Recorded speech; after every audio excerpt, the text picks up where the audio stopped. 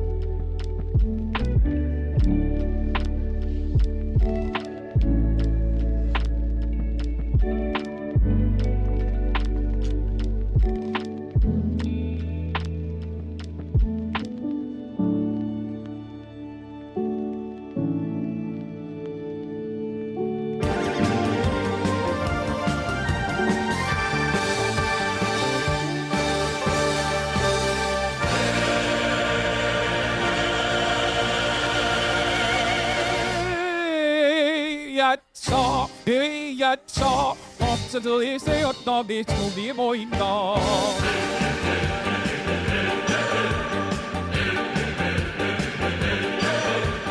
백전백승 노동당 시대를 열었다 승리만 내 기삼을 온 세상에 펼치다 불쏘나다 빨리 나가 트레이드에 만나보소 시대는 대내로의 악담도 나가서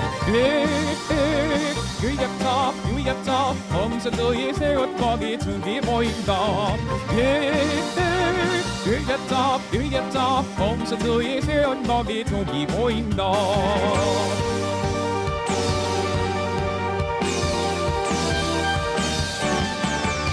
노동당의 등산의 하나로 뭉쳤다 웅인 날인 새씨리 벌써 가자 빨리 가자 트레이드에 만나보소 차우저만 역세나로 세리도 보이리사 으야차 저도 내 새해 날이 많이 나온다 으야차 저도 내 새해 날이 많이 나온다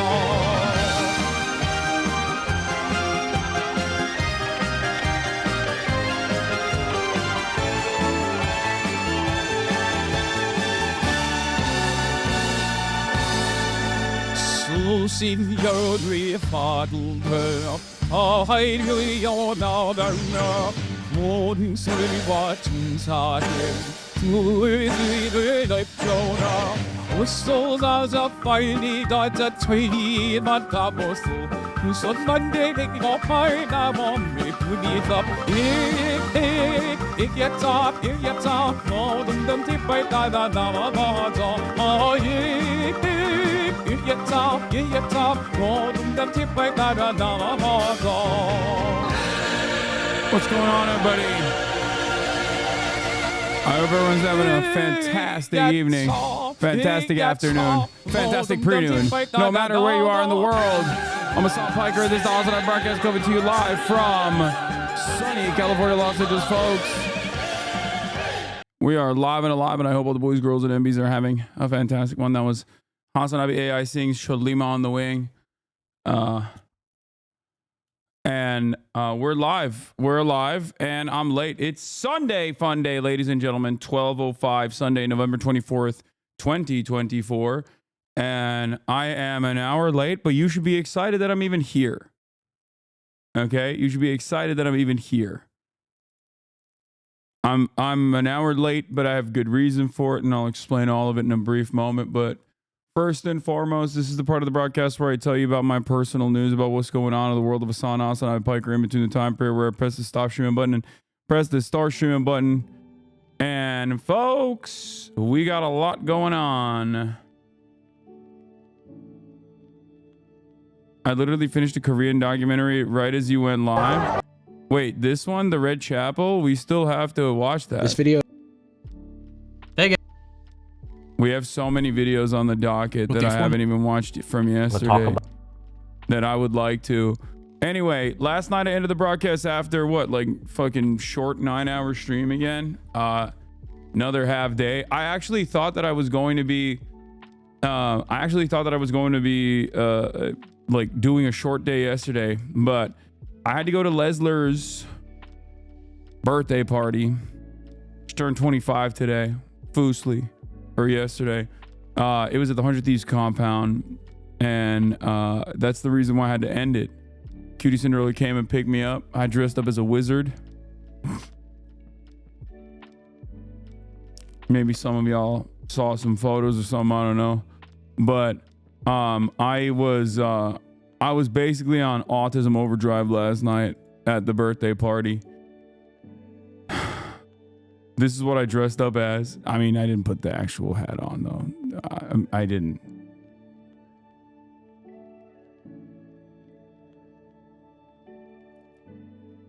But that was my wizard fit.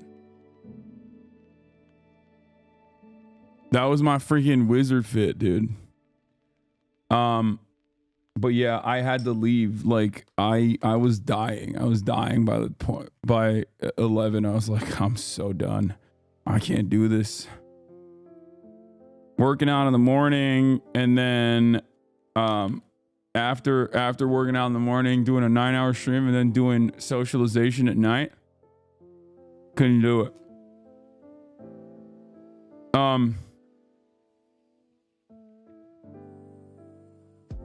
But yeah. Went to bed. Watching Arcane. Fell asleep. Watched like one episode of Arcane. Went to bed. Woke up early. Actually, that's not true. I actually slept in a little bit. Didn't wake up early at all. I actually woke up late. Slept in. Woke up late. Went to ball my freaking face off. Got some big doinks. Won a bunch of games. Lost the first game. Won the next 3 games.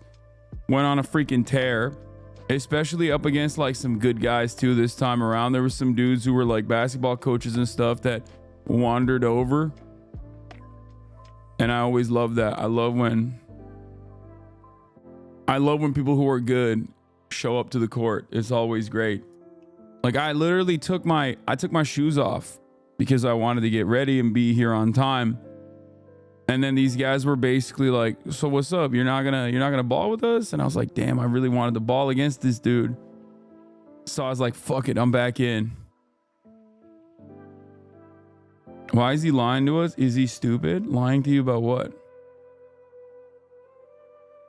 But yeah, I got to hang out with a bunch of friends last night, which was good.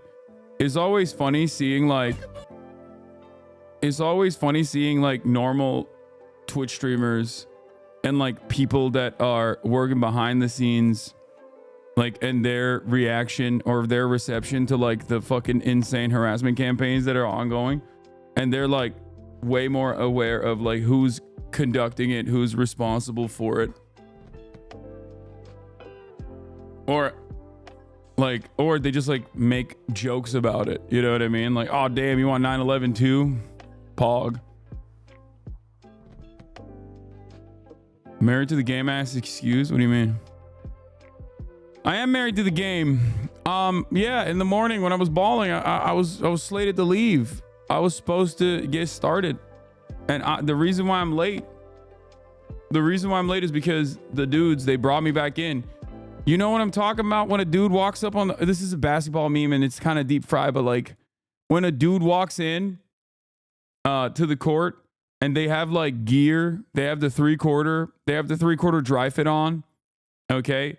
And they have like busted ass basketball shoes, but like they're actually from, I think it was like from a Venice Beach tournament. And they got like, they're fully kitted out. When you see that, you're like, okay, that's a baller. And he's tall too. He's like my height. And the way he's like controlling the ball, the way he's warming up, you're like, oh, this is a dude who's going to be good. And when you see a guy who's going to be good, you're like, I want to play against him. At least that's the way I operate. And I'm pretty sure a lot of people operate that way as well, because the more you play against people that are good, the better you get, right? So when you see someone with like a decent kit and decent ball handling, you're like, okay, I gotta play against this guy. So I had already taken my shoes off and I was like, fuck it. And I put them back on and we cooked them. You know, cooked their asses. Had a good team this time though, so that's probably part of it. Same thing in BJJ. Yeah, it's just like if you do any sort of like competitive sports, you know exactly what I'm talking about. When you see a dude who's like really fucking good, you're like, damn, I gotta test that out. Nah, bro, if I know they're good, I don't want to get cooked too hard. Nah, that's bullshit. I don't see it that way. I don't know if it like translates to gaming, but I think in basketball or like in physical competition, even if you lose, you actually can, you know, learn lessons from that. Whereas when I play a video game and I play against like really good people, I just get dominated and it doesn't do shit to me. Like I feel like I didn't learn anything. I feel like I didn't get better. Whereas if I were to play against like a much better player in basketball, like not only will I get cardio out of the way, I also get to be a better player. Like I learn lessons from the way I'm playing against a better player.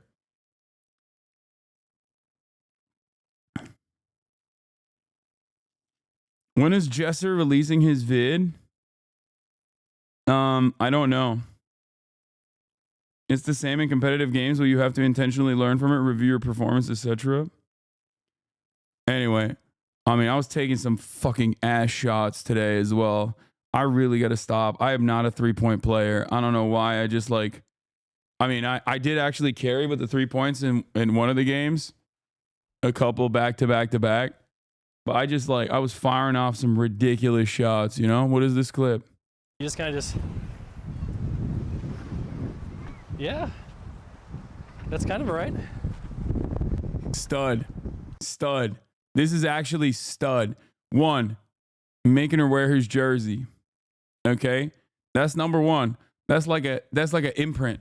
Okay, why do I know this? Because I played 5 Hearts Under One Roof.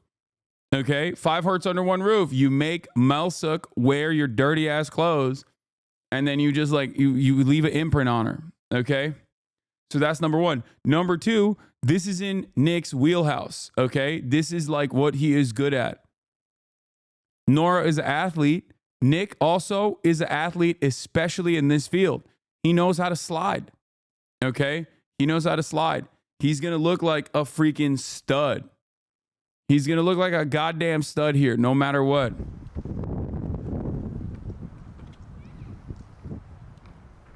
Oh, she's definitely going to fucking fall.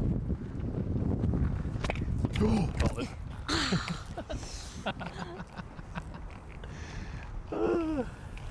Oh. Why did she fall? You okay? Oh, I hit my head. No. Oh no. You just going 110%, huh? Ah. That hurt like a motherfucker. No. Oh, damn. You just kind Wait, how did she fall? That was so funny. of How did she even hit her head? Rollerblading is harder than skating, in my opinion. Probably hit the bumper things on the floor. Oh. Part farming, part gravity. Controller disconnected. Y'all are so stupid. Don't start doubting women now, man. Wait, what? Yeah, no, she got the blind dots. Like, right? Those are the blind person dots, right? So you know if you're blind, you know there's a road right there. So you don't fucking, you don't run into the road. Excuse me? What do you think it's for? The Braille says proceed with caution.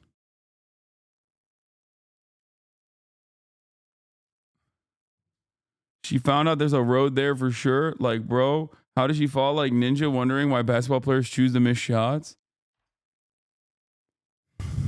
Bro called it blind dots and he's progressive and he thinks he's progressive. Los Polos said, I'm your twin. Wait, Los Polos said that me and him are twins. Is that what he said? He needs the blind dots, I think.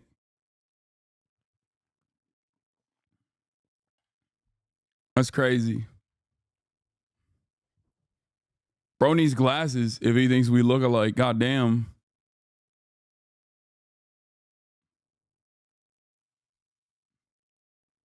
Is vision impaired dots? Okay, whatever, dude. I don't know. You need to have him on Fear End now. Oh yeah, Markiplier. I know. This is a goated collab. I didn't even know he was like that. I didn't know he was chill like that. That he would just like do podcasts like that. But yeah, I would love to have him on Fear End. I found out his mother is actually from DPRK, chat.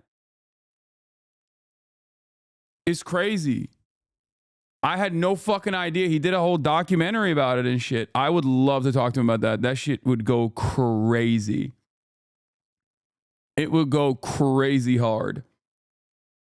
Truncated domestic is the correct term for blind dots. He's probably not a fan. I don't think he knows who the fuck I am. I don't really know who the fuck he is either. I just, he's like a big, like I followed him a while back. you know, he's like a big video game guy, right? He plays video games. He has like a buttery voice. He is like an iconic OG YouTuber.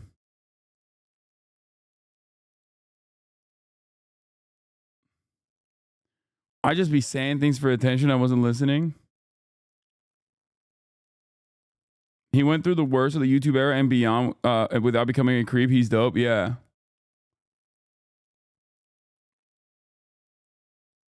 His friend Lord Minin mentioned you once on their podcast, albeit on accident. Wait, what the fuck? How did he accidentally mention me?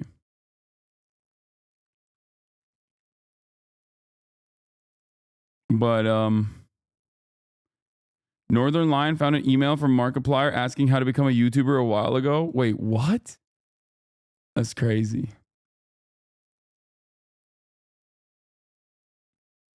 He collabed with Ethan Nestor. They made a... Oh, shit. You got banned because you said Ethan, but the good Ethan. They invoked your name, my lord. No, he is pretty progressive. It's like him and Jacksepticeye are both like... Him and Jacksepticeye are both like OG YouTubers that have been around the block and haven't got that stink on them. You know what I mean? If you've been on YouTube since like 2008, you probably have said some like incredibly white supremacist shit at a certain point, right? And these guys, like him and Jacksepticeye, are like the two guys that I can think of that haven't done that, you know, as far as I know, or at least like they've never like groomed anybody. It's crazy to think that like there are people like that out there, you know, Ryan Higa, the Green Bros, right? Like there are definitely people like that, but I would say that Rhett and Link, but I would say that like the bar is so low, you know what I mean? For all the top like big dogs from the early YouTube era, you know, how many of them came out as groomers? How many of them came out as like racists? You got two routes: racist, rapist, sometimes both. And then, you know, there's a unique group of content creators who are neither, and we celebrate them and we cherish them and we think they're amazing.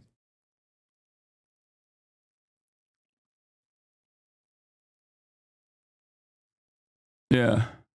Just being semi-normal sets them apart. Yeah. You do need to have more fun guests on your podcast and eventually ask the guest questions. Every fear an episode with guests devolves into Hasan and Austin banter and they don't get a word in.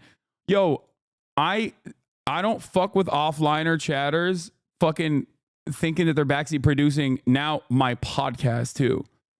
Okay? It's crazy. This motherfucker's now backseat producing the podcast. Like, what are we doing here? You know? Do something useful, brother. Do something useful. Okay? How about you go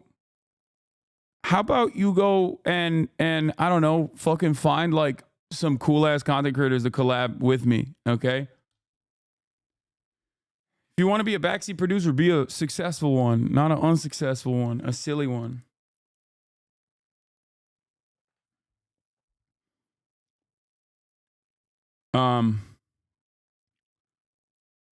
I want more normal streamer friends on stream. I know. I just don't really know. Pedro Pascal is friends with my Tio. I can hook you up. That would be fantastic. His sister is a HasanAbi head, I'm pretty sure. So we got another route in there as well. But I always feel very weird, like reaching out to someone to be like, hey, can your brother come on the stream? You know what I mean? Like, that's weird. Yeah, Lux follows me. Can you unban Nikki Bigelow? Poop sock is sad. No. All right. The worst they will say is no. No. It's I feel like it undermines these people. You know what I mean? Like as though they have nothing to offer. And now I'm just like asking them for their, you know, famous brother. Like that's just weird. You feel me? I don't like that. But also, I went fucking nutty mode. Look at this. 1 hour and 53 minutes workout time. Total calories burned 1,800. Active calories burned 1,500. I went crazy. I went crazy on it. Okay. I went nutty mode. I'd love Theo Vaughn on your podcast. I want to go on Theo Vaughn's podcast, and I want to have Theo Vaughn on our podcast. I've worked on that before. I've tried to make inroads there. I have too many mutuals, but again, I just always feel. Oh, he is? Have you talked about the fact that Moon Channel, the guy who made the Gacha Games gender war videos you watched last night, is a HasanAbi head? Potentially, he shouts you out in this video at 27:30. Wait, what? Really? That makes me so happy because he makes incredible videos. I am a big fan now. I had not known about this channel beforehand. It is okay if you play gacha games on occasion. It is okay if your favorite man of the people Twitch streamer buys a gigantic house or a fancy car. It is okay if your favorite Hatsune Miku song is— No way! Hey, yo, that's sick. Oh, that makes me so happy. This guy is awesome, dude. I apologize for disrespecting Moon Channel by thinking it was actually the other reactionary Moon. The anti-China xenophobic Moon Channel, the other one. That channel's just called Moon, I think. Moon Channel, on the other hand, Mr. Neo-Confucianism himself, Mr. Context.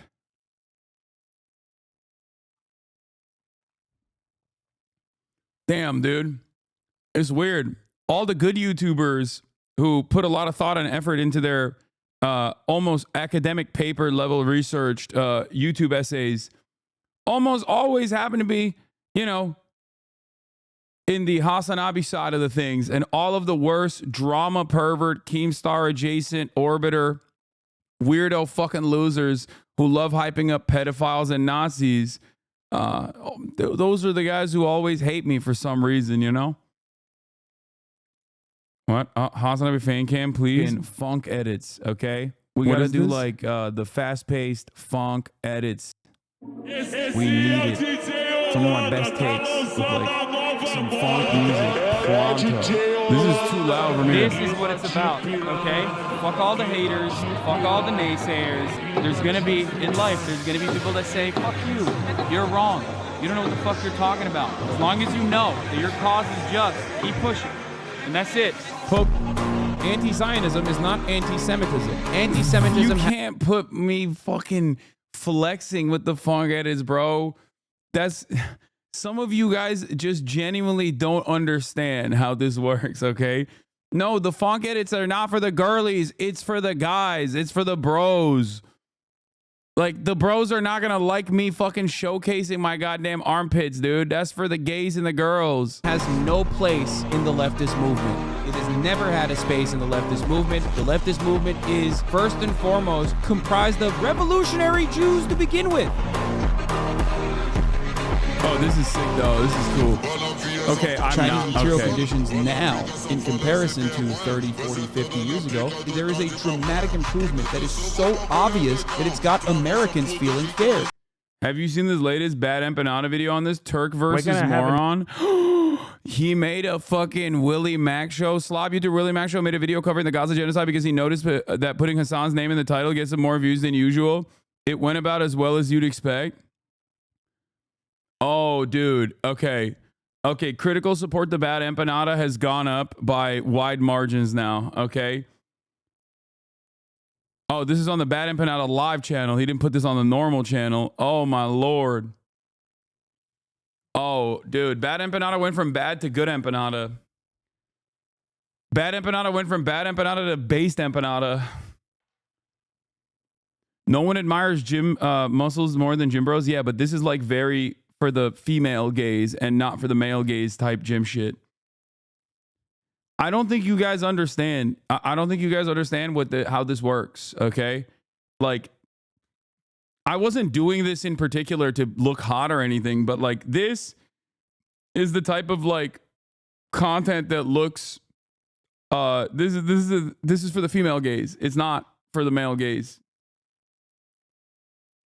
But it's all good. It's all good. Flexing is for the male gaze, not the male gaze. Yeah, I mean that too, but is this the new TikTok strat that attracts Zoomers into adopting better political beliefs? Yeah, I think like I think my community is unfortunately too gay to and too you know, they're just too woke to make like funk edits.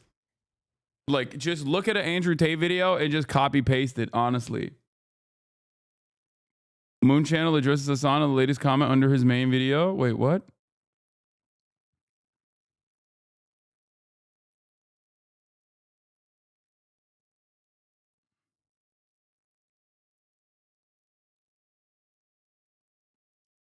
Anyway, we'll get it. Yeah, the male gaze is like lifting, dunking. If you want to show me like looking cool, you gotta look at things that like dudes care about, not like me looking hot and sweaty and rubbing myself with oil. Americans feeling fair. China on top, China number one, Chinese food infinitely better. Fuck you.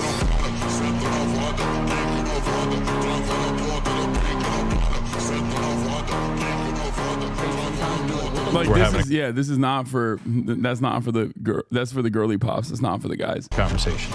So you said America deserved 9/11. Did you mean that? Yeah.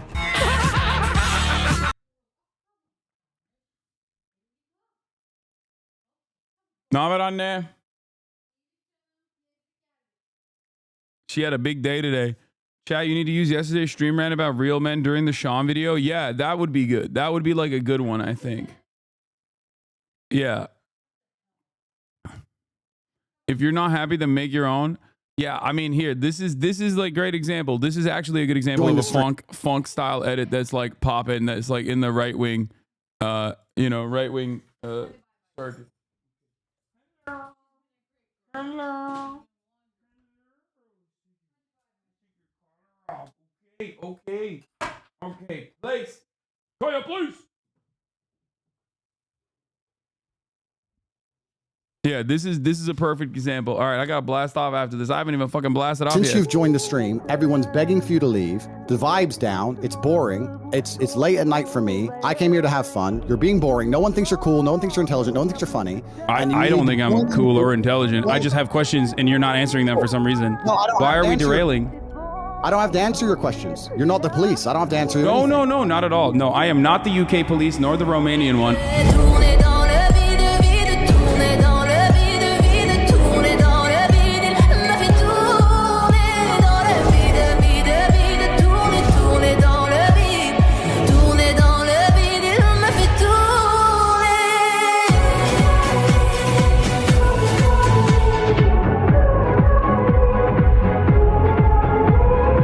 That's like a better version of that, but it's like it's much simpler. I think it's much simpler. Like, it doesn't even need to go that hard. It doesn't even need to be like that. It's just like one rant that you think that I popped off on, like when I was calling someone like a pussy or something. Joe is right. I'm broke because of the trans barista 5 states away. Republicans love doing this thing. They will get you primed to be fucking angry at something so nonsensical that normal people should look at and go, the fuck? Why are you telling me this? I don't give a shit. Move on. It's usually something that is like indefensible, for the record. And people get unimaginably invested. Like, how many hours of debates have occurred over trans people in sport? That's why, for me, it was always like, why do you fucking care about this? You don't actually fucking care about this. Shut the fuck up. It's so dumb to like hyper focus on the shit. You're a fucking weird loser, okay? Who has been primed by other fucking weird losers deliberately trying to get you to hyper focus on this and be extremely invested in this because they don't want you to recognize who's actually robbing you fucking blind. That's pretty good. That was not bad. That's like a better example for sure. Dude, how do you get back to the earlier video that we Hello, do I agree with every single... I don't know where the earlier video... Joe is right. Oh, here it is. This is it. I'll hide this with a repost real quick. Will there be sophisticated Korean live sim today? Yes. I got hella people on the fucking sim, by the way. Not even a meme. The Moon Channel comment Found out about your channel through Hasan. Instant sub, great video. Oh, very neat. Please give my kindness regards to Hasan. I don't want Twitch to keep up with social media at all, but from what I've seen, he's frequently the most informed voice in the room, and I truly appreciate what he does. Oh, let's go. Moon Channel lovers, unite. We got another one, boys. We got another one, boys and girls. The HasanAbi universe is expanding in ways that we didn't even know existed. Go show some support to Moon Channel.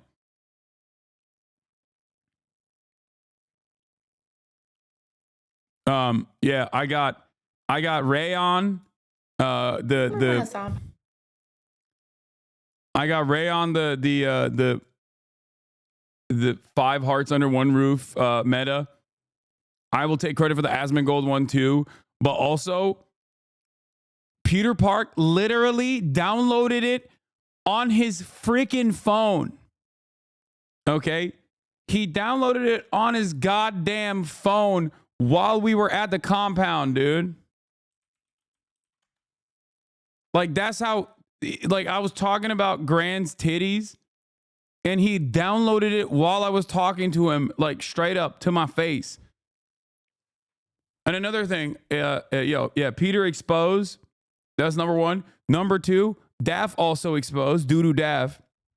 I'm talking to Doodoo Daff, 39 Daff, for those of you who don't know. Okay? And she was shocked that I actually, like, burned through Wukong and finished it. She literally could not believe it. She's like, oh, how many days did it take you to, like, beat the secret boss? I was like, it's not, it didn't take me that long. Like, no, but it wasn't like 2 full days of, like, trying to beat the boss. I feel like I probably spent, a collective total of, like, 3 hours on the boss. You know what I mean?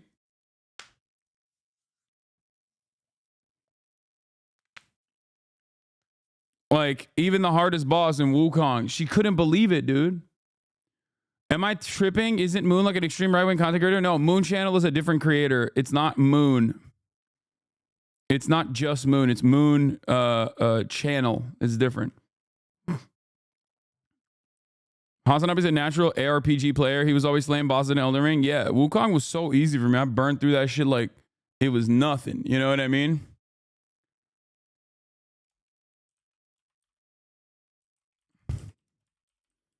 Watching YouTube essays, drama vids, React Lord is back.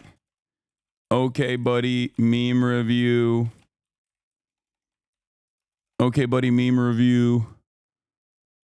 Korean dating sims and more. Get in now.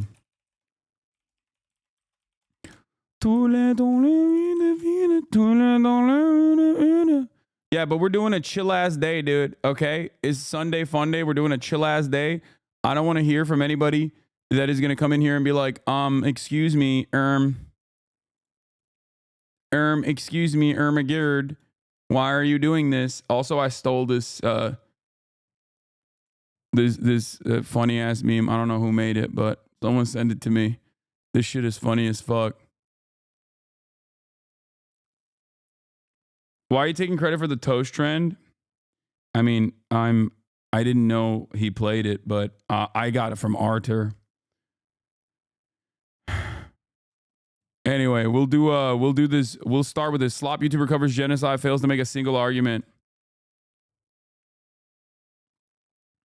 New segment on the stream, which might never happen again, but I'm calling it a new segment. It's going to be called Slop Watch, where whenever a slop YouTuber steps out of their lane and talks about something serious, we fact check them. So we're going to fact check a slop YouTuber who usually talks about like Minecraft streamer drama, but decided to delve in to Israel-Palestine recently out of no reason aside from the fact that they hate Hasan. This is basically it. Like, these people. Oh yeah, by the way, we need to talk about the Ironmouse situation as well. Lorraine finds Quen Blackwell on love on the button. Okay, we'll do that too. We'll do all that. Themasius, you got some fire banger React videos lined up too. People used to make drama videos about gaming YouTubers. Oh yeah. Oh, speaking of which, by the way, congratulations to everybody that is cool, that is involved on this list. Okay, stop anti-Semitism. Stop Anti-Semitism has decided 2024 Anti-Semite of the Year top 10 finalists. Hasan Piker, Cori Bush, John Cusack, Greta Thunberg, and then actual anti-Semites like Jake Shields, Jackson Hinkle, and Candace Owens, and Dan Bilzerian. I don't know who Jess Natalie even is. And then you have, okay, another person who is not anti-Semitic, Bassem Youssef. So it's really funny when these fucking dumbasses openly showcase that they have no interest in like actually tackling real anti-Semitism, and they just want to dilute anti-Semitism and conflate it with anti-Zionism. I probably will end up winning this, by the way, which is really funny. But yeah, you didn't like my post? Oh, I thought I did. Sorry. What? He said some lib things that are anti-Semitic because he lacks materials analysis? No, there are people who have said like straightforwardly anti-Semitic things who also happen to be anti-Israel, okay, but from an anti-Semitic perspective. And then there are people like Greta Thunberg, okay, or people like Cori Bush, people like John Cusack, okay? You're fucking ridiculous.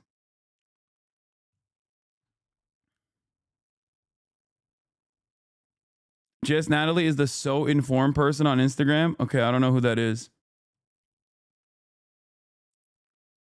But once again, notice how someone like Myron isn't on there. Yeah, I mean, there's plenty of real anti-Semites that they could have put on that list with like some level of prominence.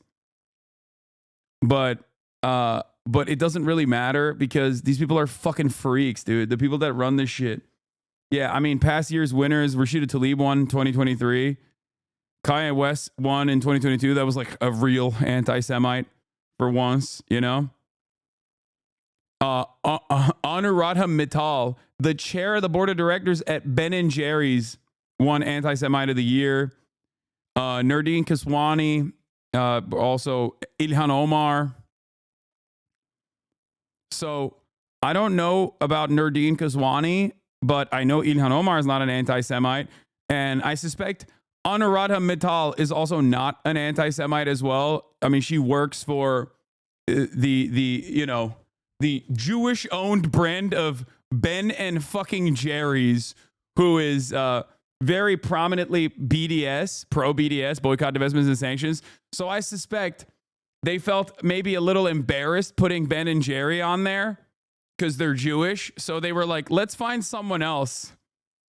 Let's find like a brown woman. And then, you know, that way we'll get to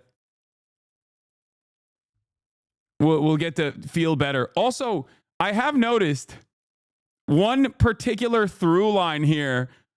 A lot, just everyone's a person of color. Literally. I don't know how this happened, but that's like 1, 2, 3, 4 people that are not anti-Semitic and anti-Israel.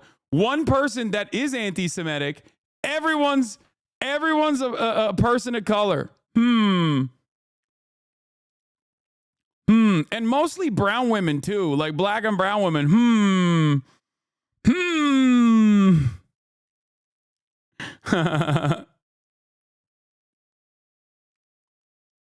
What a remarkable coincidence. I'll be the first white man on that leaderboard, baby. Let's go. Put me up there, coach. Ooh, I'm in good company here.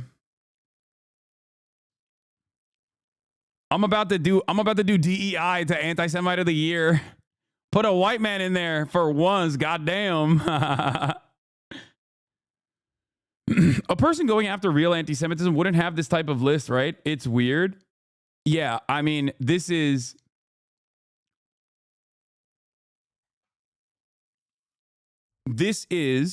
for the record a list that very clearly, like lists like this and Canary Mission, like these guys very clearly, one, some of them straight up get grants from the Israeli Knesset, so that's like already weird. Okay, you're like a foreign lobby operation and you get to serially dox fucking American college campus activists and shit. Like, what the fuck are you doing? That's weird.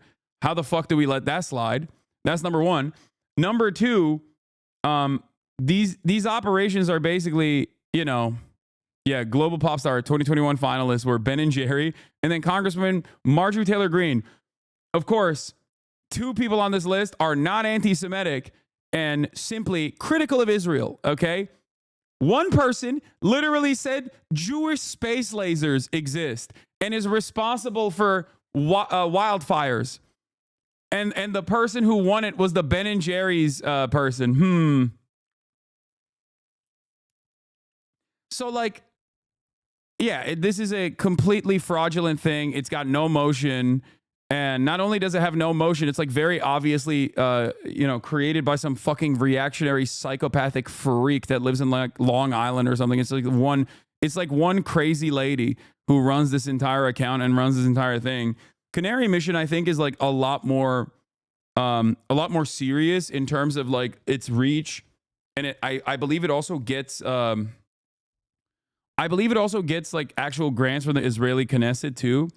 But yeah, the goal of Stop Anti-Semitism and other organizations like that is specifically to conflate real anti-Semites with people who are anti-Zionists to use, like, to have some semblance of legitimacy to add to the list by being like, see, we packaged up these people who have fought against anti-Semitism and all forms of bigotry, always, but they're also against the fascist state of Israel doing a genocide. And that is a crime almost as bad, if not worse, than actually being an out and about, anti-Semite. Oh, I'm livid. This is dangerous. I don't think it's as dangerous. I don't think this is as dangerous. This is not. Like, I think the ADL doing this kind of stuff is probably worse.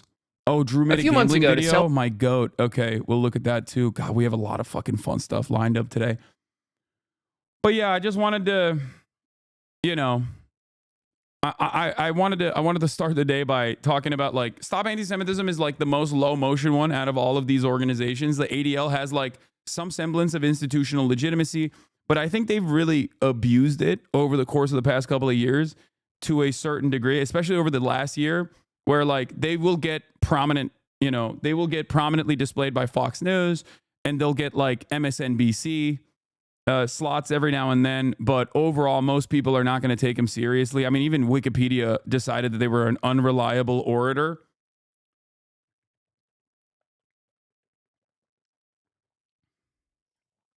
So yeah, it's most normal people, I think, most intelligent people, most thoughtful people understand this.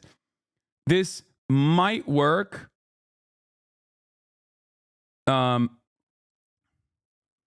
This only works for people who are just like already very invested in looking at any kind of anti-Israel sentiment, who are already like very primed into saying like anti-Zionism is anti-Semitism. But it's got, the last year of just like lumping in anti-Zionism as anti-Semitic, anti-Zionism across the board being anti-Semitic has like really, I think, destroyed the credibility of a lot of these institutions that already didn't really have any credibility to begin, or shouldn't have had any credibility to begin with. So, but yeah, I said this list is a perfect demonstration of the unserious nature of these kinds of groups. There are progressives who are anti-Israel lumped in with anti-Semites who are anti-Israel. No one is buying this shit anymore. And I believe it. Like, who the fuck is going to look at this and be like, yeah, Greta Thunberg is a real fucking anti-Semite. And so is Cory Bush. And so is Hasan Piker. Maybe they might think I'm anti-Semitic.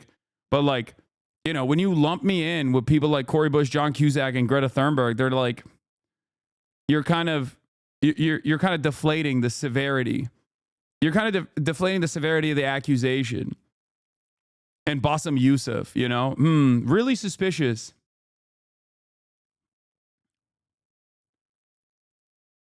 So yeah, people who aren't familiar with what anti-Semitism is or isn't will believe this. No. And the other side of the story that is like more damaging for at least like my Jewish community members and like Jews in the Western world specifically, the damaging side of this is that most people already have like some level of like underlying anti-Semitic tendencies. So when they see lists like this, it just makes them, I think, lean more in the direction of normalizing anti-Semites, which I don't like and I don't appreciate, and I fucking hate this. So that's why I'm very frustrated with the likes of ADL, because I don't think it's like ridiculous to have an institution that specifically targets anti-Semitism. I think that's a very valid and honorable goal to have.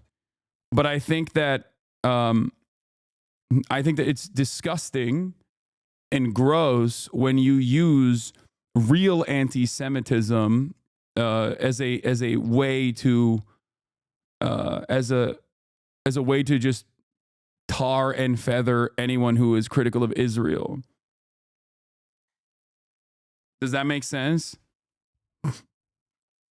Because that's our overarching goal here. It's basically to just fucking, silence critics of Israel. And it's not working because everyone can see what the fuck is going on. You know what I mean? And every single time people just tie any sort of criticism of Israel to Judaism and then say, oh, you're criticizing Israel because you're anti-Semitic, and then try to package that by looking at actually anti-Semitic people who are also critical of Israel because they're anti-Semitic. Most people are not going to look at that and say, especially right-wingers and stuff, or apolitical people are not going to look at that and say like, oh, wow, I really misunderstood this. I really now think Hasan is an anti-Semite. No, they're going to look at that and be like, Hasan is based just like Dan Bilzerian. Okay? That's what's frustrating about this process. I feel like I'm getting eaten alive by both ends in this situation, because like I am someone who obviously is a fighter against anti-Semitism and always have been and always will be. It's a fucking unacceptable bigotry. And for that reason, I despise these motherfuckers. One, because they're so pro-Israel, and two, because in the process of trying to defend Israel, they end up overextending and, making people feel like anti-Semitism is not a serious problem at all. Hasan is just Candace Owens. Yeah, totally. Like, I can't think of another person that is so diametrically opposite to me as like Candace Owens. You know what I mean? Yeah, it is a whole website run by some schizophrenic lady in Long Island. Yeah.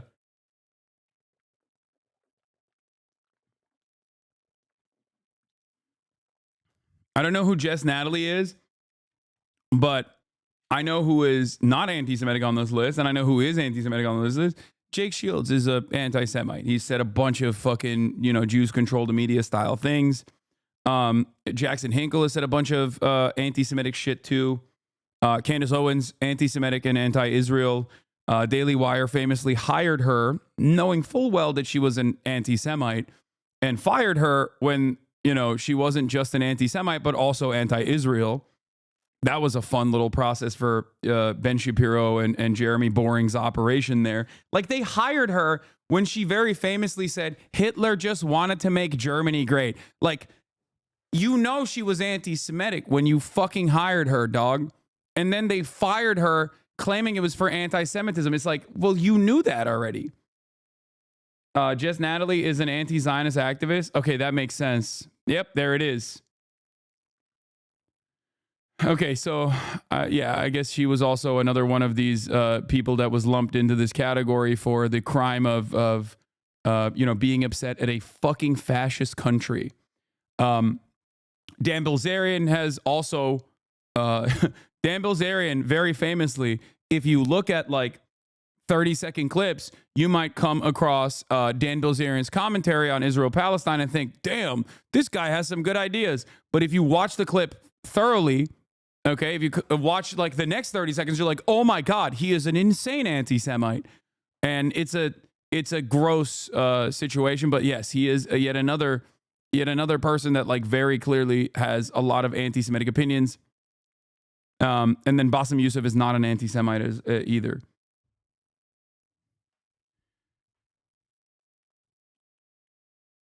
Dan Bilzerian's Barstool correct? No. You can tell, but not everyone will care to make that distinction, unfortunately. I know. But the reality of the matter is most people don't give a shit. Okay? Most people hate this cancel culture shit. Everybody hates it. Everybody knows exactly what it is. So when you're constantly fucking playing the role of a hall monitor going me, and crying about it, most people just go, yeah, I don't really give a shit. Okay, they're anti-Semitic. Who gives a fuck? Suck my dick. That's the other side of it. Click translate Zionism as Nazism. Look at the genocidal rhetoric in front of everyone without repercussions. All right, this is Sunday fun day. Okay, we're not going to dive deep into Israel's, atrocities today. Piker said that America deserved 9/11. Now, when he said that, I assumed that he meant like the foreign policy. America's foreign policy is a direct result of what happened at 9/11. So it was kind of like, but it was like kind of a sloppy way to say it. Understandable. Why, when I make videos about Japan, y'all be saying that they deserve the atomic bomb? Watch Grave of the Fireflies if you don't feel like reading. You will think twice about saying some stupid shit like that. Okay. Secondly, you know why the atomic bombs happened? I mean, there were several reasons why it happened. Because it happened August 6th and 9th, okay, in Nagasaki and Hiroshima. But what I just found out was there was something that Japan was doing. So, see, here's the thing. Japan was going directly against the Geneva Convention at the time of World War II. And they were planning on dropping like pathogens and like diseases in Southern California. It was called Operation Cherry Blossom at Night. Japan was going to drop like disease and try biological warfare because that's what they were trying to figure out in Unit 731. That was the main focus. They were going to drop that shit in Southern California. Let's just say that they were literally doing a lot, too fucking much between World War I and World War II. And they needed to be humbled. At least that's what Western powers thought. Especially because Japan won against China and Russia, and still the Western world would not recognize them based on racial bias. So the Western world is always a catalyst for the atrocities that happen around the world. And that's something that we have to acknowledge. Does that mean that we, the citizens, the civilians of the Western world, deserve a bomb to be dropped on us or planes to run into our top? No. But we have to acknowledge the fact that our government is responsible for many millions of lives around the world lost. And to add motherfucking insult to injury, bitch, America pardoned all of those motherfuckers responsible for Unit 731. Yep. Like, Ishii died peacefully in his home. Most of those doctors that were experimenting on humans alive, like vivisections alive with no anesthetics, they went on to be politicians. They went on to be doctors, educators, because America said, we'll pardon you guys. Yeah, also, this is like, she's addressing the reasons as to why America, like, even the false justification that America used. But obviously, the real reason why we did it was to flex on the USSR. Like, I think that played a much larger role in America's ambitions there. That's why we did it twice. But even though, like, even if the reason that America used, and there's a couple different ones that they use all the time, that still would not be valid, is the point that she's making. Like, she's addressing America's justification and reasoning for why they dropped the atomic bomb, and even then, even in the own like moral quandary that they've created, it's still silly. What is this? I thought this tweet was so stupid. Not sure if you saw it already. It shouldn't be rocket science that if you spent the years bashing the Democrats, you're not getting Democrats money for media investments. And anyone who suggests Democrats should invest or capitulate to those types should be fired or never hired in the first place.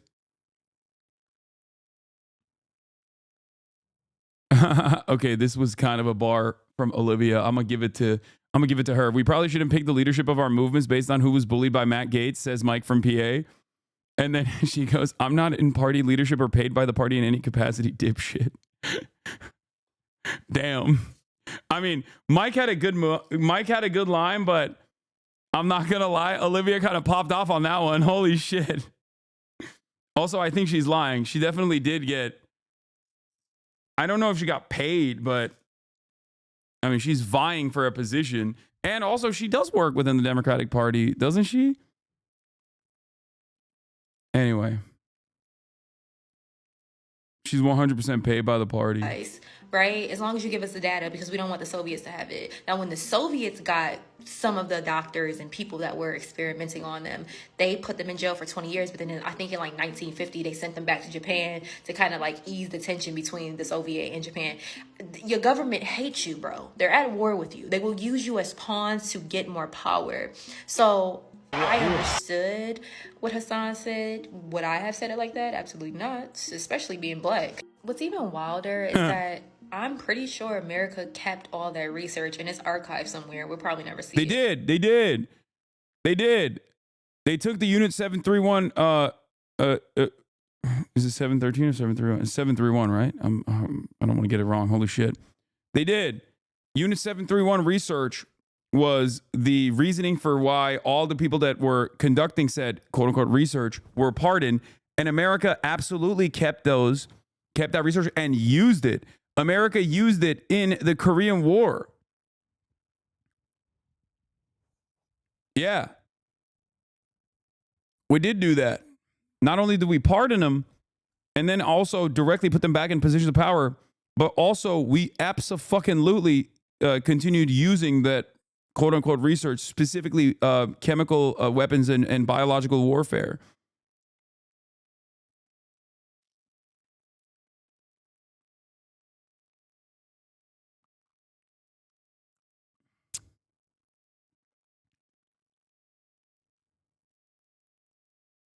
Another HasanAbi girly popping with politics. Criticism of Hasan Piker being too male-centered is like the point just going right over your fucking head. Because he's supposed to be male-centered. That's the whole entire point. Y'all don't remember when he was doing Chad Vice? The alt-right pipeline has specifically targeted young dudes to radicalize, and we don't have hardly any male-centered leftists that young men can look up to and be like, hey, he's kind of cool, actually. Let's go. I get that he's fucking hot, okay? Believe me, I fucking get it. We want him to cater to us, too. But we need that. We need Let's go. that. She gets it. She gets it. I like that he's male-centered and he has room to grow as a man viewing outside himself.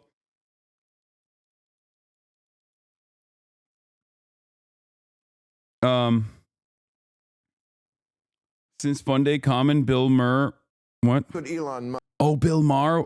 Wait. Neil deGrasse Tyson criticizes Elon's plan to go Mars. Can Elon Musk realistically send humans to Mars? I have strong views on that. Okay, we'll look at Bill Maher. It's not fun, though. Bill Maher is not fun, okay? I thought you meant Bill Burr, and I got excited because I thought you meant Bill Burr, but you meant Bill Maher instead, and that is not fun. All right, speaking of actual fun, we're going to do BadEmpanada, who is now turning into GoodEmpanada, okay? Who did a video specifically on a classic Keemstar Orbiter Slop YouTuber by the name of Willie Mac Show, and addresses some of his criticisms of me, and I think I assume, considering BadEmpanada is very knowledgeable on Israel-Palestine and Willie Mac Show is not very knowledgeable, I would like to see Willie Mac viewers reminding him about the D video he said he was making a while ago. Some odd reason he stopped making it. They're a bit upset. Yeah, I mean, he's now, Willie Mac Slow is now totally a fucking major Destiny orbiter. Dude, I get it. Why the fuck wouldn't you be? He literally goes and trolls that subreddit. He just peruses Destiny's subreddit to fucking get like an easy 1 million viewed drama slop video. Like, why the fuck wouldn't he be excited at that prospect? That probably makes him like 10 grand. You know what I mean? That's easy money. It's easy money to just fucking not know a single damn thing about Israel-Palestine and just be like and make like a Hasan Bad video. You know? We're going to have a new segment on the stream, which might never happen again, but I'm calling it a new segment. It's going to be called Slop Watch, where whenever a slop YouTuber steps out of their lane and talks about something serious, we fact check them. So we're going to fact check a slop YouTuber who usually talks about like Minecraft streamer drama, but decided to delve in to Israel-Palestine recently. out of no reason aside from the fact that they hate Hasan. This is basically it. Like, these people used to make drama videos about gaming YouTubers, but then Hasan came onto the platform. You know, he's on the same platform as the gamers. So now, like, they hate him for getting more viewers than them while talking about things that actually matter. So now, like, in between the videos about, like, the latest, like, scandal of, like, I don't know, Pokimane having an affair with Asmongold's dog or some shit like that. You know, like the gamer World of Warcraft, League of Legends, whatever the fuck. I'm just throwing out words that I don't know what they mean. You now have this guy who has the brain power of like an almond telling us what to think about geopolitics, what to think about genocide. So we're going to check out what Willie Mack Show has to tell us. Just to check out the direction of his content. The direction of his content is put someone with lots of followers in the title. There is not a single video on his channel that is not about another YouTuber. And by far the videos that get the most views are the ones about Hasan, so that's why he's making them. So let's check it out. Let's see what he's got to say and let's fact check him for as long as we reasonably can until it becomes so grating that we would prefer not to live anymore. Let's check it out. Last year, I started documenting Hasan for his blatantly false reporting. Why do you talk like that? Why do you talk like that? What is this voice, for one? This is not a real person's voice. I thought my video voice was bad. What's this? Insane meat munching. He made like 20 videos on you. I know. Can you explain what a grifter is and how you're not one? A grifter is a person that doesn't have any sort of like firmly held convictions or any sort of interest in the subject matter that they're covering. And they're basically simply covering it because the algorithm boosts that sort of commentary. Like, for example, if someone has no interest whatsoever in the ongoing genocide that Israel is engaging in Gaza, right? And the only videos that the only time they've ever actually afforded their platform to talking about this issue is to specifically farm drama off of a polarizing content creator such as myself to just basically say my reporting on it is bad. And you know, the fact that they have no like real experience in this field whatsoever, and they're simply just like aggregating clip chimps off of, you know, a particular subreddit, that would be a perfect demonstration of someone who is a grifter. The reason why I always laugh at the Hasan, you're a grifter allegations is because I have been endlessly consistent on my commentary, on my convictions that I firmly hold on to, and also the fact that not only do my takes stand the test of time fairly well, with some minor exceptions that people seem to make a very big deal about, but that's fine. Grifting to the left is the most idiotic thing that you could possibly do. If I had no real convictions, if I had no real, genuine, personally held political opinions, why the fuck would I grift to the left? It's the most annoying group of people on the fucking planet. Okay? Do you know how many people who also consider themselves to be diehard leftists who fucking hate me? Are you kidding me? It is the most annoying group of people on the planet. Okay? I'm sorry. It's just the truth. There's nothing the left hates more than someone who has an opinion that is a little bit marginally different than theirs. Okay? There is no big ticket donors on the left. Everything on the left has to be grassroots funded by you guys. Obviously, you guys fund this entire broadcast by subscribing, and many of you do, and I'm endlessly grateful for that sort of thing. But the reality of the matter is, there's a reason why. I mean, BadEmpanada is a great example of this. BadEmpanada fucking shits on me all the time. You know? And it is what it is, but the left is the stupidest fucking group of people to grift to because they are annoying and it's impossible to get any sort of solidarity amongst the left. Okay? People will say, you're not far left enough. Some people will say, you're too far left. No such distinctions are usually made on the right. Okay? There is very little right-wing infighting. And when it happens, they pack that shit up quickly. the two most prominent examples of right-wing infighting that have occurred over the course of the past couple of years was when Ben Shapiro and Steven Crowder duked it out a little bit for a second, okay? But it didn't change the dynamic of the audience that much. Steven Crowder said, cried about the $50 million contract he got from Daily Wire, and he said it was slave labor, which was hilarious. And then the second most prominent example was when Candace Owens was anti-Israel under the Daily Wire wing, while also being anti-Semitic, of course. And Ben Shapiro was like, you know, anti-Semitism is fine, but anti-Israel I can't stand. That kind of feuding is a daily occurrence on the left. People have, you know, an incredible amount of purity that like standards that they themselves do not abide by, that they try to subject others to. So it's a fucking idiotic thing to do. You think I'm a stupid person? Why does D Griff to the left seems to be working out well for his bank account law?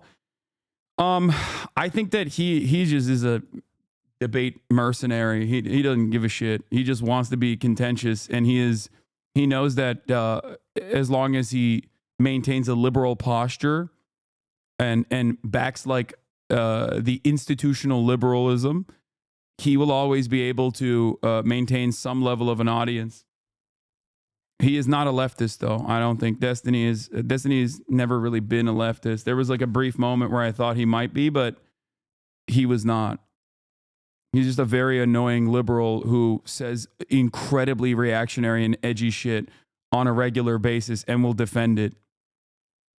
Yeah, he's perma stuck on whatever the liberal status quo is, and he'll always defend it. And I think part of the reason why is because if you're going to base your worldview off of like empirical evidence, there's a whole bit of information that's readily available on the liberal side, right? Like, it's great. You can just like go to Wikipedia and just churn out, misunderstand what the fuck Wikipedia pages are telling you, and make it seem as though you're, you know, infinitely more knowledgeable on the subject matter than the idiotic right-wingers that you're duking it out with. Because right-wingers not great at debating, and they're not great at understanding reality in general. So I think it's like a very easy way to present yourself as a intellectual giant, an intellectual titan.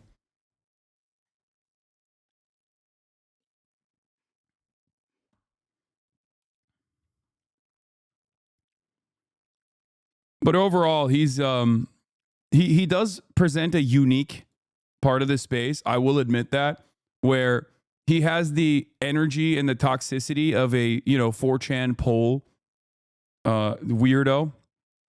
Like online forums, these people that frequent online forums and like engage in these cynical smear campaigns and stuff like that.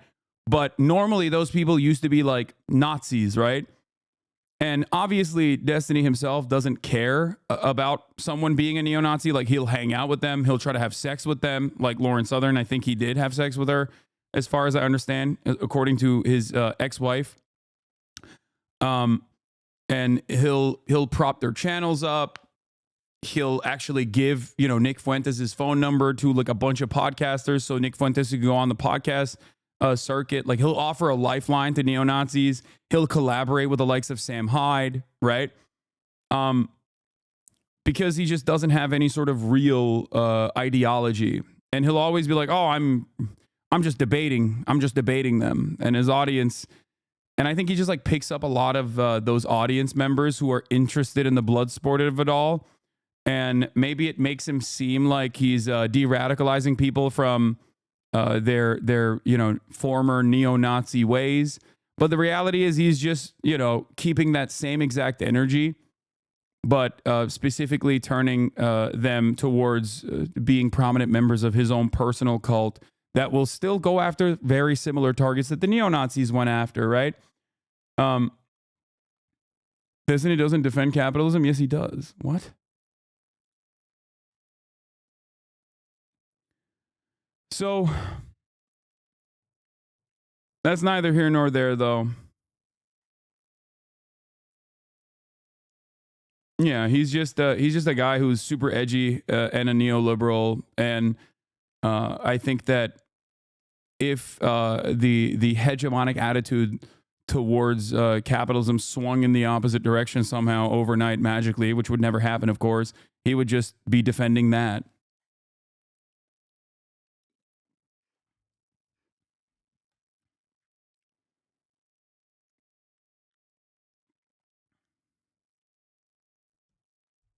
Anyway, let's continue. I was right about Ukraine. That's right.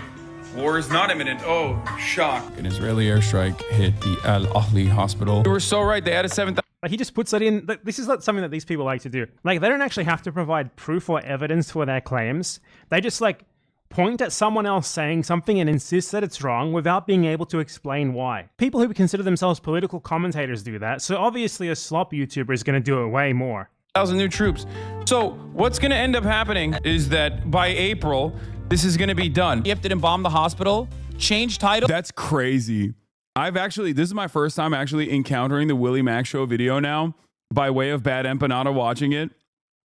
And that's amazing that this is what stands for fantastic political commentary that disparages like the 8 to 10 hours that I pour into talking about the subject matter. That is wild. This is the first time I've actually seen a clip of this fucking person's YouTube slop.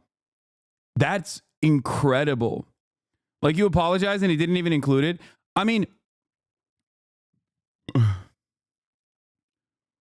the notion that this will be done by April is you quoting Elon Musk. I'm pretty sure Lamau. Yeah, I don't even know what that's about, but it is pretty funny that like I straight up sent a bunch of citations for Marx himself on Marx's econ actually involves against the weird pseudo left debater ideals, and he straight up said to me he didn't care because it's not what people debating him say. He doesn't care about truth so much. What? I don't even know what you're talking about.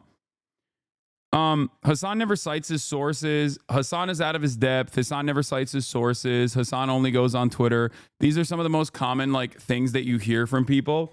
And I think it's because like people want to seem smart. People want to feel smart. I get it. I understand that. I understand that interest. And so this makes people feel like if, you know, I've rubbed them the wrong way, or if they've seen a bunch of like negative clips about me, videos like this will give people enough like evidence in their minds who are not really paying attention to anything that's going on that, you know, it gives them ample evidence to be like, yeah, he does suck. I actually did feel that way about him, and now I know exactly why. Yeah. This guy's just farming, no? Like, if anyone puts any time into you, it's pretty obvious you argue from a good POV and that you're not just arguing out of personal interest and opinion, but actual facts. Yes. I don't think this person has any care or consideration about politics or like a well-defined worldview anyway. I think they're just purely in it for the algo. IDF didn't bomb the hospital? Yes, it did! Does this guy provide any evidence that it didn't bomb the hospital? No, he doesn't. He just insisted it didn't. And because Hasan said that it did, it must be wrong. Yes, it did! I criticized him for being a propagandist, coming to conclusions on breaking news when the story hadn't even been fully reported. One of the funniest parts about our conversation when this fucking dildo came on the stream was when he didn't even know that, like, my reasoning originally for why Israel bombed Al Ahli was because, one, Israel had bombed the Al Ahli hospital 2 days prior. 2, Israel had bombed a whole bunch of places, including other hospitals that they've forcibly evacuated at that point. And 3, BBC and every other fucking Western outlet had also obviously arrived at that same conclusion early on in the morning. Why else? Why would they not arrive at that conclusion? It makes no fucking sense to be like, oh, this must have been a rocket misfire. And last but not least, of course, once again, in the Al Ahli situation, which they never talk about anymore, by the way, they only bring up Al Ahli if you're a fucking dumbass who doesn't know anything about what has happened so far. And there's plenty of people who don't pay attention. So I think that's the reason why they, watch videos like this. Okay. I do find it very funny that these guys will be like, the only time they ever talk about it is like, remember the last time Hasan said Israel bombed Al Ahli, which, forensic architecture had already debunked time and time again Israel's counter narratives about what was going on. like what Israel claimed had actually happened, which the media took and immediately ran with. Israel has blown up every fucking hospital since then. Every single one.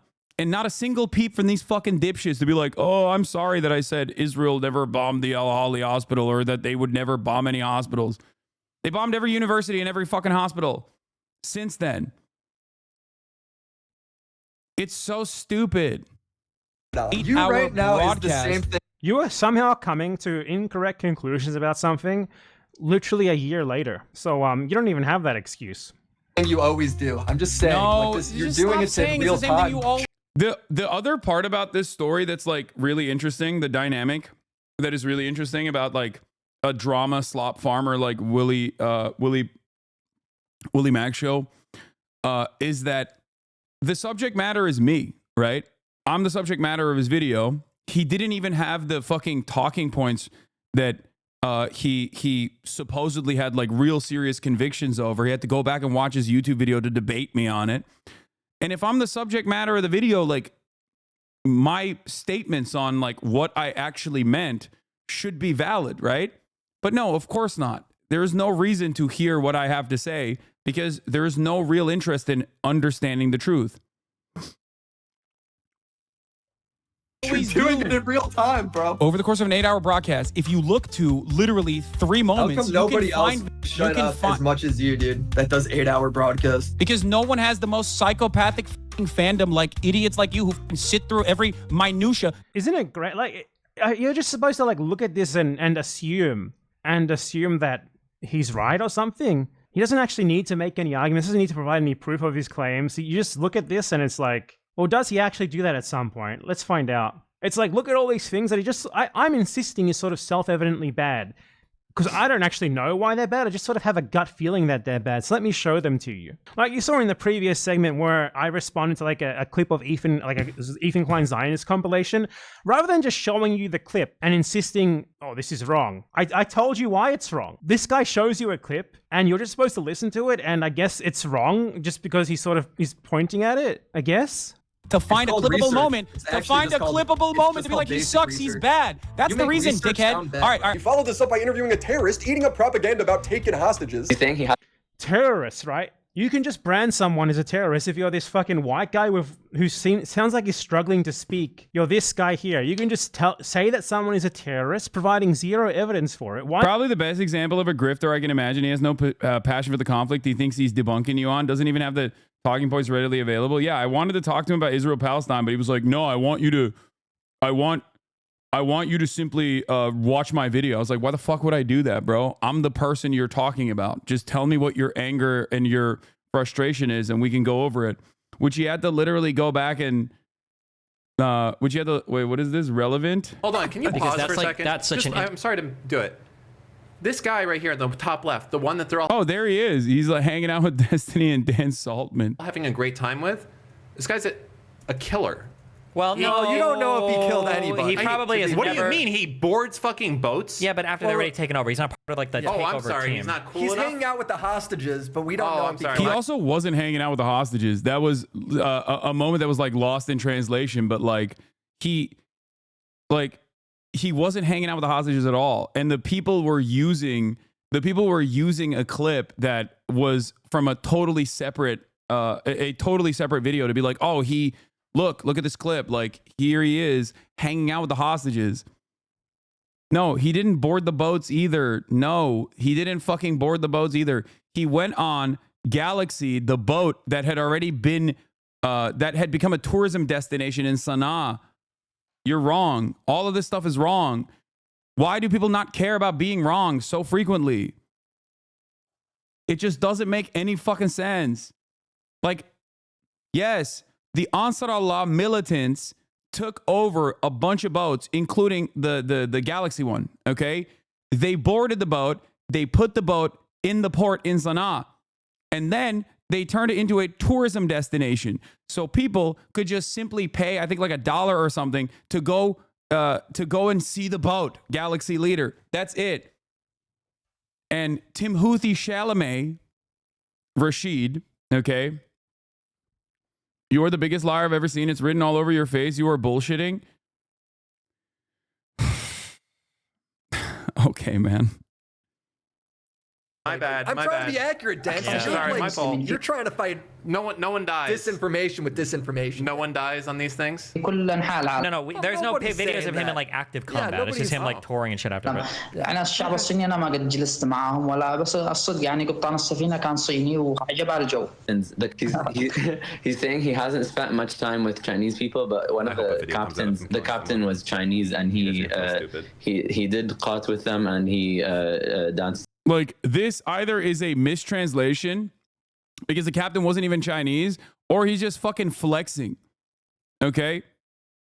Some music with them, and he was vibing, so he like, I think he saw a fucking clip of another, like another earlier, it is a mistranslation. He either saw a fucking clip, he's not flexing, he's joking. Oh, okay, I don't know, but he saw an older TikTok. Why is this video relevant at all? You're lying, Hasan. I can read your mind. It's a mistranslation. Qatari Cat, what is he saying there? You also have to remember, like, I can't fucking understand what he's saying. He can't understand what I'm saying. That's why I had Fuad be the translator in this situation. But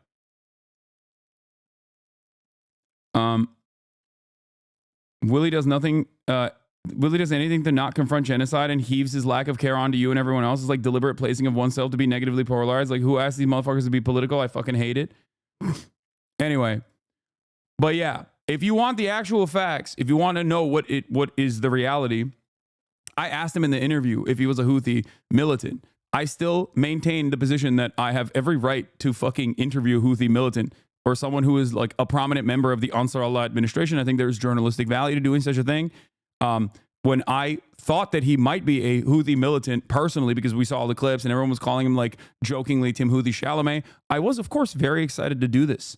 Okay. But the interview, in my perspective, at least, once he said he was not, of course, changed, like the dynamic of the interview changed. And every single real news outlet, no matter how fucking right-wing they are, have openly stated that they know that this person is not a militant anyway. Most people would be given props for bagging an interview like this. I know. The New York Times reached out to me to try and get their contact information. Okay? Yes. Other journalists like Jeremy Scahill, Ryan Grimm, and many others were like, that was a fantastic interview. I'm glad that, you know, someone is out there capable of being able to reach out to these people and actually even fucking humanize them. Because why wouldn't I? Anyway, let's continue. Why is he a terrorist? He's an Arab in Yemen. Why else would he be a terrorist, right? Someone who, by the way, like, what terrorist attack has he committed? What terrorist attack has he committed? I can point to a terrorist attack that Hillary Klein has participated in. What terrorist attack did this guy participate in? Could you point to that for us? Which one? What did he do? I'd like to offer, I believe his name is Rashid Al-Khalidi. We will crowdfund a GoFundMe so you can sue whichever one of these people you choose. This guy could be the easy target. There's precedent for this working because, for example, Sacha Baron Cohen's video Bruno, he framed a random Palestinian grocer as like a terrorist, and he ended up having to pay that guy hundreds of millions of dollars in a defamation case, or at least tens of millions. Rashid, my friend from Yemen, you have a chance at a huge payout here, and we will gladly crowdfund you. Pick like the most egregious of them, calling you a terrorist. I speak Arabic. Rashid didn't say any of that. Your translator speaking another dialect, Levantine, opposed to Rashid's Yemeni dialect. He never said he took caught with the captain or the crew.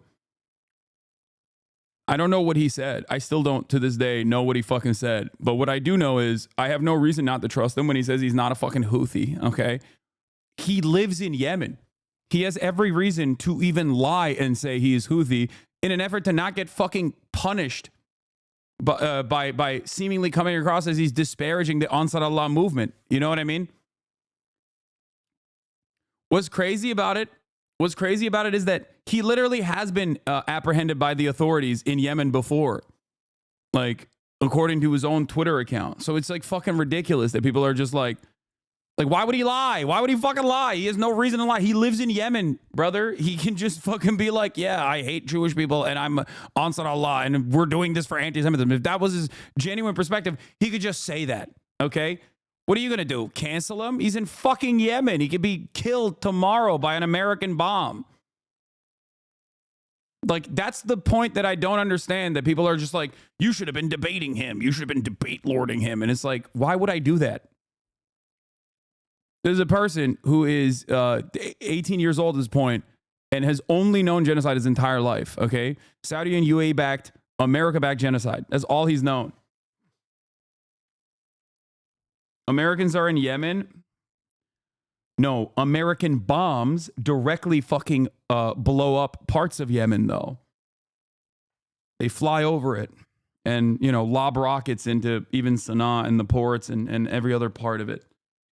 And let's get them in court trying to justify that label. I'd love to see that. That would be fantastic. Propaganda about taking hostages. He's saying he hasn't spent much time with Chinese people, but one of the captain was Chinese, and he did qat with them, and he danced the music with them, and he was vibing. So he.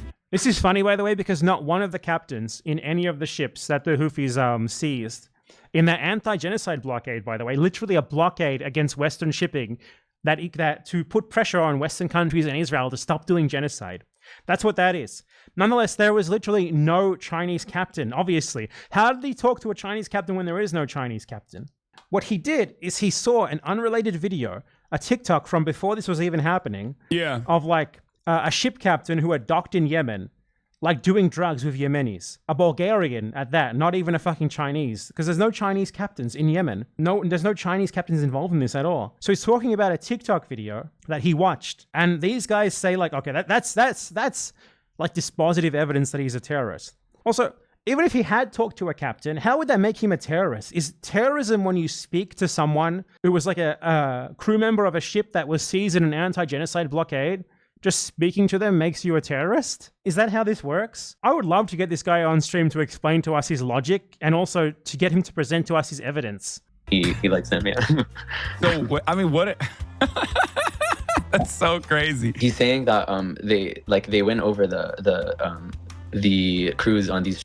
Is the entire video just like him rehashing a video that he already made, where you're supposed to look at the clips and just assume that he's correct? That whatever he's implying... Yes, the answer is yes, by the way. For most people, it's like, it's perfectly packaged drama slop. It takes 1 second to lie about a person, especially when there is an overwhelming amount,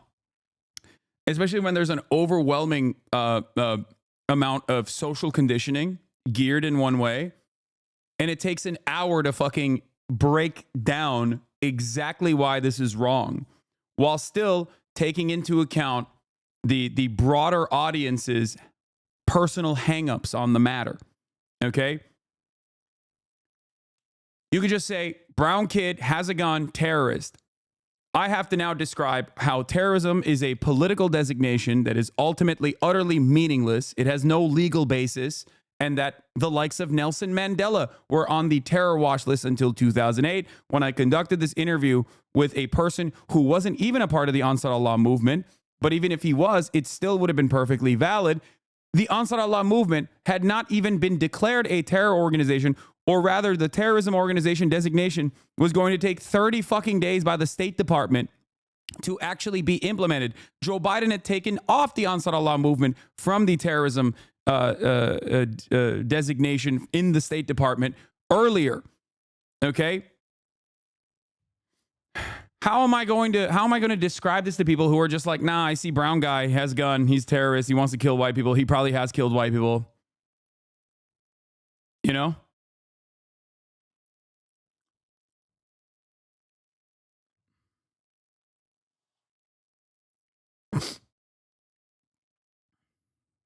It's like when my boomer dad shows me a 15-second Instagram vid that's supposed to completely change my political perspective. It's all in how you package it that gets people riled up. Is insane. Yeah. And then besides that, Yemen, which is one of the poorest countries on the fucking planet, has literally the highest rate of gun ownership per capita after the United States of America, which is ironic because, you know, you don't really immediately assume when someone is a gun owner, they're a fucking white supremacist terrorist, for example. You know? About this is right, even though we provide zero evidence for you to believe that. Like, the reason why this guy is being called a terrorist by this guy is because he's Arab. That's literally, his criteria to be a terrorist is to be Arab. He could not explain to you what terrorist attack he's engaged in. He couldn't even explain to you what terrorism the Houthis have supposedly engaged in. He could just point to, like, the anti-genocide blockade, and then if he had to deal with a counter-argument on that, he would flop in 2 minutes because he doesn't fucking know what he's talking about. Honestly, these people are embarrassing. Like, who watches this and is just like, yep, you know, he's clearly owning this guy here by just showing a video without being able to refute a thing. And they like win them over with their charm, and they make them hate America and the U.S. government. That's so funny. Okay, that doesn't probably take much. Yeah, hilarious. The crew is still held captive, and Hasan continues to... Yeah, hilarious. I mean, it is. I think it is hilarious. Yeah. I stand by that for sure. Yeah. First of all, this dude, Rashid, there's no evidence that he actually linked up with any fucking captain whatsoever, especially considering that he's saying the captain is Chinese. There is no Chinese captain. What we found out was that there's an older video that he probably saw that he was talking about where I don't even know if it's from Yemen or not, where they're like, you know, a bunch of captain, I think a Bulgarian captain's like chewing cot or something. Having said that, this part, yeah, I mean, he just laughs at it and goes, oh, that's pretty funny. It is. Like, why is anybody supposed to go, no, I hate that. I can't believe he's laughing about that. Like, what? Yeah, I think this was the OG video. Yeah, it was this video. Yeah. It's from fucking literally March 27th, 2022. This is the video that they're showing, by the way.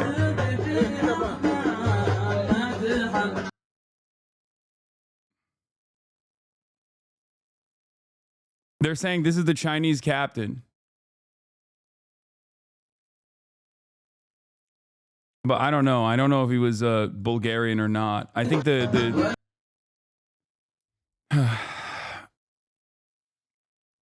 anyway, I don't know if that guy is Bulgarian or not. I think he might be. A majority of the internet believes Hasan is an Arab because he's Muslim and his name is Hasan. Like 2 out of 3 Americans in general could not tell you where Turkey is on a map and just assume it's an Arab country because it sounds Arab to them. Yeah. The Galaxy Leader captain is Bulgarian. He's not Chinese. Sorry. Thank you. He didn't see any Chinese person. He literally said that. The translator added the cot part.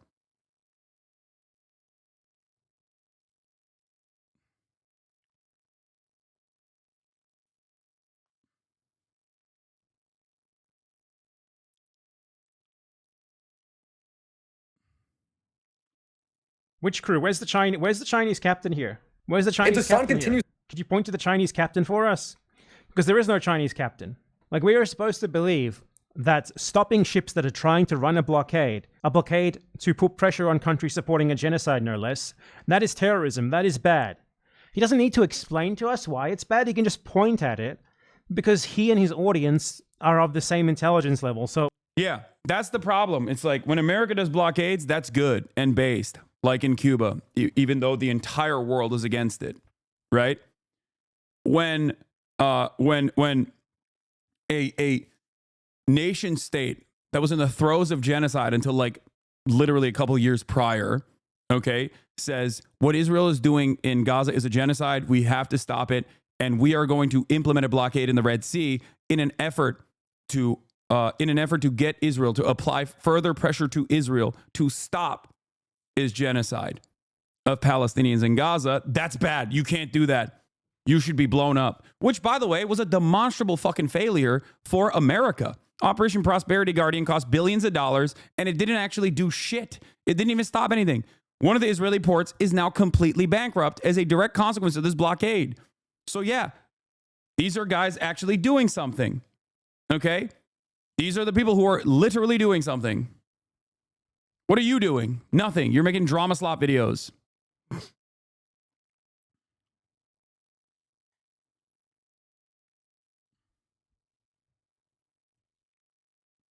Like, what do you guys think America does when they fucking intercept ships? Most of the time, America says we're instituting a blockade and no ships pass. But when some ships do pass, what do you think they do? They fucking intercept the ships. That's exactly what America does as well. They've literally stolen direct oil tankers going between Venezuela and Iran and shit. Like, what are we talking about? The fuck?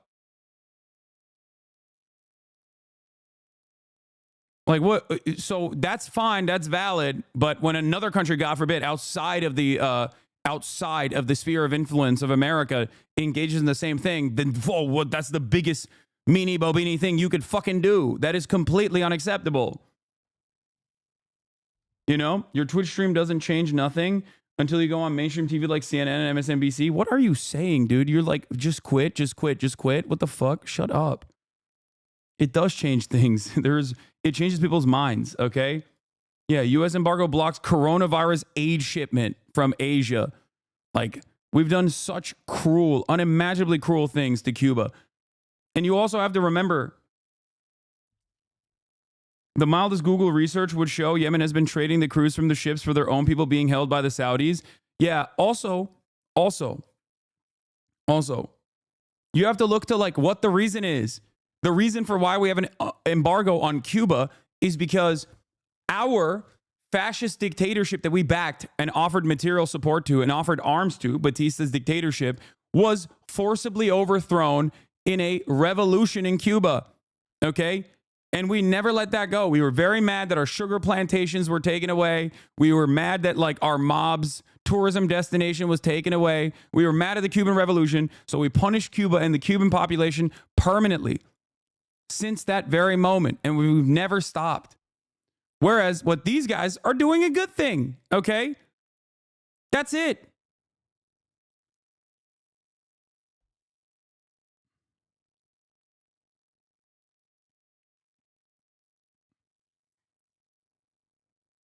Like their purpose, even if you don't agree with their methods, okay, you very clearly don't think much about the ways in which America does this for bad reasons, okay?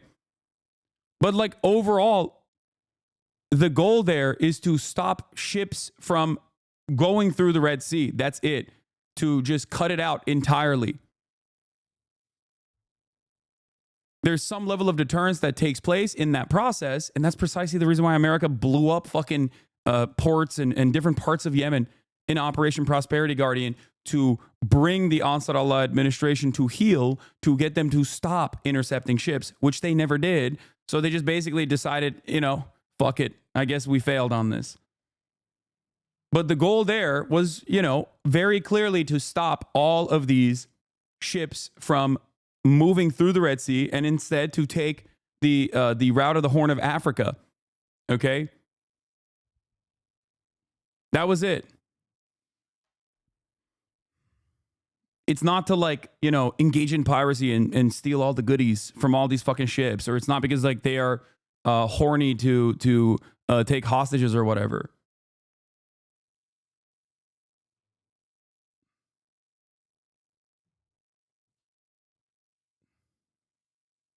It works on them.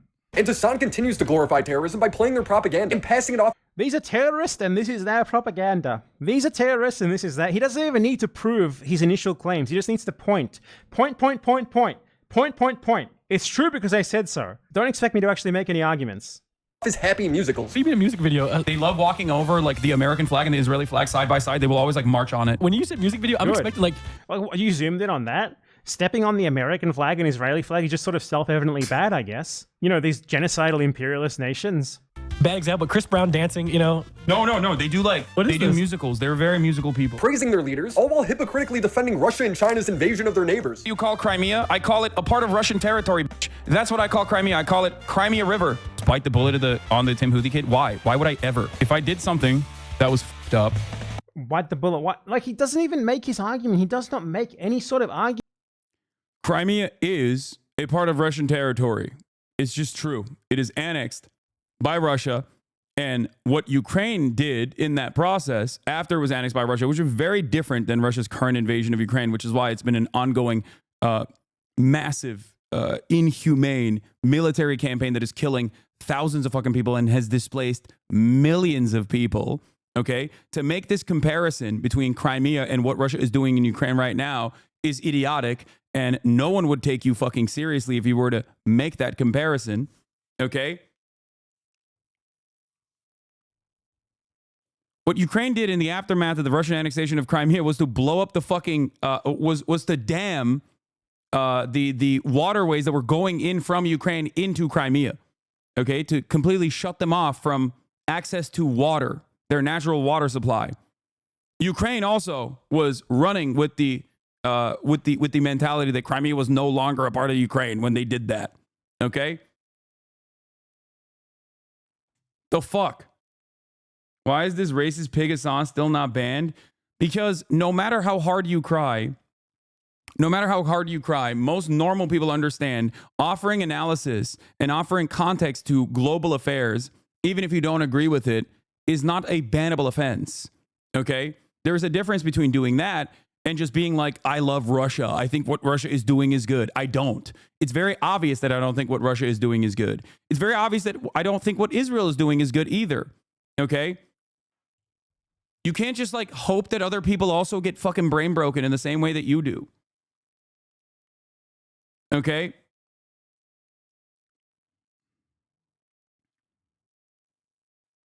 This is a clear example of extremism. They aren't even aware that America good is the pillar of their worldview and see any reason how anyone says otherwise a lunatic, but are arrogant enough to refuse to listen to reason. Yes. Okay? The question I always have for people is like, what do you do in that situation? What have you done in this situation? What have you done to be like, okay, you know, what Israel is doing is unconscionable, it's genocide. It's Nazi shit. What have you done? Okay? I'm not going to sit around and be like, well, you know, all these other people, they're I would have dealt with this differently. Like how would you deal with it?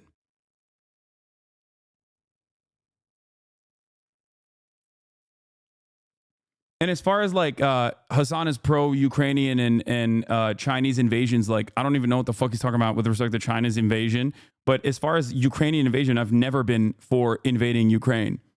There's never been a moment where I've been pro-invading Ukraine.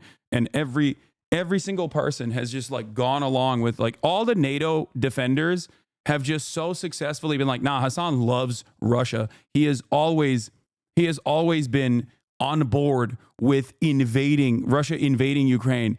Is just not true. And 3.5 seconds, spending 3.5 seconds in this broadcast will help you arrive at that conclusion very quickly. Okay? Don't let chat think that Willie Mack and his fans are spending any time thinking about any of these things that we're talking about. They simply do not care about this. I know, but this is important. Yes, I also did literally do a fundraiser for Ukraine as well. In the immediate aftermath of Russia's unjustifiable and immoral invasion of Ukraine.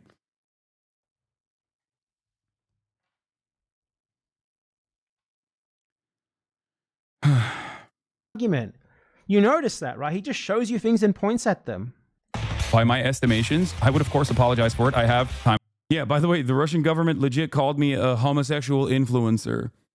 As opposed to the brilliant, brave Russian troops. So, you know, I don't think the Russian government considers me pro-Russia.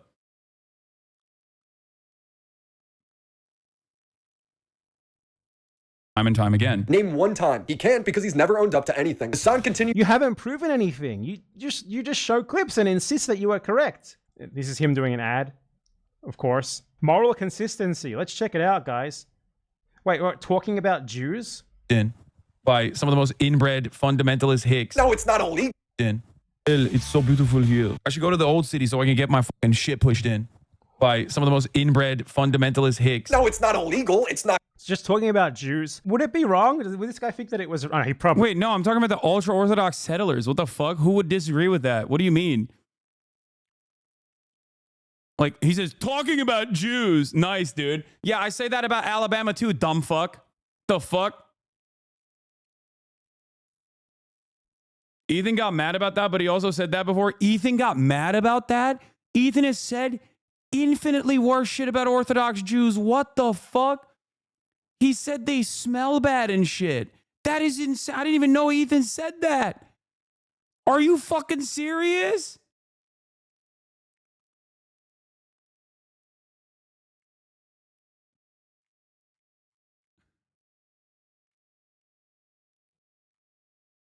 Oh my God. Like, in his latest video, he said he's planning on using that clip about you. There ain't no fucking way. Ethan is going to use what you said about the settlers in a hit video in a few days. That is crazy. They're talking about your application of inbred towards ultra conservatives, applying it to just moments when you've mentioned Jews in the same breath. No, there's not. This is not, what the fuck?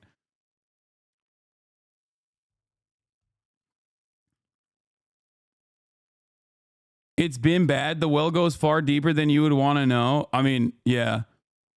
It's also kind of crazy that he's planning on doing that, because it's like, didn't he literally fucking film Orthodox Jews in Israel and call them like dirty and smelly and shit? That's crazy. Like, I say that about the Amish too. I say that about fucking right-wing Christian fundamentalists in Alabama too.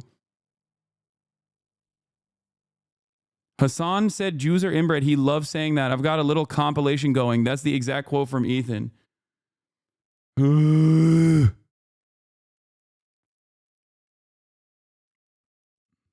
probably like a white nationalist. He probably would think it's wrong if you call like guys who fly Confederate flags in the US inbred hicks as well. Moral consistency. Okay, let's check this out. Let's see if the first 3 minutes of the video aren't even original content. It's just him showing clips for like really dumb people to get angry at. His son's politics really baffles me. He just doesn't seem very consistent. When Russia invaded Ukraine, he constantly justified it by saying Ukraine and its army was full of Nazis. This is the First of all, the Ukrainian army is like, there are definitely Nazis in the Ukrainian army, but I also always talked about how that is a false justification to invade a country, and the Russian army also has fucking Nazis in it too. If you literally clip one part of my commentary and don't feature the entire breadth of the commentary, yeah, of course. The American army has a fuckload of Nazis, dumbass. That doesn't mean that you could just like nuke Washington, D.C. What the fuck? same propaganda.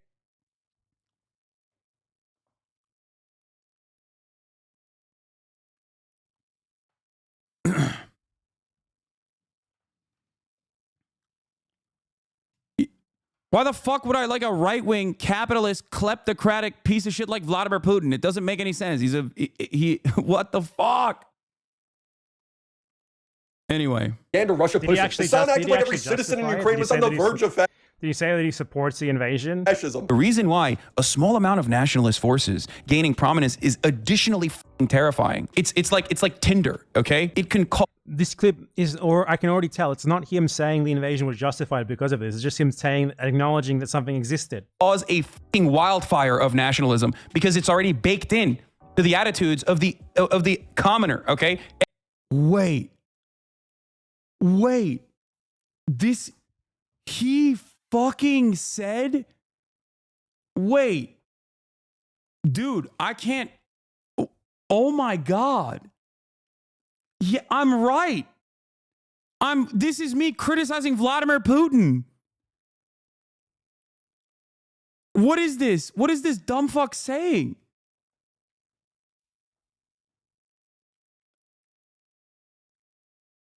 Oh my God, this is objectively true. This is a very consistent position that I've held when talking about Hamas as well. Like, there is a reason why reactionary movements that are otherwise nascent will grow in prominence in times when they are seen as the only emancipatory forces. This is precisely what I was talking about. This is me saying Vladimir Putin's unjustifiable invasion of Ukraine will actually develop and grow the nationalist movement. That is the whole point. They're too stupid to understand, and they don't know anything about the conflict either. So they just like literally don't understand. I think he thinks I'm talking about what is. I don't even know why he posted this. This is like when people come in here and they're like, I bet you love the thing that you're actively criticizing right now. Like, what are you talking about?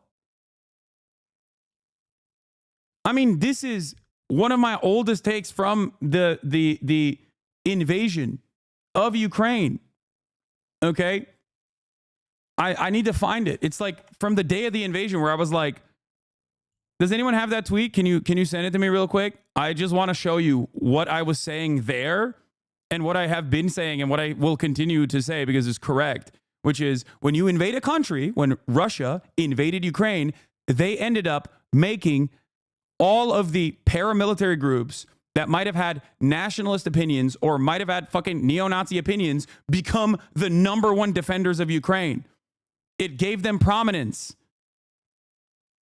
It's not only unjustifiable, it's not only unjustifiable to invade Ukraine, it's also ridiculous to claim that you're doing it to fucking purge the country of neo-Nazis, okay, which I never actually believed. Okay? But also on top of that, here it is. Every time an imperialist or irredentist power decides to encroach upon a smaller nation, the most right-wing nationalist elements are seen as emancipatory forces willing to do the violence necessary for liberation. A dangerous prospect for Ukraine stuck between the West and Russia. Also, it's laughable to think Russia has any valid liberating claims here. Bombing Western Ukrainian military positions to defend LPR and DPR is just USA-style bullshit propaganda. Almost as bad as claiming Ukraine started shelling more in Donbass when there's 200,000 troops at the border.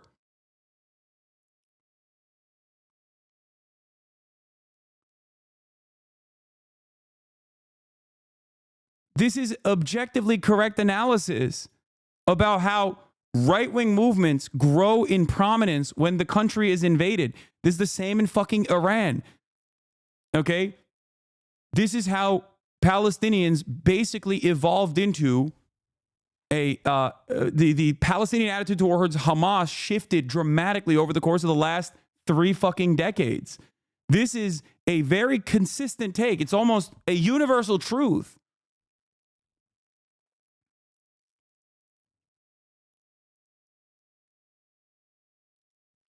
I feel like a lot of people just simply don't understand the things that I'm saying, and they just overall cling on to vibes because I've made them feel shitty, maybe made them feel stupid at a certain point. So they just like look to someone to be like, yeah, this guy's actually a real fucking idiot. He's actually real hypocritical. And they go, oh, thank God. Thank God someone's out here saying what I've been feeling. You know what I mean?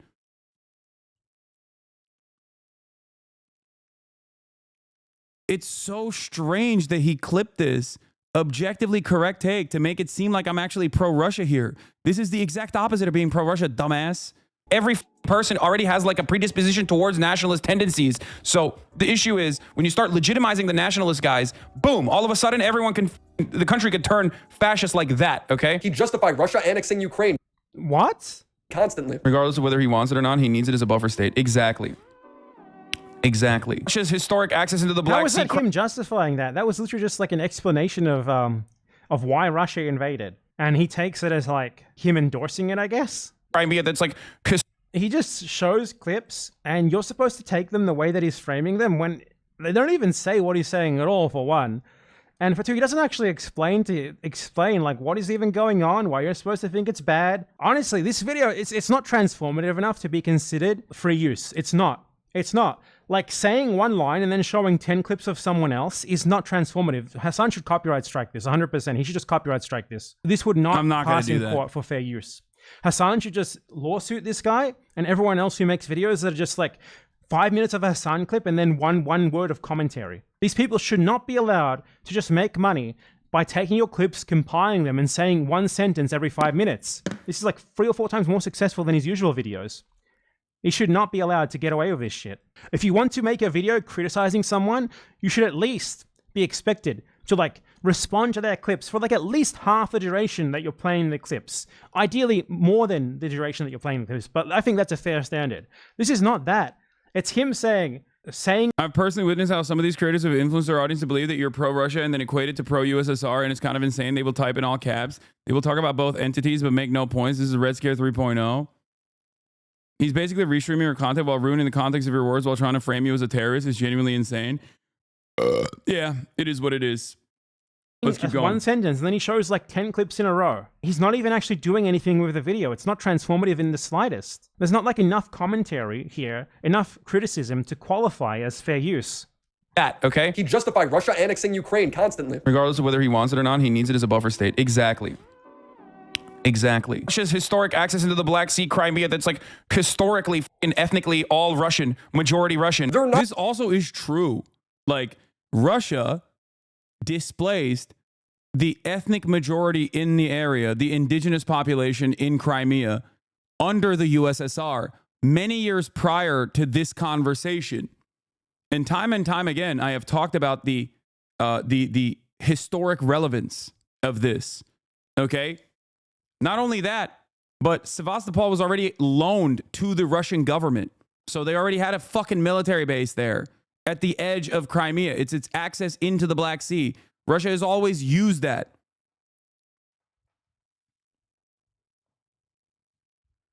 So there is a reason why when they went into Crimea and annexed it, there was, it wasn't like fucking Russia's current.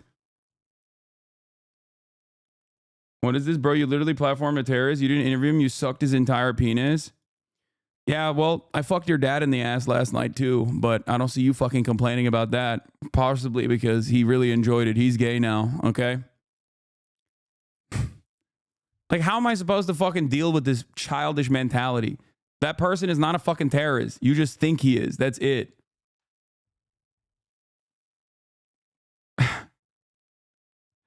The cutting clips and then adding and then cutting back is so disgustingly deceptive. Yeah. But good luck.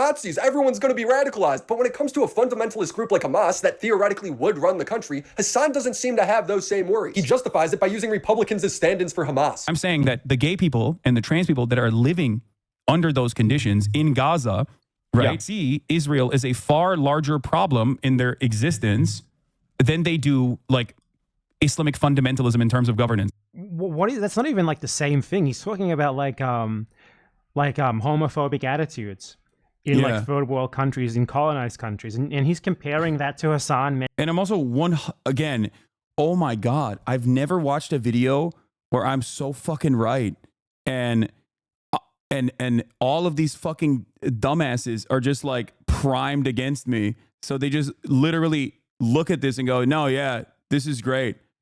Like did this guy just straight up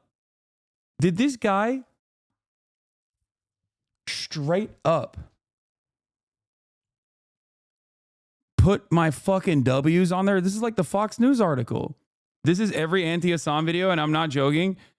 I stopped watching these videos a long time ago because I realized that like me actually responding to them in good faith only allowed them to clip more shit out of context and to like continue running with this narrative, not really realizing that most of these videos are just like things that I'm actually saying that are objectively correct and oftentimes not even related to how they're trying to frame it. Hasan hates inferior cultures, he says. Mentioning that like the Azov battalion exists at all. In a clip where Hasan didn't actually say that he thought that justified the Russian invasion. This does not make any sense at all. I've actually said the exact opposite numerous times, by the way. There are a million different instances, including in the clips that he clipped out of context.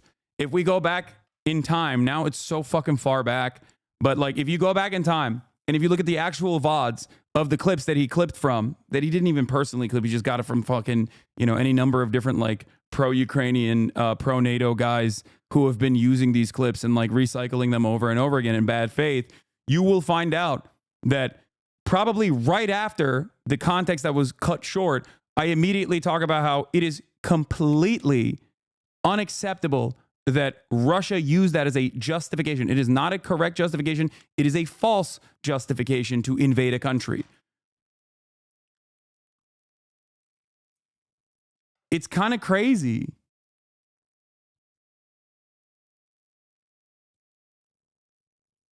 Check out the Google Doc I sent. They're using this in their campaign. They made a fucking Google Doc that is so insane, brother.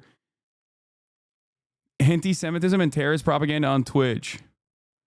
Statements. The statements made in this document are the author's opinions. They should not be taken as fact. I like that they put a little disclaimer in there because they're like, hey, we're going to be smearing this guy, so please don't sue us.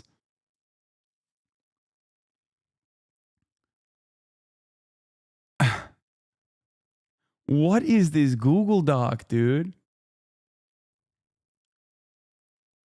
Oh my God. This is insane.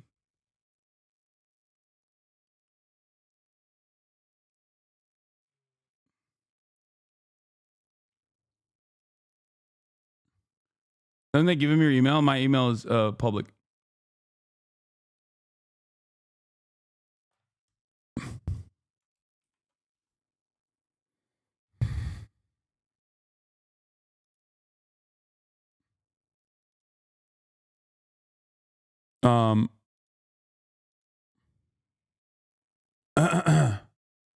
That's wild.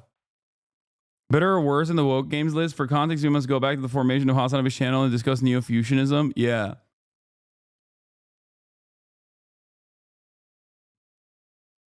Okay. Once again, time and time again, I've talked about how the Azov Battalion's existence is not a reasonable, it is not a just cause for, is not like a, you know, is not good reason to invade Ukraine.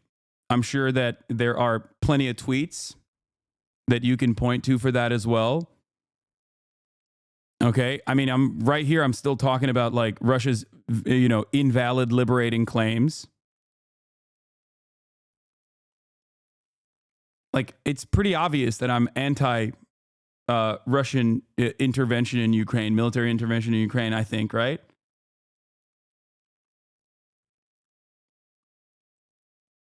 Like, I don't know how you fucking arrive at that conclusion. But I guess, like, if there's enough people that avoid all of my talking points and just like clip it out of context, you know. Where is the can you say it again? I was busy grifting. I mean, there's plenty of things that I've tweeted out. There's plenty of videos that I've covered on like the fact that like Azov Battalion or any other like neo-Nazi military groups that are a part of like the Ukrainian National Guard or a part of the Ukrainian military does not justify Russia's invasion of Ukraine over and over again. I'm pretty sure that someone can key search it on my Twitter and find the many different instances where I've actually talked about that as well. So it'd be a shame if people contacted Willie Mac's sponsor, Rocket Money, and mentioned that they're sponsoring anti-Semitic, homophobic, slanderous grifter. I mean, why are you sending me that the libs want me to join fucking Blue Sky? I'm asking for a very specific tweet, and everyone in the chat is just like on their own shit, on their own tip. They're like, "Hey man, have you thought about joining Blue Sky?" It's crazy. Like, it's just like, this is what I say all the time. These people's strategy is to either point at something and insist that it is by default wrong, or to compare something with something that is obviously different and insist that it's the same. If we were getting ruthlessly slaughtered by an alien force, I wouldn't give a fuck if someone was homophobic or not. I'd be like, thank you for Why are you zooming in on this? Like, it's not self-evidently correct. Why are you zooming in on him here? Like, you think that you just got him in like a fucking ownage moment. What's wrong about what he's saying? Can you explain that? Fighting against the alien force. That seems awesome that you're doing that. I would actually arm up side by side with my fellow homophobic, Republican, rabid Christian fundamentalist sociopaths to try and protect my home. And that's the point. That's the same thing as the Azov Battalion fighting in Ukraine. How does he have these conflicting... That's not conflicting. That's what I'm saying, because I'm being critical of Russia, you fucking idiot. Wait. It's not. It's the point. It's the same point. That's why. That's one of many different reasons why I'm anti-Russia's invasion of Ukraine. Oh my God. That's insane. So this entire thing is just because they think I'm pro-Russia? That's it. It's because they think I'm pro-Russia. And then that's it. Like, even when I'm in the process of criticizing Russia, they're like, that's my fucking point, dumbass. What the fuck?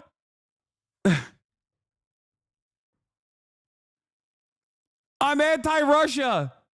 I'm anti-Russia invading Ukraine. Part of that criticism also revolves around Russia's invasion beefing up nationalist movements, people that duked it out, Ukrainians that formerly would fight against the Azov battalion style football hooligans and paramilitaries on the fucking streets like anarchists, socialists in Ukraine are now fighting side by side with the Azov battalion. Why are they doing that? Because a much graver threat to their existence is the fucking Russian invasion. That's the point.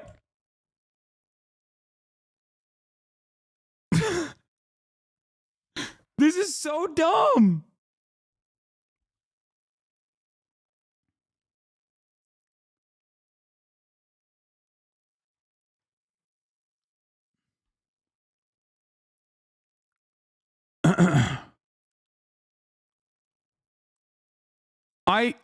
What is going on? Willie cooked you again? Yes, if you are the dumbest person on the planet and would rather not try to understand what my position is on anything whatsoever and run on like Hasan is bad, then yeah, he did. Yeah, for the dumbest people on the planet, that was another cooking session, which is kind of funny because I'm in the process of explaining to you what my position is, but you don't clearly give a shit. Yes, if you have one singular brain cell, yes, I got fucking owned here, okay? Yeah, this shit goes hard as hell if you're dumb as hell. I get it.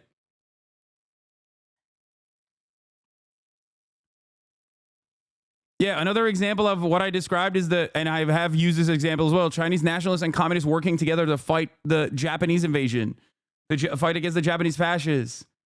Like, that's the whole point.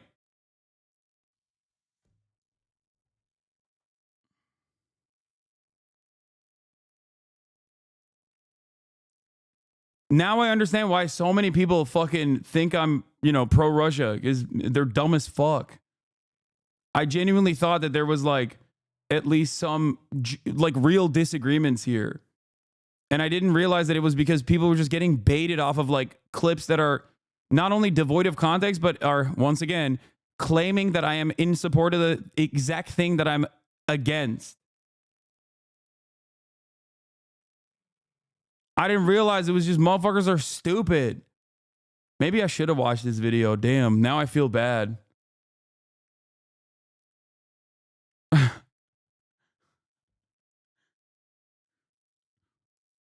It can't be that every single person and their like supposedly valid criticisms and demands of accountability are coming from like personally them misunderstanding what my fucking position is on the matter. Oh my God. Vosh has the same take on Azov, but his community for some reason thinks you're pro-Russia. Yeah, because I'm anti-NATO and he's pro-NATO. That's why.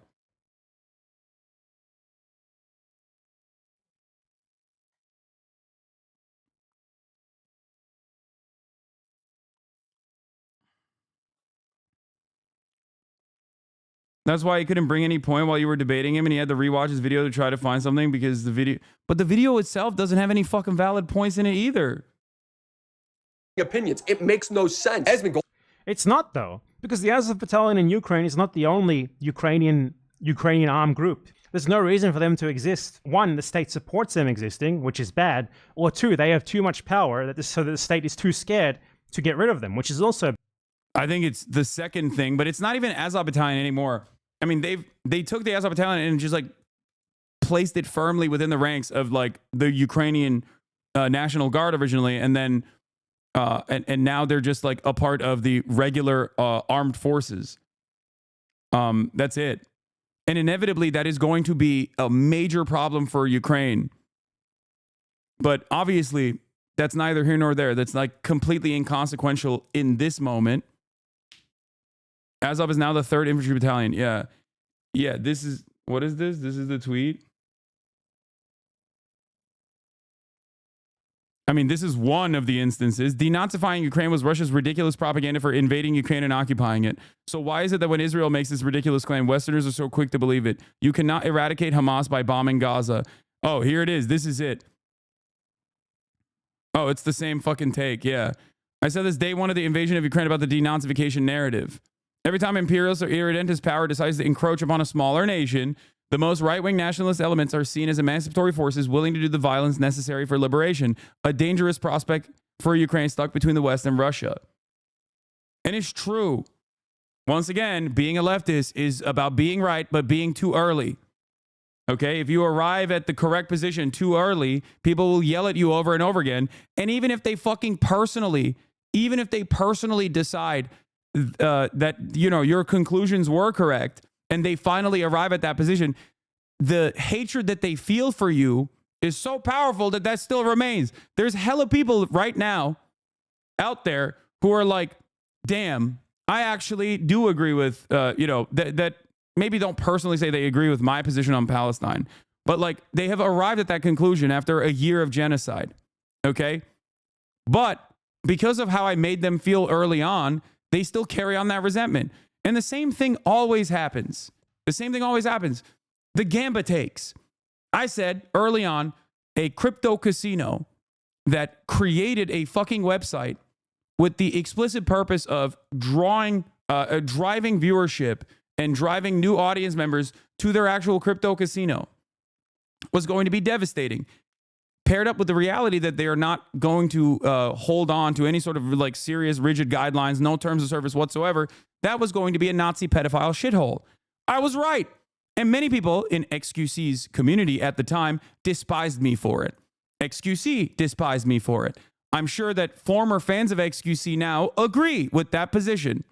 However, their resentment towards me still carries on because I made them feel bad, or their favorite content creator felt bad at the time. So now, even if they personally agree with that original position that I had, they don't go, you know what, maybe this guy was right, I'm going to be charitable to him, in the future. They just still continue fucking hating. It's weird, but I guess it's fine. You know, at the end of the day, as long as people are arriving at the correct conclusions, even if they're fucking late to the game, it's still fine, you know?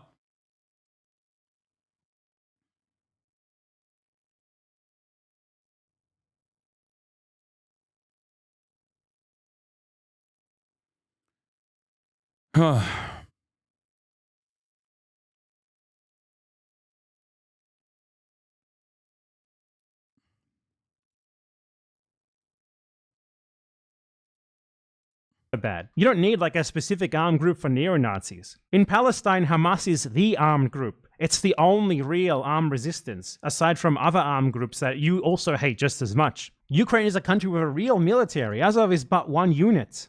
So what you do in that situation, if you really want to fight the Nazis, is you just forcibly disband that unit and you take the fighters from it and you distribute them through the rest of the military. Whereas, I don't know if you know this, but Palestine does not have a military. It's not allowed to have one. If Palestine had a military, we would not be having this discussion right now at all. Yeah, I mean, I've never seen anyone say that, like, Azov kills gays. They're probably homophobic, but has anyone ever said, made the horrific decision to call Palestinians' culture inferior? Hasan rightfully called him out for this. These people are not your allies. They are not the same as us. They come from an inferior culture, and it is directly antithetical to everything Western values stand for, and it is an inferior culture in all ways. It's terrifying.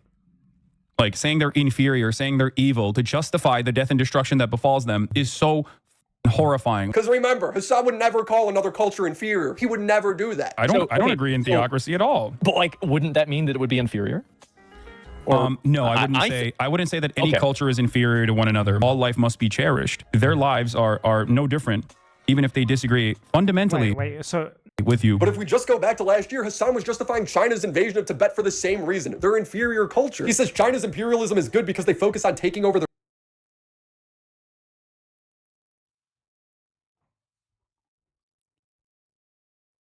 formerly enslaved Tibetan people working alongside the Maoist militias to liberate their own fucking non-autonomous region that has historically been on and off a part of the Chinese empire is not saying that the Tibetan culture is inferior. What the fuck are you talking about?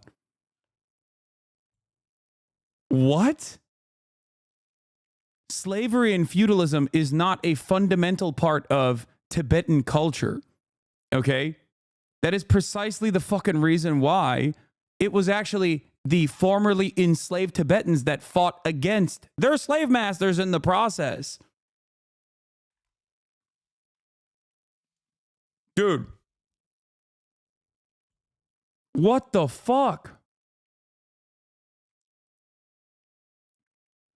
Their neighbors. Chinese development and Chinese military action is either irredentist in nature, which is different than imperialist, where it's like it's more so expansive in its This own. is him explaining concepts. Like, do you think Hasan thinks that irredentism is good?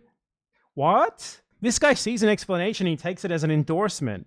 Limited area rather than global imperialism, which is China's done with the always taken express more effort land. with the Tibet, Taiwan. Tibet was literally a feudal slave. Okay, for one, first thing, he was describing the difference between, say, for example, irredentism, which is like China's actions in Tibet, the Chinese, the Chinese Maoist movement in Tibet is not an instance of irredentism. Okay, what China is currently doing in Tibet, not developing it evenly as opposed to the rest of the Chinese territories, is understandably consequential, and there's much to criticize there. Okay, the current Chinese rulership over Tibet is not exactly great, but none of this is talking about liberating Tibet from the treacherous nature of feudalism. Okay. And the example I used here was actually so fucking good. Not to, hype myself up, but it is directly the same as like the American government during the time of slavery engaging in the fucking Civil War. And besides that, it's like if the Southern formerly enslaved people also rose up and actively fought against their slave masters.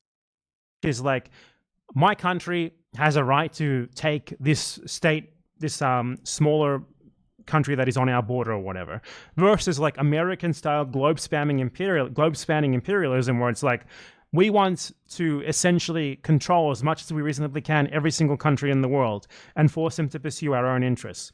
That was what he was talking about in the first place there, explaining the difference between like China and the US as global powers. He takes an explanation first as like an endorsement. So now let's see what the supposed calling Tibetan culture in. Just threaten to beat them up like they always do. Just show them your massive muscles. What are they going to do? Just threaten to beat him up. And that's what you do when you can't come up with an argument, says HasanAbi tough guy. Dude, how little care or consideration do you have for your own humanity and your own personhood that you are literally making a fucking fake fan account called HasanAbi tough guy, and then, creating the account, waiting for the appropriate amount of time so you can actually chat in the chat, and then saying, these guys are all ugly nerds. Don't waste your time. It's about how attractive you are. Like making yourself come across like you're actually a fan, but also letting it slip a little bit.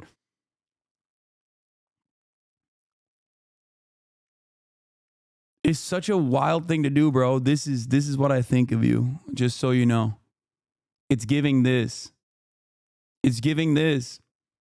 Go jerk off, dude. You're too horny. Exactly my point. Exactly. Keep going. Okay, dude. I'm going to ban you so that you can be a happier and healthier person, I hope. Inferior was. Feudal slave mandate, like So autonomous zone. China did them a favor. That was one. I mean, in America, when I say something like this, people get very upset. We talk about the Dalai Lama saying "suck my tongue" or whatever, but like that's not far from the norm in normal Tibetan existence before the Communist Party came in and So China unilaterally took over Tibet, like these are their culture, They basically are trying to, you know, homogenize the culture. In the name of squashing an inferior culture, China killed over 87,000 Tibetans. That's 1.2 million, 1 out of every 6 Tibetans. So let's talk about this comparison for a second here. I think it should be pretty self-evident. So Asmongold said that Palestinians deserve to be genocided because they have an inferior culture, because genocide is literally baked into their laws. That's the quote that he said. For one, that's not true. And he explicitly said they have an inferior culture. Straight up. They deserve to be genocided because they have an inferior culture. And the justification that he came up with to justify this idea was that they have genocide baked into their laws. Now, if you can find the genocide law in Palestinian law, in the Palestinian, legal code, please bring it up for us. You're going to have trouble with that. Now, let us talk about Tibet. I know BadEmpanada loves it when I step away from his videos. What did Hasan say about Tibet? Tibet was a country that had slavery, serfdom. This was bad.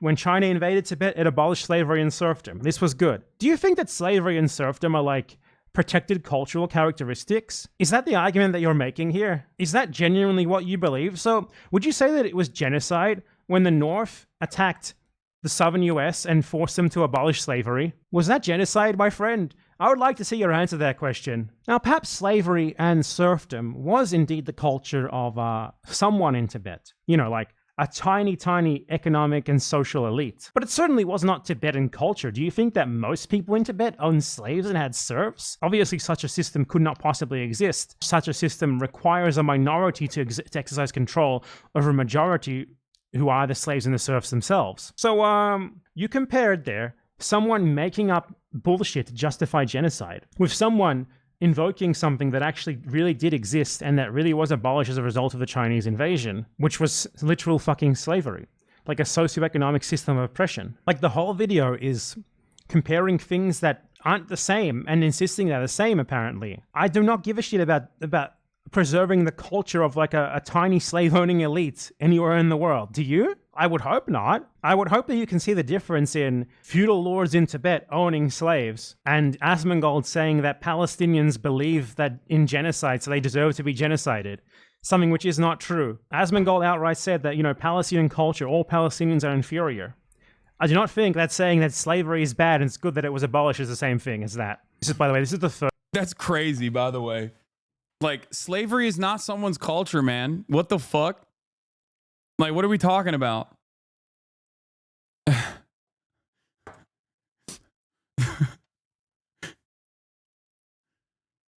The Tibet take is unacceptable. You can't ignore the forced Hanification of the Tibetan people, same as Xinjiang. Hundreds of thousands of people were forcibly displaced. Tibetans have a right to self-determination.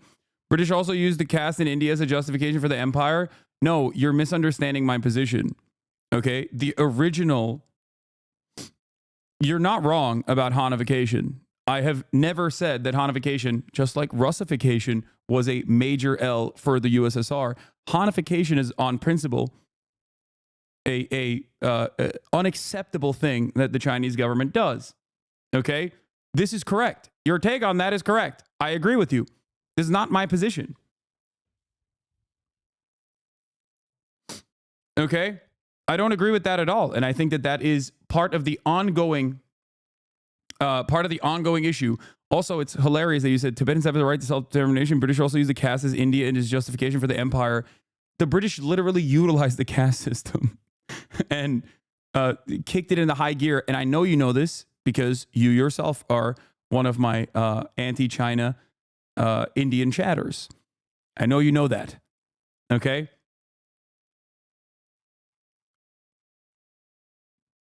But yes, I don't agree with the Hanification of Tibet, nor do I agree with the Hanification of Xinjiang. Okay? No, this is a very smart chatter. Okay? He's just, it's a healthy disagreement that we have in terms of, I guess, like maybe misunderstanding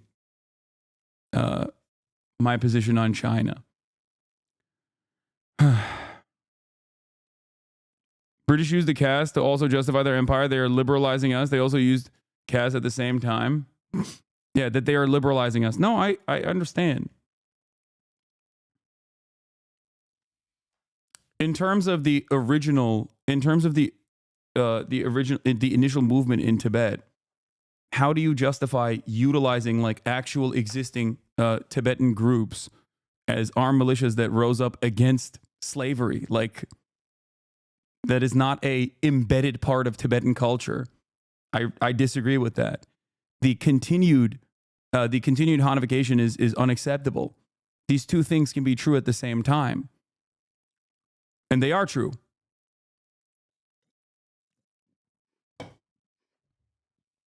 If you are comparing the original abolition of the serfdom in Tibet to what, you know, the British Empire did in India, you're wrong.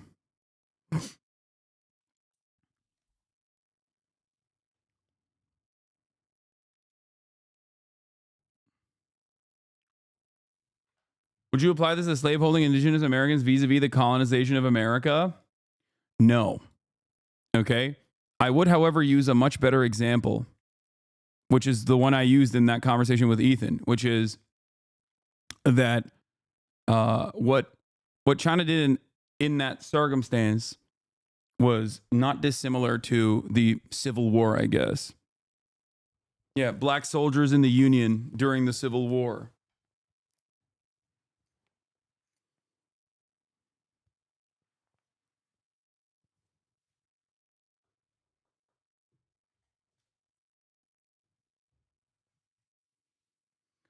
In what way does China do Hanification and China create autonomous zones that sustain the teaching of Tibetan language and culture aside from religious areas? Come on, dude. Like, this is a thing that China does all the time. It's a way to basically control what aspect of the culture is presented. It's the same thing in Xinjiang as well. It's the effectively neuter, and the justification they use for it is that they don't want any separatist movements to grow as a consequence of that. But I think it's still brutal. The very first thing off Google. I don't understand how you could be pro-Palestine and then support Russia and China. Israel's neighbors with Gaza. Does that make what they're doing okay? No, of course not. Do you think it's okay? Have you ever made a video denouncing it? It seems like instead of actually denouncing it, you just attack people who are against it. I wonder why that is. I wonder why you are so extremely laser focused on that. It's almost like you support the genocide and you're too fucking cowardly to say so. Oh, of course not. His politics makes no sense. It's constant. Let's be fair to you. I don't think anything will make sense to you. You're too fucking dumb to understand anything. Let's just be real about that point first. Like, of course it doesn't make sense to you. You think that, like, abolishing slavery... Yeah, I mean, look, just because something is wrong doesn't mean all wrong things are the same. If Palestine looked anything like Xinjiang, the person responsible for it would get Nobel Peace Prizes for 100 years is a correct take, but that still doesn't mean that I agree with what China did in Xinjiang.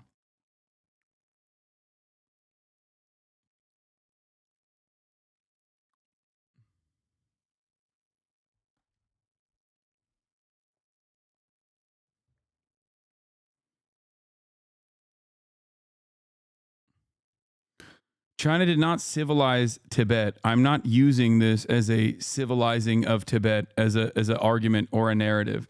In 1829, the British passed the Sati Regulation Act in India, which banned the Hindu practice of a widow burning herself alive after her husband died. They utilized this act alongside other legislation passed to justify that they were civilizing India and subjugating all of it until 1947. How is that different than China coming in to civilize Tibet? What's different is that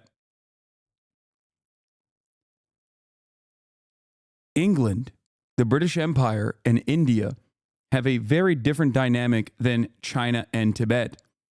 The former Chinese empires have always considered Tibet, like, and Tibetan leadership that engaged in the act of slavery and serfdom to be perfectly valid as long as they were autonomously a part of China, of the broader Chinese empire. If you make this comparison to what the British Empire's interests were in India, I don't know how to retort that. It is entirely separate. Slavery is not a part of a group's culture. Okay, this is precisely the reason why. The continued Chinese Tibetan existence is very different than I think like what we were talking about originally.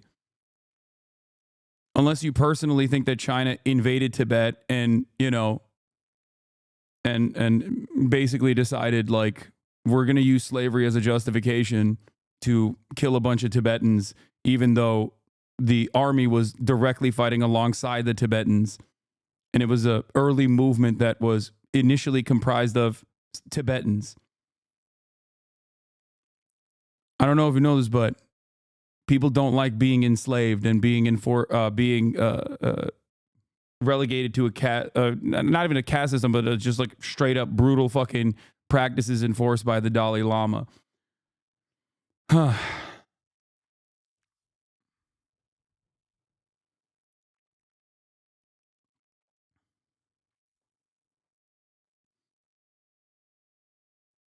Yes, this whole debate, funnily enough, always neglects the existence of Tibetan communist revolutionaries who also fought tooth and nail against feudalism and slavery. Phuntsok Wangyal is a major figure in the progressive Tibetan history.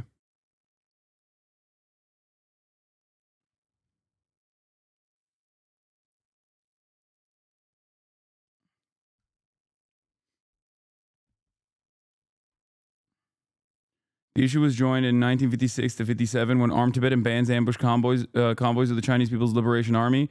The uprising received extensive assistance from the U.S. Central Intelligence Agency, including military training, support camps in Nepal, and numerous airlifts. It's kind of funny that people talk about the Tibet thing, by the way, because America gave up on it. Like, America initially was like, oh, we can use Tibet as a way to hit China. Like, this is pretty common. It's textbook CIA shit. They were like, "Oh, we'll get the Dalai Lama, we'll pay him," which they did, right, regularly, and hang that over the head of like have that as a means of creating popular resistance. And there are always going to be plenty of people for real justifiable reasons that are against Chinese governance. Okay? And then outside of that, there are always going to be people that are directly being funded by the CIA because they want to reinstate the former the former way of business in Tibet. But even America was like, yeah, we should give up on this. So we are now talking about a right-wing movement that the CIA tried to beef up, that even they gave up on. Is an attack on culture. You think that abolishing slavery is genocide. So yeah, I'd say you're quite confused here. And I think basically anything would confuse you. Contradicting himself. But what? Like, it's easy for us to say Tibet slavery wasn't a part of their culture, but then you have slave-owning states literally saying slavery is part of their culture in their effort to justify it. Yeah, it doesn't matter. Okay? It's like saying that the Israeli culture revolves around the maintenance of an apartheid. That doesn't mean that, like, you can nuke Israel, okay? I don't agree with that, and I think that would be fucking insanely cruel and inhumane. I don't even agree with, like, the forcible displacement of 750,000 people. Like, what are we talking about? I'm too much of a pussy on that front, even. They literally kidnapped the Panchen Lama so that there will not be another Dalai Lama in Tibet. They also have appointed their own Panchen Lama, who I believe is Han Chinese. The Hanification of Tibet is real, yes. I think, wait, no, I thought he was Mongolian. Maybe I'm wrong.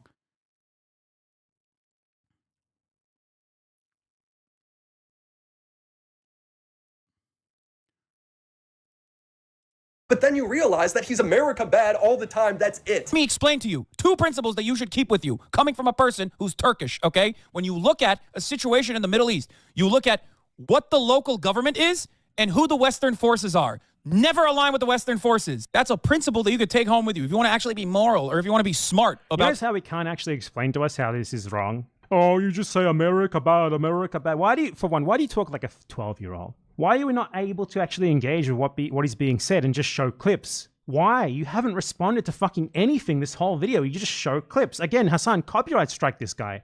Copyright strike him, please. If he contests it, take him to court And then YouTube has to abide by whatever the court says. And I think there's a pretty good chance that the court would say that this does not constitute legitimate fair use because he's not actually making any criticism of what he's saying. He's just saying, here's what he said and showing clips of it. That is not transformative criticism. It's just like a rage compilation. The way you analyze other countries, that's one basic principle that you can take home This with is you. the sort of slop content that should be banned under YouTube term and service. It should not be. People should not be allowed to make money off just showing clips of other people and not adding anything to them. All of a sudden, people like this should be working in McDonald's, working in the mines, not making tons of money off this shit. Magically, you are above on your foreign policy analysis. You're going to be better off than 90% of people that look at the situation. That's not what an analysis is. That's doing the same thing Sneeko does. And Hasan's always Why can you actually respond to him? Been this way. He doesn't care. Wait, why doesn't he? You know what? BadEmpanada raises a good point. Why doesn't he ever actually counter anything I'm saying? It's kind of weird. This is like, how many? This is 8 minutes and 47 seconds in, and there's not a single fucking talking point that he has addressed. He just misunderstands things that I'm saying, assumes that I am, adopting a position that I'm not. Oftentimes the exact opposite position that I hold, like with Russia's invasion of Ukraine. And there's not even a single instance where he just like actually has like a valid counterpoint.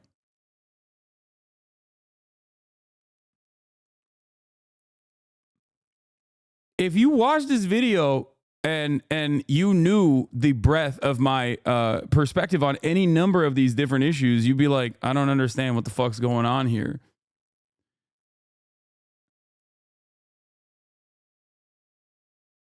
If you, on the other hand, watch this and you were like, yeah, I don't really know about this Hasan guy, I kind of don't understand it, maybe you would be like geared towards hating me, I guess. Not trolling, but I don't get the Tibet stance. If you're against imperialism, should be against Chinese imperialism. Okay, we'll get back to the Tibet issue in a little bit. Okay, please. I have to move on.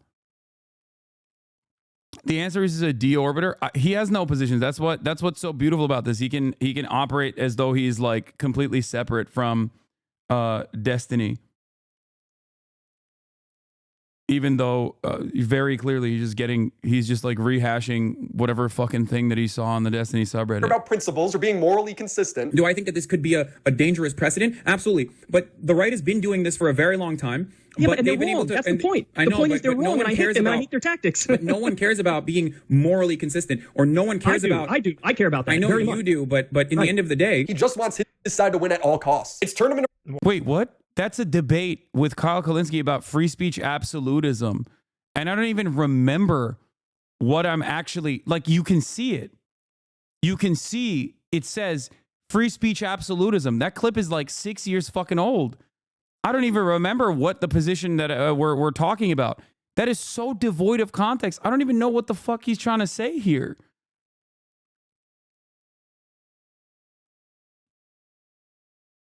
What?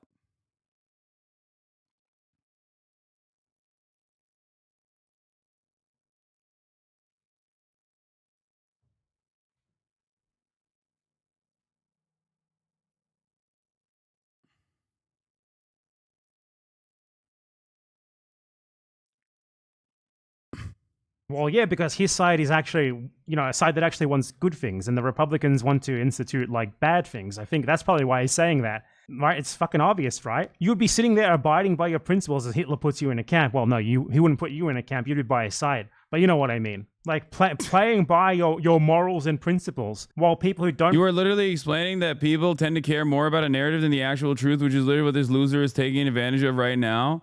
Yeah, I don't even know... I think that was just like a regular conversation about like the tolerance, the way that like liberals utilize the tolerance paradox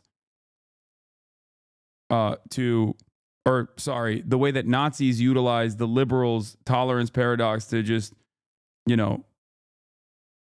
push for a whole bunch of intolerant positions and normalize them.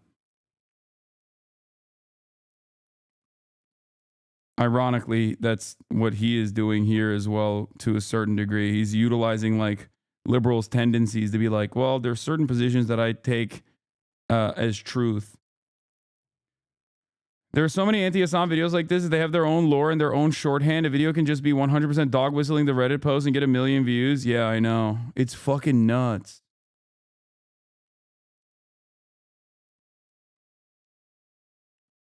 It's kind of crazy because like he's clip chimping shit from like 6 fucking years ago. So much so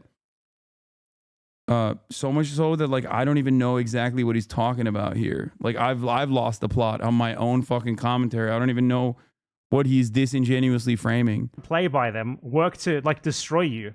It's probably not a good idea. Running straight up terrorist propaganda for the past 10 months. Mamma mia, mamma mia, mamma mia, mamma mia. I'll be making fucking dough. This segment, wait, if this segment is like entirely about Rashid, made 5 days ago, this is months after like all of the facts regarding what he actually is, his relation to the Houthis and stuff like that were established. Let's see what he says. Let's see if he digs himself a hole that could possibly result in a big, nice payment for our friend in Yemen. In the pizzeria. Hasan has been rewriting history when it comes to the Houthi terrorists he did propaganda for. Now he's just... What makes them terrorists? You never explained to us what terrorism is and why you think they're terrorists. Some random teenager. Random fucking Yemeni teenager. The Yemeni kid not connected to the Houthis. And He is a 19-year-old Yemeni teenager, not from the Houthi tribe, nor from the Houthi organization. This has been established for months at this point. For months. Not only does it not matter to me if he was or not, it would obviously change the dynamic of the interview if he was. Most people don't know that he isn't a Houthi or have seen his post about respecting Jews. I don't really care. They will just say, oh, he's doing PR. These are all provable lies. When Hasan initially interviewed the Houthi, it was framed as him being a terrorist. Bro, are we about to have a Houthi rebel on stream? Yes, brother. What do you mean? It was framed as him thinking that. And then he was corrected in the middle of the interview when the guy was like, no, actually, I'm just a random guy who... Yeah. like that's... Why do people just not watch the original content ever? It's not like this shit is... It's not like this shit is not like readily available, man. I don't get it. People would much rather just watch like something completely fucking clipped out of context instead of just being like,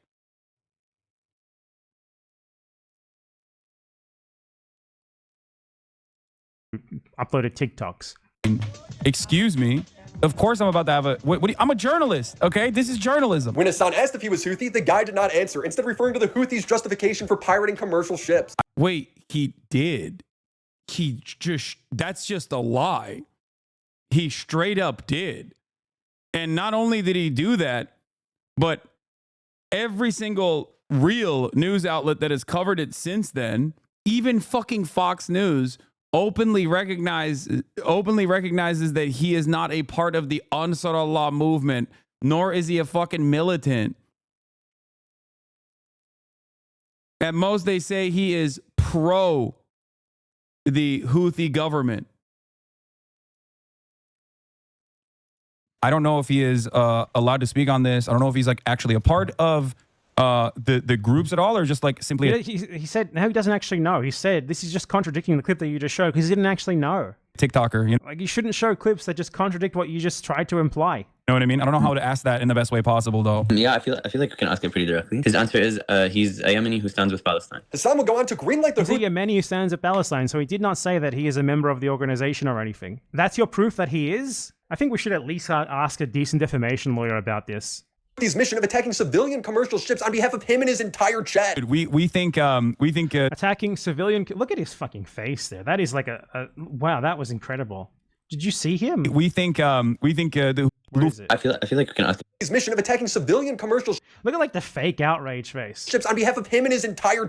Like the fake outrage face, the fake gestures, the no chin. Like he's the guy from the comic strip, and it's like, where the fuck is your chin? That's this guy. Chat. We think the Houthis, Ansar Allah, is doing what Luffy would do. You should tell him that. The whole point of this interview was to make this Houthi soldier seem relatable. You know how this guy, he does not see any reason to argue, not just why this guy's a terrorist. He does not see any reason. Dude, this is like so much of the shit that I rail against.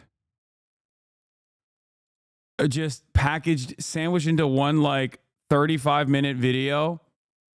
Oh my God, it's everything that I fucking despise. Remember how I always talk about Ben Shapiro? Ben Shapiro is a smart propagandist. He is an evil person in general. Okay, his worldview is awful. But he's much smarter than, like, I don't know, the average right-winger who will openly say the quiet part out loud. Okay? How does he do this? He does this by basically pointing to all of the pre-existing oppressive constructs and says, this is common sense and it's good and we should do more of it. Okay? That's what he does. And that's precisely the reason why this fucking idiot doesn't have to have any sort of tangible positions on Israel, on Yemen, on Palestine, nothing at all. He can just simply go, that's a terrorist. Hasan loves terrorists. And that's it. No explanation of what terrorism is. No explanation of what these movements are, how they actually evolved into what they are now, how they gained prominence or power. Okay? What their goals are. And people will just eat it up. And they'll go, wow, I can't believe this guy that's trying to offer context to all this stuff is actually also bad. He's evil. He's bad and evil. I've already been primed into thinking that everyone here is bad and evil if they are outside of the orbit of American influence. From what I can recall from the interview, the kid was also forgiving towards Emirati Saudi people's desire, their government intervention in Yemen. From my perspective, he seemed like a kid who wanted Sunni Shia and honestly just global unity to oppose Israeli crimes. Yeah, I mean, that's I think, as far as I understand, that's like the most common, that's the most common Yemeni position now. But yeah, I think like, ironically enough, none of this actually even touches on, the actual ideologies, the actual history, anything whatsoever. It's just packaged in a way to attack the person speaking. Okay? If you just say, lol, this guy actually is disingenuous because I clipped him out of context over and over again and claimed that he was arguing for certain things when he was arguing against those things, okay? Then, you know, I can just say he's disingenuous and stupid, and people who also are not very knowledgeable on these issues will then just go along with it. Like, there is not a single argument that he has made in any of this. The only argument is basically just him saying Hasan is disingenuous and inconsistent, which is one, I think, of the funniest things you could say about me, because literally you can go back basically fucking 10 years and you will see me advocating for the exact same things back then. Like, that's...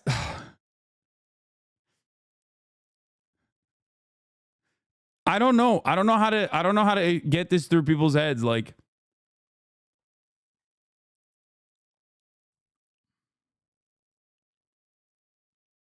reason to argue why it is wrong to blockade ships from countries that are supporting genocide.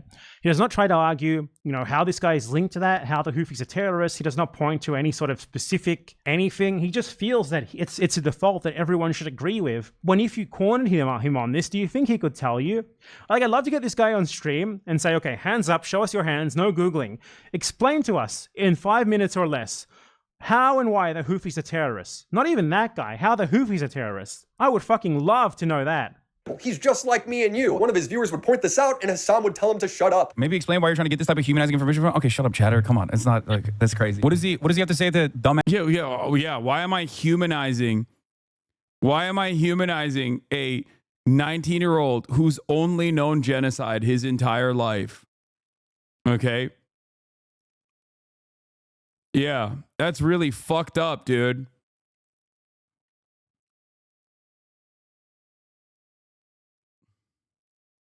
Masses that consider him to be a terrorist. What does he think about that? That's my question. I just banned one of those stupid fuckers in the chat just now. He says, who are they? Just fucking dumbasses. Wow, what an insightful interview. When a viewer offered a real question for Hasan to ask, Hasan... A real question? What do you mean?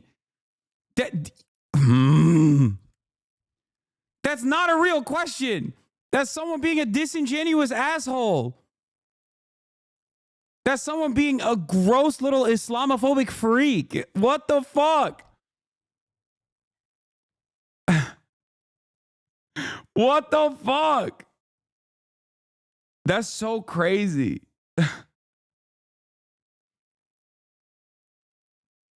Why humanize a person was the inquiry, was the question. Why humanize a 19-year-old whose only understanding of existence is fucking living under genocide? Okay?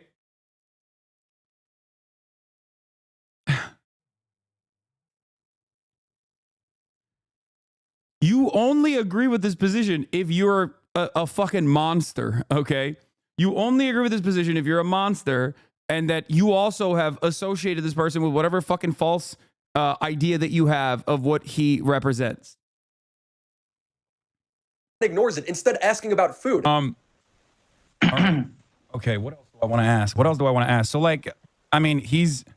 What real question? Ask him if he would stop going on boats if Israel stops the genocide. I mean, yeah, he's going to say yes, chat.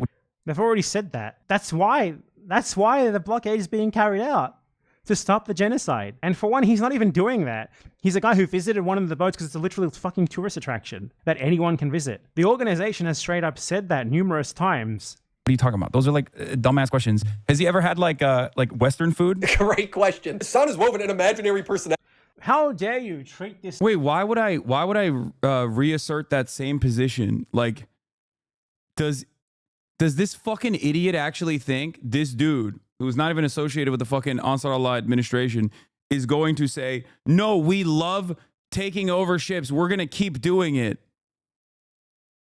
Like, is that what, like, I'm scared? Is that the assumption here? The implication is that, like, I'm afraid that the truth is going to come out? Is that what he thinks? This guy from Yemen, like a 19-year-old guy from Yemen, how dare you treat him like a human being? How dare you try to have a conversation with another human being rather than treating him like a terrorist because of his nationality and the fact that he's against Israeli genocide? Like, if you think a 19-year-old from Yemen is in the cut and is like inside of the inner workings of the Ansar Allah movement, I don't know what to tell you. You're a fucking idiot. You know what I mean? It's like interrogating your 19-year-old cousin about what Trump is going to do next. The fuck? How is he supposed to know? He doesn't know anything. Also, we already have the answer to that question. The Ansar Allah movement has very openly declared that the only reason why they're fucking doing that is because of Israel's genocide in Gaza, and that it would 100% immediately stop as soon as the genocide in Gaza stops. They have said it time and time again. I don't know what else to say about this. How dare you? How dare you, Mr. No Chin here? He's enraged by that. He can't explain to you how and why this guy is a terrorist. He can't even explain to you why the Houthis are terrorists. And for the record, this guy is obviously not even connected to them in any formal manner. But how dare you ask normal questions about himself? They are not to be humanized. For this guy, where he's not a Houthi, he's not anti-Semitic, he's basically just Anne Frank. First of all, he wasn't Houthi. I asked him. He was like, I'm not. This never happened in his interview. He's just lying. When the pirate was... Yes, it did. Yes, it did. Wait, what? You showed the clip where he literally said, I'm not a part of any movement. I'm just a Yemeni who wants the genocide to end.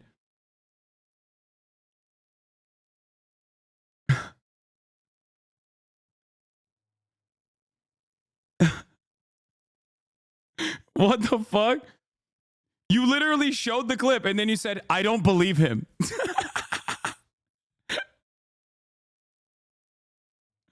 I'd be careful, Hasan. Looks like there's a conspiracy to slow roll you into a complex of mistakes again. What?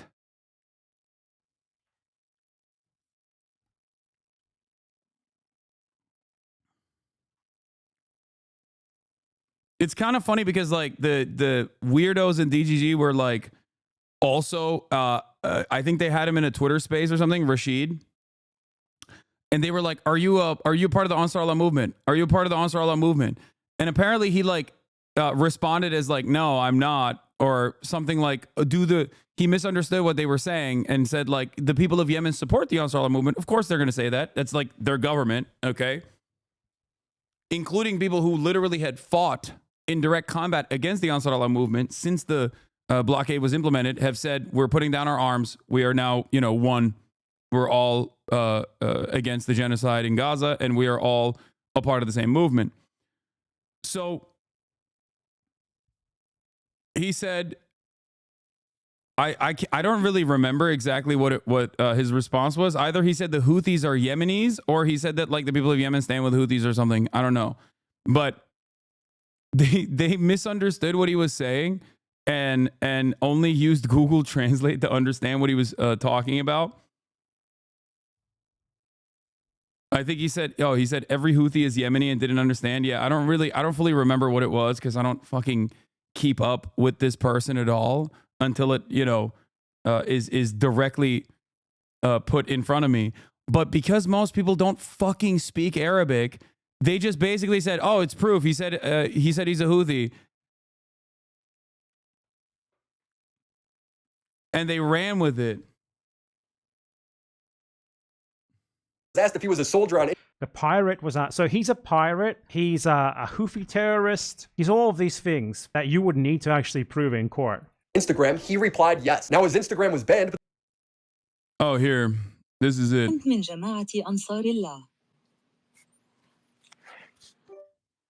Racist Americans from the community of the pro-genocide streamer Destiny asked Rashid al-Haddad, are you a member of Ansar Allah? Rashid al-Haddad's response, no, I am just a Yemeni citizen who stands with Palestine. لا أنا فقط مواطن يمني أقف مع فلسطين. No, I am just a Yemeni citizen who stands with Palestine.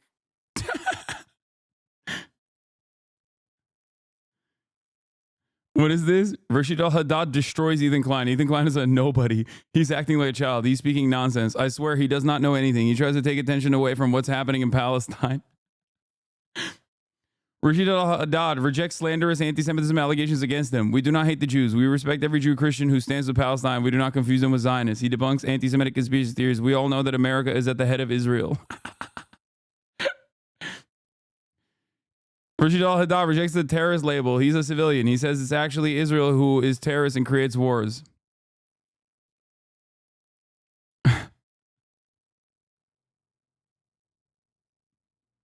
Racist Destiny fan asks Rashid al-Haddad, what he thinks about queers for Palestine. We stand with anyone who stands with Palestine, no matter how they identify. Ask him what he thinks about queers for Palestine. يقول لك حركة المثليين الجنسيين اللي يدعمون فلسطين كبيرة في الغرب. هل تدعمهم؟ والله يعني أي شخص يقف مع فلسطين يعني كلنا نشكره أيا كان يعني أيا كان جنسيته هذا ما يخصنا شيء الجنسية أهم شيء إنه وقف مع فلسطين فأجره عند الله. He says anyone who stands with Palestine, we stand with them, no matter how they identify. So it's kind of crazy that like overall these fucking rabid Diddy G fans, okay, Diddy G fans are just like targeting a fucking random 19-year-old in Yemen and trying to talk to him on Twitter, not as like a fact-finding mission whatsoever, but to like smear him in bad faith. But also, he very clearly is like, nah, dog, which is ironic because he literally said this about Jewish people in America as well in our conversation when I asked him about that. The translator has such an American accent. Sounds like me in Quran memorizing practice when I was 8. Yeah.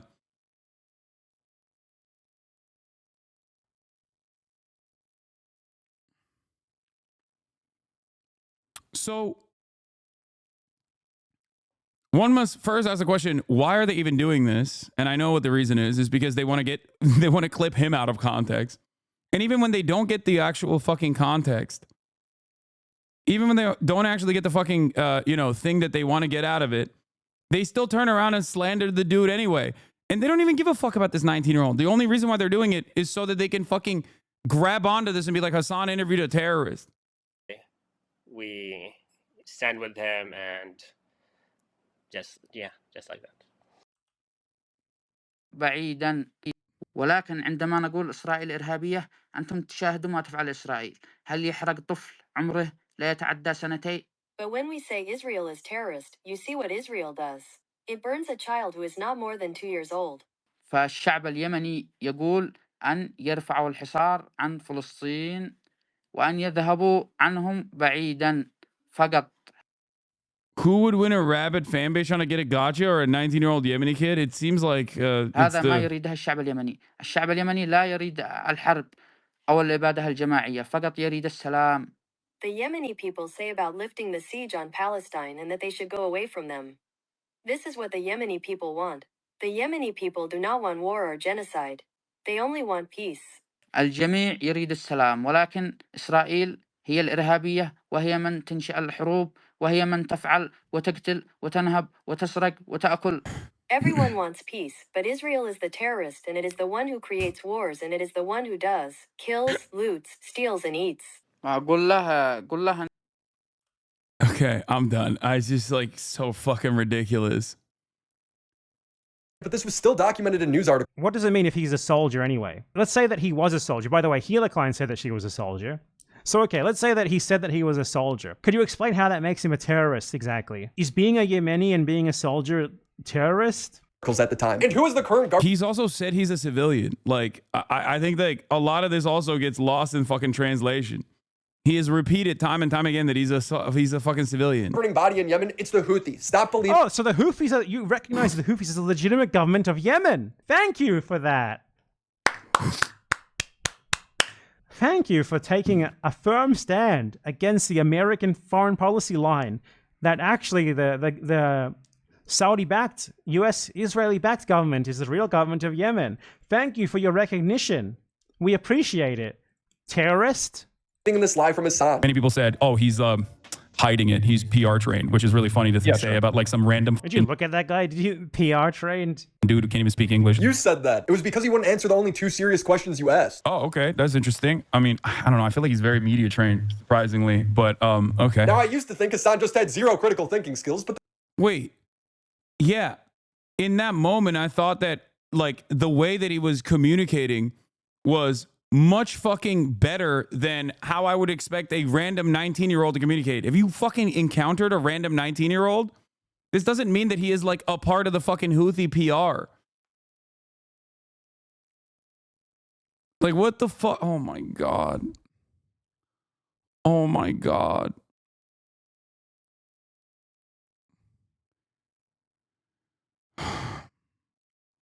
But the truth is he's doing propaganda. And I asked him, like, what do you think about Jewish people?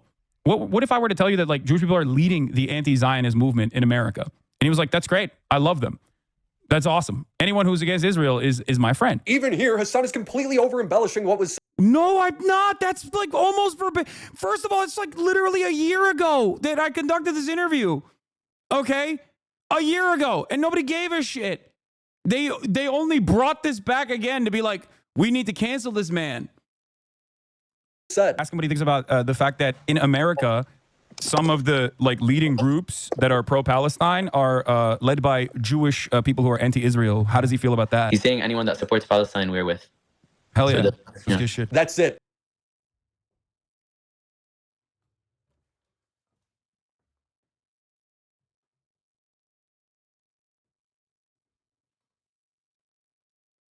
So I was... Wait.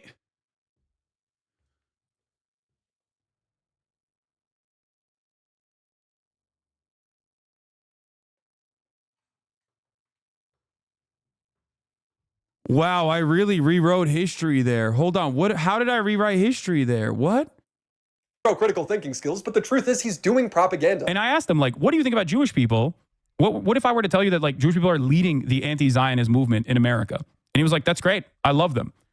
That's awesome. Anyone who's against Israel is my friend. Even here, Hasan is completely over-embellishing what was said. Ask him what he thinks about the fact that in America, some of the like leading groups that are pro-Palestine are led by Jewish people who are anti-Israel. How does he feel about that? He's saying anyone that supports Palestine, we're with. Hell, bro, I'm sorry. You have to literally be barely sentient if you watch that video. If you watch this video on its own, the Willie Mack video, and you go, damn, he really got you there. Like, yeah, it's a fucking interview from... It's an interview from 10 months ago. Yeah, I don't remember the The got him is that he didn't say I love them, I guess. Yeah, except he has said it in other circumstances since then. So what do you mean? Yeah, I fucking didn't. I didn't make the accurate accounting at the time of an interview from 10 months ago. He didn't say he loves them. Here he is saying it here, okay? Here. ونحن لا نكره اليهود، نحن نحترم كل يهودي يقف مع فلسطين. We do not hate the Jews. We respect every Jew who stands with Palestine. ولكن أريد أن أقول لكم أننا نعلم أن هناك من اليهود والمسيحيين من يقف مع القضية الفلسطينية، ونحن لا نخلطهم بين الصهاينة. But I want to tell you that we know that there are Jews and Christians who stand with the Palestinian cause, and we do not confuse them with Zionists. وجميعنا نعلم أن أمريكا هي على رأس إسرائيل. We all know that America is at the head of Israel. وأنا أشكر جميع اليهود الذين يقفوا مع فلسطين. أقول لكم استمروا. I thank all the Jews who stand with Palestine. I tell you to continue.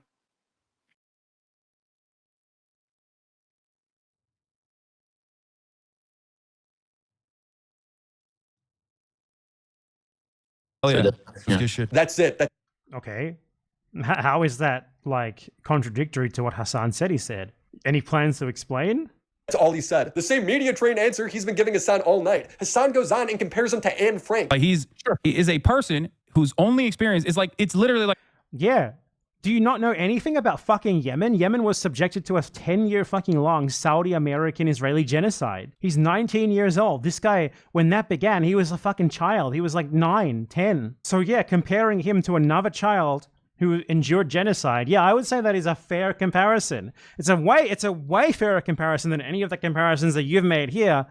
You compared fucking wanting to abolish slavery to wanting to genocide people for having an inferior culture. I don't know about your capacity to make apt comparisons here.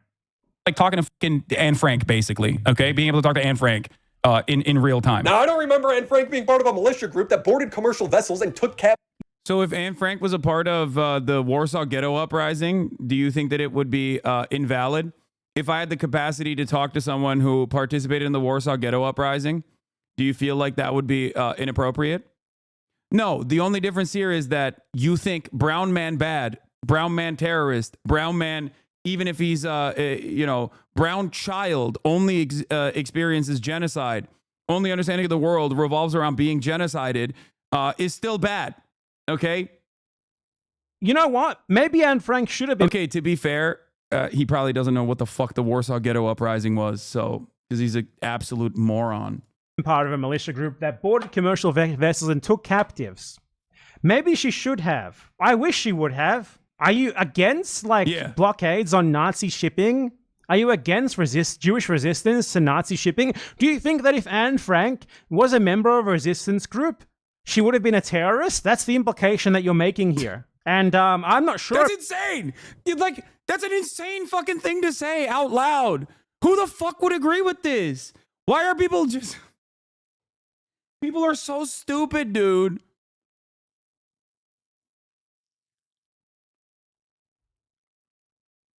I genuinely thought that there was in the past, I genuinely thought that there was an ideological disagreement between me and my interlocutors and my haters. Now I'm beginning to realize that there is none. Okay? They're just stupid. Not to say that my naysayers who are ideologically minded aren't stupid. They are too. But no, this guy is just, he doesn't know anything. He doesn't understand anything. It is shocking. It is legitimately shocking how stupid Willie Mack is. I almost want to watch the rest of this fucking video, which I suspect BadEmpanada tunes out from because he's like, this is the dumbest thing I've ever seen. What about you taking that route? It's a pretty bad one. You might want to backtrack that. Defending people who were murdered by the Nazis by saying, they didn't even take up weapons is implying that if they did, it would have been wrong. You get that, right? These people did. They took up arms against the people who wanted to wipe them out. The Saudis, the Americans, the Israelis. And they grew so strong that as a result of that, they are now able to blockade ships from countries that support Is the caliber of Ethan's arguments against you too? They're almost identical. Oh my god! an ongoing genocide in another country. They don't have to do that. They choose to do it, and good on them for doing so. If only Anne Frank had survived to be able to do something like this. Shooting missiles at commercial ships that have nothing to do with their stated mission. Missiles at commercial ships that have nothing to do with their state mission, no connection to Israel. Do you know that basically like every single ship, every single country in Europe, the US, Canada, Australia, fucking supports Israel out the fucking ass? Weapons, trade, everything they could ever want. They get it. Diplomatic support, they get it. So just saying the ship has no connection with Israel specifically is an obvious lie, because by proxy, by that, every fucking ship there has a connection to Israel. Could you imagine this guy arguing against? Yeah, it's going through Israeli ports. Like a British blockade on Germany in World War II, saying like, oh, but they're attacking ships from like pro-Axis countries as well. By the way, he's mad at you on IG right now because your platform BadEmpanada. Yeah, I don't care. Okay. Yeah, dude, I know. Wow, Ethan Klein is mad at me. I'm shocked to find out. That's crazy. Please, thank you guys. Thank you for informing me. So what is different than yesterday or the day prior? He doesn't give a shit. Dude, he's been basically rehashing like how pro-Russia I am on his fucking podcast. Like he moved on from Israel and now he's moving down the fucking fuck Hasan drama content farm. He's become no different than Willie Mac Show or any number of different like Destiny orbiters that make these like idiotic fucking videos. The day before that, or a couple days before that, he literally said that I was gatekeeping genocide.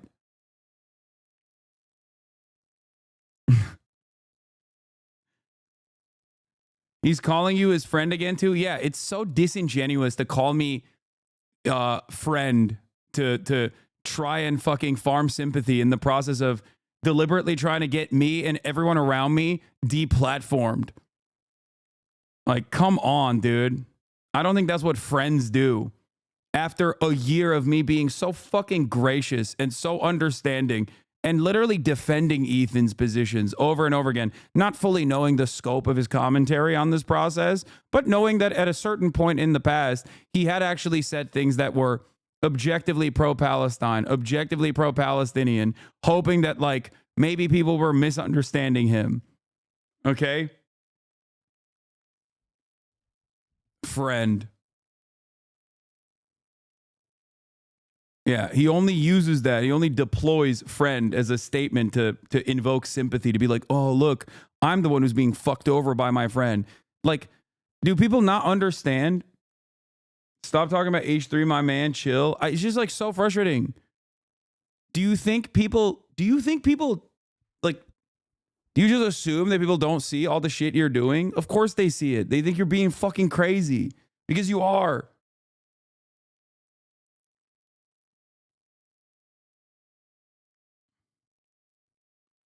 What is this?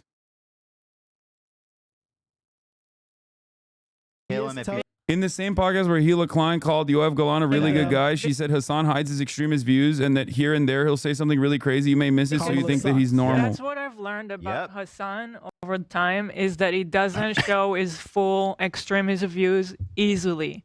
He kind of lays the ground and then he maneuvers, and here and there he'll prop like something really crazy, but you may miss that, so you kind of think that he's normal. Well, especially when he goes Just around the other day, BB fired a really good guy that a lot of people... You're excusing people being burned alive and kids being murdered. You're saying Israel does that on the daily. Okay? Now, I'm not denying that. I'm not denying that. So are you in favor Rudy was of saying that Palestinians are taught at 2 years old to kill Americans. That's pretty spicy. Yeah. Do we have that one? Like Put that Kamala, under the other one. I could add it.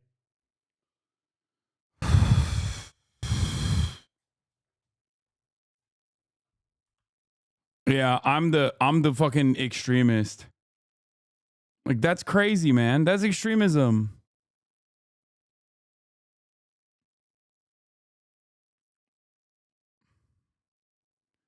Also, what do you mean every now and then people find out like how extremist he is? Like, Ethan knew that I was the America Deserve 9/11 guy. What the fuck are we talking about? He had the charity to comprehend what I meant when I said that. He literally, we had a podcast together. What the fuck?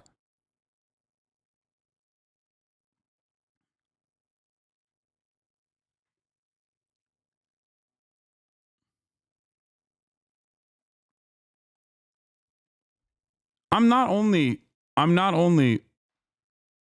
honest to a fault, but I'm very stubborn about my positions. Like, I won't let it go. A normal person in this process would have probably dropped a random Yemeni teenager from discourse immediately, especially with the full understanding that, like, no matter what I say, people are still going to be like, nah, that's a terrorist, dog, and you're a terrorist lover. Okay?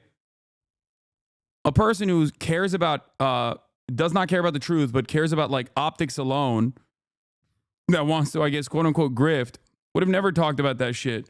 A year later. And good on them, honestly.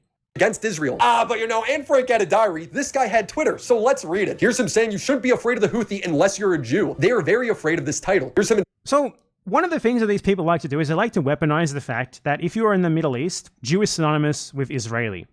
And the reason for that is that the Israelis have made it synonymous. You know, they like that. Israel, Zionists have worked to make Jew synonymous with Israeli all throughout the world, because they want people to believe that, like, for one, to be Jewish is something incredibly special, and for two, to be Jewish means to be a Zionist. So when you are a Yemeni and you have a genocide being conducted against your country for a decade by the Saudis, supported by the US, who is the principal enabler of Israel, and the Israelis themselves, what does Jew mean to you? It means Israeli. It means these people have just supported. So they use that as a synonym with no regard, as anyone else in the same situation would. Just as people in World War II, you know, do you think that American soldiers fighting the Nazis only said Nazi? No, they said German. They called them Krauts. Do you know why that is? Well, because what did they know of Germans, aside from that they were fighting them and they were Nazis? Those American soldiers did not endure themselves at the hands of the Nazis anything akin to what this guy has endured, to what Yemen has endured at the hands of Zionists, at the hands of the Americans and the Israelis. So, like, the best that you have against them is that they do not make a distinction that, to be clear, Israel does not even want them to make. It's just so self-evidently weak. Where's the poster who he's showing from the subreddit is from a 2-month-old account. Look how many times they've mentioned Hasan. What is this? I don't even know what this is.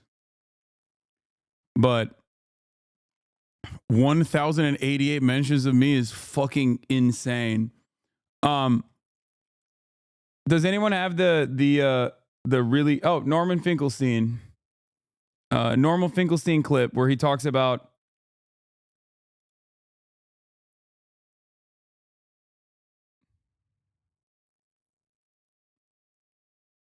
the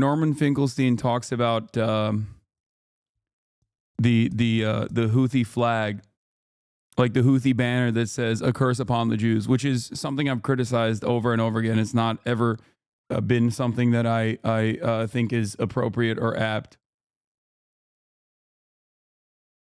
That's the other part of this process. They never clipped me fucking talking about that shit too.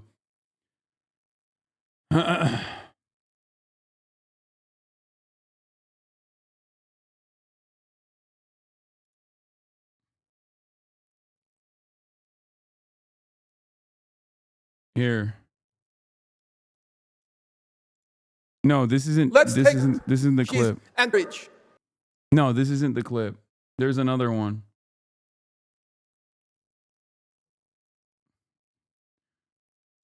No, this is the wrong one. That's not the one. Stop sending me gooning fascism ones, okay?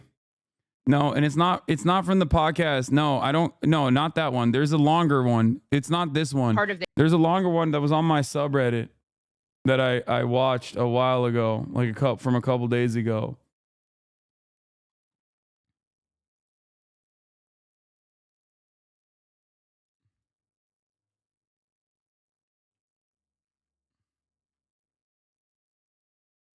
Oh, here. How can you support the Houthis is the question they ask him. As a Jew. You said that, Norm. Yeah. The Houthi flag says, God is the greatest, death to America, death to Israel, a curse upon the Jews, victory to Islam. Mm-hmm. Yes, how do you reconcile this? I have no problem reconciling it for this very simple reason, and you'll allow me, you can disagree, I have no problem with that. From my first conscious moments in my own life, okay, my parents loathed the Germans. They didn't loathe the Nazis. Yeah, he's likening it to the bigotry that his Holocaust surviving parents have towards Germans.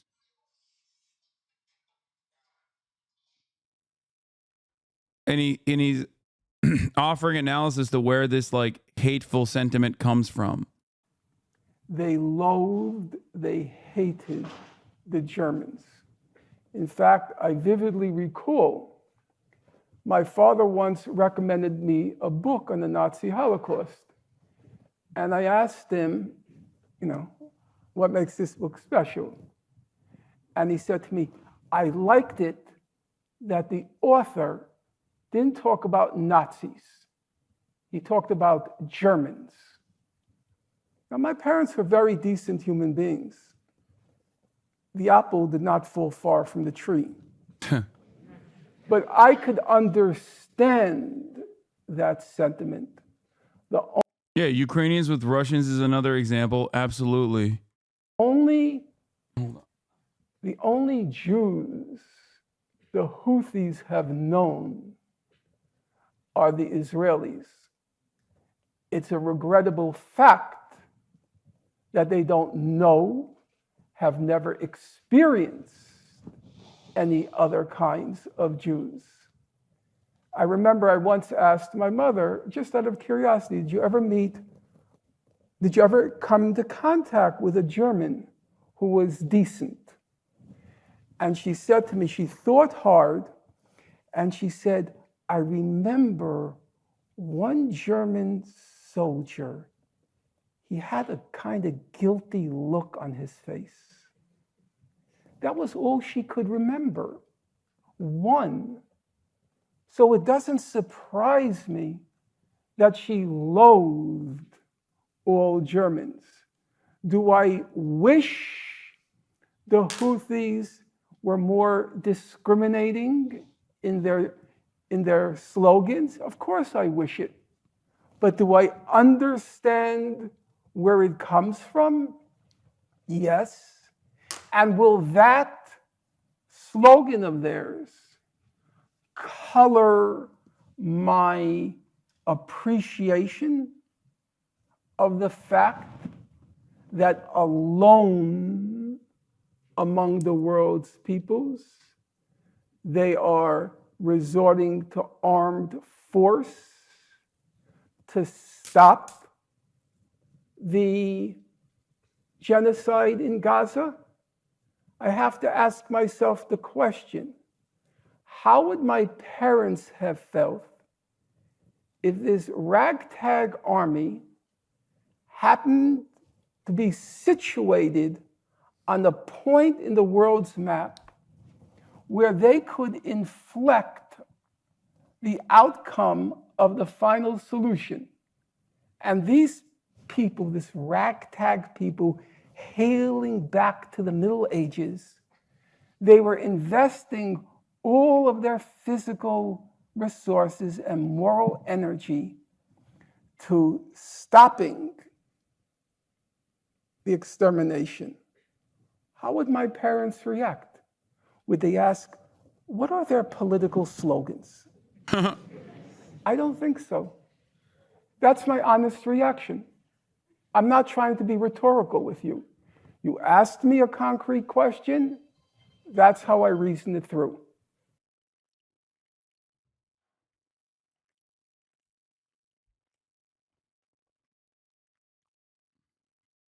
That's it.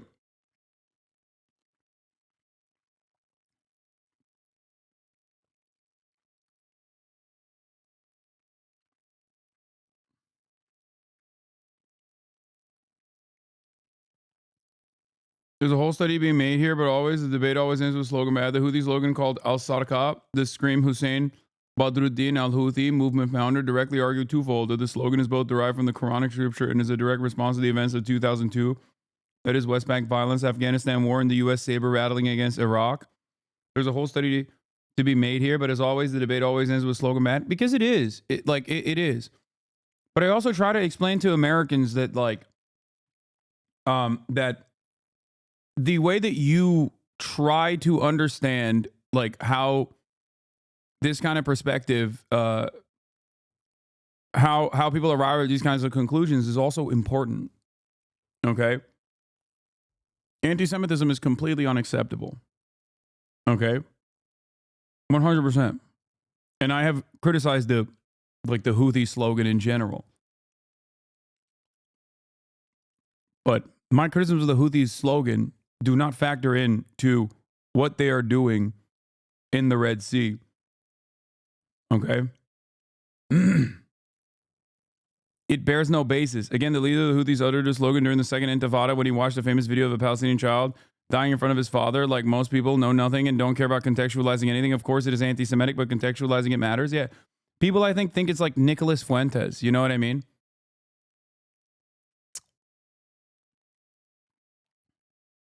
Like they think that they got a copy of the Elders of Zion and ran along with it. And it's really interesting because that is such Western focused propaganda, specifically because, and this is something that I've criticized time and time again with the Israeli President Isaac Herzog. If you remember, he would come out on a weekly basis to be like, look, we found this copy of Adolf Hitler's Mein Kampf on this baby's crib. It's a terror baby. And it's like, dog, that is so obviously a Western-focused media op in that situation. Like, for a Palestinian to arrive at anti-Semitic opinions, okay, they don't need to read Mein Kampf, okay? Like, they don't need to read Mein Kampf in English, okay?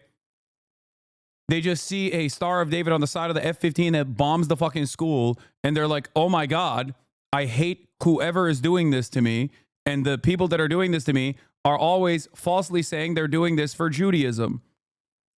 That's it.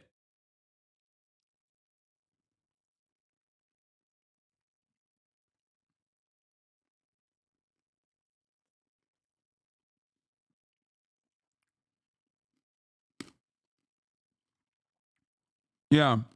The Ansar Allah movement is mad that Jews run Hollywood. Like, that's basically what you're saying.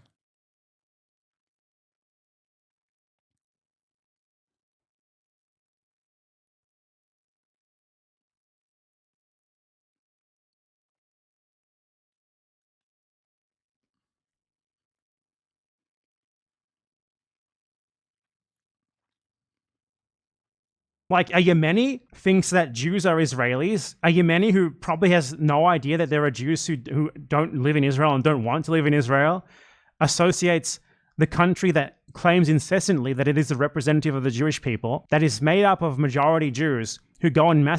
This is also at the heart of why I stress the importance of separating anti-Semitism and anti-Zionism. Do you understand? Because that is one of the most awful things that Israel does in its endless bloody warfare, its endless campaign, its military occupation, its sovereignty that it exercises illegally over millions of Palestinians.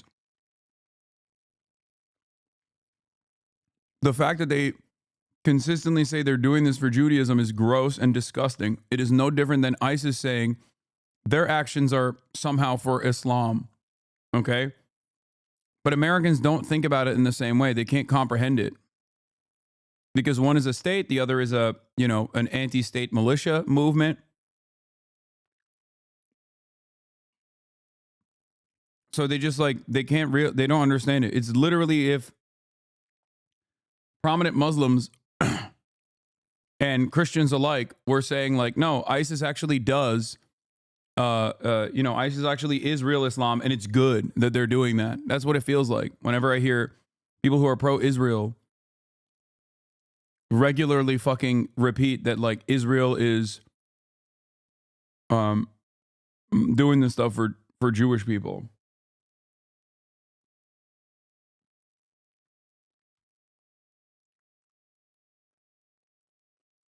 And yes, Americans are dumb.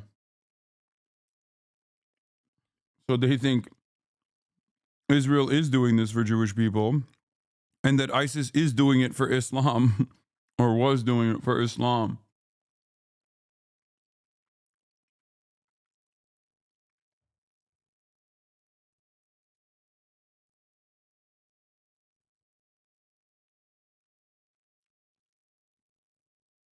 Massacre people in all of its neighboring countries in the name of what they say is Judaism and Jewishness. You're surprised that that guy would equate Jew with Israeli, Jew with Zionist? You blame him for that, but not the people who made that happen? That's all there is to say about that. It's pretty self-evidently absurd, and imagine this fucking moron trying to argue against it. I could not imagine him trying to argue against anything, honestly. Be afraid of the Houthi unless you're a Jew. They are very afraid of this title. Here's him insulting his enemies by calling them son of a Jew. He would post pictures on the— That is a lyric to a song, I'm pretty sure. The pirated ship saying ready for sacrifice, longing for martyrdom. Okay. Longing for martyrdom? I've never heard anyone pronounce that word that way in my life. Martyrdom. What, he wants to become like a Rick and Morty character? Is that that's the only way that makes any sense, my friend? I love you. Like, it's obvious how out of your depth you are, but the fact that you can't even pronounce the word martyr. Pictures on the pirated ship saying ready for sacrifice. What, ready for like, can you not imagine yourself? You can't imagine yourself, someone being willing to fight for something bigger than themselves, can you?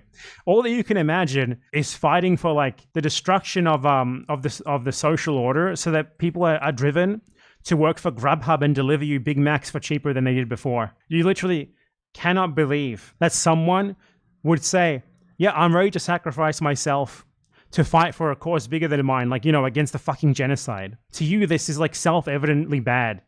To a sane human, it is the opposite. For martyrdom. Just like Anne Frank, he actually invited Hasan to join the Houthi in operations of Israeli ships. This guy... Like, again, he's implying that if Anne Frank and her family... It's pretty funny, like, he's fucking posting One Piece memes, dog. I don't think he's being serious. Like, I don't think he's actually doing an international call to arms.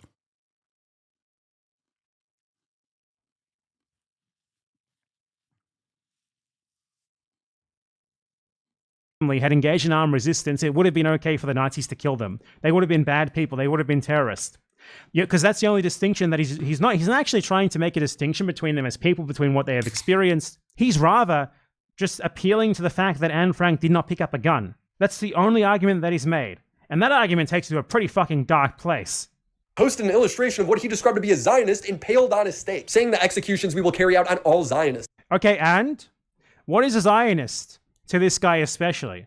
A Zionist is someone who is currently fucking genociding people in Palestine. What if he said this is the execution that we'll carry out on all Nazis? Would that be wrong? Would that be bad? I mean, no, you would think that's... I'm sorry.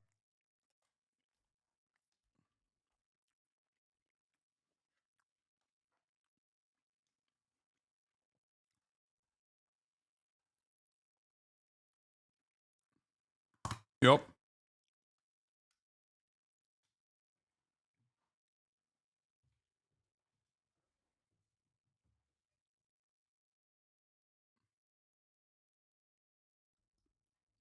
The Anne Frank mention being like prominently dunked on is so crazy, because it literally implies that like Anne Frank is not supposed to fucking hate the Nazis or even fight against them. And if she had actually taken up arms against the Nazis, that she would somehow be bad, and that I guess somehow the Holocaust would be appropriate in that moment. You can only arrive at that conclusion if you are a Nazi yourself.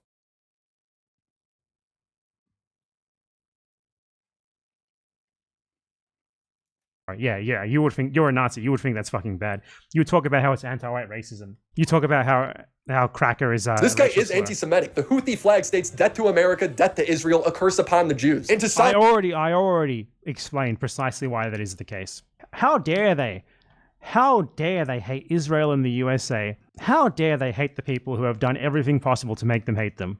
Defends him, saying he's not anti-Semitic, he's just anti-Zionist. He made a post saying he wants to kill all Zionists and posted a picture of a Jewish person being spiked. These people are so fucking dumb. Could you imagine this idiot attempting to speak to me live? I don't think that's what he... What? Yeah, I don't know. Also, I don't even give a shit. This is why this entire conversation is fucking idiotic. It's not a Jewish person. He said, this is, I think if we're... Why am I held accountable for some random fucking 19-year-old in Yemen's tweets? What is happening? How many steps removed are we from this situation? How? How is this the conversation that you want to have right now? I fucking despise all of you, dude. Yeah. Now I got some time. But at the time, when they were mad at me about this, it was like, this is a 10-month-old interview. And you guys are trying to fucking make me do accountability HR for a dude in fucking Yemen who could be killed at any moment from American bombings.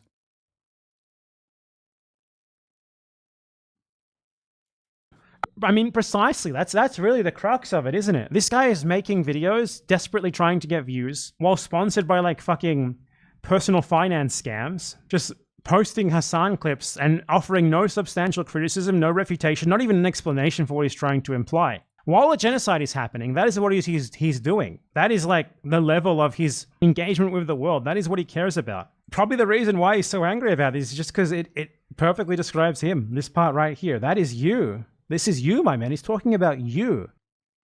Also, yeah, they were trying to pop this shit off during peak election season and try to get you banned. Yeah. There was a part that he's just like clipped out of context, I think. And then he goes, he's about to justify by saying Zionist. Why am I held accountable for some random fucking 19-year-old in Yemen's tweets? What is happening? How?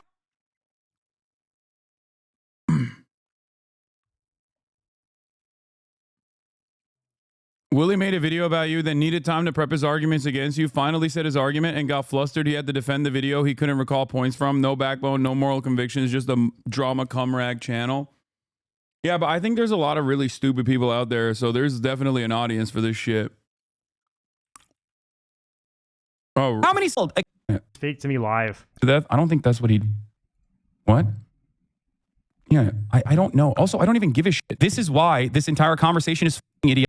What is this crazy thing? What do you? I don't know what he cut out of this. I don't remember. I've talked about these issues so much. It's not a Jewish person. He said, this is, I think if we're... Why am I held accountable for this situation? I'm talking about Hasan clips and offering no substantial criticism, no refutation, not even an explanation for what he's trying to imply. While a genocide is happening, that is what he's doing. That is like the level of his engagement with the world. That is what he cares about. Probably the reason why he's so angry about this is just because it perfectly describes him. This part right here. That is you. This is you, my man. He's talking about you. You're desperately trying to spin some clips of Hasan in like any which way and not even trying to explain what you find wrong with them in any sort of detail.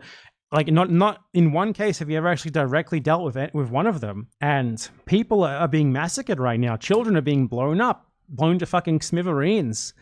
And this is what you're talking about. How much you like disagree with someone for reasons that you cannot explain, who is against all of that. It is so self-evidently absurd and stupid. I do. I really do. I hate all of you. You aren't responsible for his tweets, but you're... I'm happy that like there's at least one other person on YouTube that is looking at all of this and going with like some level of audience that's going like, what the fuck are you guys talking about? Like it is truly shocking. Like sometimes I do feel like in the sea of madness that I encounter online where I'm like, am I fucking crazy? Like these guys want to disingenuously frame shit and actively try to work to get me deplatformed because of the things that I say about Israel. And in an effort to do so, they will go to any lengths. Like they'll fucking doctor footage. They'll clip shit out of context. They'll mass email advertisers and mass email journalists to try to get them to write news stories with their framing.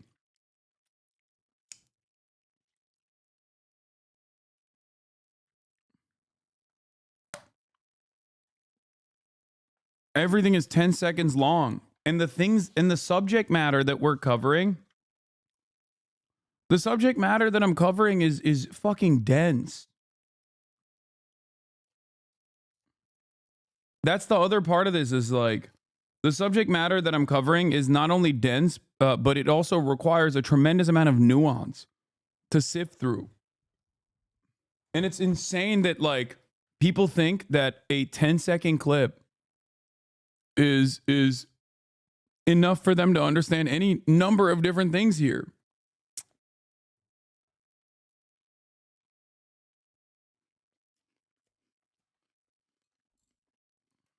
What's wrong with this tweet? How can you argue he's not part of the Houthi? Because he posted a video about ships being sunk by the Houthis and said, to every Zionist, I will put this into your stomach. This is for you, this is evidence of him being a Houthi. Not that it would be bad if he was, but I would love for this to be taken to court and for him to be like, Your Honor, he posted a tweet saying that he wants to shoot Zionists. I rest my case. He's a former member of the Houthi organization. Constantly playing defense for this guy's anti-Semitism. I want to take a moment and talk about the word Zionist. All it means is someone who thinks Israel has the right to exist, which is... And all that Nazi means is someone who thinks that Germany has the right to exist as a sovereign iron state, right? That's all that it means, no? 90% of Jewish people. Now, Hasan, oh, this is 90%? Oh my God. Oh my God. Oh, there it is. There's finally he makes a fucking argument. Oh my God. 14 minutes in, and he finally makes like at least one thing that we can look at as like new information that isn't just like a clip out of context that he is massaging the narrative deeply on, oftentimes directly implying the opposite of the argument that I'm making, as a matter of fact. There it is. The only argument he has is actually when someone says Zionist, they mean all Jewish people because 90% of Jewish people are Zionists. Oh. What a stupid fucking argument, dude. Not only is it incorrect,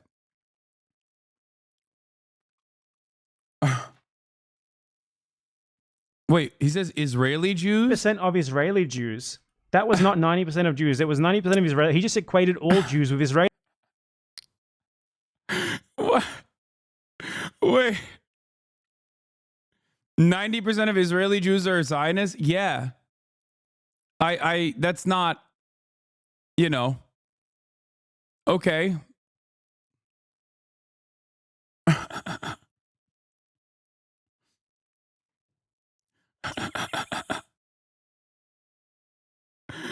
Oh, that's funny.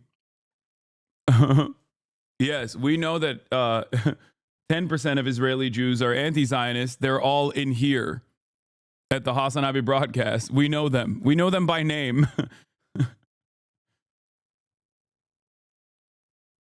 Israelis. Did you see that headline? 90% of Israeli Jews. So he just did the thing where you equate Israeli with Jewish. Incredible. And isn't it interesting how apparently Israel should be allowed to have a state at the expense of Palestinians on stolen Palestinian land from which they expelled 800,000 Palestinians and have massacred hundreds. Bro.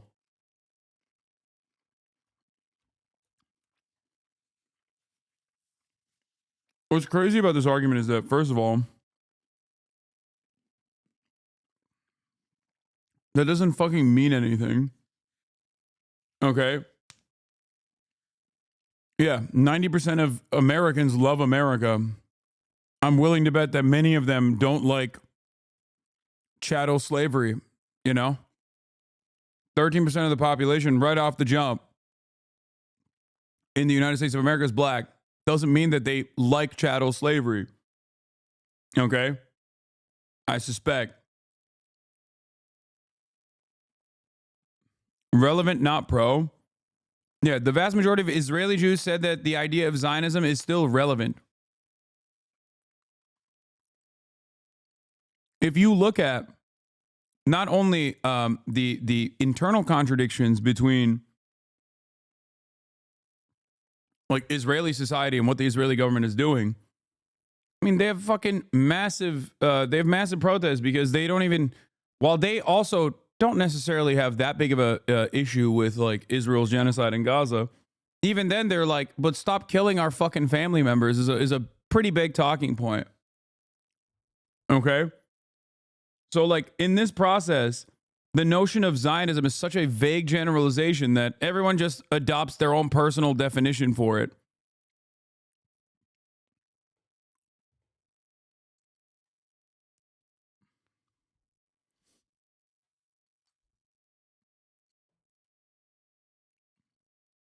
It was very stupid. Hundreds of thousands more. Just because they're Jewish and they say they should have it. That's the logic of this guy here. It's the appeal to Jewishness fallacy. If a sufficient majority of Jews want something, that's it. You don't have to make any other argument. Done. Okay, this is taking away. There's no way I'm watching 35 minutes of this guy making a statement confidently, showing a bunch of clips that are barely even related to that statement, providing no explanation for what he thinks was wrong in that clip, and then just moving on as if he's proven his point. It's just going to be the same throughout the video. I've watched way too much of it already, but I mean, yeah. This has been your Slop Watch. And I give this Slop YouTuber a 0 out of 10. At no point did he make a coherent argument. At no point did he provide any evidence for his beliefs. It is so bad that... Wait, that is 90% status Jewish Israelis? Yes. And even for them, Zionism means something entirely different for many. However, there are large majorities of Jewish Israelis who are in agreement with the military campaign in Gaza. That has been a consistent. That's been a consistent attitude. They poll it. It's not like a hidden secret. I am diametrically opposed to that, and I think that that is wrong. And I also personally don't think that that has anything to do with Judaism whatsoever. That's it. I think it's ridiculous to claim that all Jews actually love that shit, and it's actually unimaginably anti-Semitic, according to the IHRA definitions too, by the way. So.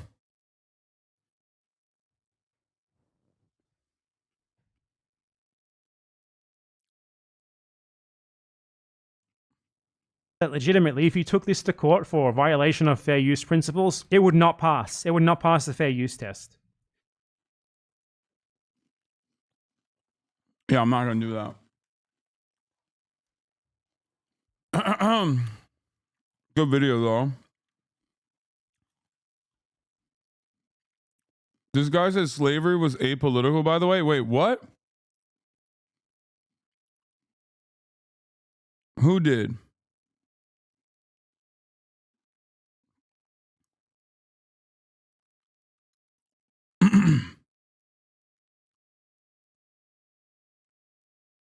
Grant awaits. Okay, I'm not going to do that yet.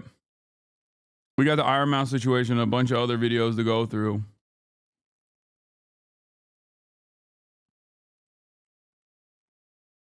Yeah, Willie Whack was God, I do want to watch this video the is going to it.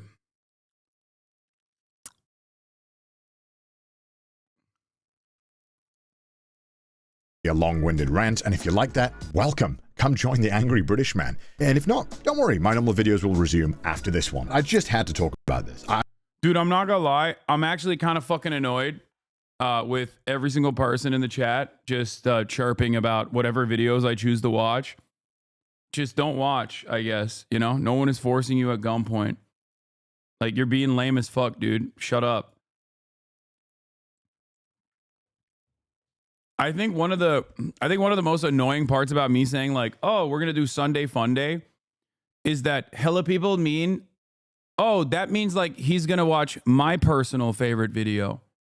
No, that doesn't mean that at all. It means I'm gonna not do immediate and direct news commentary. Okay? That's all that means. So I don't know why every single fucking person comes in here to go, ugh. He said Sunday FUNDAY. It's like, just buckle in.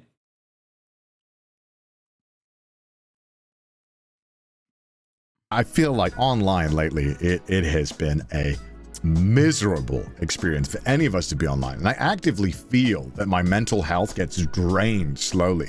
Like, here, one last point I'm going to make on this before we get into this. The Ironmouse situation is dire. Okay. But also, one last point I'll make on this is we literally sat through and watched like 3 hours of Korean gender wars. Okay. 3 fucking hours of gender wars in Korea. And it was amazing. It was educational. It was fantastic. We found a new, we found a new content creator. Well, it was great. Using any online platform, especially my personal case, Twitter. I think Twitter allowing people to make money from ads is probably one of the worst changes to any platform in history. Oh, yeah. Sure, I get $20 here and there for tweeting a funny picture of my giant monkey behind me, but there are those who use it to spread misinformation, lies, just make stuff up, spew absolute vile hatred stuff. It's pretty horrible experience to use it now, as Twitter seems to feel like it only wants outragement bait or tweets that'll make people angry. And if you're not seeing that, you're seeing somebody get killed. So it's really just a miserable experience overall. And don't get me started on TikTok and Instagram, which are famous for their brutal comments. And I wouldn't really even use the word brutal, because I think brutal can sometimes mean there's a bit of honesty and fun there, but I would say it's just cruel. Like, just being online right now is cruel. It feels like nobody has any respect for each other. But I don't think I've quite lost as much faith in the internet as I have until now. But look, I'll be honest. This video is about one thing. It's about the weird blanket hatred towards VTubers. I've seen a massive, massive hate train against Ironmouse, which I don't understand. And I know that you guys aren't the ones doing this. You guys watching this video are very normal and well-adjusted people, and I appreciate that. But there are a lot of people online that seem to just have fun ruining other people's lives. Like,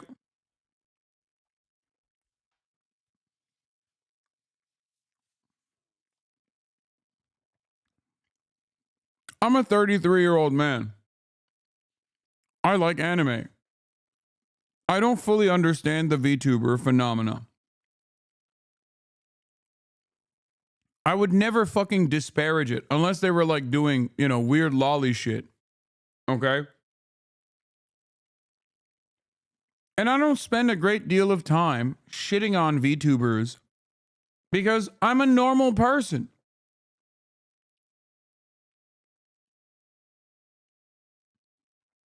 I just don't understand it. Like, I don't get it. I don't get why people pay so much time, pay so much attention, and get so angry. They like prime themselves up to being like, I fucking hate Ironmouse. Like, she's amazing. She's an amazing person. And her story is amazing. She's resilient. She's strong. She's fucking awesome.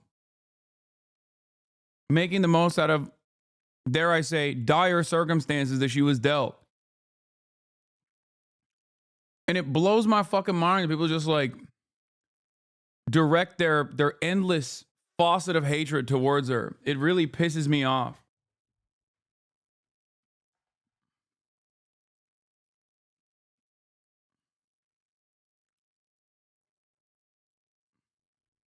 Ironmouse has an autoimmune disease. Okay, we fundraise. This community is fundraised for her, and Connor does all these charities as well for her. No, she doesn't. Seavid, isn't it? He'll explain it. Just let's watch, okay? Just watch. I don't understand. It's not autoimmune. It's different. Sorry. It's an immunodeficiency. It isn't autoimmune. It's primary immune. Goddamn the. So many conversations I've sat through, and I didn't even fully get it right. I'm so sorry. Stand it. Now, you're probably wondering, why am I bringing all of this up? Well, don't worry. It'll all make sense. Just get along for the ride and listen to the weird British man rant at you. You see, in 2024, Ironmouse broke the all-time sub record on Twitch. It was a massive achievement. It was, I'm sure, an amazing and an inspiring moment for all of us, as well as Mouse. Unfortunately, probably what you didn't see was the deluge of vile comments, disturbing threats, and just overall hatred towards Mouse. And I'd love to tell you that this all started here and it's pretty much gone with now, but sadly this is a thing that has been going on for a very, very long time. And this is not just for Mouse. VTubers in general have had to deal with a lot of shit just for being an anime girl or boy on the internet. So let's go back in time a little bit so that we can better understand the full scope of this mess. Yes, you got me. This is a video about me defending my friend. 100%. I'm not even trying to hide that. But I also just want to bring a tiny bit of attention to the level of normalized hate that is just for some reason acceptable. And hopefully that, you know, maybe this video can make a tiny bit of a change. Because what some of these creators have to endure is on a level that I've never seen before on the internet. And I've been here for a very long time. 4 years ago, VTubers had a massive explosion in popularity here in the West. Now, obviously they've been around in Japan for a while because this is very Japanese coded, but you know, 4 years ago they blew up and people started getting into them. However, there was a lot of pushback from people like me included who were kind of like, what is this? I don't know what this is. But I like it, but I don't know yet. I don't know, I gotta see. And I'm sure any VTuber who was around in this era could tell you the amount of hatred that was given out towards VTubers. Like, why are you using a voice changer? Are you a man? Are you an AI, perhaps? You know, pretty uninspired, insulting comments. And during this boom is when a lot of people found Ironmouse as well. Now, Ironmouse had actually been streaming a long time before this as well, but it wasn't until this moment where a lot of VTubers were on Twitch and kind of getting great viewership. Now, obviously, VTubers choose to be represented by an avatar for a multitude of reasons, but for Mouse, it was for anonymity, which is why most VTubers do it. And now, look, I cannot talk for Mouse. You know, Mouse is her own person, but you know, Mouse has been sick for a very long time with a multitude of illnesses, but the main one being primary immune deficiency. Primary immune deficiency is slightly different to autoimmune diseases that you might have heard about. Autoimmune diseases are where you're... Fuck!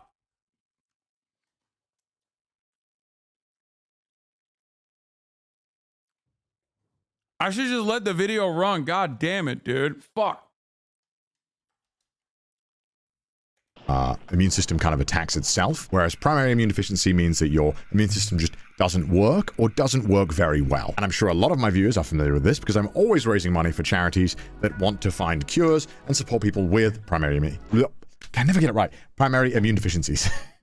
I mess it up all the time. When you have a really bad case of primary immune deficiency, it means that stuff like vaccines don't work on you.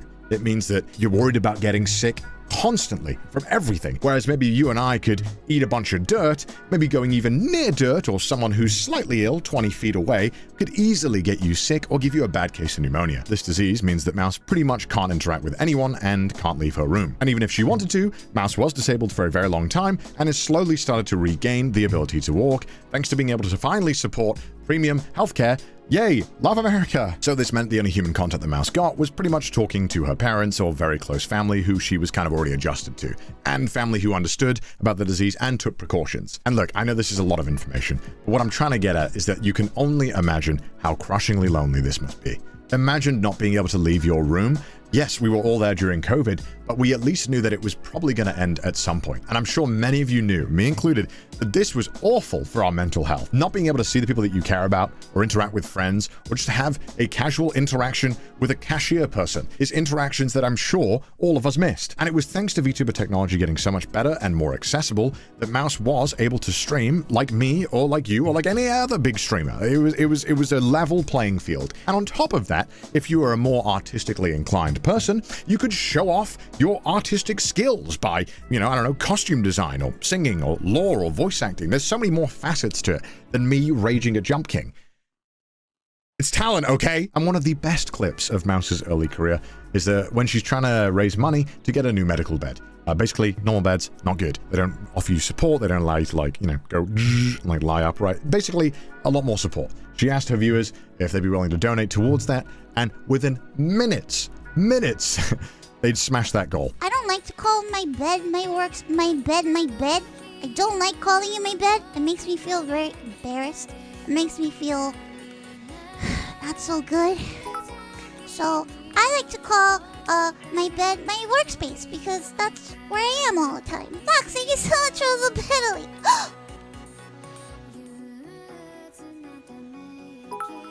God damn it! Mal, what are you doing? Mal, thank you so much for the dono. Thank you. And I think a lot of people forget that Mouse didn't used to stream long. Mouse used to only stream for like an hour or two at a time and then would go offline to take medication. But now feels comfortable enough to take the medication and still keep streaming, which I think is an amazing thing and something that the outpouring support has allowed it to do. And obviously VTubers do more than just talk and play crappy games like me. Some of them have god-tier singing skills. We all know that Mouse was training to be an opera singer and sounds incredible! If you could look at me once more. Combine that with aesthetically pleasing designs that are constantly changing, and it's no wonder that VTubers eventually had their boom. Now, obviously, Twitch and YouTube have always been very gamer-centric and gamer-focused, and gamers aren't exactly known for being the most chill and reasonable people. Look, I was a Call of Duty kid. If I said the things that I said in those lobbies, and they were recorded, I would not be here today. I would not have a career. Or any career. I was toxic, okay? Now look, I've been a content creator for 10 plus years online. It's been my entire adult life. I've been doing this for so long that I'm a fossil in internet years. And even before that, I would pretty much only spend my time on the internet. And it was normal that as a creator that you would get some kind of hatred towards you, or some people who would just blindly write mean comments. It was part of the job. Doesn't mean it's a good part or that we should accept it, but it's just kind of how it was. And because every creator would get a bunch of hate comments here and there was kind of a mutual respect amongst creators that you wouldn't just blindly insult each other for no reason. You wouldn't insult someone you didn't know or you didn't. Oh, dude. That's gone. Everything is devolved at that point. I feel like people used to like duke it out with one another, but that's been gone, especially in my part of the content creation space. But also, what is this? Ethnicity?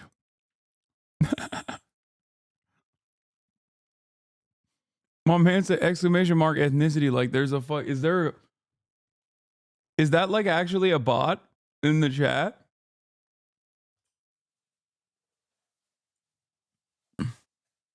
No. No, I'm not saying you're a bot. I'm saying like, is there a command in the chat that responds to ethnicity? I don't think so. My suitcase. I don't know why someone said that in the chat.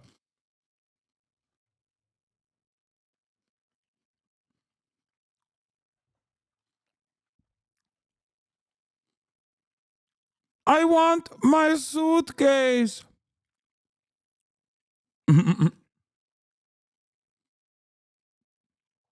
Anyway, I think part of it is I think some people no matter what, like when they hear the voice, they're like, I don't get this. Okay?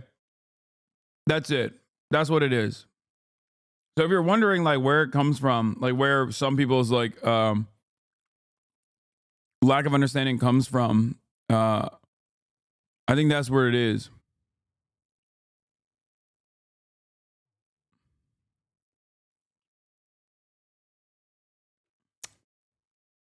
Didn't have beef with. It was a thing that you could expect because that's how normal people behave.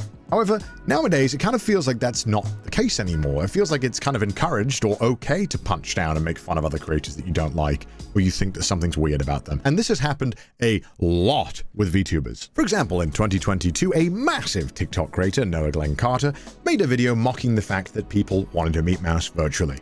Here you go. This might be the saddest video on the internet. So I want you to take a look at all these people. They were all trying to get the attention of a monitor. Basically, that's a popular VTuber on the monitor that was virtually attending an anime convention. And this whole crowd of people were following the monitor in hopes that they could get a picture with it. Now, obviously, you and I know that Mouse can't leave her room, and this is the only way that Mouse can walk around a convention or see any of her viewers, or any of those viewers can talk to Mouse. It's a rare experience for everyone involved, and an amazing feat of technology that we can even do anything like this. And to his credit, he did apologize. This is an apology to a creator called Ironmouse because of this video. Now, in my video on this, I called the video one of the saddest videos on the internet, which is completely unnecessary on my part. And Ironmouse actually responded, clarifying that the people weren't even crowding her, but instead they were crowding somebody named Connor that was there. I'm really sorry to you, Ironmouse, if you're watching. My video was completely unnecessary. I really hope that my video didn't cause you any kind of negativity or anything. And again, I am so sorry if it did. No, they definitely were there to see Ironmouse. No disrespect to Connor, but they definitely were there to also see Ironmouse. Having said that, however, it's understandable why someone from the outside has no fucking clue what's going on. I mean, that's chill, man. TikTok is so much better as a platform. That's crazy. This guy literally, instead of doubling down and like immediately calling people pedophiles or whatever, he just apologized, which is very cool. Like I said, my side of the internet, people, when they get called out for some shit, they literally just turn around and be like, no, dude, you're actually a vicious, rabid, terrorism-loving anti-Semite, and you should kill yourself. That's my commentary, my political commentary. So respect to this guy for apologizing.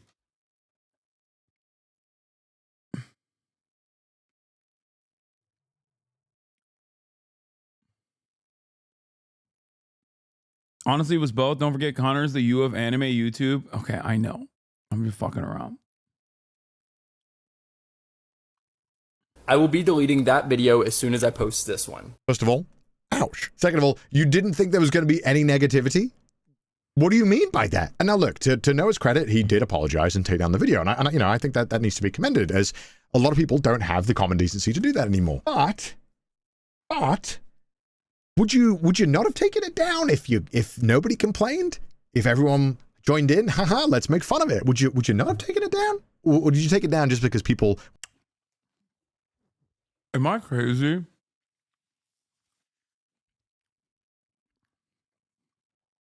I feel like I'm so... Like my level of... Stop saying yes.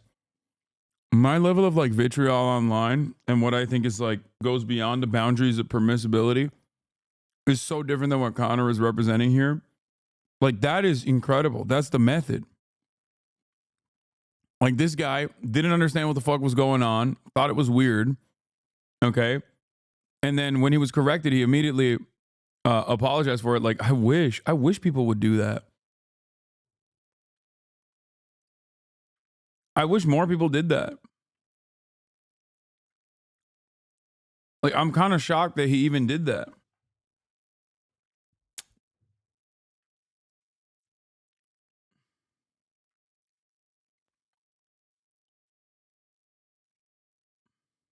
So if you apologize, it doesn't matter. Am I going to make it negative anyways? No, I'm glad that guy apologized.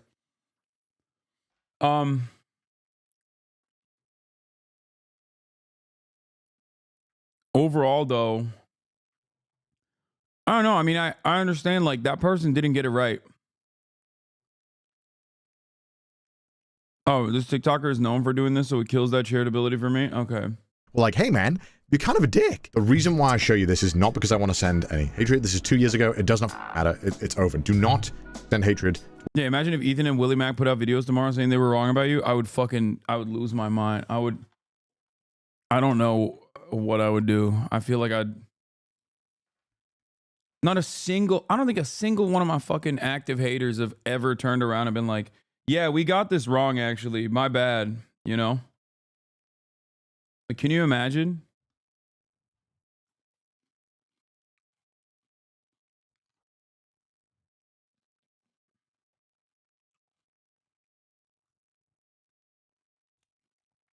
K-Son said he was wrong.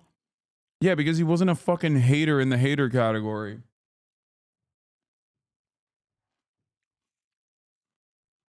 K-Son was duped by all the fucking shit that he saw of me.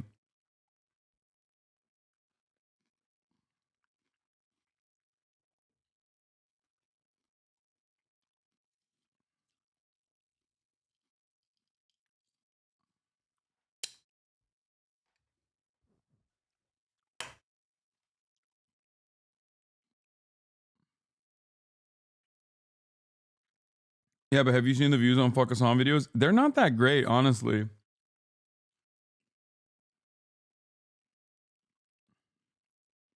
I think the Fuck Us On videos used to pop off way higher. Yeah, back in the day, you get a good Fuck Us On video like 2 years ago, it'd get 1 million views. Nowadays, that shit is so boring and stale that, like, even the people that kind of wanted that content are like, they're basically looking at it like, eh. Yeah, people have essentially already made up their minds about you. And there's still plenty of people who haven't. It's not necessarily that it's a saturated market, but I think people, yeah, I think that in the drama sphere, I think a lot of people are already like, yeah, I already seen this. I hate him. Like, it's not new. The widespread hate used to be a force field around you for me until I checked out your clips. Yeah. That's the other side of this story, though, is that, like, if a single person were like, let me just see what this guy is about.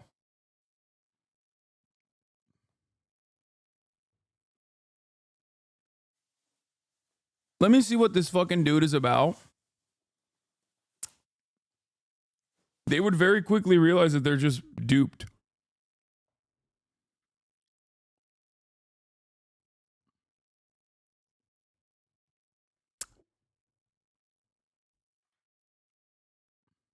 Towards another creator. And if you do, you're a piece of shit and you should not be here. But why is it now that you can just dunk on something that you don't know anything about, you don't understand, and you didn't bother to research into?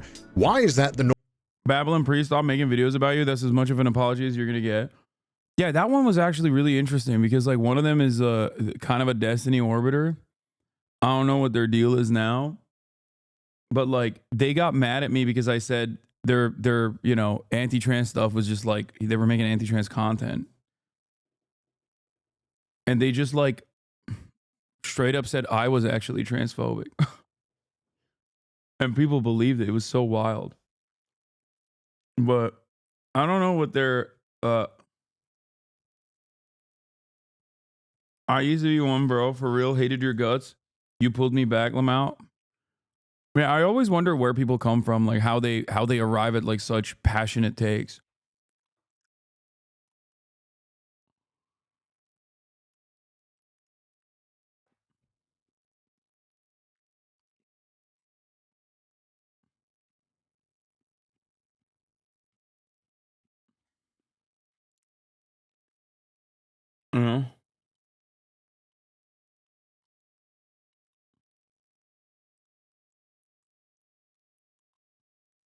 Yeah, but your haters too often have a tone of bigotry. It took me a while to watch because I thought I was too far left for you. My bias.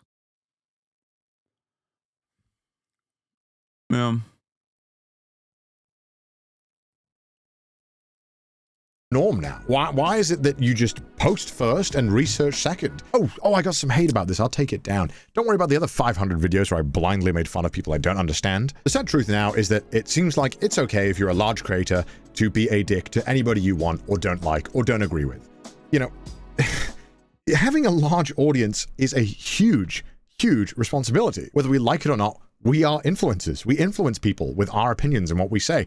I'm sure some people watching this video right now will be influenced by my opinion on all of this stuff. That's how it goes. But for some reason, it's okay now to blindly hate others and send rabid fans to go and attack people and stuff they don't understand.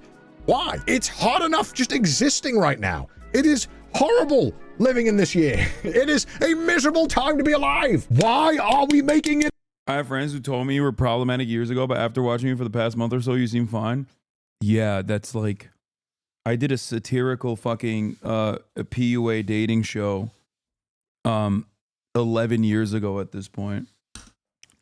And we literally immediately deleted it too, but some Nazis many, many years ago unearthed them. And now people still use it to this day. And it's so funny because, like, I look like a different human when you post it.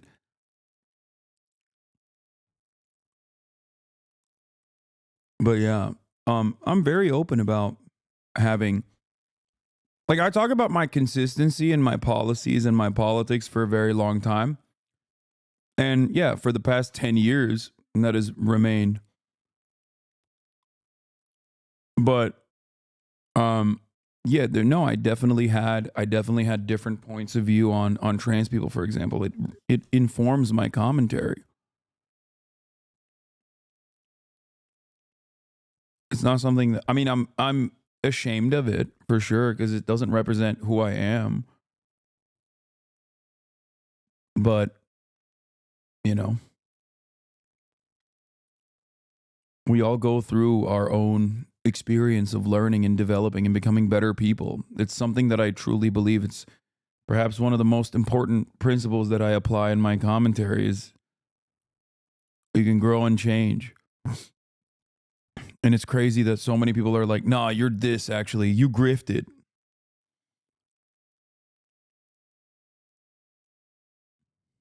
It harder for everyone. And if you're a VTuber, it is kind of just accepted now that you just get this level of blind hatred all the time. It's insane. Why is this okay? Anyway, moving on with the timeline. Since then, Mouse, and I assume most VTubers, have had to deal with insult after insult that is normalized. For Mouse personally, this level of hatred and vitriol escalated another level when Mouse was nominated for the Game Awards. Now, the Game Awards have this category for Content Creator of the Year. Obviously, this year had a massive amount of very, very big creators that I'm sure we're all familiar with.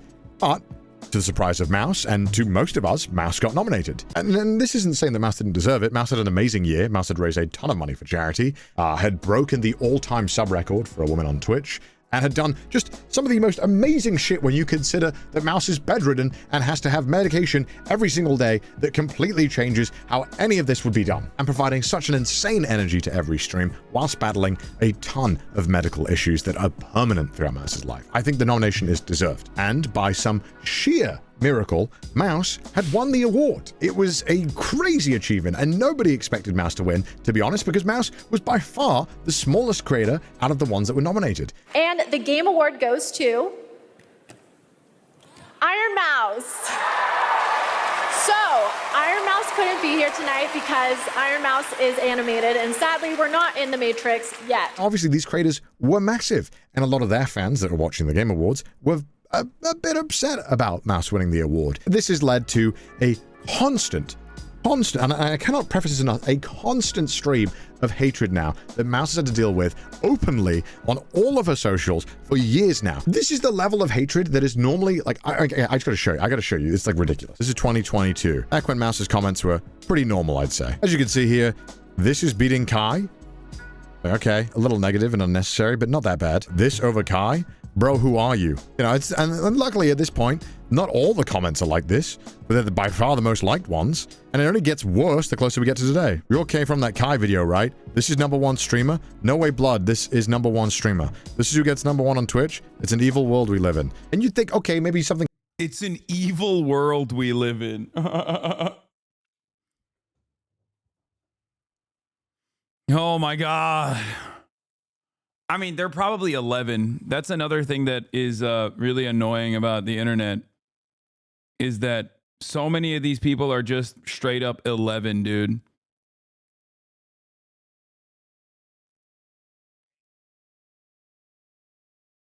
A lot of people fail to consider that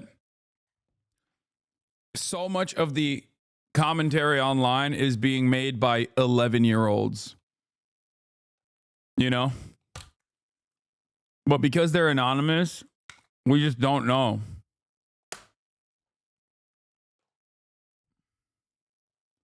Something happened at the time. This has been pretty much constant until now. I gotta pee. Speed and Kai on top. How is the streamer of the year? How is the streamer of the year? This won the award, by the way. Oh, hell nah. This is who won. No cap, who's Ironmouse? Brain rot. This beats Cypher PK. Game Awards are wild. Why did you win? No way this won Creator of the Year. I'm crying. This literally goes on and on. And you'd think, okay, look, it's because Mouse won the Streamer of the Year. It probably stops after that. Oh no. So many people are like, post this on Instagram Reels. Post this on Reels. Oh yeah, great. Because love that. Love being toxic on Instagram. Bro, who are you? I'm begging you, please post this on Instagram. Why do people just want to be so cruel? What the f***? Just chill the f*** out, man. Who the f*** is watching this? This thing has the most subs on Twitch. How did you beat Kai? No human being on the planet wearing this. Okay, well, I wear it and it's fucking fire. Okay, jeez. On my life, I've never in my entire life seen a single stream. Why do you care? Why? Like, if I just haven't seen something, I just don't interact. I don't understand what has happened where we all feel the need to say our opinion and be like, yeah, guys, we hate this, right? Who cares? You're a loser. This has gone on for months. And it's pretty much just led to Mouse just not posting on TikTok, which I feel is really fucked up. You can just successfully bully a massive creator off a platform. The reason why this all happened, by the way, is just because Mouse won an award. What? And this is just the stuff that Mouse gets on her own socials. This doesn't include the hatred that she receives from just existing in those posts from those low. I'm with CDawg. Why interact if you don't watch? It becomes content in and of itself. A lot of people are desperately seeking out validation, seeking out a sense of purpose, seeking out a community. And the thing is, this kind of like hate campaigns makes people feel like they are a part of something larger. Does that make sense? Honestly, watching this is shitty, but it really reminds me of how much hate you get. Yeah, I mean, it's fine. I think of this every time the hate comment post discourse happens, it remains evergreen. I remember I got into an argument on Reddit a while ago with a person over Italian food. It got to the point they were following me into other subs to harass me. I clicked on their profile to block them, and their most recent post was them drinking their own piss on r/piss. At that moment, I realized I had spent too much pointless time arguing about the taste of food with someone who drinks their own piss as a hobby. This site is a shithole. Yeah. Looking at someone's like Reddit history is a very, very quick way to get you to understand like, oh, I'm not dealing with like a normal person. I'm dealing with like a person with severe mental illness.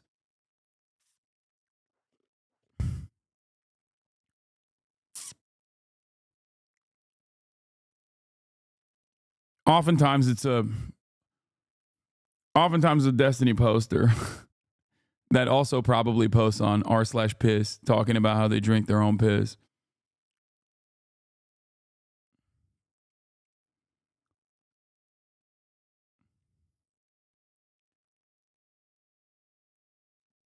Would you argue that Reddit is more toxic than Twitter? No. Twitter is infinitely more toxic. Are you kidding me? Twitter is like perma-Nazi. Reddit still has... I got attacked by a D-Man fan. Only look at his Reddit to see that he had a post begging for Fuda porn. Yeah. And the thing is, like, I doubt Kai is on board with this fucking hate brigading. Something like that. That's amazing. Bro. Like... He would not be on board with something I ain't like lie, that. it's like a superpower. Like, you can help people. Like if I'm gonna start doing this more. Like for real, I got inspired by Ironmouse. She did her subathon for a good cause, and I was like, damn, that's a good idea. Instead of like, I should do it for a good cause, like, and put some money towards it, because like it feels like a super. Because when I helped my family out first, that felt good. But the fact that you can help somebody who doesn't even know you, or like this. It's amazing. Yeah. I don't think it's that deep for Kai fans / normies. People just get very overly reactive on social media comments like Instagram, TikTok. That's true. For sure.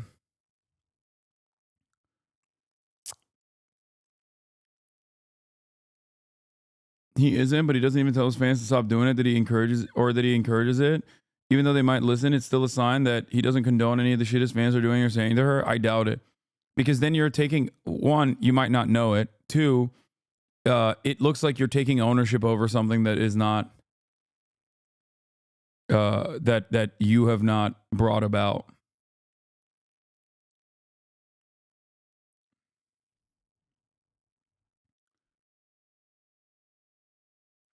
He's called it his fans over the hate on Ironmouse.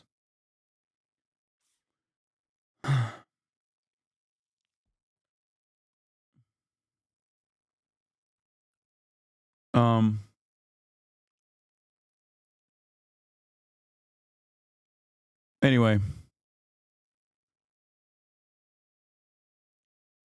What?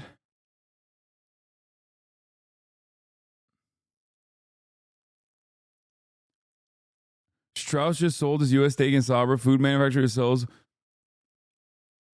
Oh no. Food manufacturer sells holding in joint venture after declining sales amid fierce competition and an uptick in the anti-Israel boycott campaign in the U.S. Oh no. Pour one out. Ethan Klein, I'm sorry. Ethan Klein, I'm sorry that this happened. This level of anti-Semitism must be stopped. I think we should ban Twitch. We should ban Twitch in its entirety, and maybe people will be forced to like Sabra or something. I don't fucking know.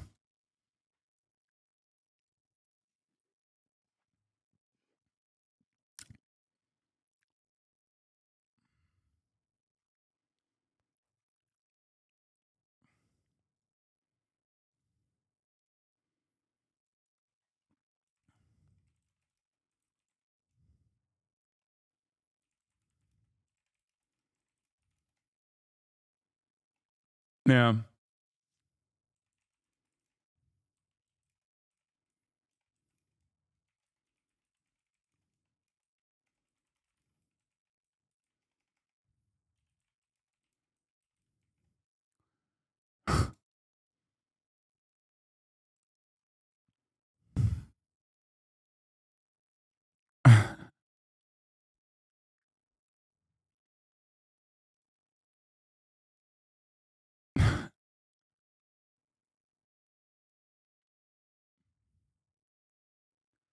That's not a hit tweet, man.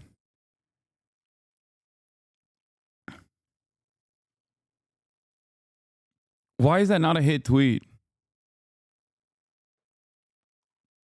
Like, what do you mean? Like, you think I'm like, you think you think there's like even an inkling of anti-Semitism with that? Like, what are you, fucking stupid? Get ready to be the anti-Semite of the year, buddy. Yeah, I know. Tier bait Twitter accounts that post, "Can you believe this cartoon is beating Mars streamer, guys?" And it only escalated once more when Ironmouse got the all-time sub record on Twitch, which led to a bunch of news articles tweeting about it and people talking about it. And unfortunately, a lot of people were just being blindly hateful. And of course, this level of hatred doesn't just stay on the platforms you'd expect it to. It's also in Mouse's chat. Here is a 85-page document of just some recent bans of people saying the most heinous shit towards Mouse. Now, you're telling me this bitch-ass VTuber surpassed Kai Cenat? God, you know these people are so ugly. Just sad how Sims donate to this crap. This is the bitch that broke Kai's record. I refuse to believe any of you are real human beings. Unless you have less than 60 IQ, no one in this chat is real. I've been watching this shit for 10 minutes and I want to kill myself. How do people watch this shit, you weirdos? You'll never get on Kai's level. You guys know this is a fat guy, right? Amongst obviously all those insults, a lot of people saying that Mouse is lying about her illness, which, I mean, I don't have to tell you why that's wrong. Like, look at this. This is psychotic. This is fucked up. How is this okay? And by the way, this is the list, obviously, that doesn't include the N-word bans, or that would be another 20 pages. Because of course it would be. Like if this was my chat, I just would not stream. I would just not show up. Yeah. I think under the guise of anonymity, a lot of people behave in ways that they never would in public if they were actually face-to-face with the person that they're speaking to. And it's become super normalized. And once again, like I said, we are increasingly isolated from one another. We're increasingly alienated from one another. And in that process, we're like desperately seeking out a sense of community, a sense of order, a sense of purpose. And I think that like mass brigading this way and engaging in like hate campaigns this way is, it gives people the feeling of like doing something. Read the first comment on this video. Didn't even mention the most ludicrous detail. She got all of the hate for something she wasn't even trying to be. Strangers nominated her, strangers voted for her, and she won because strangers decided so. Imagine hearing some stranger talk about a pizza place they really like, and your reaction is to go to said pizza place and start loudly yelling about how it's not your favorite pizza place and telling the owner to die. These people are dumber than dirt. Yep.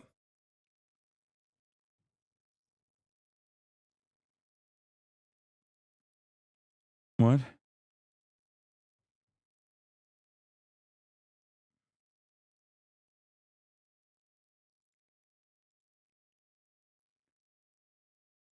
This is fucked. 100%. I want to make this clear. I'm not blaming any creator. Obviously, we saw a lot of people name dropping Kai, saying how could this lose to Kai and all that stuff. This is not me blaming Kai in any capacity. I think his audience is at the size that is absolutely absurd. And at that level, you can try and tell your viewers, hey man, look, be respectful, which Kai has on numerous times. He's openly praised. Yeah, there you go.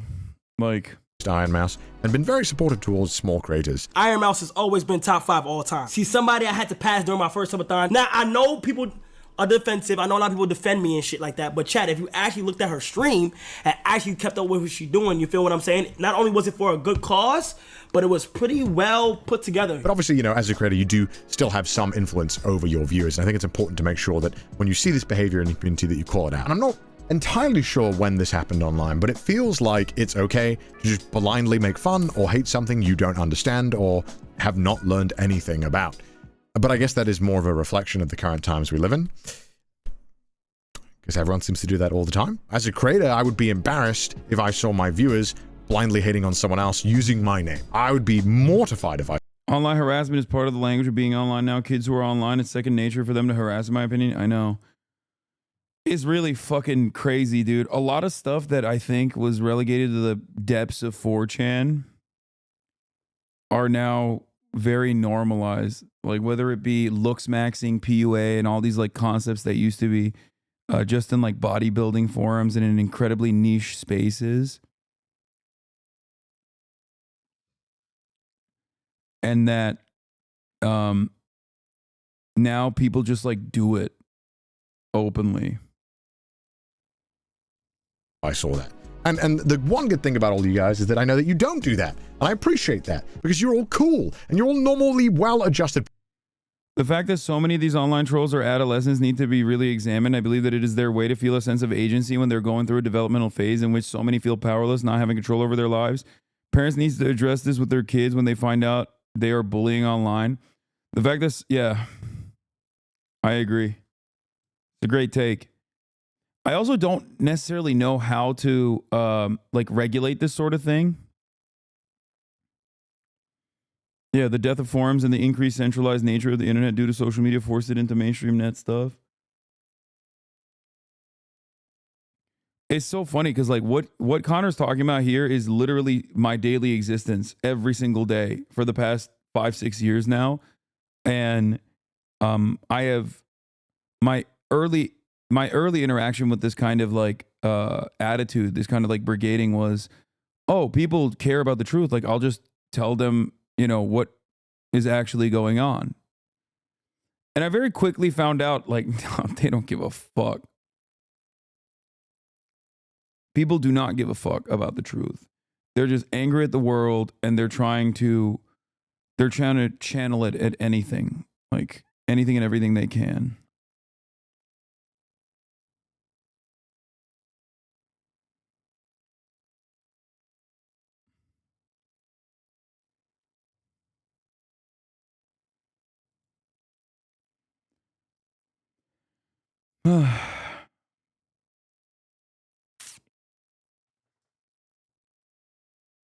People, I hope. And look, I'll admit, I don't have a point of this video. I don't have a plan.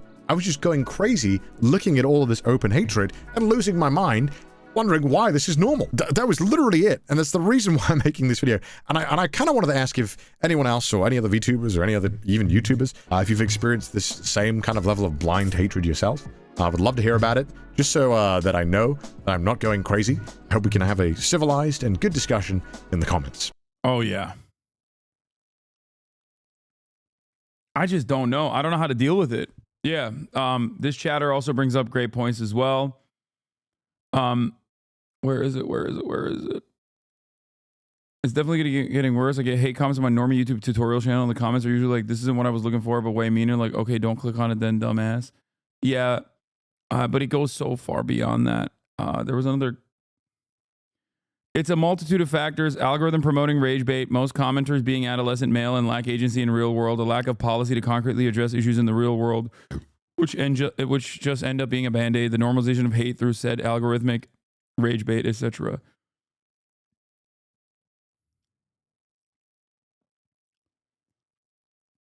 Yeah, I mean, this is something that I have experienced.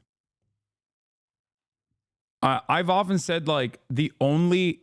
I'll be honest, like the only people, as you guys know, I get a faucet of hatred, right? Like insane amounts of hatred. But the only other group of individuals that receive that level of hatred, if not worse, and like stalker shit, is just like women online. That's it. I'm not saying this would be like, white knight, male feminist or anything like that. It's just straight up true. And most content creators, male content creators alike, if they're being honest with you, will tell you that, okay? Our female counterparts in this industry are endlessly harassed and stalked. And those who rise to the top of the leaderboard as women still consistently get shit on. Like, endlessly. Pokimane is a great example of this. Valkyrie is another great example of this, where like these fucking weirdo rage bait accounts on Twitter will like literally clip shit that they're saying out of context, and then in an effort to, you know, go viral, they'll just like say vicious, horrific, like incredibly hypersexualized things that are gross. It's crazy. People literally spam Pokimane's Instagram comments calling her fake Asian when she's never claimed to be Asian. Yeah.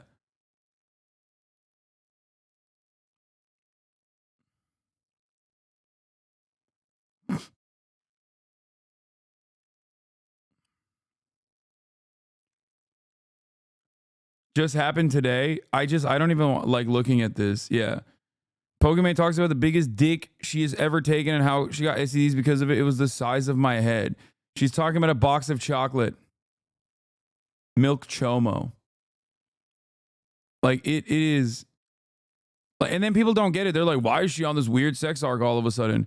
Her and Valkyrie, such great examples for young girls. And it's like, and then there's a steak logo slapped to it as well. Yeah, there was another one where Pokimane just leaked that adult film companies are hitting her up and she's interested in joining because she's the best at giving BJs. Context, Pokimane confirmed she was talking about a different topic in this clip. This user's advertised steak gambling logo too. She was talking about fucking Palestine. It's all these fucking steak accounts on Twitter. Twitter sucks. Steak sucks. Yeah, they clipped the sequence where Valkyrie was talking about being sexually assaulted as a child and spun it as her being raunchy about a crazy sexual experience.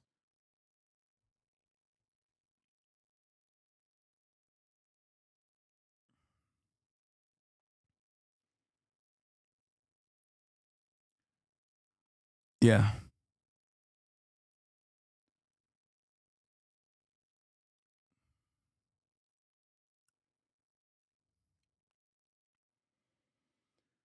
Oh, I don't even know. I like, and for the record, I'm sure there's still people in this chat that have been duped by this too. Fans of mine who still say Pokimane is sus. You know what I mean? Like this guy. This guy's a great example of this. Okay? People who have like seen these clips. What? Hi Hasan, longtime fan. Thank you so much for what you do for the LGBT community. Just kidding. Asman sends his regards. Fuck you, fuck you, fuck you. I unbanned this guy because this is awesome.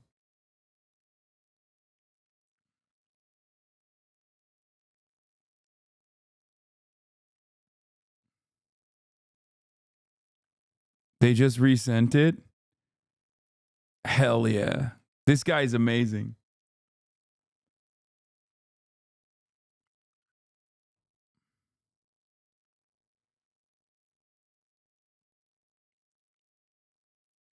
So I'm seeing a lot of posts Like, lately. Asmongold sends his regards. Like this guy is like an assassin. You know what I mean? And it was just fuck you. That's all he did. He said fuck you to me. Oh no. Bro, little bro thinks he's a hitman.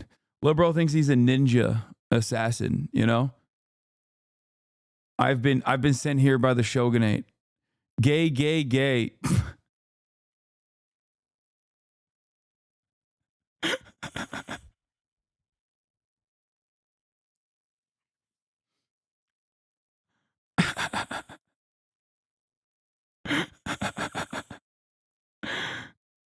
I think he's 12.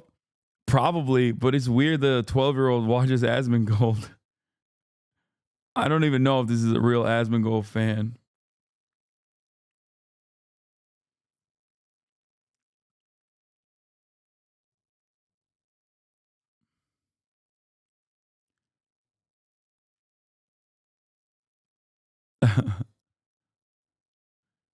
It's kind of funny how they know you / what you do so little that they think this is offensive to you and not fucking hilarious. Yeah.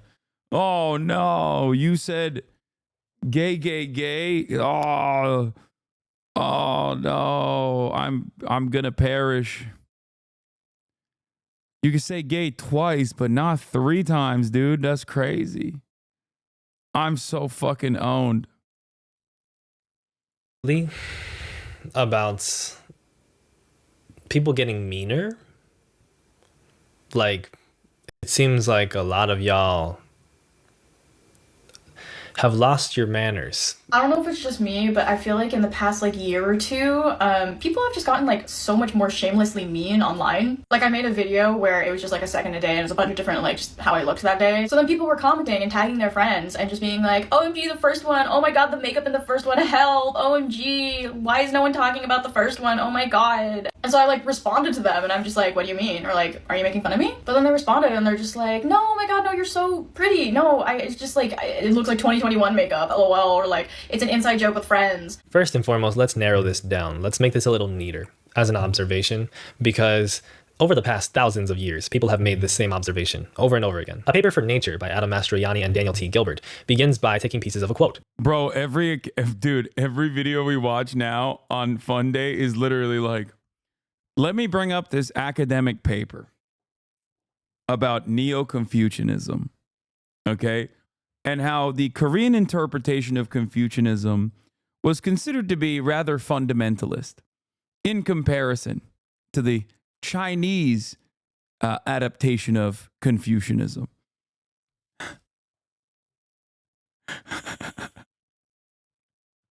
It's fucking amazing. I like it. I like it a lot. It is pretty funny, though, where it's like, let's take this back to 750 AD. Some observers claim that the process of our moral decline began with the sinking of the foundations of morality and proceeded to the final collapse of the whole edifice, which brought us finally to the dark dawning of our modern day, in which we can neither bear our immoralities nor face the remedies needed to cure them. Then the two authors reveal the origin of this quote from 2,000 years ago from the historian Livy, who was bemoaning the declining morality of his fellow.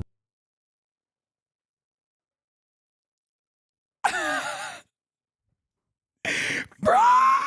He went back even further! Yeah! It's like, I need more context! Give me more! Oh! I need 2,000 years of context!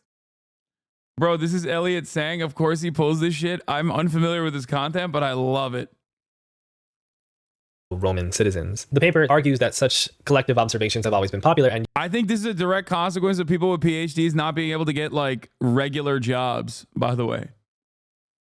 Straight up. Sorry. Arrest me, officer. There are many of you in this community, okay? I know exactly what's going on here. I think motherfuckers go and they get educational attainment. They go all the way. They get a master's, they get a PhD, and they don't get a fucking job. So, because, you know, there's just nothing out there for you. So then you turn around and you just like write these very dense YouTube essays. I like it. I enjoy it a lot. Make no mistake. Yeah, just submitting that coursework on YouTube.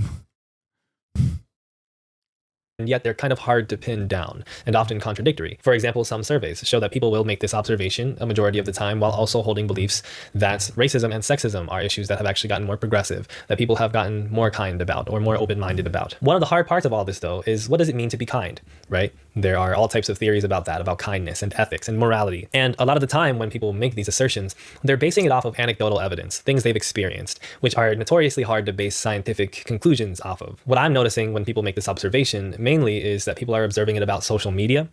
And that's what I really think we should be talking about. Why is it that it's seemingly so normalized to be rude online to extents that are quite dehumanizing and counterproductive? We'll talk about this, but first, Having a public platform always makes me concerned about my public safety. People have the ability now with these really creepy websites to check out where you live. Today's sponsor, Delete Me, offers a useful service. It can help delete your data from the internet by checking around for websites that store your We're personal watching the ethical information and reacts. taking the time to remove it. There are these scummy, low-down, mean people named data brokers who collect personal info from all types of places and then Also, sell it you to can these greedy subscribe if you want to websites. support If you the don't take the show. time to get that info And you can removed as much subscribe as to this possible, if you can want to get support risk this of content harassment, creator. identity theft, and stalking. Delete Me can address these issues simply and effectively. The process is quite Twitch straightforward. Prime is The free. UX experience is quite good, and I continue to receive reports At the every few top of the months hour, there are updating me no on what longer Delete Me is doing. ads, Speaking but of updates, you Delete can Me is still constantly subscribe to updating their support the product, show. offering new product releases to help provide customers with better service. That list of those nasty websites I mentioned keeps getting longer and longer, and Delete Me keeps getting longer and longer. They're tracking more and more people doing this stuff. So I encourage you to use Delete Me, and you can use my coupon code SANG for 20% off all US Delete Me packages, including ones that can help your family as well as yourself. Pretty good deal. You can also click the link in the description, join deleteme.com/SANG, or you can scan the QR code on the screen. Get straight to it, protect your data, and thank you to Delete Me for sponsoring. So have you ever had the experience of seeing a person, meeting a person, encountering them in real life, and with their physical presence, feeling some type of connection or obligation towards them? Even if you don't have a connection toward them emotionally or have talked to them at all, there's a sense of this person is someone who exists and someone who is worthy of some type of respect, worthy of my own ethical responsibility. This is something that Emmanuel Levinas is kind of hinting at or getting at when it comes to his theory about the other and the face-to-face interaction, with which he finds that ethical responsibility lays its foundation in our philosophical approach to life. It finds its basis in, for Levinas, the sense of corporeality.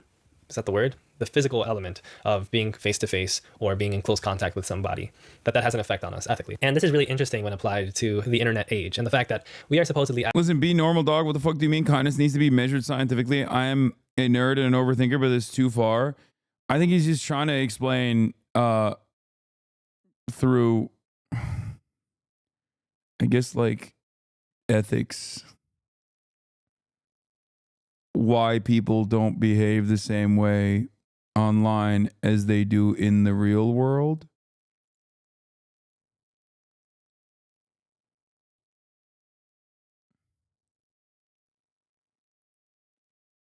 As connected as ever, more connected than ever, and have many varieties of tools with which we can connect with each other. And yet, something about the anonymity, something about speaking behind a username, something about not having to see a person in real life, judge them based off of either what you visually see or even if it's not something that's in your ability, being able to sort of feel the vibrations of their voice, having a sense of that person's presence and their humanity. Something about losing that on the internet seems to be what motivates people to act in more dehumanizing ways. I don't know if that's true, but that does seem to be how it feels. Bro, fucking calm down, dude. Jesus Christ. The real Jesus Christ 42069. Shut the fuck up. I'm going to Riz Gran, and I'm going to Riz your grandma later, too. A lot of the time. More than that, though, when I really think about why everybody's so mean these days, I have to think about the conditions that make people's lives what they are. Have you heard the phrase, nobody owes you anything, anytime recently? How many times? Ola Samvia, a YouTuber who is a friend of the channel, has a video from a few months back in which she discusses this rise of very self-centered self-help advice and the nobody owes you anything phrase, the motto, which is becoming its credo, becoming something that people use to base their own self-help decisions off of. And when I think about sometimes the more oddly inhumane or dehumanizing takes that we see on Twitter and TikTok about how you shouldn't date a person if they don't cover your bill, or if you are in friendship with somebody and they rely on you to pick them up from the airport, that's them being a bad friend, or people who trauma dump too much, or people you should just not talk to, or how you should just ghost people if you don't like them anymore. All these different kinds of new conceptions seemingly of how to deal with people that make you uncomfortable. I feel like it goes back to that. It goes back to a sense that we don't owe anybody anything, and therefore we've got to do what's in our best interest, what works best for us, even if it imperils other people, even if it makes other people very sad or makes their lives worse in some tangible way. But I think we would be remiss to observe that and not think about the context of why people might be more and more engineered towards ignoring everybody else's humanity and needs. And that is the fact that everybody seems to be fighting harder and harder for their own needs or desires. Everybody is constantly being conditioned to try to get their attention in a place that is beneficial for themselves, to try to move up the career ladder, to try to figure out the perfect work-life balance and engineer their body the right way. And in a lot of cases, everybody's trying to survive or survive easily without having to think about how they're working for their survival. And since the election, of course, we have seen all types of meanness online. It's not a surprise when far-right chuds make tweets about how your body is his choice or whatever the fuck. But it's especially jarring to see the kind of switch that a lot of liberals have made in terms of how they express themselves, despite how not only rude, but dehumanizing and violent they can come off towards other people. And this is where we have to talk about the post-Trump election liberal reaction from many, but not all at all, to shed solidarity with Palestinian resistance, solidarity with Palestinian people, solidarity with other groups of marginalized people in the United States, for the purpose of maintaining their own peace. I think a lot of this can be broken down at first in the Levinas other face-to-face concept, because a lot of y'all talk about marginalized people and people that really exist in the real world as if they are characters in a game with whom you can simply speak flippantly, of whom you can simply disregard. This reaction of people wanting to go back to Starbucks and celebrate it in front of everybody and shade, you know, Arab people because they didn't vote the way that they should have voted is, frankly, it's baffling. Starbucks is a company that has done so much bad for so many people, including being quite anti-union, which is the source of the pro-Palestinian protests of. Okay, this, I think this guy might be a HasanAbi head. He's very good though. This is correct. Starbucks in the past year or two, because their stomping out of their union's expression of Palestinian solidarity is what caused them to be lumped into the BDS pro-Palestine protest boycotts in the first place. But it's not as if that precludes them from having negative impact on other marginalized people, namely black people. There are definitely incidents in which Starbucks workers have been engineered to be racist towards black customers. And yet you still have certain black content creators. And please mind that I'm speaking about a community that I'm not a part of, and I want to be careful about that. But we have certain black content creators who are using even terms from liberation struggle of radical self-care and things of that nature to dispel this notion that they should care at all for Palestinians, that they should care at all for boycotting a brand such as Starbucks, that they should put their comfort and their enjoyment of Starbucks first when it comes to, I don't know, how they engage in the world. Starbucks was union busting their black employees and also have been accused of having black children in West Africa mining for the cocoa, the chocolate that is being used in the Starbucks orders that y'all are drinking now to claim that y'all are going back to caring about only black lives instead of innocent Palestinian lives. George Bush, the CIA, white supremacy have done a number on y'all to be going and celebrating getting those E. coli infused Ebola burgers from McDonald's is insane. To be posting and bragging about those things, going and getting your breakfast sandwiches and mocha lattes from Starbucks is insane behavior. Starbucks is one of the main reasons why a lot of your elders lost their home, with many locations that have willfully profiled people who look like you. Y'all think that going back to Starbums and McDonald's is a flex when all along Starbums. solidarity of boycotting those on behalf of Palestine was actually benefiting you. And while you presumably think you are going to stick it to the Arab or Muslim point whatever percent of voters that voted for Trump, you have seemingly Yeah, the best antidote to this was basically Americans. The only way Americans actually do protests in any direction is by just consuming more product. Like, it's literally like, oh yeah, this is my radical act of protest against, I guess, the people that I've imagined have wronged me somehow by, you know, imaginary people not voting for Kamala Harris. After Kamala Harris openly said, like, you know, that she doesn't want their vote with the campaign. I'm going to now do a radical act of protest by chugging this Frappuccino. Explain protesting in terms of burger. That's all it is. left out addressing the overwhelming majority of folks who voted for him, which includes white men and white women. Between that, or between the jokes/not jokes of people calling ICE to deport Latinos who I hated that so much. They perceive have voted for Trump. It's not giving. Folks have become indoctrinated and infatuated by a concept of self-help that means, writ large, helping the self at the expense of perceived inferior others. And if you ask me, this is what explains the rise of self-help content all over the political spectrum. From your Andrew Tates, to your Hamzas, to your Gary V's, to your West 4B's, to your Wizard Liz's, and the like. Which is not to say that all self-help content is bad or can be compared equally, right? Obviously, the Wizard Liz isn't as bad as Andrew Tate. But I do think much of this content, and let's think about the contents, the messages, rather than just ideas of the people. Much of the content shares that ideological similarity. Put yourself first. Stop caring so much about other people. Stop trying to help other people. Stop trying to fit that mold of what a moral person should do as society has deemed it to you. Instead, take care of yourself. Now, of course, self-help is something that we should care about. Self-care is something we should care about. But what does Starbucks have to do with self-care? Does it really count as a huge sacrifice that we can make in our own lives to boycott a particular corporate coffee brand? Not even all of them. Red pill content, something that we can all agree is bad, right? For those of you who don't, I'm sure you're going to let me know in the comments.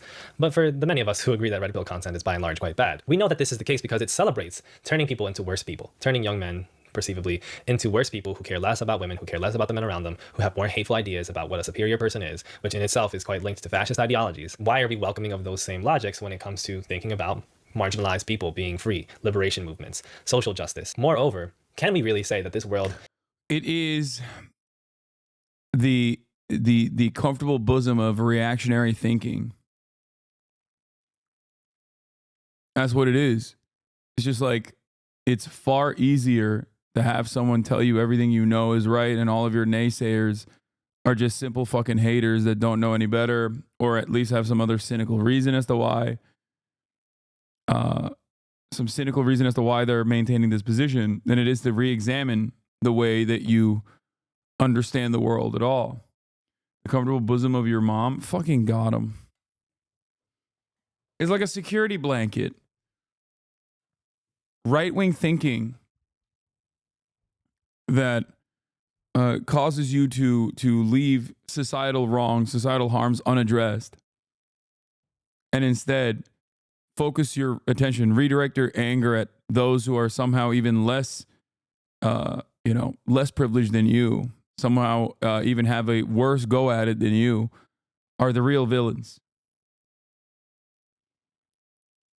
Is so dog-eat-dog that in reality, you do have to take care of yourself first at the expense of others and shouldn't feel bad about it? Is it true that if you simply shut the rest of the world out and put yourself in a cage that you enjoy being in, that this will be better for your mental health in the long run? Is it true that rejection of participating in everyday community and communism is something that is going to make you somehow happier, that by more and more conceiving of the rest of the world and the people around you as isolating and dark-sided and wrong, that's going to make you feel more like you belong, that's going to make you feel more fulfilled socially or as a human in general? Does it really feel better to immerse yourself in these niche spaces online where everybody is essentially admitting that they are going to sell each other out down the river to help their bottom line? People who willingly proclaim that a sacrifice of the magnitude of giving up on a particular brand of coffee is so large that they simply will not do it no matter what kind of benefits and morals that entails. A lot of what we've discussed as self-care are really not self-care. What we describe as self-care is actually convenience. Your life isn't meaningfully better because you go to Starbucks instead of a local coffee shop. It isn't meaningfully better because you stopped donating and spent $100 on a massage instead. You're covering up your own melange of self-hate and hopelessness with trinkets and pleasantries, but those things only seem to ease your experience for a few hours at a time. A moment of enjoyment that gets sucked in hours later when you're doom scrolling your FYP and reposting content affirming for the 500th time that you need to put yourself first.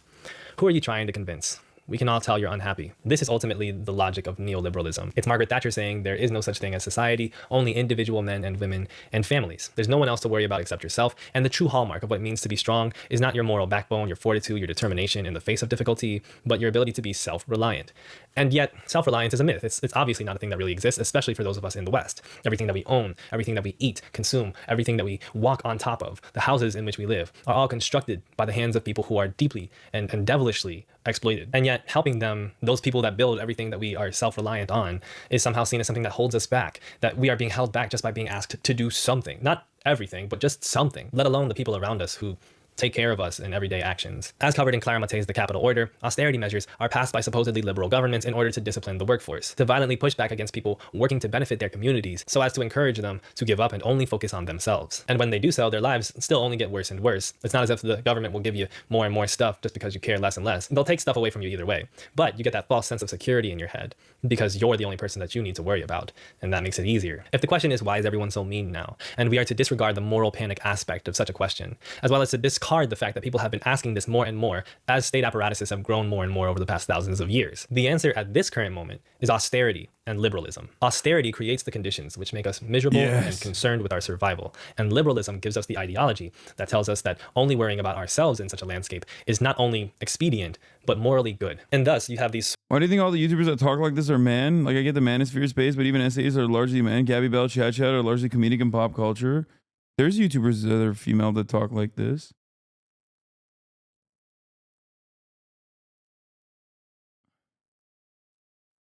swaths of working class people and immigrants and women across the United States that vote for a party which actively oppresses them on behalf of how they're born, out of the conviction that it will benefit them as the outstanding individual. And that's wrong not only because it's not likely to happen, but because even if it did, it wouldn't be enough. Meanwhile, middle and upper classes celebrate detaching themselves from the everyday communism that makes life bearable and detach themselves from solidarity out of the conviction that it will make their individual lives easier and that such a cause is just as noble as social justice. We can analyze this materially even further by looking at the online spaces that we occupy, which are not neutral places. They're not life. They're corporations owned by far-right people who are trying to exploit people more and more. And on these websites, they set up logics that reinforce this liberal ideology, this idea that simply having the best tweets will get you the best responses. And so no wonder there's such a disconnect between the interactions of everyday life and the interactions of everyday social media, in that there's an attention economy, which incentivizes people to write the most incendiary things to get as much popularity out of it as possible, because we know that engaging people in rage bait and in debate and in inflammatory comments gets a lot more attention than just being chill and nice. And so someone like Anthony Fantano,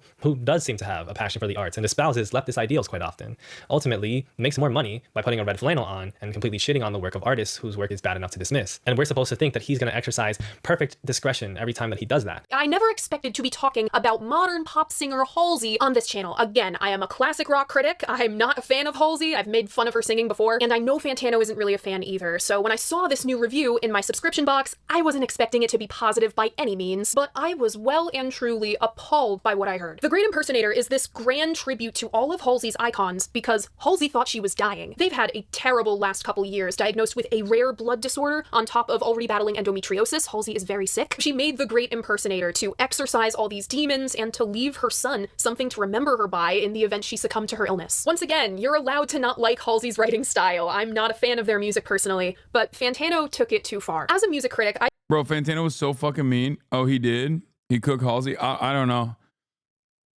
Uh-oh, you're getting into melodrama? Yeah, for me, I don't know anything about this because guess what? I don't listen to music. I believe there's some courtesy you have to execute as a writer critiquing someone's life's work. And there's stuff you just don't say, like accusing a person facing their own mortality as having, quote, main character syndrome, or calling these unfathomable crushing fears of leaving your child behind, quote, childish angst. But such a system that rewards such a thing is obviously going to lead to more of that thing, even if it doesn't make any sense outside of that context. Halsey makes 1010 music because of this tweet. Oh my God. She also used to date a Turkish man. She's married to a different guy now, but she used to. So respect. Context. And then there's the waffles and pancakes nature of social media discourse, in which everyday people are trained to think that they are so different from the people that are popular online, so as to feel no sense that their ideas can coalesce at all. There's the unwillful or willful. I think the funniest aspect of that is that everybody hates that. Okay? Everybody fucking hates that. And yet everybody does that. That Turkish man cheated on her? Oh, fuck. I didn't know that. Shameful moment for my Turkish brothers.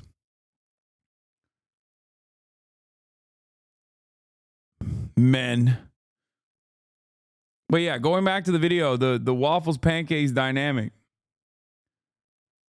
Everybody fucking hates it, and yet everybody does it. It's the same with cancel culture. Everybody hates it, everybody participates. To some degree. Interpretation based on the decontextualizing of messages on social media, which not only showcase the problematics of social media as a place for discourse, but also how within these dynamics the perception of societal meanness is reified. We're taught everybody's mean, and then we go out and be meaner. Two people will make points that are not at all incompatible with each other, but have been incentivized to word their takes as snippily as possible because it pays to sound dismissive, and have thus alienated each other. This is all consequences of a society that is further filled with atomization, further filled with everyday interactions needing to be squeezed and wrung out for every bit of value that they can get. This is the consequence of a COVID-19 pandemic that is ongoing but refuses to be treated because we've all decided to accept that some people are just going to have to suffer, and it shouldn't come at the expense of our own peace of mind. This is the response to cost of living crises, in which it becomes more and more expensive and unbearable to live a morally satisfying life. This is what happens when there are no third places in which people can congregate without having to bring value to the establishment they congregate in. Lily Alexander, who I'm working with on this quick video, made the comments, are we being made to be afraid of each other? And I think we are. I think we need to become the faces with which people have their face-to-face interactions again. People need to see each other, to feel each other's physical presence, and to understand the ethical responsibility that we have to each other. Yeah. I mean, this is it. That's like, it's basically the more isolated, the more alienated we are from one another, the easier it becomes to be a fucking weirdo, a malicious, vindictive loser, desperately trying to cling on to a sense of community. What is this? I need your love. I need your... And then you have this, you know, just people touching grass and touching one another.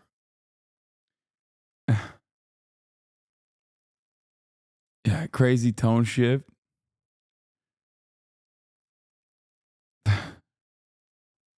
Too invested? I'm not. I'm done. I'm done. I'm not invested in this. I don't care. Okay. What was on Bin Laden's hard drive? Hentai. May 1st, 2011. Abbottabad, Pakistan. We have the infamous 4B movement in Korea explained. I think I'm going to skip that. Gotcha drama in the Korean Gender War Part 2 we watched yesterday. I'm not going to finish that. But you guys should go watch it. Suspect escapes interrogation room by Daily Dose of the Internet. Let's dial it back. Let's do something a little less serious for a second, okay?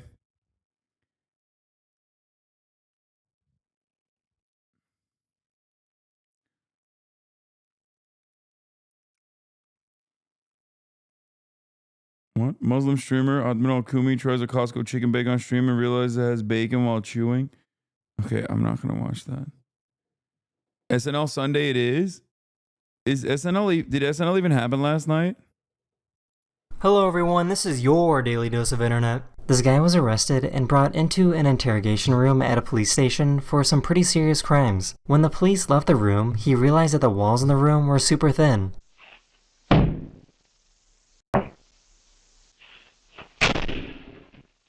Hey, yo. He didn't get very far though, because on the other side of the wall were more police officers. It's just a bit too light. Someone failed to make their car payments, so this repo man Yeah, we're going to do the Drew Gooden video after the online gambling epidemic. came to tow away their truck and did an awful job.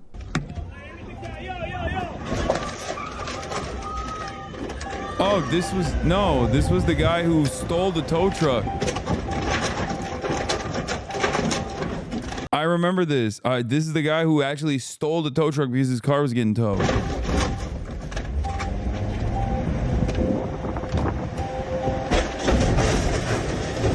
Hey, Mr. Horse, are you coming to get some? These people ran away to... What the fuck? What a glorious monster this is. What kind of dog is this, bro? Mr. Horse, are you coming?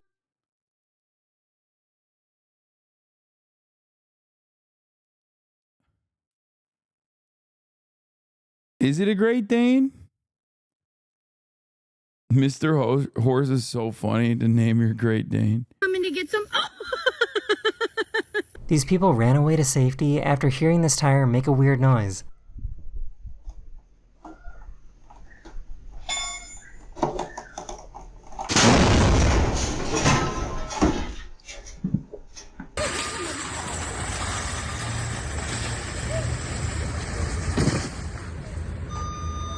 She was making a toy review with her son when this happened. Where is the yellow? Where's the yellow? Oh God! Oh God! Oh, What? No, that's fake. Oh my gosh! That's fake. That's got to be fake. That's fake. There's no way. That's fake. That's so fake. Ain't no fucking way. Oh my God. This.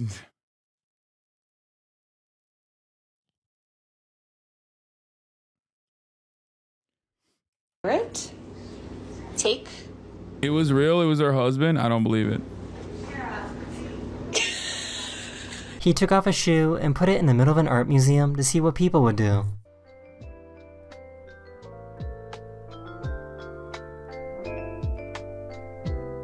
He was trying to ding-dong ditch his house, but was immediately caught in the act. Ma'am, did you just move here? Yeah. There's a lot of kids playing around here. Okay.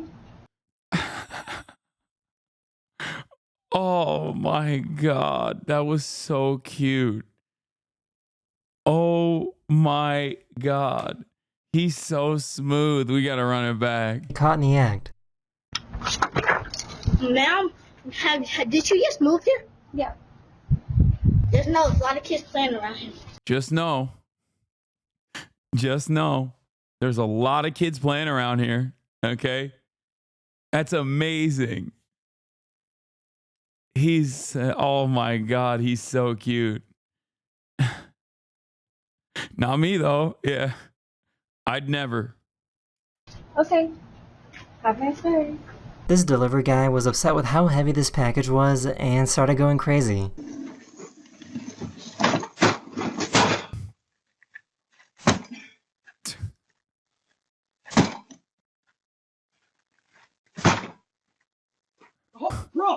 This clownfish was able to stop the sea turtle from eating their home.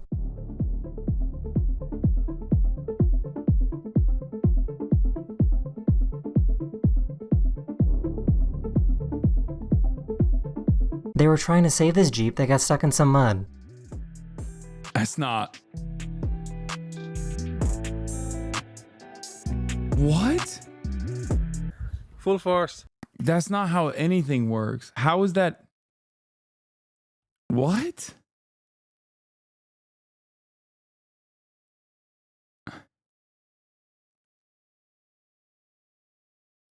Rust? Maybe the axle broke or something? Oh. So this is pretty weird. This guy doesn't have any water or oil on his legs. This guy has a rare condition that allows his skin to be naturally shiny. I got the craziest skin on my leg. No, that's a disease, I think, isn't it?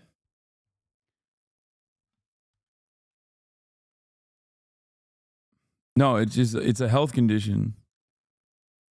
I got regular skin here. It's like a symptom of a disease. Sorry, it's a health condition. And then I got this shiny reptilian. I have no idea.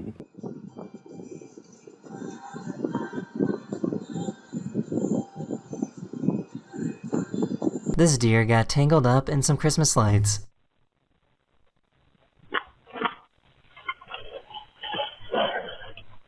I have a question. Yeah. Are you a good girl or a bad girl? Bad girl. This cat somehow managed to scare away a bear.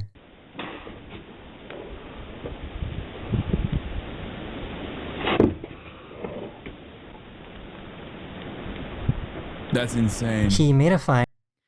Dude, even the bear knows. Even the bear knows you don't fuck with cats, dude.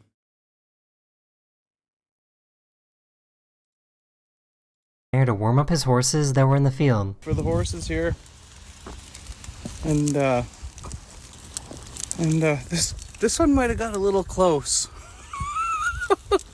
Bro, I went to McDonald's and got a 4-piece nugget meal thing. And I was looking at it. I got a double nugget, so I got 5 nuggets, bro. Nope. This cat was pretending that they hurt their paw. Something wrong with your palsy?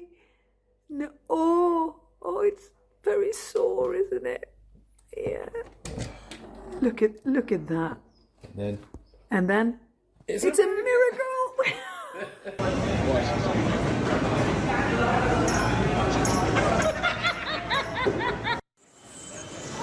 Wonder whose bag that is.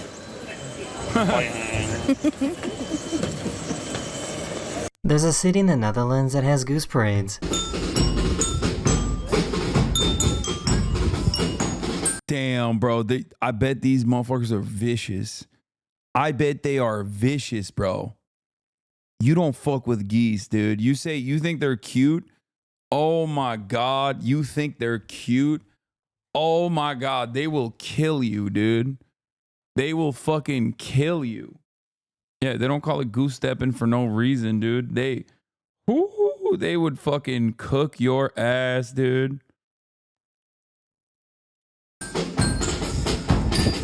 These are fucking fat ones too. God damn. She went to go visit her grandma's grave, but found a turkey circling around it. That's who I came to visit, and I just look back and I see this. It's so crazy.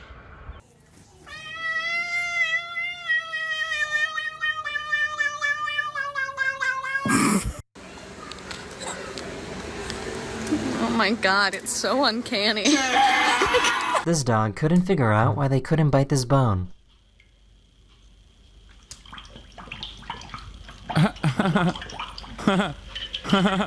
This guy found a baby sea lion on the beach. Oye, tú. ¿Qué te pasa?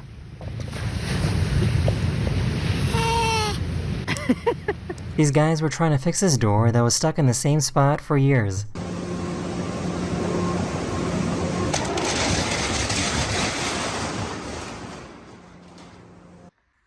Oh, they fixed it.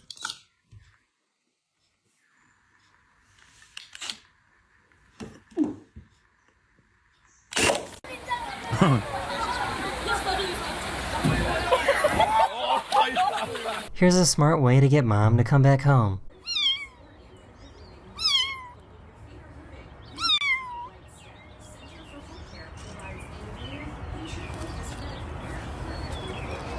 You're not for the streets, Priscilla. This guy was trying to hunt deer when he realized that someone was watching him.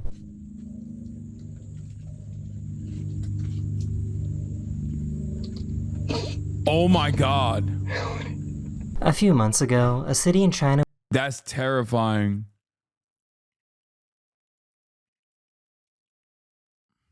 That is terrifying. El Diablo was getting hit by these giant pieces of hail.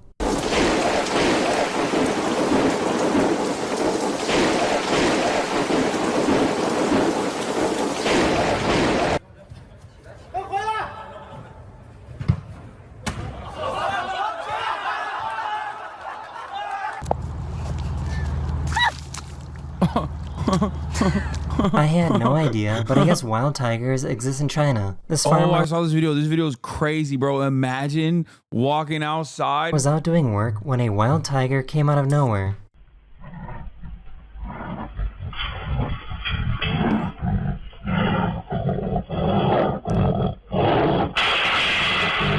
Bro! Why is this my first time ever seeing a baby porcupine? Excuse me. He had way too much confidence in that fucking fuck-ass gate, bro. Like, that's crazy. You hear that shit, you have to run, dude. Bro, no joke, this is my biggest fear. What do you mean that's your biggest fear? Do you live in rural China? The fuck? Don't worry, your biggest fear will never happen to you, dog. Unless you're in the goddamn, like, rainforest or some shit. Motherfucker said, no, I live in the Bay Area. Yeah, don't worry. You're not going to have a fucking tiger incident.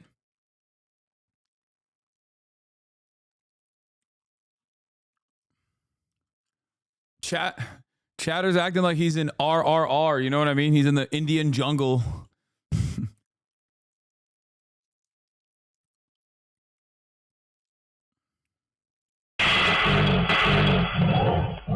Why is this my first time ever seeing a baby porcupine? Excuse me. Oh my God, he's so cute.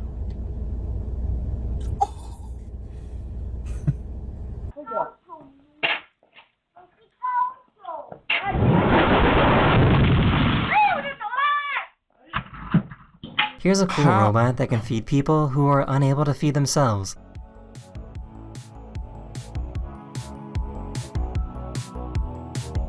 I feel like that would be very dangerous. He managed to move his car at the absolute last moment possible.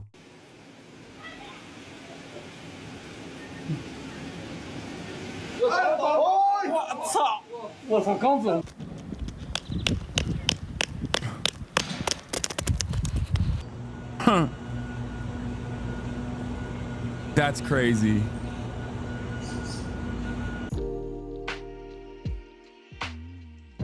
That is the end of this video, or we hope you enjoyed. Aww. And I'll see you guys again very, very soon. Later. Oh my God, that's so fucking cute, bro. That's crazy.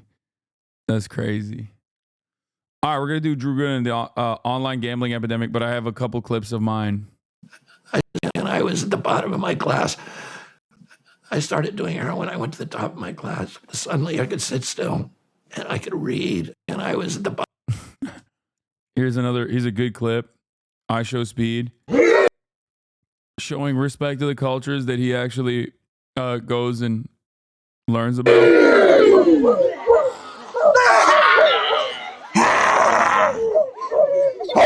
Jamo! Jamo!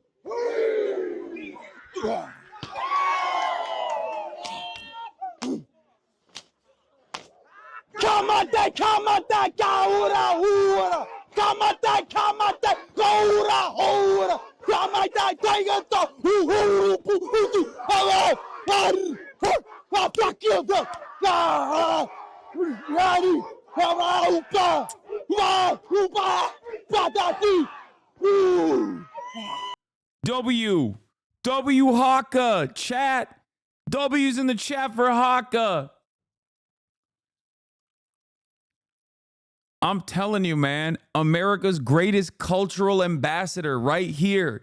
I've been saying this, and I will keep saying it, okay? Free Palestine, chat. Chat, free Palestine.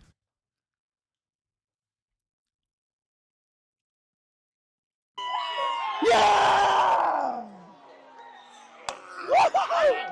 That was fire! Yeah!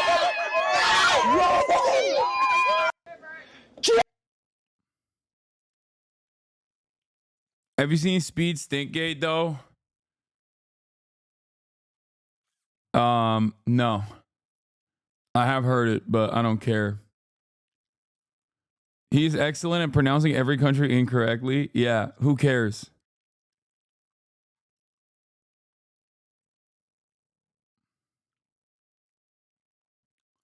Let me tell you, there's some HasanAbi heads in Pate Mari. In Te Pati Mari.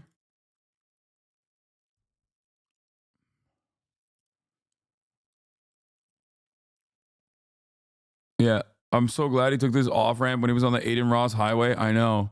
Things could have gone so differently for Speed. I'm just endlessly grateful that he is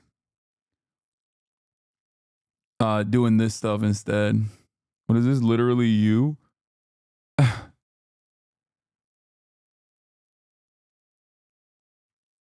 Anonymous gifter, thank you for the 25 gifted subs.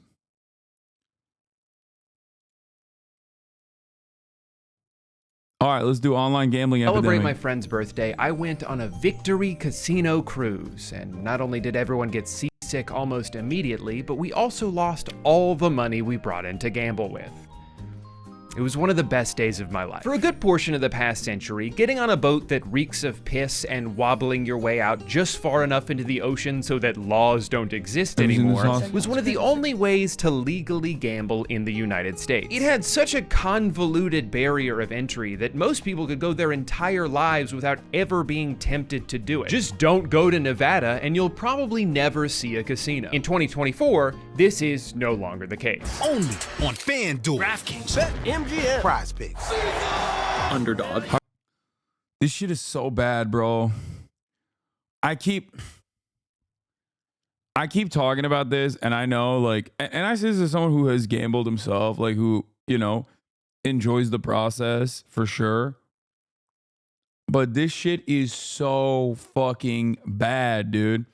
You say Polymarket? Yes, as you guys know, I am such an anti-gambling crusader that I said no to Polymarket offering me $1 million fucking dollars as a starting point to the negotiations to fund my election day stream, my election day broadcast. Like, that was their entry point in the conversation. Like, as in, you know, they start with $1 million, we say 2, and then we move on from there type shit. Having said that, while I understand the entertainment value of gambling and have participated in the act myself, I think that there needs to be safeguards, and we just do not have it at all. And it's gotten worse and worse and worse as time has passed. And I don't know, not gonna lie, I hate gambling, but I still would have taken it because it's such a life-changing amount, brother. I have more money than I know what to do with it. And also I have editorial independence. That's actually not true. I still, you know, I get to waste it on causes that I care about, spend it on shit that I care about, people that I care about. But also, besides the point, like I said, I have subscribers. I have you. So it doesn't really matter.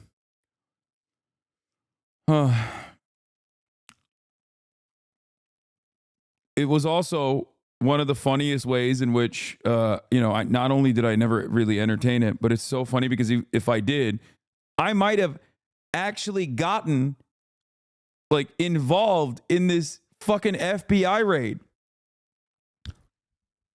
It's so funny that my morals have kept me out of these weird predicaments over and over again.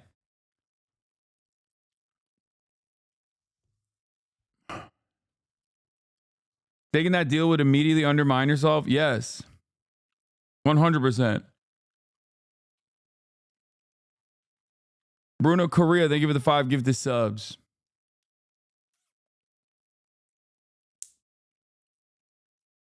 Next time they ask you about sponsors, refer them to me. I got it. Ori Hope. I'll be like, hey, Polymarket, listen. I know you want to give me $1 million as a starting point, but I'll have you know there's a chatter in here that's willing to take that $1 million off of your hands instead. I worked in casino industry for 10 years and I hate online/mobile gambling. The casinos in my state have to contribute to the problem. Gambling programs. Have to contribute to problem gambling programs and provide information on how to reach out to them. Players also have the option to bar themselves on the properties if it gets too bad. Online spaces rarely have these resources.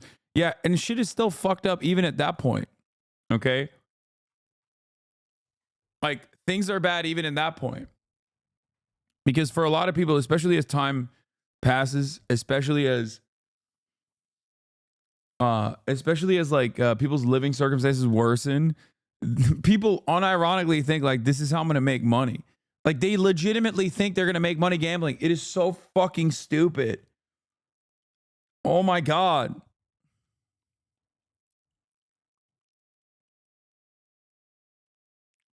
Do you thinking Mr. Beast gambles? I know he does. He gambles like crazy, but that's not why he's rich.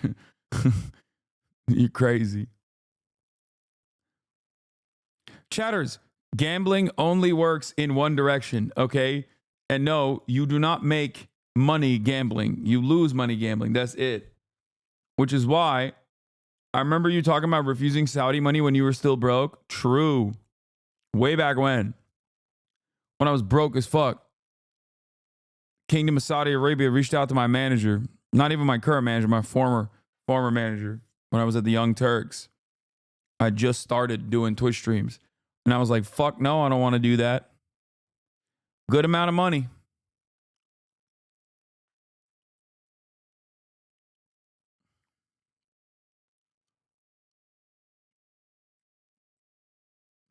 Anyway, let's keep going. Sally bet. Points bet. ESPN bet. 365. Smack me. Your family's never been broke, but people say broke. What? Bro has 1,000 hot dogs. He'd offer 10,000 hot dogs. Says no, I am not golden. Your family's never been broke, but people say broke when they mean they don't personally make money.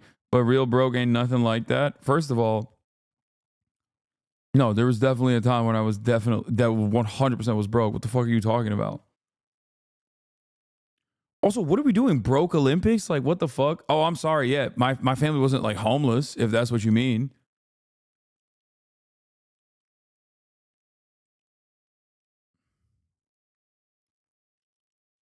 Like, yeah. Also, the point that you just said is exactly what I was saying. I personally said, I have 1,000 hot dogs, which is why, when I get offered 10,000 hot dogs, I say no. That was my point. You're reiterating my point back to me, which is what is odd. Like I literally personally said that, of course, it is much easier for me to say no to shit, even though most people would never say no to it. That's the point.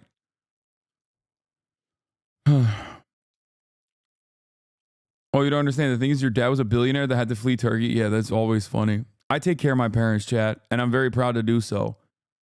And part of that is because of all the people that subscribe, for sure. Like, that's how I'm able to do it.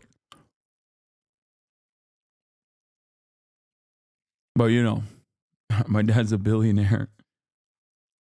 In the mouth with all of If you watch any sports at all, ads for sports betting have become inescapable. Even if you muted every commercial and closed your eyes until the game came back on, it's still plastered everywhere. DraftKings promos pop up in the middle of a play, there's BetMGM billboards behind home plate, FanDuel logos on the court, on the microphones. They come at you from every angle, pepper spraying you in the face so you don't notice they just pulled your pants down. They've made it so watching sports and betting on sports are just two sides of the same coin. Like, you can't have one without the other. It's become so normalized that it might be easy to forget that gambling can be kind of bad, actually. About 10 million people in the US alone struggle with gambling in some way, a good portion of which are under the age of 25. Gambling addicts attempt suicide at a rate 15 times higher than the general population. The average debt of a gambling addict can range from $15,000 to $90,000. But where most people would see this as a problem, a few people saw it as an opportunity. All that extra money that could be siphoned from struggling families and into the pockets of like 12 CEOs.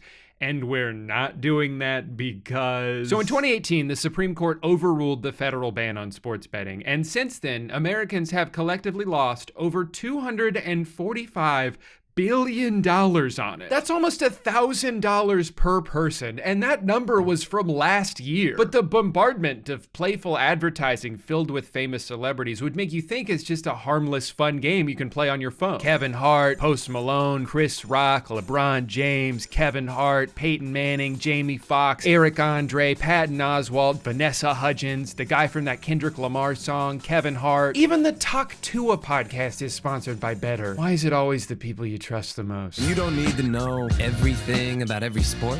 Good, because I don't. Yeah, me either. All you need is a feeling and a phone. Oh my gosh, I want That is such a... Dude, that's crazy. That's so gross. Like, yeah. You don't even know fuck all about sports, baby. Just put your money in and you'll make more. Just fucking bet, stupid. What's wrong with you? It's good. It makes you feel good. Ooh. A bold way to advertise your product. You don't have to know anything about sports in order to bet on them. In fact, we would prefer you didn't. Look, this guy's just chilling in a hot tub. He doesn't even know what sport he bet on and he won money. So go ahead, just open the app and start mashing buttons. I don't know, like, where do you think they got all the money to shell out to these celebrities? Could it be that maybe Prize Picks isn't the secret gateway to riches beyond my wildest imaginations, and maybe they're just trying to get my debit card number so they can take all my disposable income? Whether or not you think sports betting should be illegal, and I'm not even necessarily saying it should be, the fact that they're allowed to advertise it like this is fucking insane. Imagine a cigarette commercial that was like, "Oh my God, this tastes so good. This is the best I've ever felt in my life. I'm on top of the world." Typically the only tobacco ads you see are like anti-vaping PSAs. And I hope there's a future where advertising for betting apps is regulated in a similar way. You can still bet on sports. You can still smoke cigarettes if you want to. It's not illegal, but you're... Bring back this 30-second classic real quick. You, games, fun, slots, money, slots, wins, gamble, money, gamble, jackpot, penthouse suite, expensive cars, you with a girl, winning money, money, money, wins, gamble, fun, slots, 40-hour streams, you in a McLaren, fucking buck, gamble more, you fucking pussy, more wins, more money, more slots, charity, gamble, gamble, gamble. Please gamble responsibly. What a banger, dude. Is this why you left the community to watch Gambit stream? Shaking my head. Remember that? Once again, right, but too early. Right, but too early. Dang, bro, no like after 2 years. Right, but too early. You're not bombarded with the temptation to do it every time you turn on a basketball game. Even though it's only been... Please do a blackjack stream. No. Also, I've been, that's another bag that I said no to. They offered me, I think it was $800,000 for a poker stream. And I was like, nah, I'm good.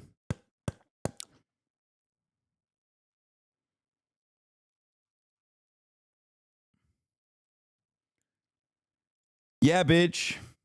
6 years since the federal ban on sportsbooks was overturned, technology has already evolved well beyond what was available at the time. And now that gambling has gone from being in a place you have to go to do it, to being accessible on your phone at any moment, there's nothing stopping these apps from trying to lure you in constantly, and they're really good at doing that. Addiction is intensified, he says, by how much the gambling companies know about each user. That data was used to tailor offers and push notifications to keep the guy in action. They knew the life stage, the customer life stage it was at, so win back, they described it. So people that have given up gambling for a while and they're trying to get them to come back. Just by using these apps, you're giving them data about your gambling habits, which they can then weaponize against you. If they realize around 2 p.m. every Sunday is when you're most likely to interact with the app because you're watching 19 games at once and you're starting to get a little restless, they can tailor make a push notification just for you. Maybe they'll boost the odds of a third quarter Tyreek Hill touchdown, or they'll show you a parlay that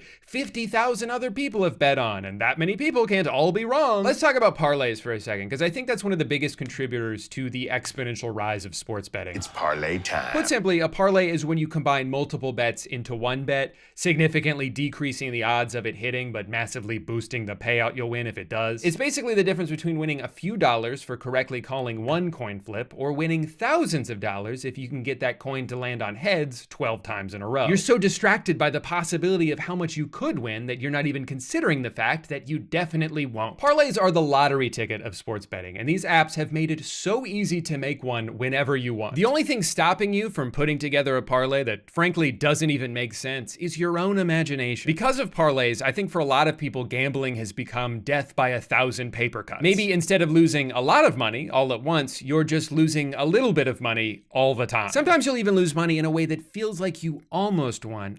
5 out of 6, I was so close, but that means I'll definitely win next time. My only personal experience with online sports betting was a couple years ago when I saw Underdog Fantasy was offering to match your first deposit up to $100. And I thought, okay, I'll give it a try. I watch a lot of football. Maybe I can finally make back some of the money I've spent over the years supporting my stupid, shitty team. So I put in $100, they doubled it. And slowly over the course of the next 2 months, I lost $25 every week until it was all gone. Now, if I'm being honest, I think this was actually best case scenario for me. I consider myself lucky that the few times I've tried gambling, it has. I low-key think this is exactly what happened to me too. First year that I'm working at the Young Turks, I get a graduation present of, I believe, $2,000 if I'm not misremembering, from an uncle of mine, not Jank. Okay, I've graduated from college. I'm at the Young Turks. I'm going to CES in Las Vegas. Okay, and no, it's not Uncle Sam either.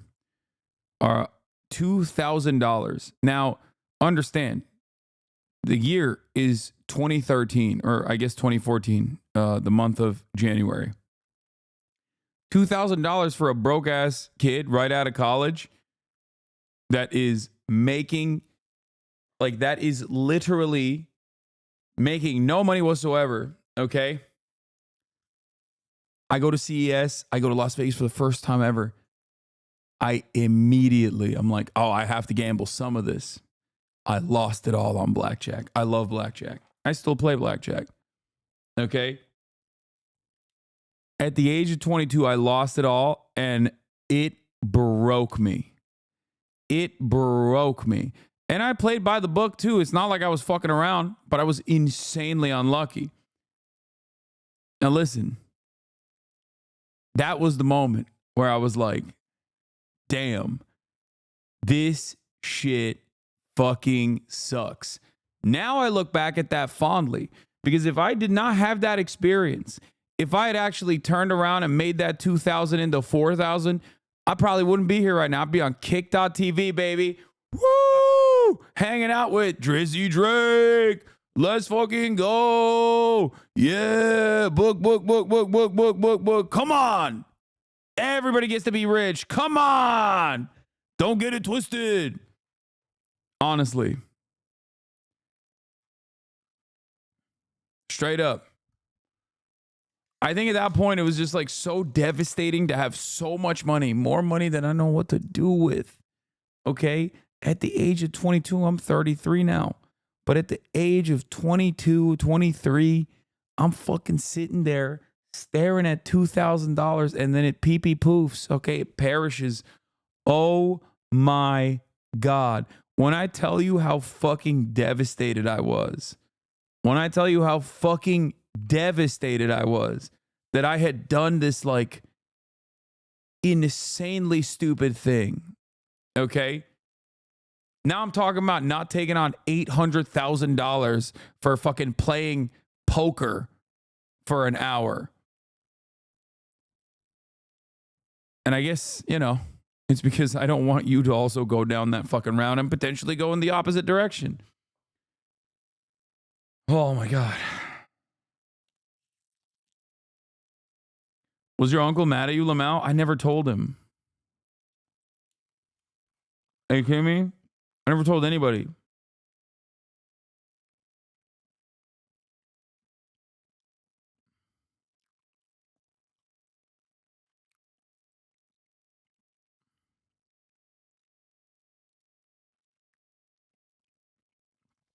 The shame I felt in that moment is insurmountable. It's impossible to describe. And it wasn't like on one bet. It was over the course of like the entire weekend.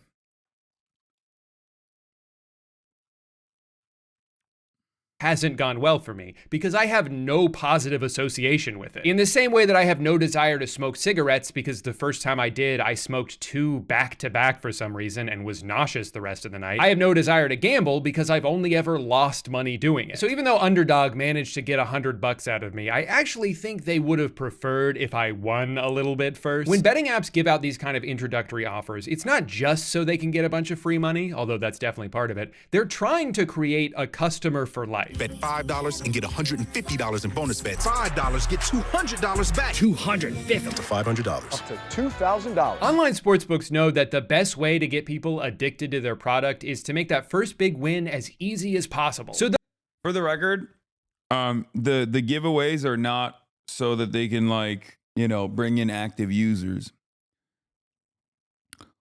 Casinos don't actually make money off of serial gamblers who spend $25 here and there. That stuff is good.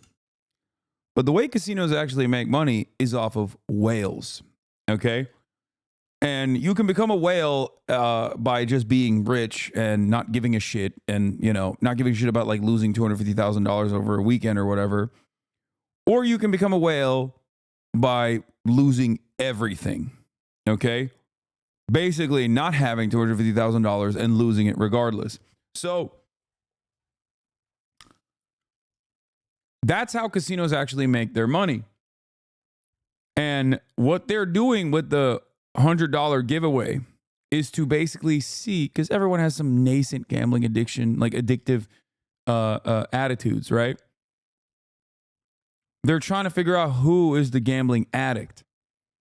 And they're trying to basically cast as wide a net as possible to just create new lifelong gambling addicts.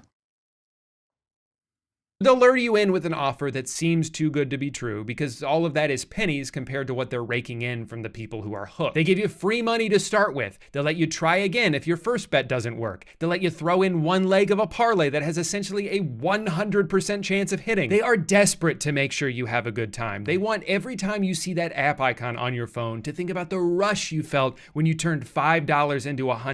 This is also very important. The way the gambling addiction works is not actually about winning money necessarily. That's a good way to draw you in originally. But the dopamine hit you get is actually from the moment of like finding out whether you won or you lost. That's what it is. So you still have that dopamine receptor tickled every time you lose. Because it's not about winning or losing. It's the high that you reach at the point of anticipation. It's the buildup and the revelation. That is what gambling addiction is all about.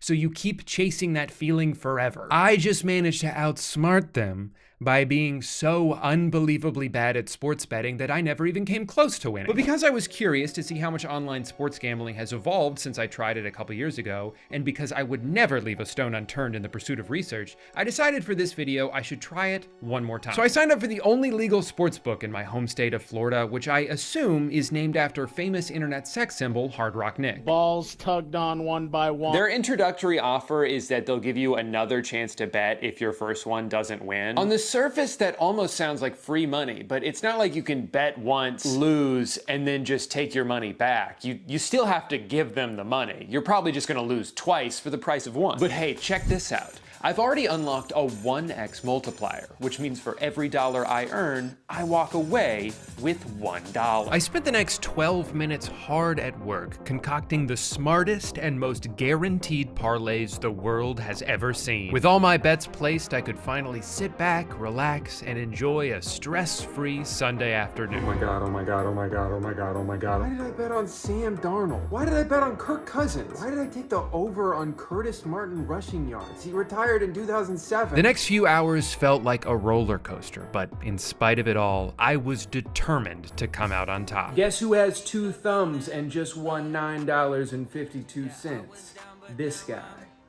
My other thumb's holding the phone. I was down, but now I'm And since I only lost 5 other bets, I was just $61 from breaking even. Now I know what you're thinking, Drew, how could you have possibly known the Bills were gonna beat a team significantly worse than them? What are you, some kind of genius? No.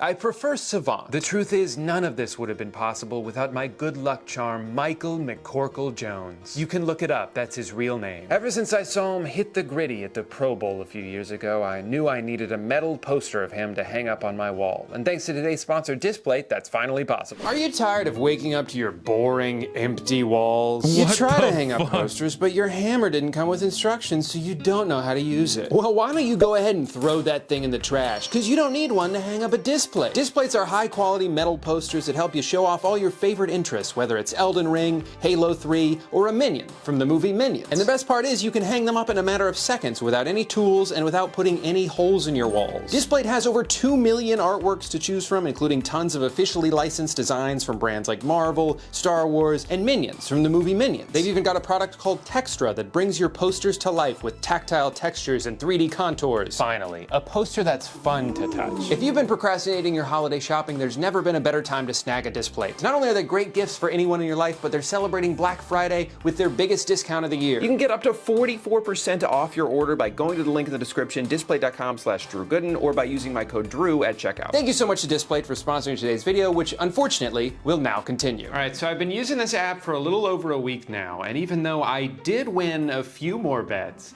all I've really managed to do is turn my initial $100 into 0. It's all gone. I think they know they're on the verge of losing me for good because they're really ramping up the notifications. Most days I'm getting at least one every hour. They even offered me another second chance bet, this time up to $500. They are so confident based on everything I've shown them so far that it seems they're willing to give me any amount of money because it doesn't matter, I'm just going to lose it all anyway. Even in my very limited time using this app, I can already see the traps they're setting for me, and I am falling for them. For some reason, I've done multiple parlays that are contingent upon something happening at the beginning of a game. They offer a bunch of bets that are based on first quarter stats, and I realized firsthand why they do this. Because that one leg can cook your entire parlay immediately. But at that point, you've already committed to betting on this game, and there's so much more game to bet on. So you do. And before you know it, you're betting on Keyshawn George to make 5 threes? Why did I do that? I don't even know who that is. Why did I think Jake Paul was gonna knock out Mike Tyson? That fight was never ending in a knockout. They punched each other like 4 times. Obviously, they were just in it for the money, and I knew that going into it. I only did this bet because they boosted my odds, and they...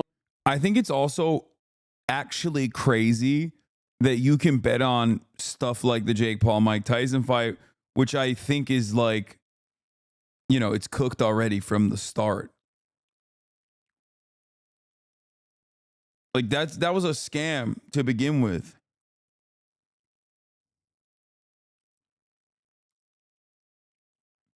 The problem is, like, we gamble on Twitch. on dumbass bullshit that happens on the stream. The difference, however, is that that dumbass bullshit is, you know, has no bearing on in the real world, and it also is betted on with fake points. Like, it doesn't do anything. We don't use real money. So I don't know. I just think it's ridiculous that this is so commonplace. Only boosted my odds because they knew it wasn't going to happen anyway. It's 2024. How am I still getting scammed by Jake Paul? And on the flip side, when I do win a bet, sometimes I'm not even that happy about it because I'm just like, I should have bet more. You start getting carried away doing the math. I turned $10 into $30, but I could have turned 100 into 300, 1,000 into 3,000. Oh my God. It's infinite money. And I think that's one of the most dangerous things about gambling is that sometimes it works. It's a hobby that technically could go well for you if you get very lucky and quit at the exact right time, which you won't, and the casinos are banking on the fact that you won't. Problem gamblers aren't just chasing a feeling, they're chasing this idea that maybe they'll win the lottery. A lot of gamblers can recognize that they have a problem, but see the problem as the way out of the problem. I think the feeling at the time was, if you can just get lucky here somewhere, then potentially there's a way of making this all go away. I suppose the flip side to that as well, Aaron, is it was enabling me to just gamble as much as I wanted as well. If I just have one good day, I can win it all back. Yes, I've dug this huge hole for myself, but if I just keep digging, I might be able to find that diamond I've been desperately searching for. But the sad reality is, even if you find the diamond, you're just gonna feel so good doing it that you'll probably dive right back into the mines looking for another one. The truth is, if I'd have had that big win, I would have just spent it anyway. A lot of the higher-ups at these companies will refuse any responsibility for creating new gambling addicts over the past few years. They'll make the argument that they're just addicted to their phone, and our app just happens to be on it. I don't believe that there is an addiction to mobile betting any more than there is an addiction to utilization of your phone for any other reason. You don't think adding a layer of betting makes the phone more addictive than just tooling around Instagram? No. There is problem gambling. It is a real problem. Whether it's gotten bigger or it's just become more noticeable because sports betting is legal, I think is an unknown. Really? No, it's not. Demon, dude. Demonic. Demonic. This shit is crazy.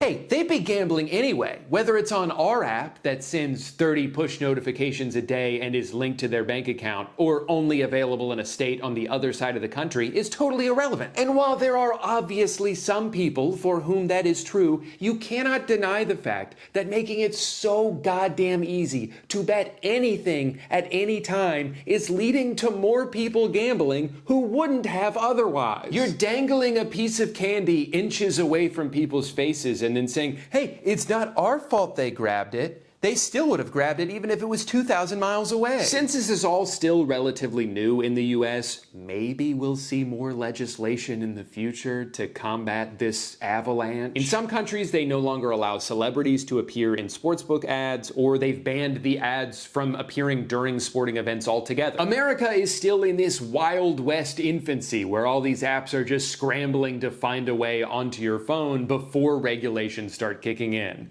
But maybe in the future? Nah, I'm gonna be honest, it's hard to imagine that happening. I think it's too late to put the toothpaste back in the tube. The leagues are making too much money off it already. Of course they want to shove betting apps down everyone's throats. It gives people more of a reason to watch the games, especially bad ones. While most people would... I'm not gonna lie, Democrats weren't gonna regulate this shit either, brother. The point is, this is like... This is the worst part, okay? When something makes money, like a lot of money, it becomes impossible to regulate. And we've already, I'm afraid we've already gone way past that point. My new PC is better than yours, and so is my car. I'm happy for you, man. I guess I have to get a supercar now. Turn off a 20-point blowout in the fourth quarter, you're still glued. Crypto is a good example of this. It's an unregulated asset that, you know, is purely speculative. Okay, the unregulated security, and it doesn't matter because now that it has like enough backing, now that it has enough rich people that are tapped into it and invested in its success, now they can just go and change the laws in a way that benefits these people. To the screen because you need CeeDee Lamb to get 12 more yards for your parlay to hit. They've figured out a way to make every moment matter, even if it doesn't. You want to make every game interesting? Step one, open the BetMGM Sportsbook. You know what to do. It's open it. Open it. It's not just sports, though. pee. It seems like these days you can gamble on absolutely anything. You can bet on celebrity breakups. You can bet on which White Lotus character will return in season 3. You can bet on the presidential election. And oh my God, so many people did. Hundreds of millions of dollars were tied up in political bets this year. And if that's not indicative of a nationwide gambling epidemic, I don't know what is. But I'll admit, I'm a little conflicted about this. Because on one hand, gamifying every aspect of our lives only gives more power to those with influence. It creates a financial incentive for spreading deliberate misinformation. It can make you question the motive behind everything you see and hear. But on the other hand, XQC lost $700,000 betting on the election, and that's really funny. If you don't know who XQC is, he's a streamer who, at least in every clip I've seen of him, seems to be speaking a language he invented and no one else can understand. Game government and no getting the best sample. No, give my. Listen, mate. Yeah, I'm jumping over there. What do you want to do with that, man? He's also one of the many streamers who've massively increased their wealth over the past few years by taking sponsorships from offshore crypto-based online casinos, helping them and the website they stream it on explode in popularity. At almost any point of any day, you can go to the slots tab on kick.com and see someone who is zonked out of their mind, eyes bloodshot red, 12 hours into non-stop slot spins, desperately trying to win back all the money. Oh my God. Oh my God. He's using Togi. The absolute, oh my God, the absolute best possible example of a person who's like destroyed their lives. Yeah, I know. They're talking about Kick. You got to rewind? No, I know, dude. Gamifying every aspect of our lives only gives more power to those with influence. It creates a financial incentive for spreading deliberate misinformation. It can make you question the motive behind everything you see and hear. But on the other hand, XQC lost $700,000 betting on the election, and that's really funny. If you don't know who XQC is, he's a streamer who, at least in every clip I've seen of him, seems to be speaking a language he invented and no one else can understand. Game government and no getting the best sample. No, give my. Listen, mate. Yeah, I'm jumping over there. What do you want to do with that, man? He's also one of the many streamers who've massively increased their wealth over the past few years by taking sponsorships from offshore crypto-based online casinos, helping them and the website they stream. Yeah, I gave up. I don't know how to translate that one. It on explode in popularity. At almost any point of any day, you can go to the slots tab on kick.com and see someone who is zonked out of their mind. Oh yeah, look at Togi's wall behind him. I wonder how that happened, dude. XQC's Canadian Boomhauser. I mean, it makes sense. He is from Level.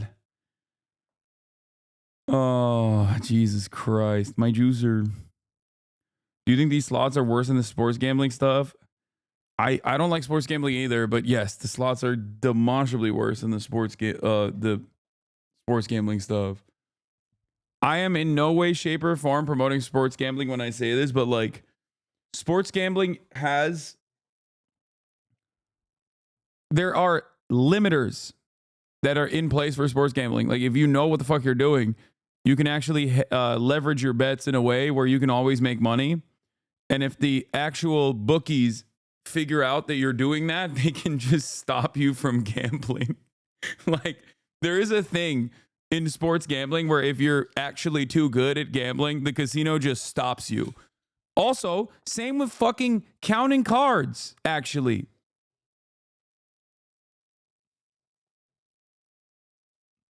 Like, if you're too good at blackjack, the casino can legally just stop you from entering the casino, which is crazy. Like, how are you... At that point, it's like you need to understand, like, no, man, the shit is stacked against you, okay? They don't want you to win. It's like, it's basically illegal for you to win consistently. They come up and kindly tell you, don't come back here. We know what you're doing.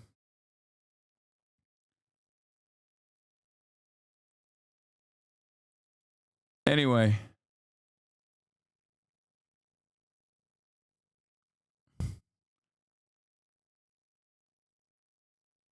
That's not how it works with sports betting, bruh.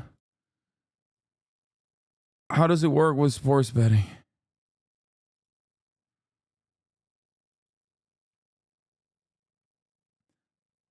You're going to explain to me what I just explained and using different words instead. And then you're going to act like we have a serious disagreement. Go ahead.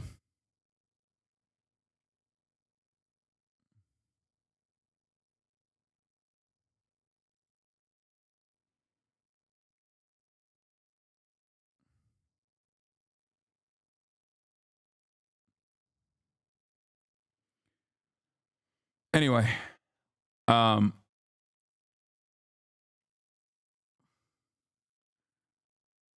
usually just stop you from playing blackjack, but will still let you lose money on other games, lol. Yeah.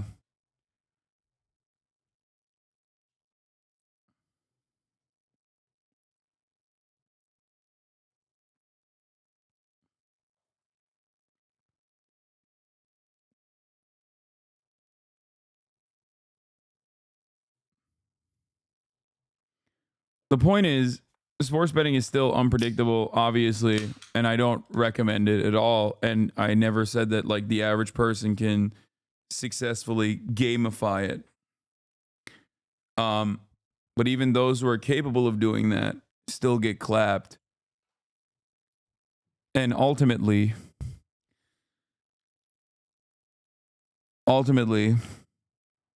it's still gambling and it's still bad. It's bad for your health. It's bad for your brain chemistry. I think it makes you just, it causes you to not enjoy anything. Like you just keep chasing that fucking high that you get from hoping that I will play the fucking stupid ass Korean dating sim that everyone wants me to play and keep writing in the chat over and over again. Maybe I'm chasing this high. It's not even about the Korean dating stream at all. It's more so on me being annoying in the chat and just writing it in the chat with the hopes that the uncertainty is what keeps me going. Is he going to play today? Is he not going to play today? That's the big high for you. Shut the fuck up.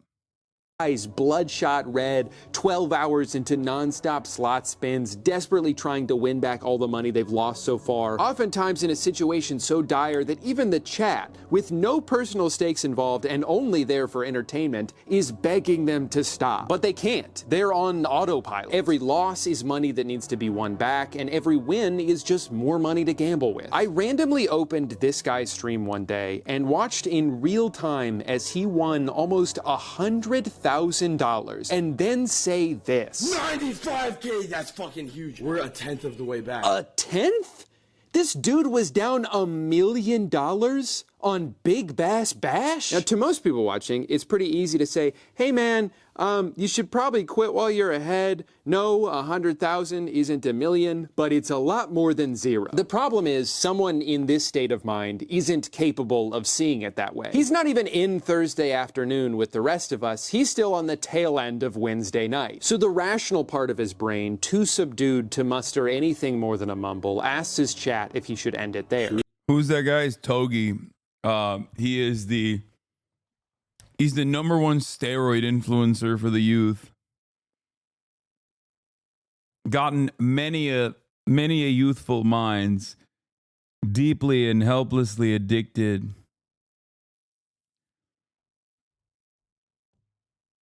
$80 IQ. He's very funny, but he's also a fucking massive degen.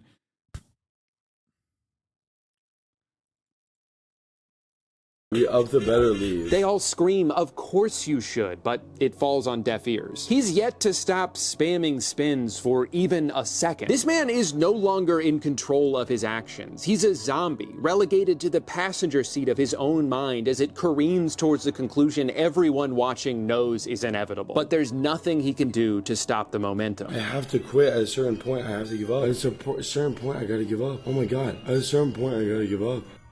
Dude, that dog demolished the balance. Oh my god.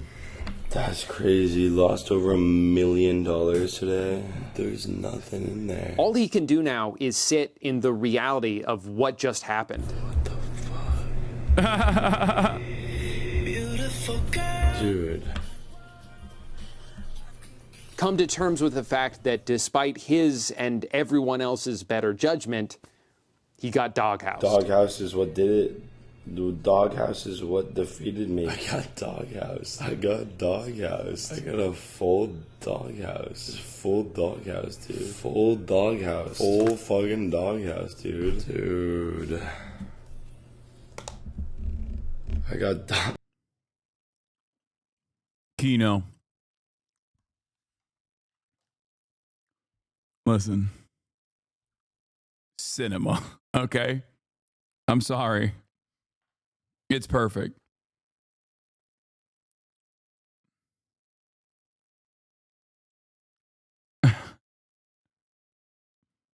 It's perfect.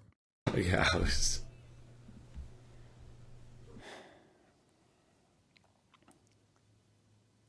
Did I just watch this guy ruin his life? I don't know, actually. The thing is, it's hard to take streams like this at face value. There's a very well-documented history of streamers on Kick high-stakes gambling with money that was given to them by the website they're playing on. So not only are the stakes not high, but it's technically not even gambling. It's just promotion. The entire goal of these streams is just to make the people watch. Wasn't there like a lot of drama surrounding this? I think like even Train was accusing the website of like changing the not only giving money to certain gamblers, certain gambling streamers, but also like changing the outcome of the gamble itself to get like these massive fucking wins. Juicing the juicer. Charlie Kirk is a legend for that. Who are we watching? Someone in the chat said Charlie Kirk is a legend. Yeah, they just hate Trumpo. Trump's a cunt. Charlie Kirk has been owned so many times on all those sit downs. Trump's fucked, and he's just gonna blame cheating. I'd rather dead ass vote for Biden senile ass over Kamala. Bro, stop talking about Trump. Stick to your specialty of black cocks. I'm not gonna lie, dude. I shelter you so much.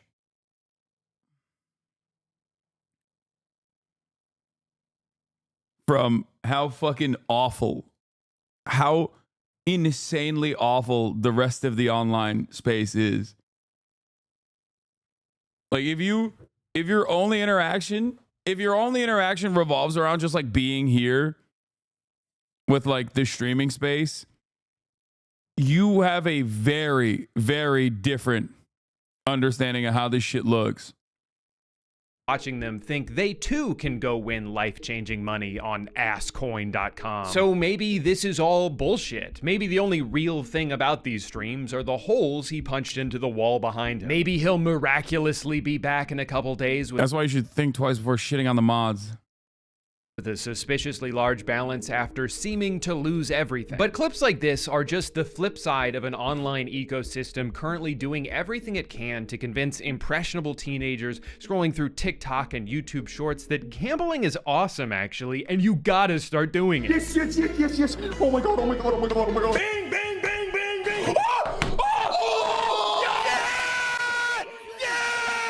That's a great feeling, man. Now, some people have accused these websites of rigging the odds in favor of the streamers. Dude, my favorite was Nick Merckx talking about how shitty Call of Duty is and how fraudulent Call of Duty is while he was gambling on like Roulette or something. He was like, just no self-awareness whatsoever. He was just sitting there being like, Call of Duty is fraudulent, okay? It's fucked up. It's fraudulent and fucked up. It's a bad game. Nobody should play it.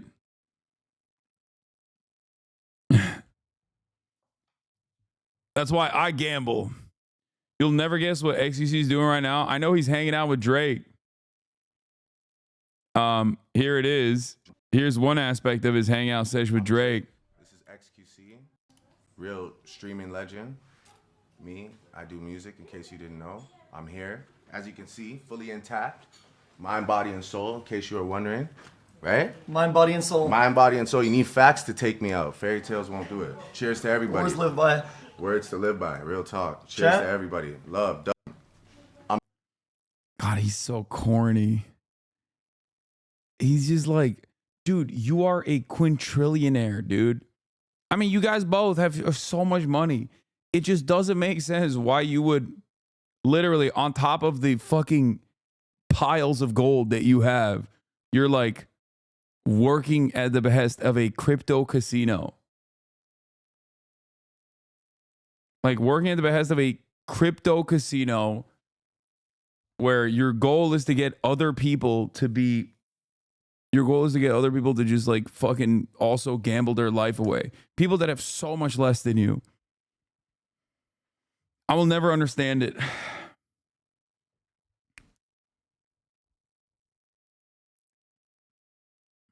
What's Drake going to do when he's at the Super Bowl and the entire stadium calls him a pedophile? I don't think he's going to the Super Bowl. This explains XQC's behavior. Wait, this is the Laval flag for real? That's kind of cool, though. I mean, it's weird, but unexpectedly cool.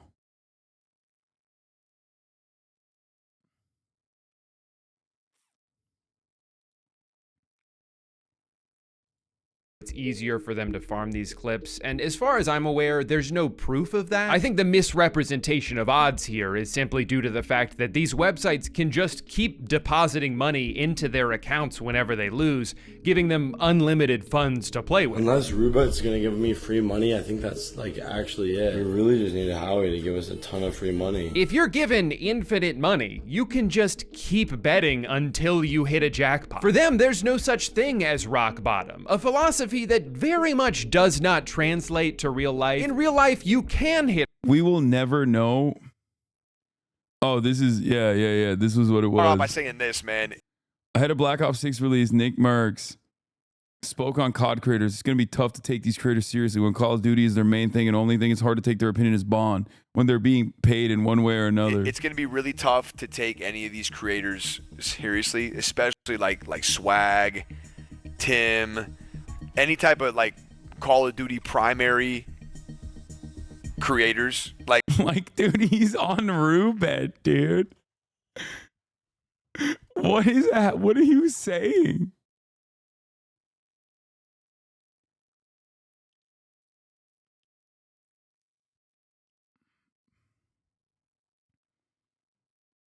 Like when Call of Duty is their main thing and their only thing, it's hard to take their opinion as Bond because look, they're being paid in some way or the other, and they're just happy to be there. They're around all the, you know what I mean? It's vibes. It's all energy. You know what I mean? They're playing some. He's on the people's game, a real everyman. Titties out, just living a glorious life, dude. Something new. Use code MFAM. Big facts. I thought Tim was your best buddy, pal. Ooh, that feels good, right? Everybody loves that. When you're playing something new and you're the first one to do it, it's going to feel good. You're going to get those bought and paid for. Yo, speak the truth. Brown nosing. Little feelings in your stomach and your mind and shit. It's going to be exciting. You know, you're with all your people, but you just gotta take it with a grain of salt, man, because every fucking year, no matter the Call of Duty, it's always the same shit. It's the same shit.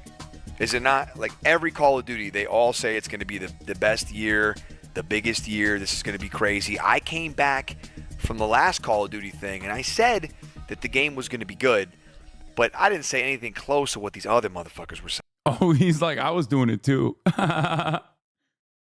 It's funny because he's not wrong as far as like Call of Duty just bringing out the same fucking slop year over year. It's just funny because he's also admitting to doing it back when they also had his skin.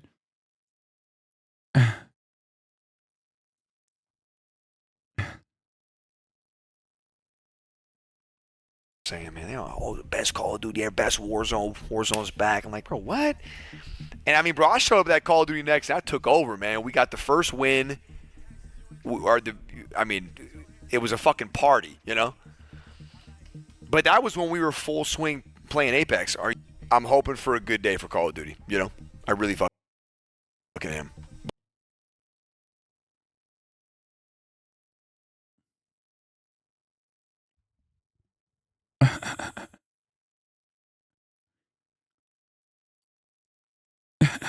I just think it's really, the juxtaposition gets me. Hit rock bottom, and when you do, there's no texting Howie to get yourself out of it. What's especially concerning about these kinds of streams is that while sports betting apps are at least targeting mostly grown men, the majority audience for a lot of these streamers are teenagers and young adults. People whose brains have not finished developing yet. People who would have a harder time distinguishing between entertainment and real life, and have less of an ability to evaluate risk compared to people much older than them. It is statistically proven that people who are exposed to gambling at a young age are more likely to develop problems with it later in life. So maybe don't do this? Is that too much to ask? Now, there are a few different types of gambling streamers. The answer is yes. I did do this, and I will tell you, okay, as someone who did do this for quite a long time, I made some very wealthy enemies, okay?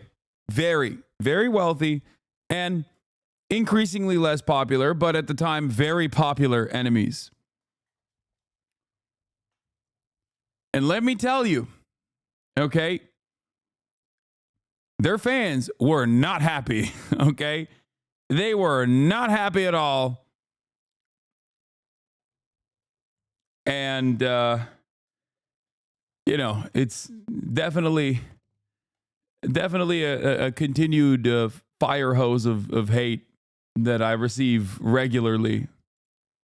There are the ones like Aiden Ross who have been very transparent about the fact that money is the only thing that matters to them, and there's no line they would be unwilling to cross in pursuit of it. Then there's streamers like Steve Will Do It, who admitted in an interview with CoffeeZilla that the only reason he started taking these sponsorships was because he used to have a gambling problem, and it was a way for him to continue to gamble without having to use his own money. In other words, he knows from personal experience the harm a gambling addiction can cause, but he has no problem promoting that to other people as long as it's not his money they're losing. But then there's also plenty of streamers that don't seem to think they're doing anything wrong. They put their head in the sand and make excuses because the money's too good for them to turn down. Take Nick Merckx, for example. Nick gets pretty defensive when people question the fact that he spends 1 week out of every month spinning slots on kick.com. Oh yeah, man, sorry. Forgot a bunch of children watch my streams. Like, dude, you've spent the past 6 years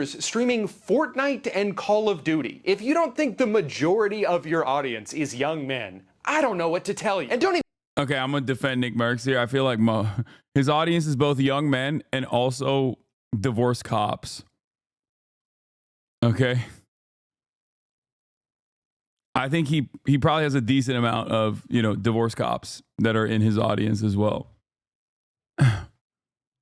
Still a lot of young men there too, but I was about to fucking freak out on you. Wait, what? lot of divorce cops. Don't even get me started on Drake. I know a large portion. Technically, Nick Merckx is base for defunding the police by directly directly giving cops a lifetime of crippling gambling debt, okay? My man is doing wonders. A lot of you guys say ACAB. Nick Merckx is living it, okay? Do you understand? Not many of you do the praxis. You just read the theory. Nick Merckx out there doing the praxis. Chill on Nick Merckx, okay?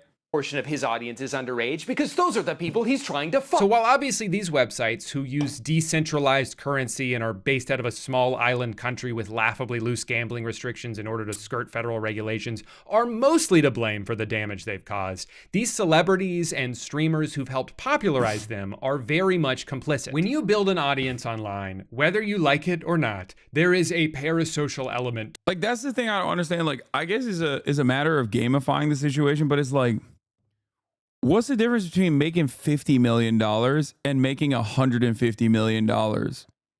Okay? People, like, you've already maxed out, dude. You've won, okay? You have fuck you money. You know what I mean? Like, what? Like, what? Why? Why? Like, what do you need? Like, at that point, the difference is basically you either get one Bugatti or fucking 10 Bugattis. What are you going to do? What are you going to do with 10 Bugattis? You can only drive one at a time. Who cares? I don't know. Maybe they're saving up to buy a sports team, Lamount? No. Oh, because other rich people make them feel poor so they never feel it's enough. I don't know. I don't understand it.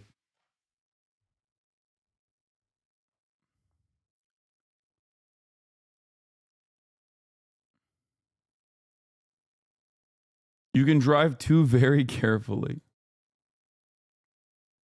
I think for a lot of people, it's just like gamifying making money. I think that's what it is. I think it's just like bigger number, more, more win, more victory. I genuinely feel like for a lot of people, it's just about the feeling of like winning more. It has to be. Sounds like something someone with 9 Bugattis would say. I know, my broke ass with my 9 Bugattis.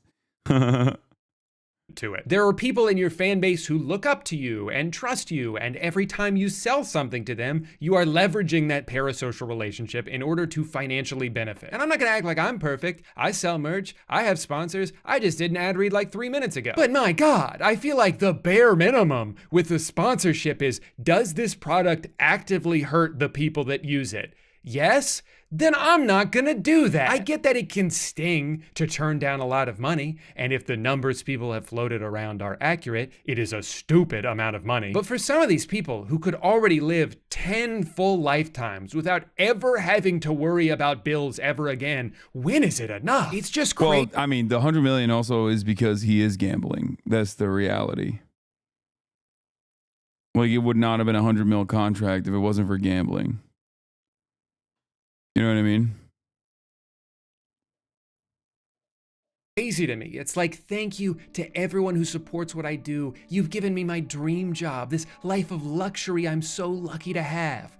And in return, I give to you a crippling addiction. Sorry, I wanted to buy a house in Mexico. We got another place because you can't do it in America. You have to go somewhere else. So we went somewhere else and we got another place. Call me dramatic, but I'm a little concerned where this is all headed. People like to talk about iPad. Yeah, dude, Drew cooked on this like big time. Okay? Big time cook.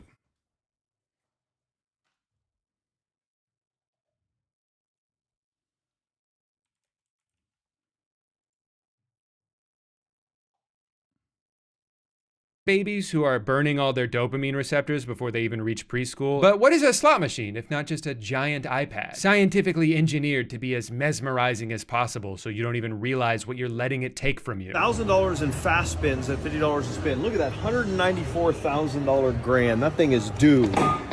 Oh, Oh, well, that's $1,000. Gambling can be addictive enough on its own even before you add in all this social pressure. The transition from casual gambler to full-blown addict can happen so gradually, a lot of people don't even realize it's happened to them until it's too late. And when everyone around you, from celebrities in commercials to all your favorite streamers, are just making it seem like it's no big deal, it's fun, everybody does it, can you truly recognize the seriousness of what you're getting yourself into? I think all we can really do for the time being is try to fight back against the normalization of gambling. So what do you say we all get together and call a timeout? So how does this change your views on LeBron being complicit in promoting gambling? Are you ready to declare Michael Jordan the GOAT yet? Yeah. Famously, Michael Jordan hates gambling. He's done a lot of anti-gambling initiatives. Google Michael Jordan gambling for more information. What's that? They already tried that for hate. We need to stop it. So let's take this moment To change the momentum. and call a timeout On hate. Together. Together. And it's not working, even though they got Shaq. Well, that's not good. That was kind of the only idea I had. Gambling is not new. For as long as there's been man, there's been the primal desire to bet it all on red. But what is new is the way technology has evolved to prey on these urges in the most efficient and targeted ways possible. Using AI to send push notifications at the precise moment they know they're most likely to be open. Using a constantly evolving algorithm to offer bets that are so time sensitive you have to commit to it before you even have a chance to think about it. These apps didn't invent gambling addiction, they've just made it more accessible. You combine all of that with a system in which most people aren't paid nearly enough money for the amount of work that they do and might see gambling as one of the only ways out of that situation, only to end up exacerbating their problems, and you end up with the unmitigated economic disaster we're in now. Forgive me for using the C word, but we've stumbled into this stage of capitalism where every dollar must be profited by any means necessary, and foregoing any chance to do so would simply be seen as a missed opportunity. Advertisements in between the game? Not enough. Now they're a part of the game. A mini fridge in the hotel that I can store my leftovers in? No, we should be filling every square inch of that thing with $12 Coke cans that'll automatically charge your credit card even if you're just moving one out of the way. A YouTube outro that's just a few seconds of peaceful music and no call to action? You wish, bozo. Please go listen to the song I made with my friend Sam. I wrote the guitar for it and I think it's pretty good. Thanks for watching.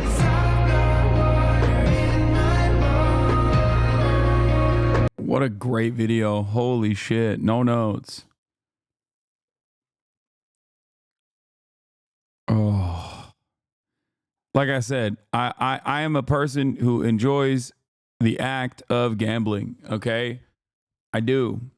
It's not like the best experience overall, but the way I see it, I have a host and I get a lot of freebies and I try to at least gamble away the amount, whatever the actual amount of those freebies would look like. Free rooms, free entertainment, that sort of shit for myself and my family when I want to show them a good time. And but even with all of that, like, I just think that there needs to be severe restrictions on being able to do it, you know, geo-locking it to a certain degree. And it is genuinely alarming that we have moved away from that and have made it more easy to access and also easier to lose money.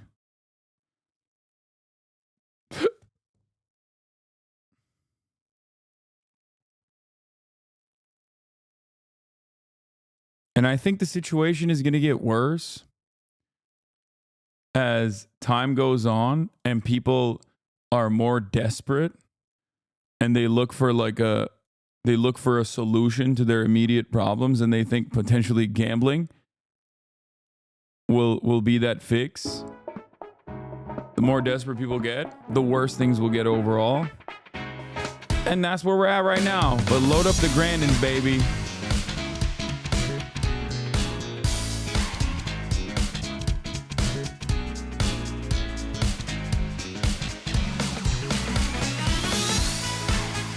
The Global Alex, thank you for the 20 community gift this subs. It's time. So I still have not been able to enter the 4th chapter because of my mistakes in the 1st chapter and in the 2nd chapter. So I'm gonna have to run it back. Run the route again. 시끄러워 죽겠네. Wait, what? 진짜. No, 너 this 때문에 is 좀 wrong. 바뀌었잖아. Wait, is chapter 1 looking for tenant? Just started the playground? No, it didn't work that way. Hard stuck on a dating sim. This is my 3rd day of trying this fucking stupid ass game. Oh, it's a dream.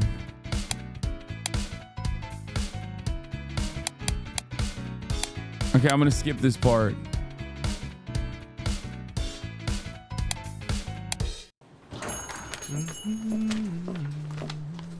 Just look at a guy, dumbass. I feel like that's the most desperate anyone's ever been. 블랙이거든요. 꺼지시라고요. 아 나가라고.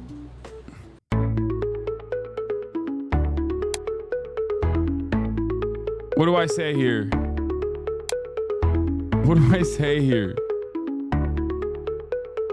Oh my gosh, she's doing the tiny penis.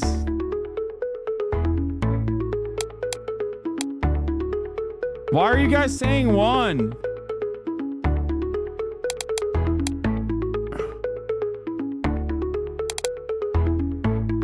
Y'all fucking suck! No, I want to win! I've already done getting cussed out. 알았어. 뭐야? Ah, you guys were wrong. Every single one of you said 1, and it was 4. 면접방? 밀크 코퍼레이션. 뭐? 밀크 코퍼레이션? 네가? 그래서 이력서 프린트 좀 하려고. 어이없네. 와서 뽑던가. 아싸.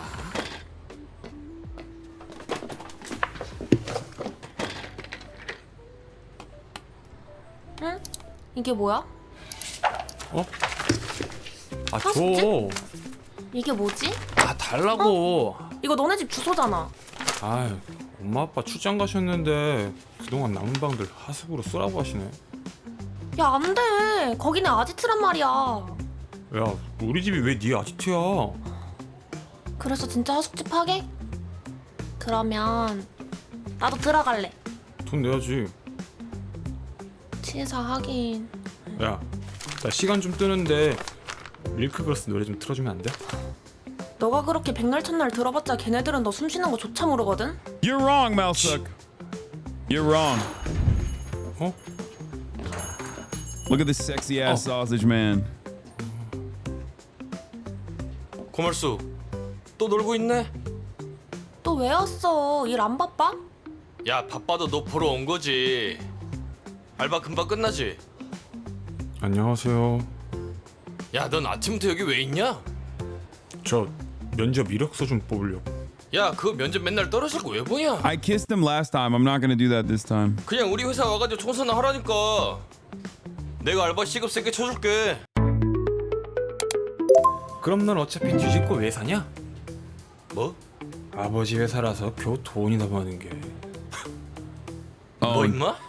이 대화 자체가 내 인생의 누수다. 말수가. 나 간다. 합격하면 나중에 크게 한번 싸. 응, 이력서 가져간다. Shut up, chatters. Y'all don't know what it takes to fucking rizz up Melsuck. Okay? I know you're like, oh, do the gay thing, do the gay thing. This is no longer a gay space. Okay? I am an LGBTQ foe.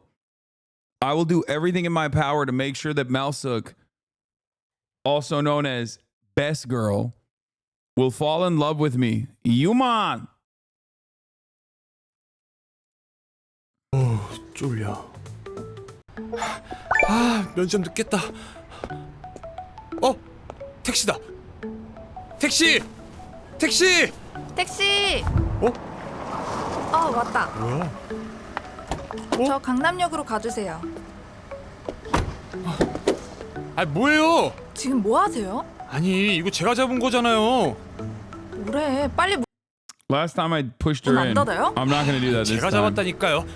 기사님, 저보고 오신 거죠? 그쵸? 제가 안 타는 게 맞는 것 같습니다. 기사님 출발해 주세요. 늦으면 안 되는데. W Riz. 택시는 또 언제 잡냐. 저기요. 네? 강남 쪽 가요? Oh my god. 네. 그런. 아님 말고요. 네, 좋아요. Shut the fuck up, Chad. 감사합니다. 진짜 감사합니다. 같이 가자고 해주셔서. 찝찝. You have to risk everyone to reach the thresholds to get to the later chapters. It's only at the end that you confess to someone. Bro, you want Grand to see so bad? I do. 하잖아요. 나쁜 사람 된 것 같고. 사실 제가 오늘 진짜 중요한 면접. Have you guys noticed how much better I am at this game? And some people are saying, oh, it's because you were like reading a walkthrough. But the real knowers, the real truthers understand that I actually am loaded up with the knowledge of Neo-Confucianism and how it plays a formative role in understanding Korean society. The context in which this is the context in which I operate, okay? That's the reason. A lot of you were like, Hasan, why are you fucking watching this YouTube documentary from a guy that is talking about 10,000 years of Korean lore? And a lot of you don't understand that I basically did that so I could play this game better, okay? I was doing fucking research. Wow. What is this? Can you move the subtitles by any chance? No, I can't. You're a freak for that, Korean. Okay? You are a freak for that. There are plenty of other moments where you will be able to see her bodacious breastises, okay? What is this? More research? What the fuck?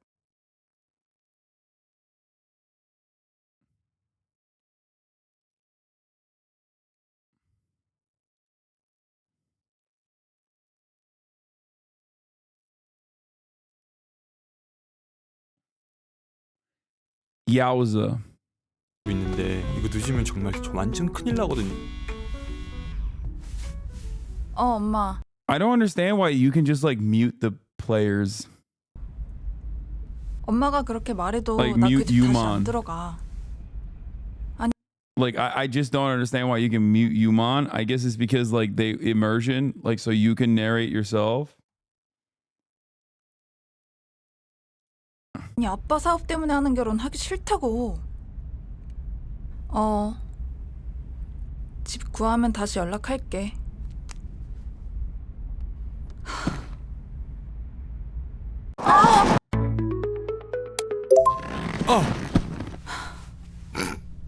방금 그거 뭐죠? 죄송해요. 순간 웃겨가지고. 뭐라고요? 그러니까 You should have worn your 안전벨트를 하셨어야죠. 자, 이게 안전벨트.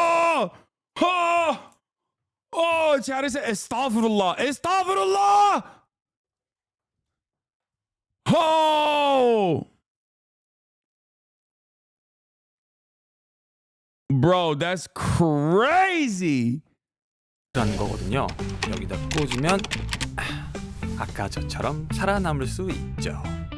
장수하세요 그럼. She's like so horny because I just described to her the concept of a seatbelt. What do you mean? Like what? She's like, oh, this game is so awesome. It's so amazing, dude. Holy shit, dude. This game is fantastic. 아니 뭐 그런 뜻으로 말한 게 아니긴 한데.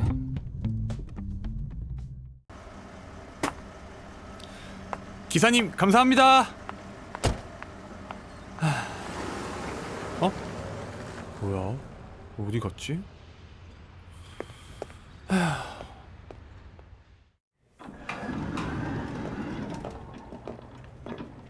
안녕하세요. 안녕하세요. 처음 뵙는 분 같은데 어떻게 오셨죠? 저 오늘 여기 면접 보러 왔습니다. 그렇군요. 좋은 결과가 있길 바랍니다. 네, 감사합니다.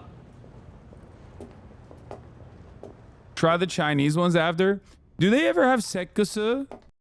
Chat, do they ever have sekkusu in any of this?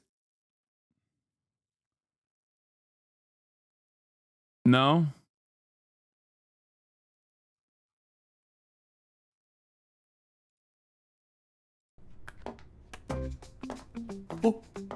그럼! 면접 시작할까요? 자기소개부터 해주세요. 네, 밀크 코퍼레이션의 밝은 미래 내가 이끌어가겠다. 안녕하세요, 전략팀에 지원한 우유만입니다. 이끄는 건 저희가 할 테니까 잘 따라오긴 하셨으면 좋겠네요. 네. There's a secret ending? 그럼 질문을 드릴게요. 달리기를 하는 3명이 있습니다. 그때 결승선 앞에서 Wait, someone said Ray gave up. By the way, Ray gave up on this house for 45 minutes because it was too much reading. That's crazy. She ain't about this lifestyle. This is my 3rd time restarting this fucking game, by the way, in the past 4 days. 3등이 2등을 제쳤다면 과연 그 3등은 몇 등을 했을까요? Brother, I haven't even fucking Oh! Answering it correctly gives Granny Cannons bonus points. I'm so fucking dumb. I was so dumb. I was just fucking around. I was fucking around for no reason, bro. Okay, listen.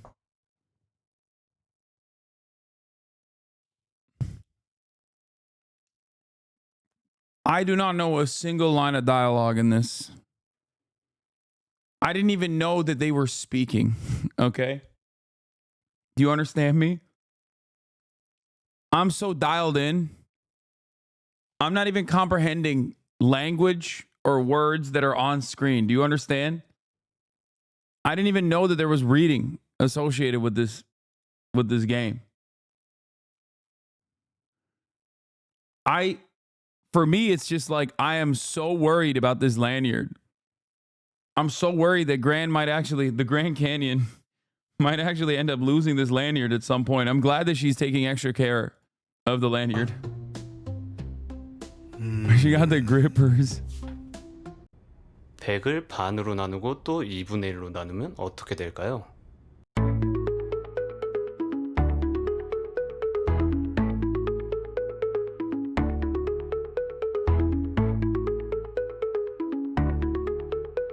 Should I give the right answer? You be saying 100. I go with 100. 답은 100입니다.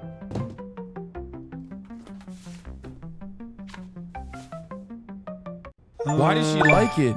그럼 오늘 면접은 Why did she 여기까지 like 할게요. it? 수고했어요, 다들. 아, 네.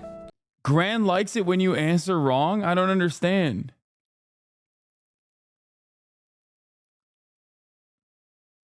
Or wait, was the answer right? The 100 answer was right? Oh, he said divide by half, which is ×2. I thought it just said half it. I'm so dumb. Bro, I can't read for shit. Oh! Oh my God. Oh my God. In my mind, I'm not even paying attention. I can't pay attention to nothing, dog. 네. 수고했습니다. 엉망이네. 네? 이딴 스펙으로 잘도 들어올 생각을 했네요. 면접자 제대로 안 걸을 거예요? 죄송합니다. 됐고 그냥 이 사람으로 뽑고 자리 마련해 주세요.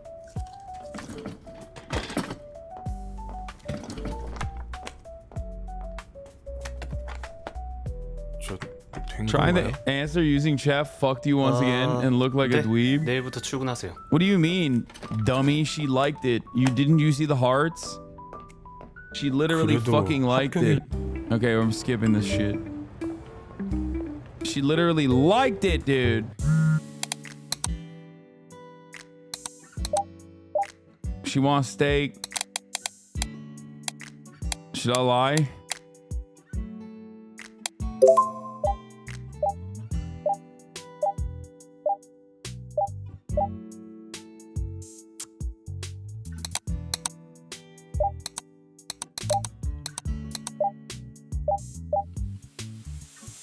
Gangnam Central Park. Mommy says don't even think about going up the third floor. 와, 대박이다. Text Grant for secret ending. There is no Grant texting right now. Oh, I can't fuck this up. I can't fuck this up. Guys, it's 밍밍. 혹시 토마토? 아이디 올리밀크님? 아, 네 맞아요. 이름이 우유만이라. 여기 사인 CD요. 아, 감사합니다. 아, 이거 가지고 있는 사람 진짜 많지 않은데. 아, 여기 돈이요. 예. 와, 드디어 얻었다. 대박 밍밍 사인.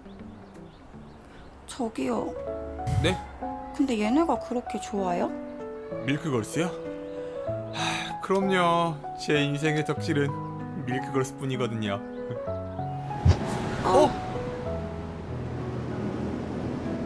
Serendipity. Drop your pants.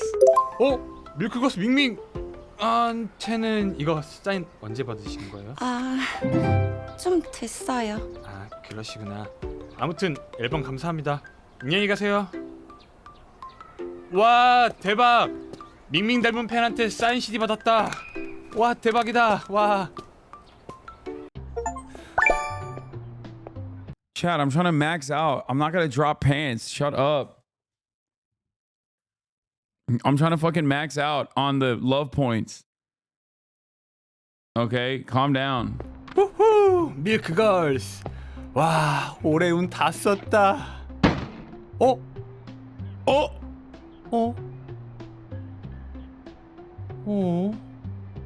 무슨 소리가 났는데?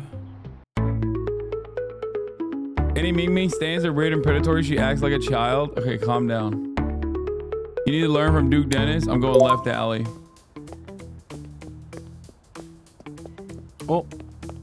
형? 어이 우유만이. I went middle before. 면접 잘 봤나? 네, 내일부터 나오라고 하더라고요. 아, 그래? 아쉽네. 네? 아니야. 고생했다. 들어가라 그냥. 네.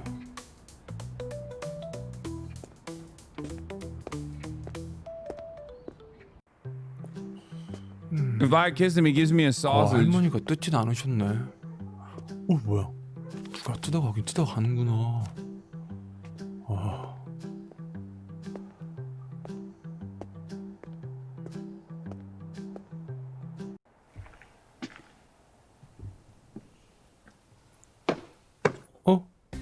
분명 문 잠갔는데 문이 왜 열려 있지? 뭐지? 아이씨. 빗자루다.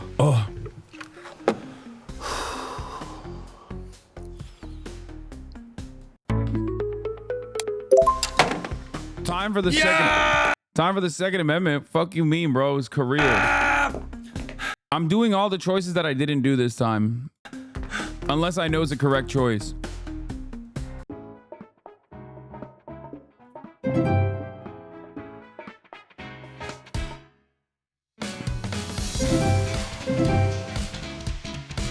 Dude, I farmed this.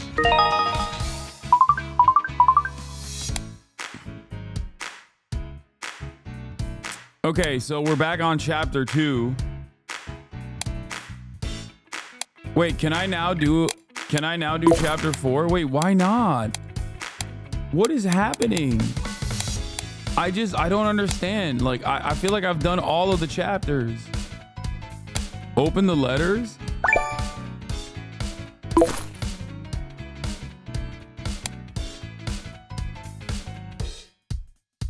You need to redo the last scene. You have to do chapter 2 again. I got another love letter. Oh my god, chapter 2 has so much that I didn't do.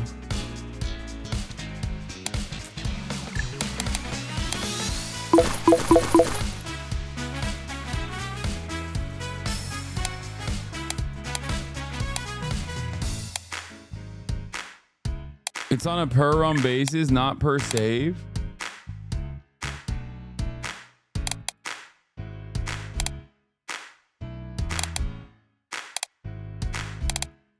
Okay, I'm gonna fast forward chapter 2. All right, let's do it. 아무도 없는 거야?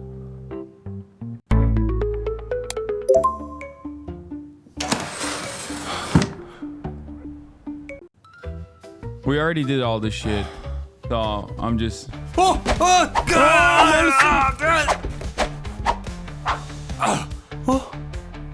고말수? 빗자루 들고 설쳐. 도둑인 줄 알았잖아. 문을 열어두면 어떡해? 야, 너 하숙한다고 방 바꿨더라? 아, 침대에서 맥주 먹지 말라고.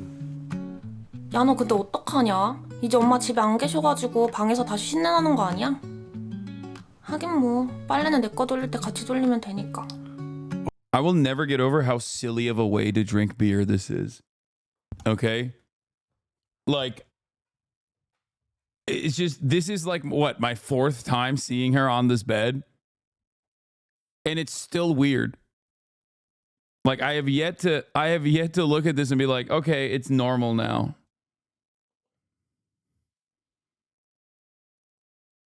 When has anyone ever sat that way? I don't know.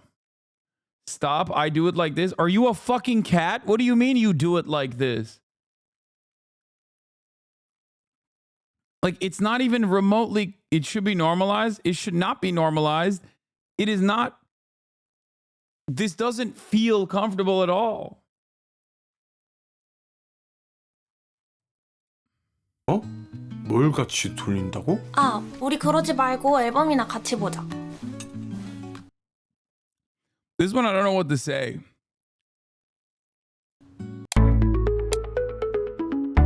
This one is like weird. I did the bed. But if you do human chair, she hates it, right? 나 인간 의자 만들어줘. Oh, she likes it. 뭐? 아, 빨리 만들어줘. 아, 뭐 하는 거야? 이게 미쳤나 진짜. 아, 한 번만 만들어줘. 아, 한 번만 앉아보자. 아, 빨리. 근데 나 여기서 지내게 해주면 내 거 빨대 넣. We did all this. We did all this. 나 이거 I 읽는다. already burned through this. Why can I why am I like having to go through this again? I did all this correctly. 아, 왜 이렇게 늦게 일어나? 나 네 양말 좀 빌린다. 아, 뭐야. 너한테 안 맞을 걸? 당연히 안 맞. We literally, this is my 4th time playing this fucking run.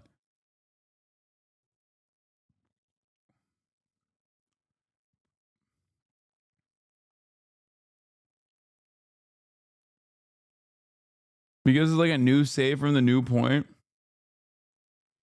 You have to do the other options. You don't get more for doing the same thing. Okay, but the other options are failures. So why would I fucking personally tank my sex points with Malsuck? I'm trying to speedrun the new shit.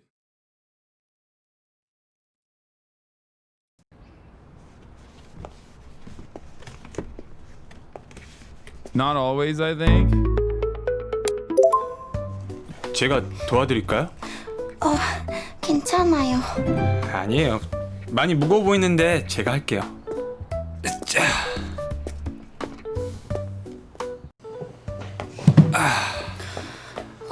땀 흘리시는 것 좀 봐. 감사합니다. 밍밍? 밍밍? 어제 그 토마토? 아, 어제 절 알아보신 거였구나. 아, 죄송해요. 사실 어제 알아봤는데 아는 척하면 곤란하실까봐. 근데 밍밍님 여기서 일하세요? 저 죄송한데 조용히 좀 해주시면 안 될까요? 아, 죄송해요. 대신 음료 드시러 온 것 같으니까 제가 서비스로 해드릴게요. 아니에요. 그 회사에 청구하는 거라 안 그래도 돼요. 뭘 사오라고 했더라?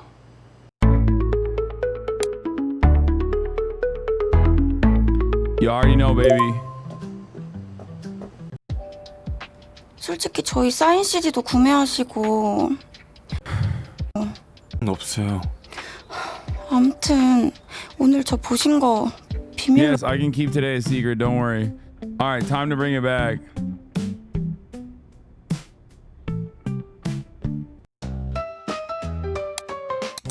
부장님 안녕하십니까? I'm doing 안녕하세요. all this. 안녕하세요. 저 음료수 좀 드시면서 하세요. 응? 스타킹이. Grant isn't even logged onto her PC. 과장님. 왜요? Fishnets time. 과장님 No, I'm not gonna do 스타킹 fishnets. I'm gonna do 올라갔는데요. black stocking again. I'm not skipping 아 this part. Don't worry. 뭐야? 아씨 이따 발표했는데. 우유만 씨 가서 스타킹 좀 사와요. She fucking loves me, dude. Oh my god, she loves me so much. 이따 미팅 때라도 갈아 신게 Oh my god, 스타킹 좀 she's in love 사오라고요. with me. 아, 네. 저 과장님이 말씀하신 스타킹 사왔는데요. 뭐 이렇게 많이 사왔어? 제가 스타킹을 잘 몰라서요. 줘봐요. I'm doing fishnets. God damn. 우유만 씨 취향은 알겠는데 공과 사는 구분하지. 그냥 검정 스타킹 내놔. Fuck you, chat. Fuck you. Okay, we fucked up. We gotta do. I can't do that. Wait, does this fuck up my save? 저 과장님. 왜요? Hold on. 저 과장님.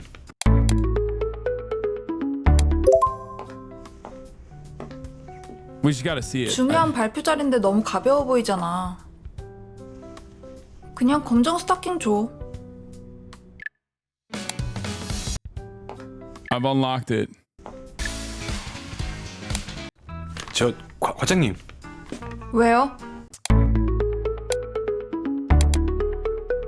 It's completion based. You don't lose points by doing options. Oh my god. She loved it.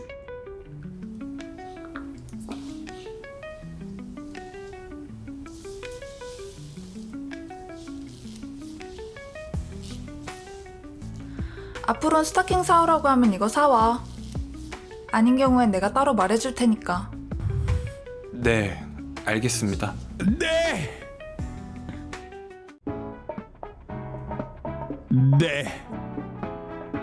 This part is crazy because when you do this right, it just only shows her ass. If you do it wrong,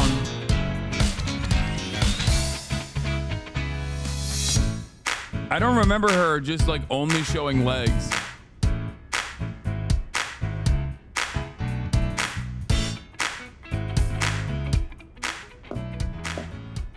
자, 뭐 너 오늘 고생했고 퇴근하도록. 응? 네, 수고하셨습니다. 재빨라. 가지고 고고씨. 네, 고생하셨습니다. 뭐야? 아씨, 언제 또 오리 나갔지? Why does she keep ruining her stockings? Has anyone figured out why that keeps happening? She too thick? That's what it is?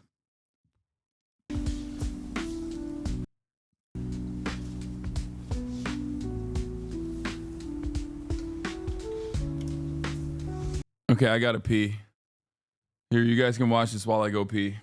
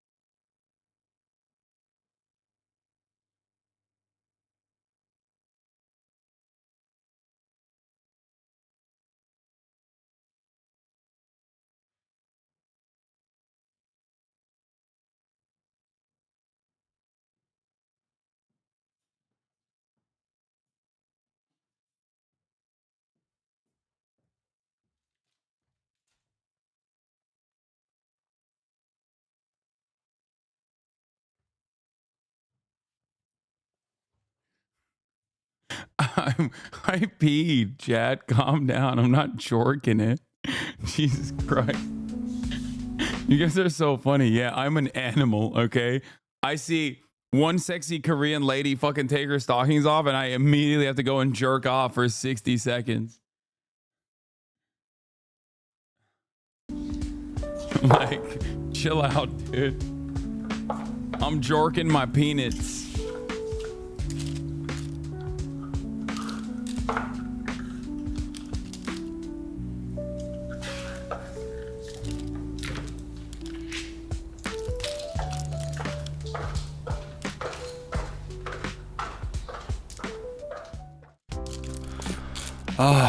기절하고 싶다.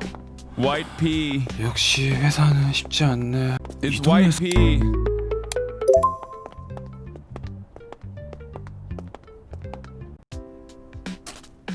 Alright, we did this shit.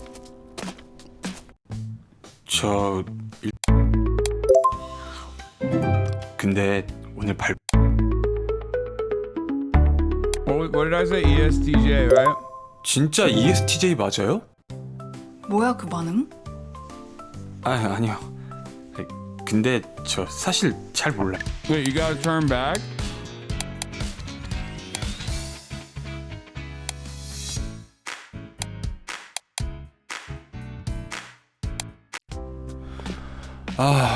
기절하고 싶. What does that do? 퇴근길에서까진 마주치고 싶진 않아. 우유먼. 형. 회사 갔다 왔냐? 네. 내 옆자리 치워놨는데 아쉽네. 회사 사람들은 어때? 잘생긴 애들 많어? 그것까진 잘 모르겠는데요. 그래? 먹을래? 아니요, 괜찮아요. 형 들어가세요. 야, 소세지 너 주려고 사왔는데. 아씨. 야! That's homophobic. 밍밍님 동과장님? 뭐야? 우유만 씨도 여기 살아? 네, 여기가 제 집인데. 전 이거 보고 왔는데요. 네? Why can't I skip? 그게 이게 좀 오해가 있는 건데 원래는 그게 아니라 다른 거 들으려고 한 건데요. 아니 그래서 우유만 씨가 여기 하숙집 운영한다는 거야? 네, 맞는데요.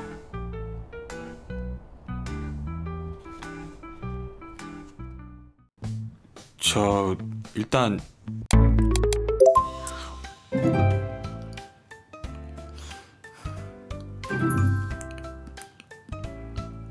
Fuck you, Ming. 와, 피자 엄청 느끼한 게 당연한 거 아니야? 돼요. 근데 오늘 발표하는 거 진짜 멋있으셨어요. 뭐 그런 거 가지고. 뭔가 ESTJ. 진짜 ESTJ 맞아요? 말도 안 돼요. 뭐야 그 반응? 아니요. 근데 저 사실 잘 몰라요. I'm sorry, chap. I'm being mean to Ming because she calls herself a milk girl, but I think we can tell who the real milk maiden is, okay? One simply calls herself a milk girl. The other lives it, okay?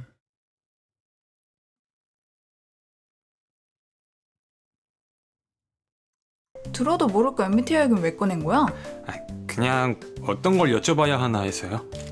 이상형은 어떻게 되세요? 이상형? 유만 씨 지금 나랑 소개팅해? 제가 한번 맞춰볼까요?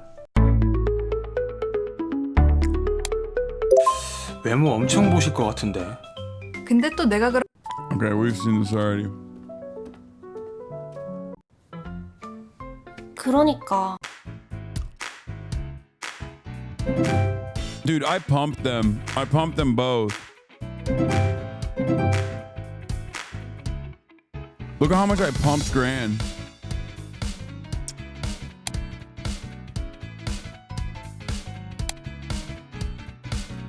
Wait, why does it act like chapter 3? I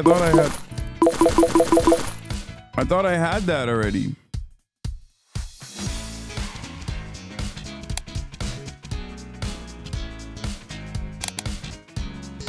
뭐야? 문이 왜 이러지? 어디요? 여기요. 뭐야? 갑자기 왜 이러지? 그죠? 문 원래 안 이랬죠?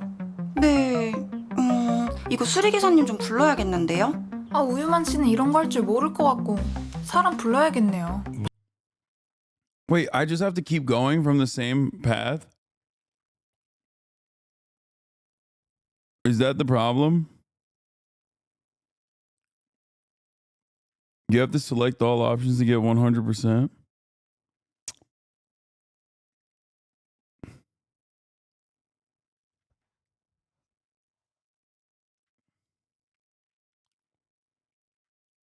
Dude, I can't tell if I'm too horny or too stupid to understand how this fucking game works. But like, chatters have tried to explain to me how this game works over and over again. And I literally do not know how. Like, I still don't understand how this shit works at all.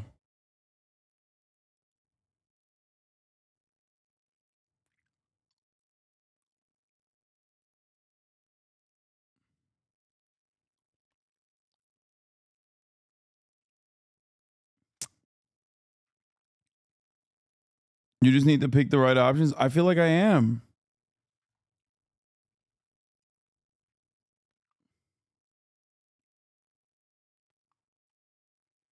I love roguelikes and I've never been so confused. But I have separately in every chapter, I have picked all of the right options.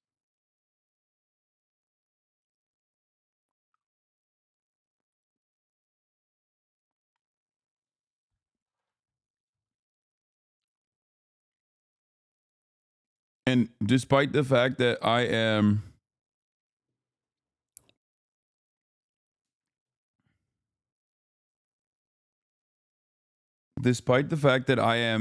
obviously well equipped with the knowledge of Confucianism and Neo-Confucianism,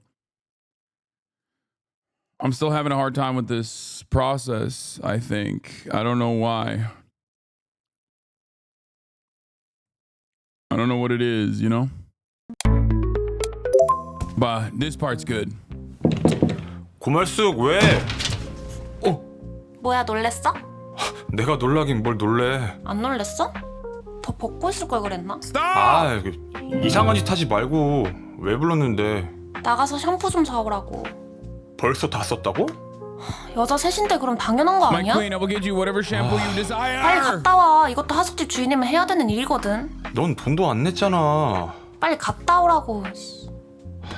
야, 덱스판테놀 함유 0.2%인 걸로 사와. 이상한 거 사오지 말고. 몬테놀? 아, 진짜 어이가 없네.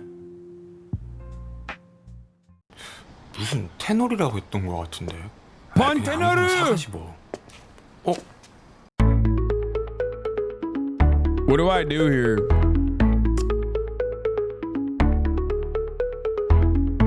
Follow, right? I've done a follow already. Should I do start a conversation? Because I've already followed him before and I've passed by before. Okay, I gotta follow him. But I already did. Okay, this time the right option is 놀이터가 좀 playground. 바뀌었네. 없던 놀이기구들이 좀 생기긴 했지. I want to apologize to Yubi ahead of time. I'm afraid I called you a creep. Okay, wrong decision. What? Why is it the wrong decision?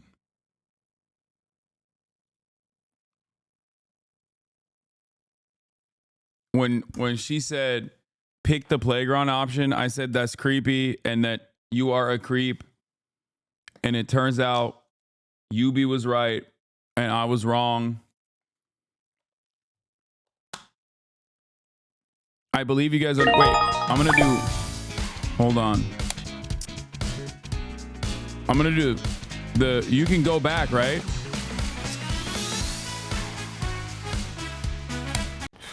무슨 테놀이라고 했던 것 같은데. 이 동네에서 이런 사람 본 적이 없는데. 안녕하세요. 산책 나오셨나 봐요. 이 동네가 한적하긴 해요. 그쵸? 뭐지? 수상한데. 사람들한테도 조심하라고 말해줘야겠다. Oh, he's not even running away though. 아, 샴푸. 놀이터가 좀 바뀌었네. 없던 놀이기구들이 좀 생기긴 했지. 우리 뭐 할래? Okay, I don't know what to do here.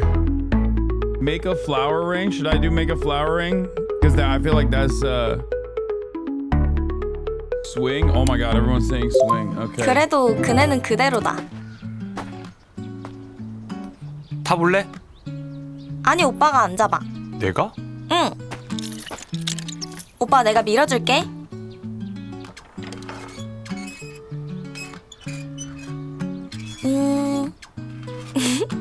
Wait, how come she's the one swinging me? What kind of shit is this? What is happening?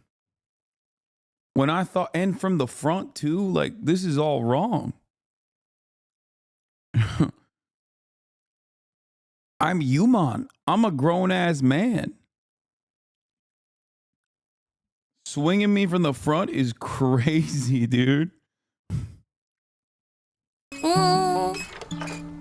야, 곰비. 너 이러려고 한국 왔어? 아니, 오빠랑 결혼하러 왔는데? She gives me really fucked vibes. 진짜 재밌게 잘 놀았다. 역시 한국 오길 잘했어. She gives me really fucked vibes, but like honestly, it's fine, I think. 너 진짜 체력 대단하다. The rest of this we know what to do already. You already know. We follow Grant's schedule. We say we're Grant's current boyfriend. 뭐야? But there's this one part where I will not skip, and that is this part. 지금 나한테 찾으라는 거야?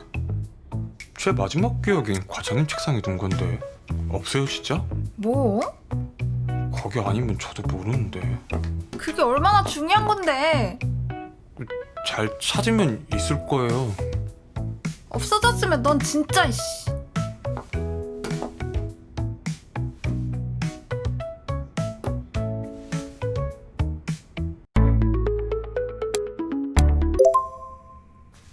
과장님, 그 건너편도 찾아볼까요? 그게 왜 거기 있어? 아니 혹시 청소하시는 분 때문에 밀려서 넘어갔을 수도 있으니까. 기다려봐. If only. 뭐야? That's crazy.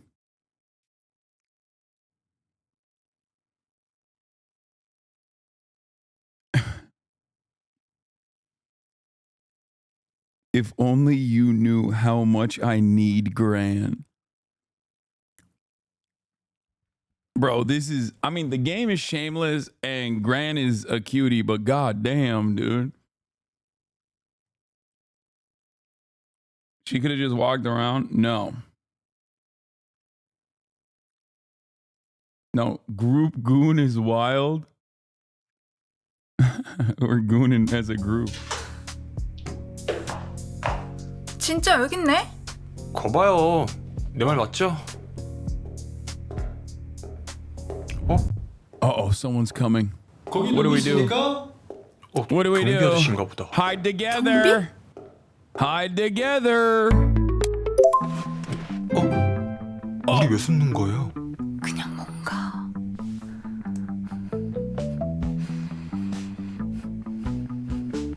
Wait, what? Oh, come on. You banned that guy way too quick. What the fuck did he say? That guy was insane, chat. Symbolic crow. While we're playing a fucking video game too. Like we're playing video game on a Sunday night and this guy's coming in here. I'm collecting bans from human garbage. Hasan, your next sick puppy. Gonna make another trip to Germany to visit the traffickers. How about your terrorist buddies? You blow them lately. I bet you have. You've got their cum in your teeth. Oh, how about your best buddy, the CEO of Twitch? Dude's got nothing but sleazy hoes in his feed. A whole lot of garbage. And these fanboys you got, how pathetic. Ha! You can't ban people like this. You can't. I cherish this man. Okay? This is straight up a boomer, okay? Like the person that wrote this is probably at minimum 45, okay? I'm here collecting bands. That's right. Like that, probably 50 plus if we're being real. You can't ban a guy like that. I'm here collecting goons. Continue the game. Following us 12 minutes ago, yeah, he like came in, followed, and was like, bet you weren't ready for this one. Bet you weren't ready for this one. I'm about to crack knuckles, show you a good time. You just went on a journey for the truth. That's right, it's the truth coaster. Bet you're not tall enough for this ride. You're toast, buddy. He's succeeding in derailing the stream, though? No, this is fun. Okay, I'm having fun. I don't know about you guys, but this is amazing. Listen here, bucko. My way or the highway, all right, pal? It's about time somebody showed you what's what.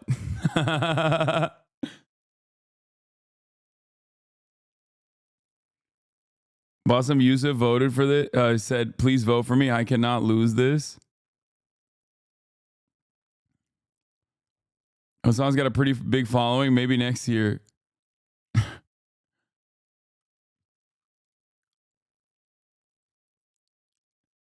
Too much anime? I don't think this guy watches anime. Come on, Symbolic Crow, please respond.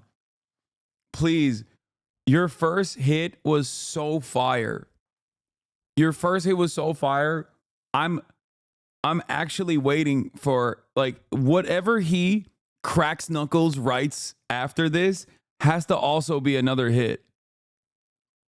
You cannot stay a one-hit wonder, dog. You cannot.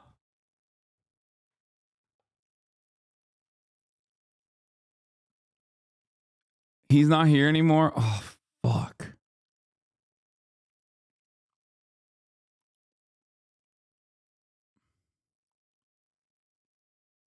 The brightest candles burn the fastest.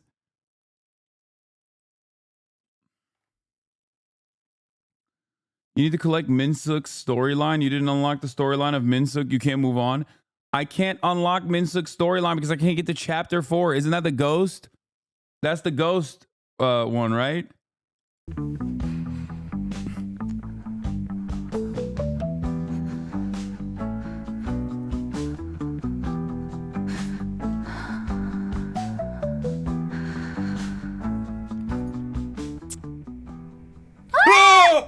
에이, 젊은 친구들이 목청도 좀. Okay, chill out, bro. 덕분에 전 남친도 보고 아주 고마워 우유만 씨.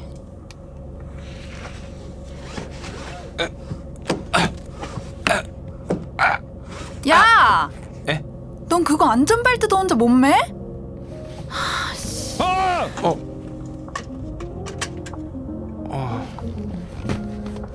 올 때 술 좀 사와. 은비온 기념으로 파티하게. 오늘 아까 은비온 기념으로 술 파티 하자는데 괜찮아요? 타이밍 좋네. 나도 오늘 좀 마시고 싶었는데. 너도. This is how you know, showcase how pathetic you are, and women love that, okay? Women love when you're a tiny, pathetic man who can't even fucking put his seatbelt on properly. Straight up. 노래 들으면서 오니까 금방이네요. 그러게. 잠시만요. 왜 그래? 빨리. 뭔데? 쉿. Yeah, when we hid like that, he couldn't see us. 누구야? 모르겠어요.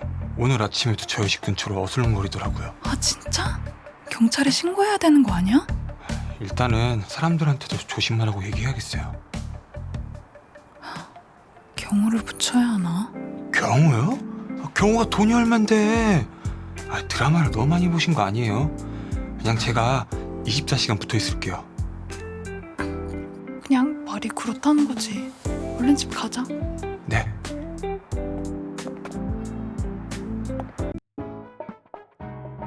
This part's the best. We let it ride. We let this part ride. Fantastic. Fantastic. Yeah, feed me. Feed me. Hum num num num num.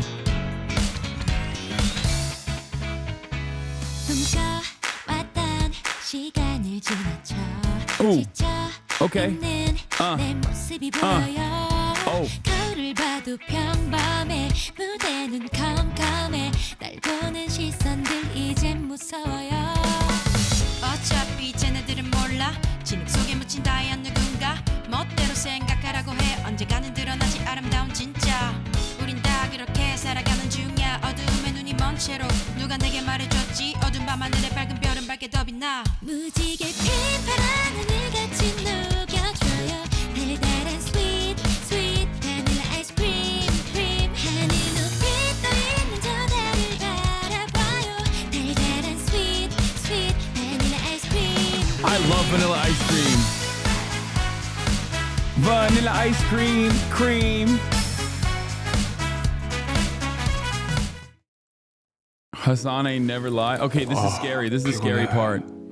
Chat. Trigger warning. It's about to get scary.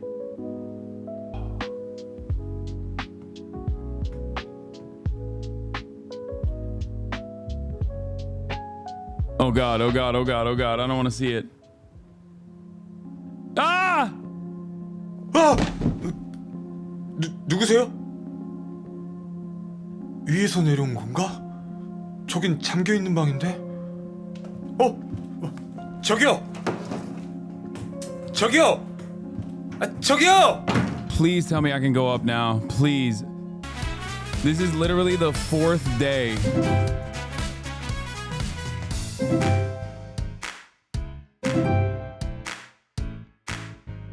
Oh, I think I made it. I made it to the threshold. Oh my God, yes! Yes! Yes! Yes! Let's fucking go! Woo! Who would have thought that this game would have been harder than any From Software game, chat? Thank you, Yubi, for guiding us through this process, you fucking degenerate.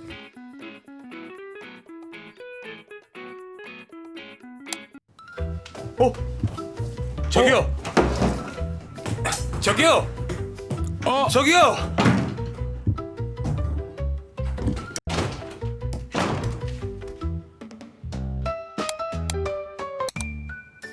What? Why am I just browsing through her shit?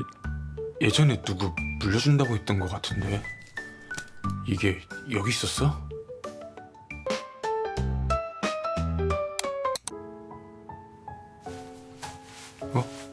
이게 뭐야? 애기 옷? 뭐가 이렇게 더러워? Yes, the degenerate Yubi is a woman. By the way. So remember,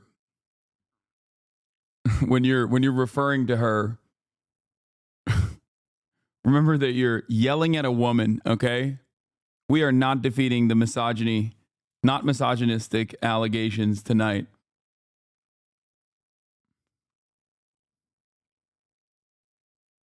Gooden. It's about to get very, very weird, by the way. Wait, what? I mean, weirder than what we've seen so far? That's gonna be...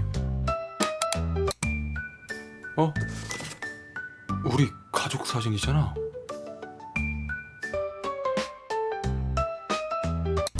What? 아니, what do you mean? 이게 말이 안 되는데. 이게 다 왜 여기에? 누군데 여기 있는 거예요?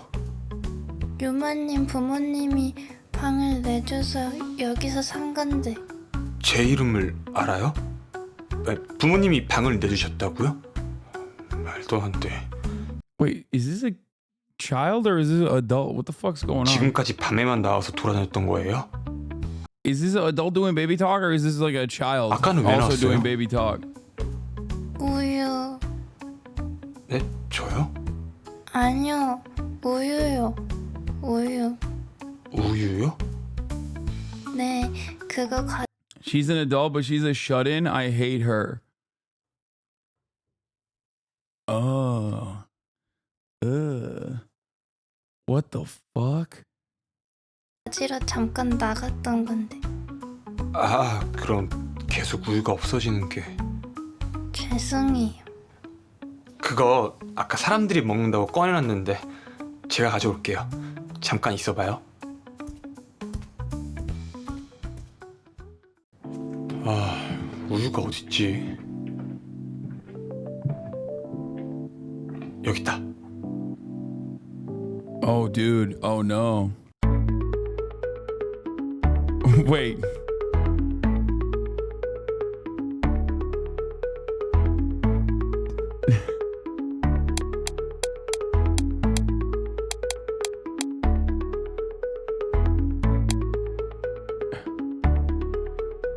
Get the milk out.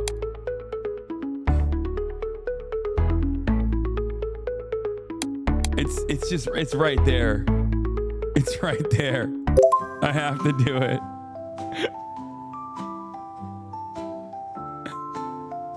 I'm not proud. I'm not proud of my options. 뭐야, 오빠? 그냥 그냥 왜? 근데 왜 그렇게 못생겼어? She loved it. 그러니까. The Nick Paula method works. Wait, oh, 뭐야? okay. 참고 돼요?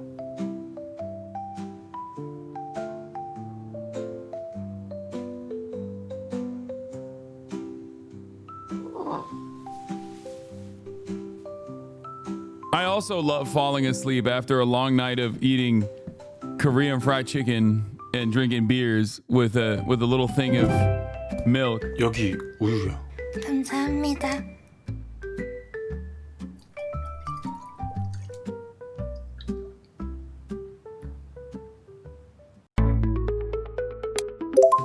아유, 천천히 마셔야죠. Don't look at me. Don't look at me. Don't look at me. Don't look at me. Don't look at me. Don't look at me. Don't look at me. 다른 거 더 먹어야 하지 않아요? 우유만으로 괜찮아요? 어? I want to win, okay? Oh my god. Okay. Well, oops. All right. Well, she's going to fucking kill me. Wow, milk. That's what I said when I saw Gran, and also with her as well. Wow, milk.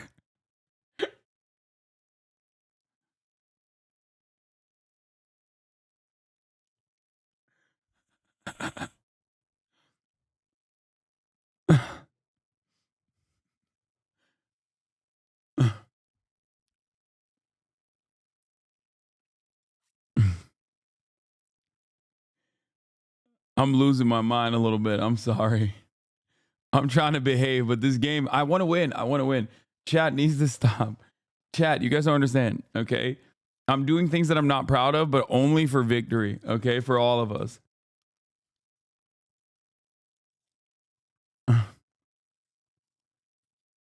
I'm praying for you, bro. Don't worry.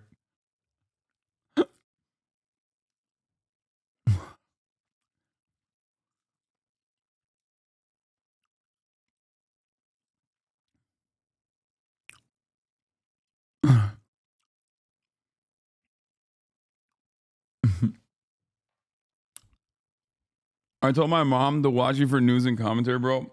Okay, don't tell your mom to watch me on a Sunday night when I'm playing Goon games, okay?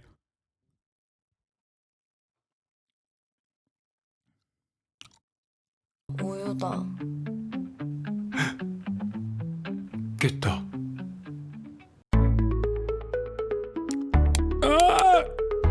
은비야, 깼어? 응. 오빠 안 자고 뭐 해? 일단 안으로 들어올까? 응. 괜찮아요? 죄송해요. 제가 사람을 좀 무서워해서. I don't like her. I'm scared of 근데 her, 집에 but I 이런 like 사람 her. 있었나? 이름이 뭐예요? 뭐야, 왜 말을 안 해?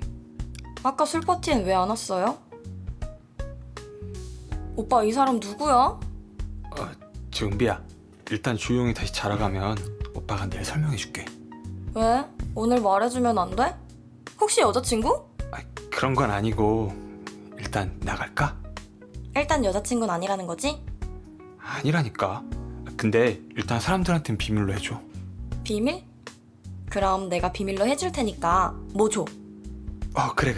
뭐 줄까? 나 소원권 하나 줘. 우유만 이용권. 소원권 줄게, 소원권. Yes! It's crazy because I'm like rizzing Gumbi in front of the other chick. But like, to be fair, I don't really care because the other chick is giving me bad fucking vibes. And before you say, "Oh, Hasan, you don't like a lady with autism," it's like it's also because she's it's not Gumbi, Yumbi. Gumbi.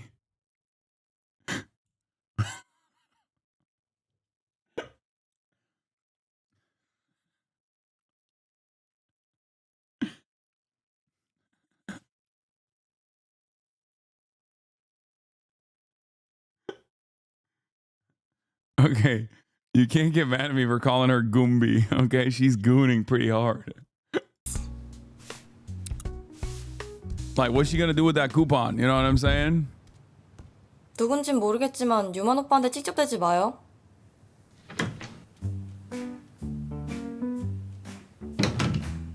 All the girlies. 오빠, 나 소원권 하나 남아있는 거 맞지?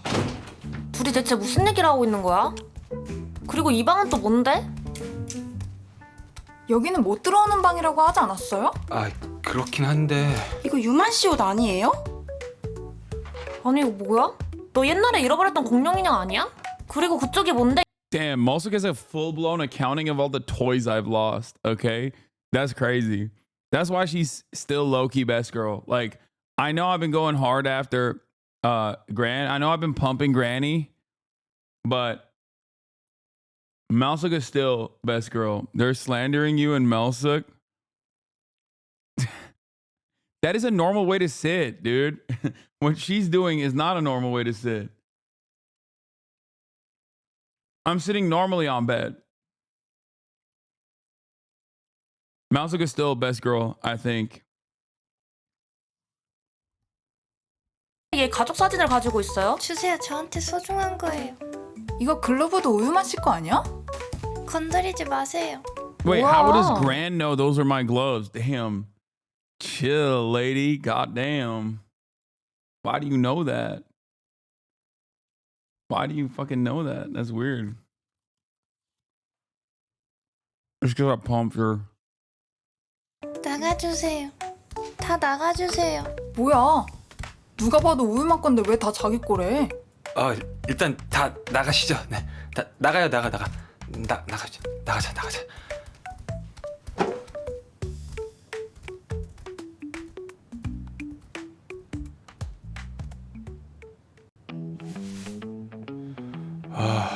도대체 이게 무슨 일이야?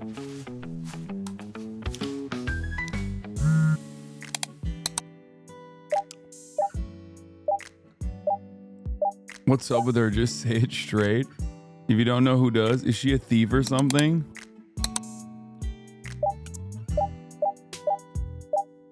Wait, why is mom using weird emotes? What does that mean? Does that mean she's mad? What does that mean?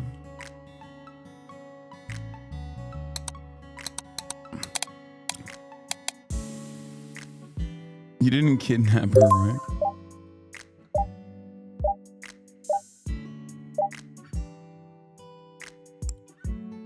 She's just a poor girl.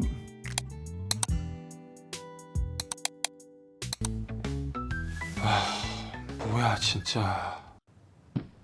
네? 네?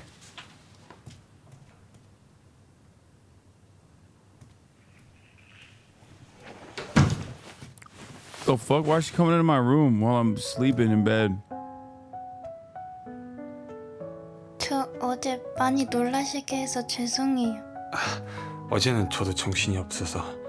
근데 이름이 어떻게 되세요? 조승이요. 조승이? 언제부터 계신 거예요? 저 많이 어렸을 때부터요. 많이 놀라셨죠? 많이 놀라긴 했는데 맥주 한잔 하고자 하니까. Bro, that's weird. That's freak shit. Why would my parents not tell me that I have a stepsis? At this point, this is a stepsis fantasy.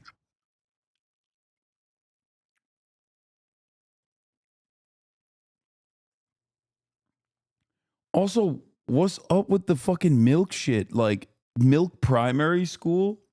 Why is everything milk? The music is milk related. The fucking shirt is milk related. 괜찮아졌어요. 맥주? 맥주가 뭐예요? 네? What's beer? 맥주를 몰라요?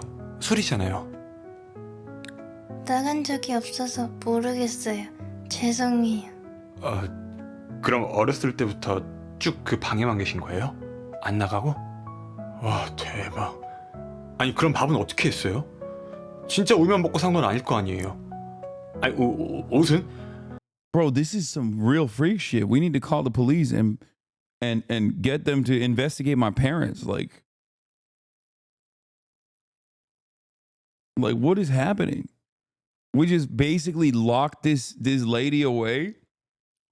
Like my fucking weirdo ass parents locked this lady away for years, and my whole dumbass for 30 fucking years didn't even go upstairs to the third floor ever.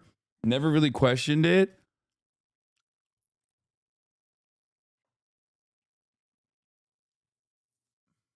Nope, you're gonna fuck this mentally deficient hostage.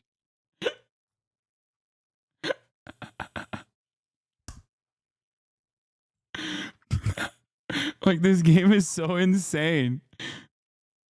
No, literally, the game is like, hey, we have 5 hearts under one roof, and one of them is a hostage that basically has not developed mentally. So she's emotionally... Don't ban them for saying that. No, obviously they're making a joke about the premise of the game.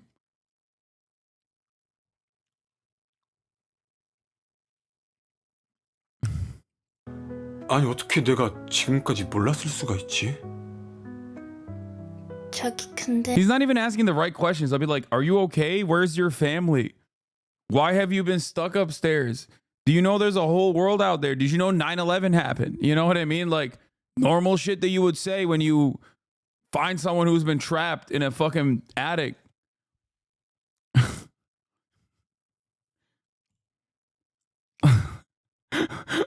What the fuck? You know, we got an incel president right now. Like, you can describe to her what an incel is, right? Like, we're in Korea, so I'd be like, Opam Gangnam Style was like pretty poppin', and then America's caught wind that the guy who made the fucking super famous song was also singing about killing American soldiers in Iraq and shit. You know? I give her a deep dive on fucking Neo-Confucianism. 네, 여긴 다 저런 분들만 지낼 수 있는 건가요? 네? 전 여기 있는 분들처럼 반짝반짝 빛나지도 않고 초라하잖아요. 여기 있을 자격이 안 되는 것 같아서요. 에이, 그런 게 어딨어요. I'd be like, hold up. We got to go back to 370 AD, where I will describe to you Confucianism and how it evolved in the context of Korean development. Okay? 밖에 나가는 게 무서워서 계속 여기만 있었거든요. 근데 앞으로도 유마님 집에 있고 싶은데 어떻게 해야 할까요? 역시 나가야 할 것 같아요. 아, 역시 안 되나? So that's what it is? She's like purposely a shut-in? She's like, oh yeah, I have the choice of leaving. I just chose not to because I'm an incel. Is that what it is? Like... Bro,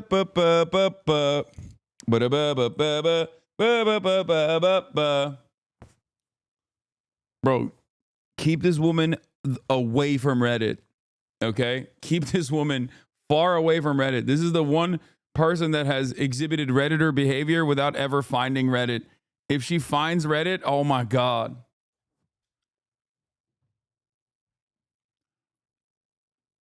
Let's go back to Plato's allegory of the cave. Yeah. 거겠죠? 일단 집 밖으로 나가는 연습을 해볼까요? 네? 저랑 나가요. 제가 바깥 Have fun 구경시켜줄게요. rizzing up the freak? No, I don't want to rizz her up. But I want to win, so I'm going to probably have to rizz her up too. 집에만 있는 건 안 좋다고 봐요. 우리 밖에 나가게 옷부터 골라볼까요? 밖에는 I'm putting myself in the mindset of the average consumer of this game. And I suspect that they probably love this, right? Like, this is the fantasy that they have where it's like, oh, this person is like kind of a victim and a hostage.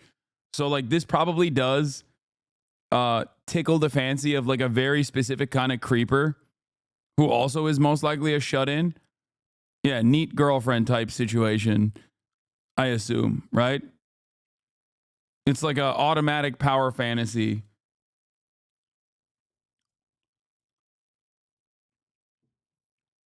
I don't think a single person here said anything positive about her. Chatter, she's not a real person. This is a made-up thing. We're trying to understand why the people who made the fucking game chose to create a character such as this one.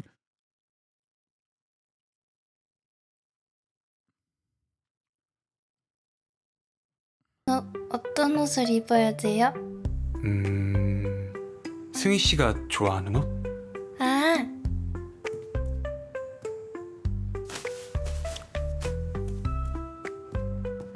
Like, oh my God, imagine the smells in that room, bro. That room has to be smelling. That's like, this is like, I mean, we talk about this, but like Asmongold voluntarily lives like this, which is crazy.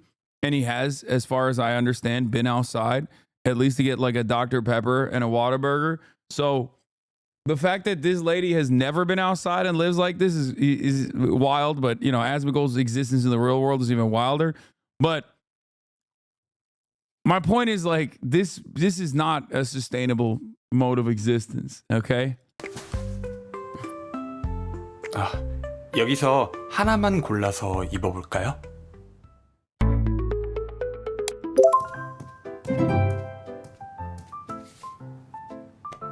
와, 이런 거 많이 안 입어봐서 다른 거 입을까요? 아니요. 무조건 이거 입고 나가요. 무조건. 아, 네. 여기가 한강이에요. 저 유마님, 근데 사람이 너무 많은 것 같은데요? 에이, 아무도 우리 신경 안 써요. This is crazy. This is her first time being outside. Like, what the fuck? 그리고 벚꽃도 엄청 이뻐요. 벚꽃이 예쁘다고요? 와, 한강은 처음이에요? 네, 한강은 처음이에요. 여기 한강에 놀 곳도 진짜 많아요.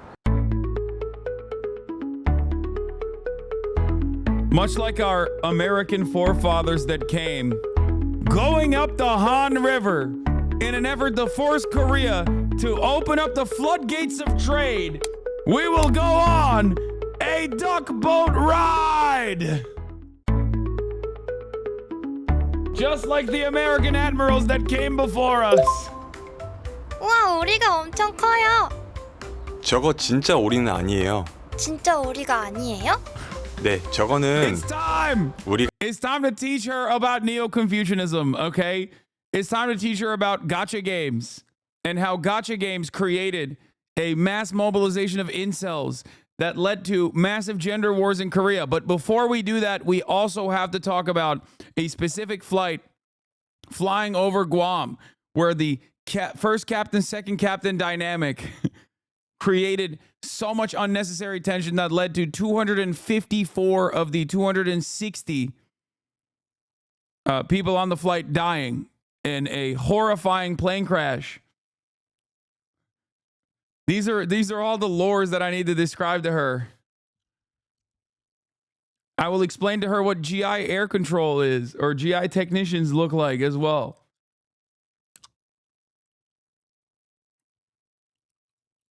제가 타는 배예요. 배? 우리 같이 한번 타볼까요? 네. I mean, we gotta ride together. 페달을 이렇게 계속 밟으면 돼요. 아, 자전거 같네요. 자전거보단 조금 위험해요. Bitch, how do you know what a bicycle is? You've been stuck in an attic your whole life. Hold on. That's suspicious. Hold on. Oh, you know what a bike is? That's weird.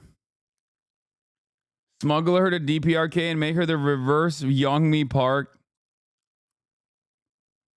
She's playing us, 왜요? boys. 한강에 괴물이 살거든요. 괴물이요? 무슨 괴물이요? 사람을 잡아먹는 괴물이요. 네? 사람을 잡아먹는다고요? 네. 근데 그 괴물이 괴물이다! 괴물이다! 아! 저희 빨리 돌아가요! 농담이에요.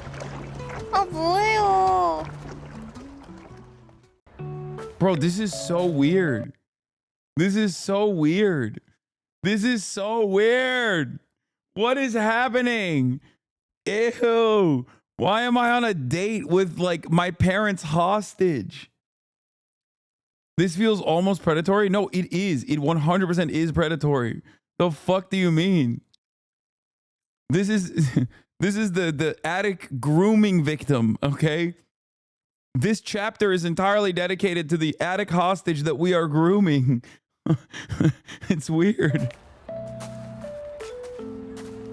어? 고말수. Oh, best girl, best girl, best girl. 어제 걔네? 쟨 내가 뭘 했다고 숨냐? 어이없어. 야, 너 할 거 없으면 나랑 PC방이나 가자. What is a PC bang? 가셔야 하는 거예요?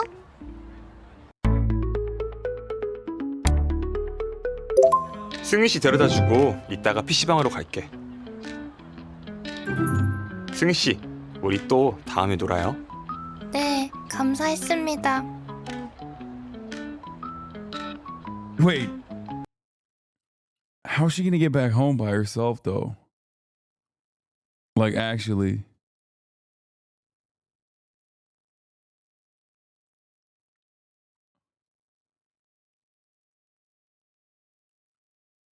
She's gonna die.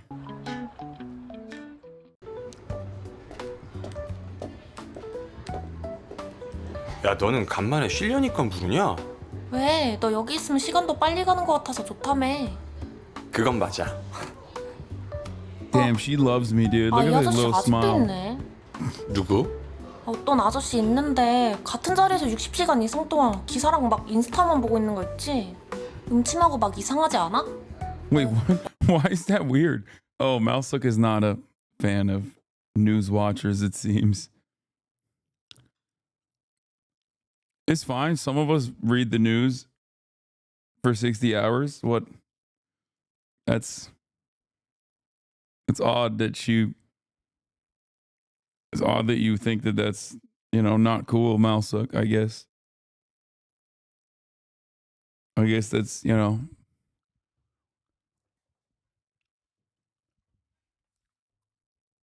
Okay. 아, 진짜? What do I do here? I don't even fucking know. Chat, what do I run? People are saying 3, some people are saying 1. 짜장라면 주문 들어왔다. 너 할 줄 알지? 넌 뭐 하는데? 아, 나도 바빠. 키만 큰 게, 씨. 너 지금 나 욕했지? 아니야. Oh, that shit looks bomb. Damn, I kind of want that now. 괜찮아? 봐봐. Oh! 어머. Malsuk!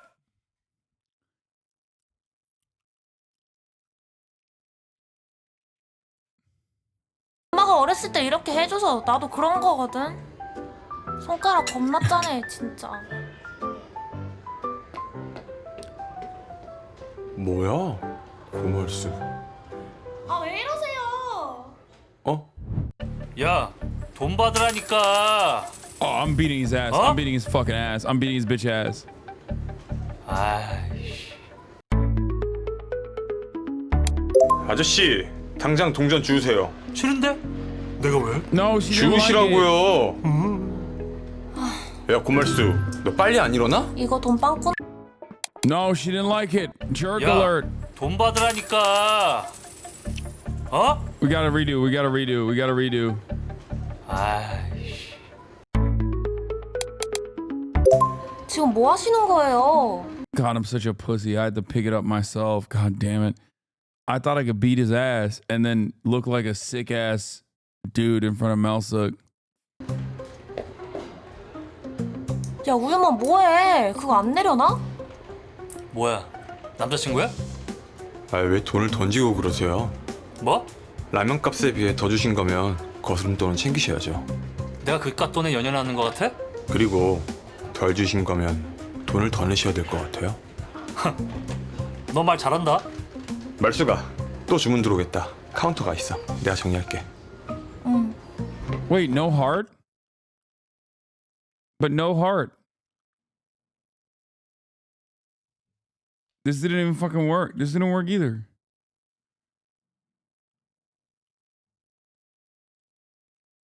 There was? Shock.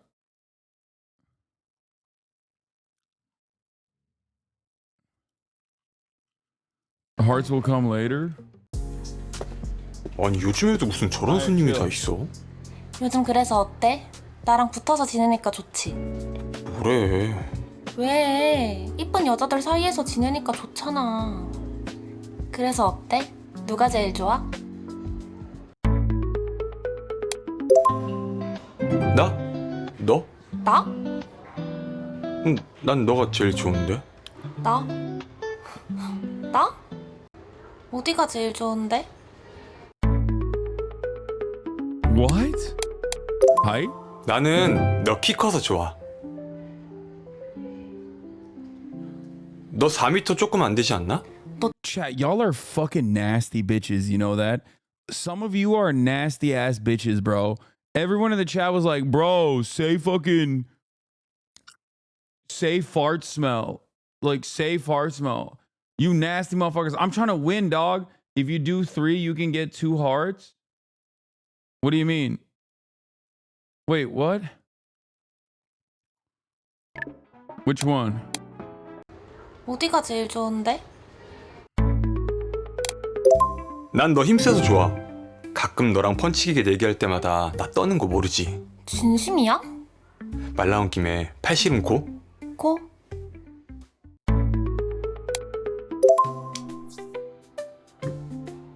준비 시작.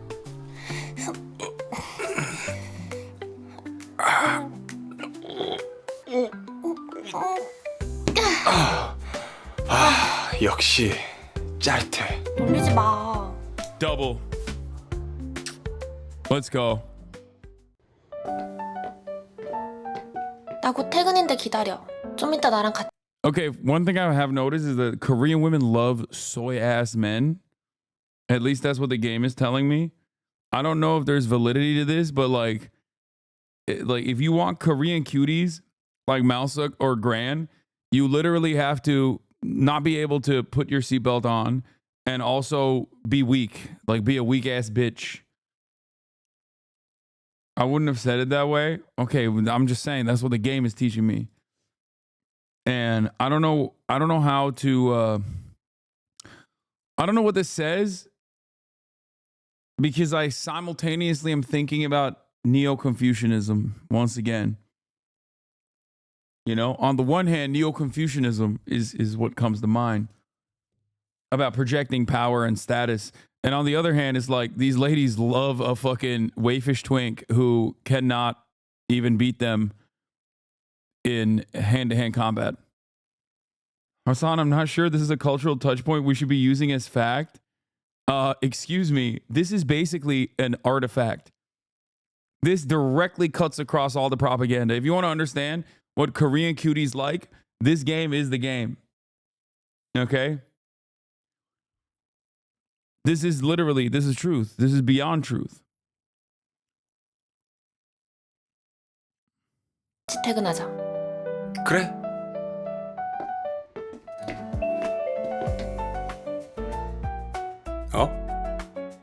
네가 치워줘야 내가 빨리 퇴근하지. 맞다.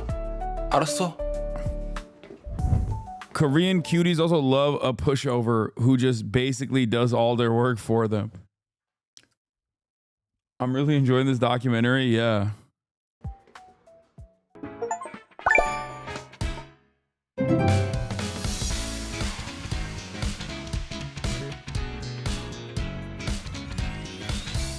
Uh-oh. I'm not gonna make it, I don't think. Oh, I'm not gonna make it to the next chapter. Oh, I am. Oh, thank God. Barely. Holy fuck. Oh, we're safe, boys.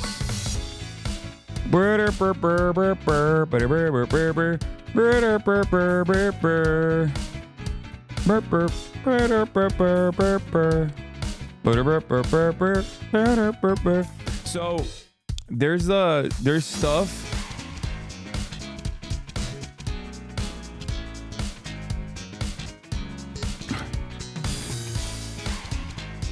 Please play the original Chinese dating sim that started this trend. Oh, I'm gonna play it after this, don't worry. Also, I think this is Granny Panties time.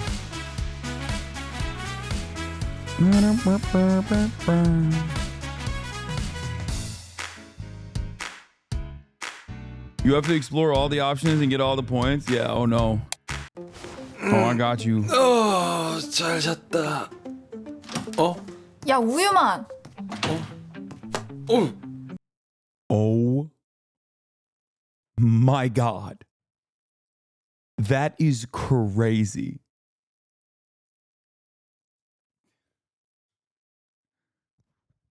Bro, you need to go to the doctor, dude. I'm not kidding. You need to go to the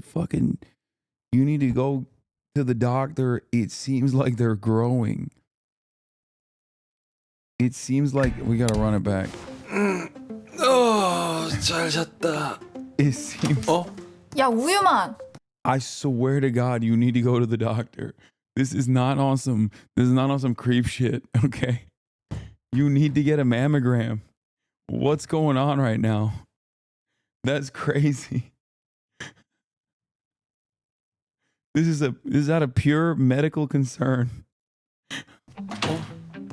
이거 뭐야? 뭐야 이거? 내가 빨래 어떻게 하라 했지? 세탁망에 넣어서? 그냥. Oh my God. Oh, I ruined all her underwear. That's, God, now she doesn't have any underwear. She just, by the way, I do have to apologize to another fucking iconic character in the HasanAbi universe, Eiichiro Oda. Okay. I often have said the body proportions that he draws in One Piece are unrealistic and no real human being actually has those body proportions. And it turns out they do have them. And I was just wrong. Okay. I was just flat out wrong. And I'm a big enough man to admit when I am wrong. Okay. Gran has changed my world. She has changed my perception. She has changed everything that I know about Korea.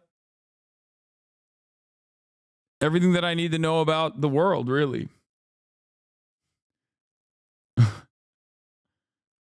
Can't believe we have to go and engage in a little bit of underwear shopping, by the way. Kismet, I guess. 돌려서 다 망가졌잖아. 죄송해요. 더운데 짜증나게 할래? 빨리 나와서 빨래 나게.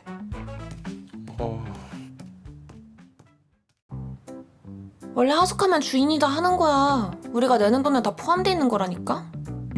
다시 말하지만 넌 돈을 안 냈잖아. 일단 얘네부터 다 개어놔. Wait, why are they all in there? Wait, what the fuck? Bra? 제가 개는 것만 하면 알아서 찾아가는 거예요? 아니지, 가져다 놓는 것까지 해야지. 누가 누구 건지 내가 어떻게 알아? 이거 제일 작은 거. 이거 너 거지? 야, 아, 미안. 오빠가 눈썰미가 좀 있네. 무슨 눈썰미가 있어. 쟤 아무것도 몰라. 근데 저거 언니 거 맞지 않아? 맞긴 한데 이거 길고 짧은 건 까봐야 하는 거지. 진짜 까봤다가 언니 상처받으면 어떡해? 네가 할 말은 아니거든. 이것만 비키니 같은 거 입고 보여줄 수도 없고. 비키니? I'm sorry, what is going on?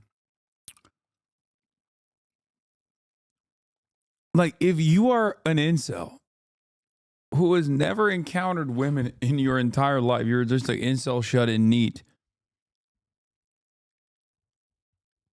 This cannot be the way you think women operate.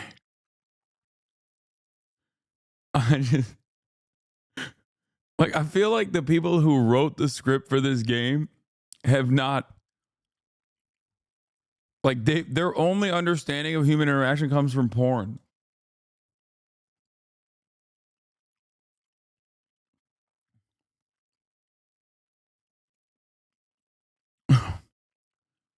This is crazy.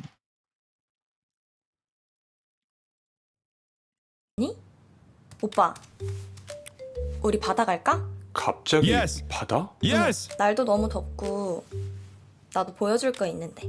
좋네. 가자. 저도 안 갈 이유는 없죠. 바다 좋지. 그럼 우리 말 나온 김에 지금 갈까요? Oh my god, it's a beach episode. 내 건 그냥 가져갈게. Oh my god, it's a beach episode. Oh my god. Oh my god, it's a fucking beach episode. Oh my god. 유마님, 오빠, 유만 씨, 뒷자리에 같이 타요. 빨리 타. 무릎 위에라도 앉던가.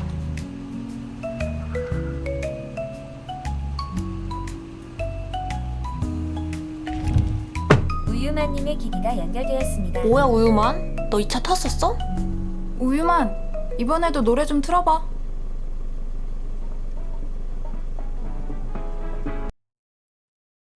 Oh, the girlies are jelly. The girlies are jelly bean. They noticed that my phone connected instantly. Oh no.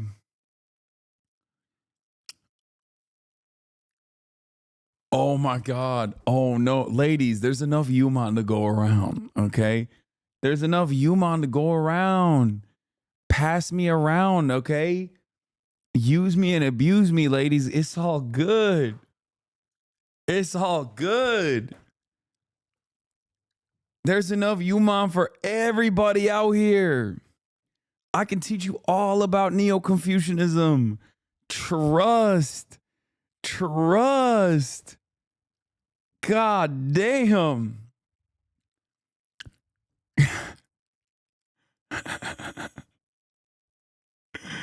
POV, you're about to get kicked out of the polycule. I'd kill myself.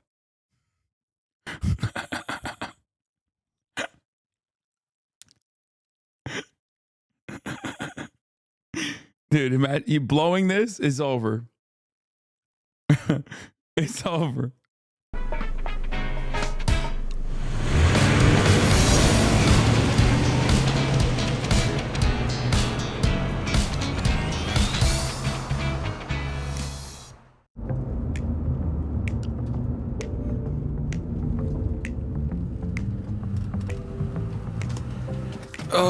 다 왔다. 나 먼저 나가 있을게. 네.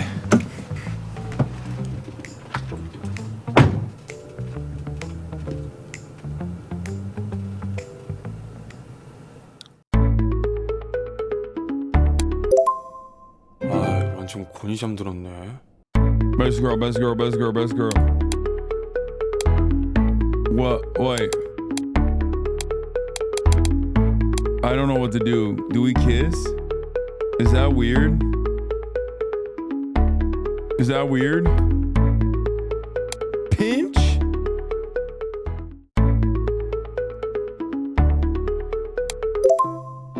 야, 고말숙, 빨리 일어나라고.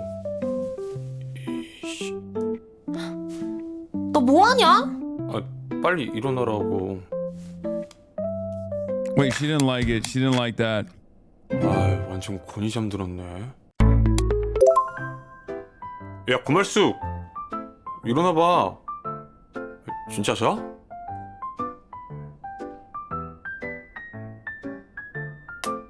우유만. 깼어? 나 혹시 잠꼬대 같은 거 안 했지? 잠꼬대? 막 누구 이름 부른다거나. 누구? 아니야. 바다 도착한 거지? 도착했어. 와, 바다다. 와. 유만 오빠. 응? Stop! Hey, yo! Hey, yo! Oh my God. Bro, this game is so sick. What the? Oh, Lord have mercy. God damn. Game of the year, dude. Oh, Jeff, what's his name? Jeff Keighley? Jeff Keighley. You ain't slick, dude. You didn't want this game to be featured heavily on the Game Awards because you don't want motherfuckers to know. You don't want motherfuckers to know that this is peak video gaming, dude. Oh my God. This is crazy. I would betray the left for $1,000. Mousehook is still best girl. Like, it's not even a joke. Maybe y'all are uneducated. And I'll go. I'm so glad this accidentally got downloaded on your computer. Yeah, me too. Me too, dude. Me too. Let me tell you, okay? I didn't even download it. I banned it. I blocked the game. And then all of a sudden, I blocked the game, and all of a sudden it just like downloaded and it turned on. And like when that happens, you got to do it. Someone said, I understand DPRK defectors.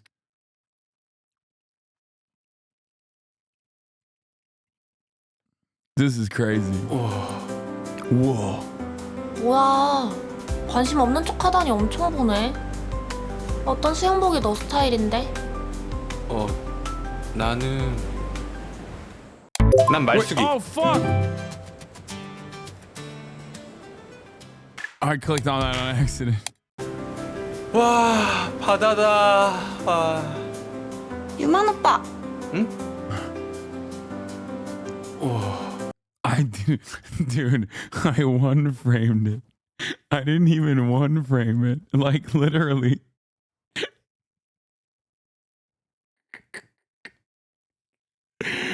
That's crazy. It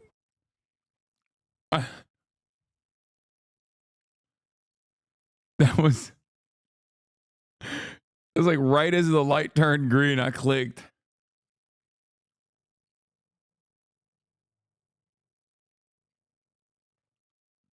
As a veterinarian, I'm very disappointed with the recent statements about how veterinarians are just money hungry. You really shouldn't say such broad claims when you have such a large audience, especially from someone who is literally money hungry in the champagne socialist kind of way. Oh my God.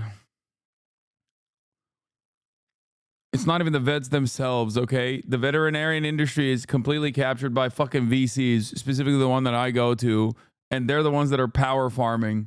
It's not the vets themselves that are at fault. I live in a major city. I do not have a, mom and pop shop veterinarian style situation. Also, you're ruining the moment. Look at what we're.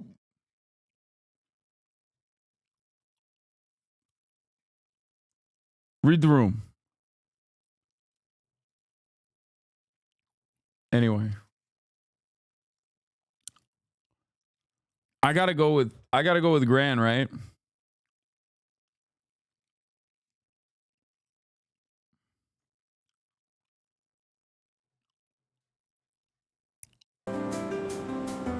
뭐야. 관심 없는 척 하다니 엄청 보네. 어떤 수영복이 너 스타일인데? 나는 난 은비. I don't know how that happened. I'm sorry. 아 뭐야. 오빠 I 내 just don't 수영복이 know. 제일 마음에 든 거야? 너 초록색 엄청 잘 어울린다. 아 진짜? 오빠 나 진짜 잘 컸지?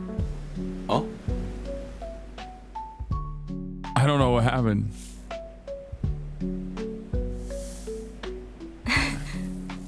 이거 은근 간지럽다.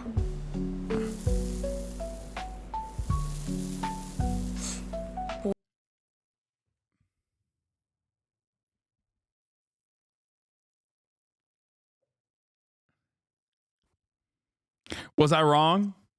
Was I wrong? I mean, we're gonna go through all the options. Don't worry. But like, was I wrong? 모래가 안에 다 들어가네. 너무 크게 입었나? 응? 은비야 뭐라고? 아니야. 어때? 괜찮아? 응 시원해.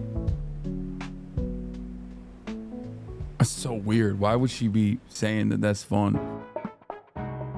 I'm like a fucking child. Like what kind of like emotionally stunted loser am I? I got this baddie on the beach and I'm like, oh, let's cover you in fucking sand.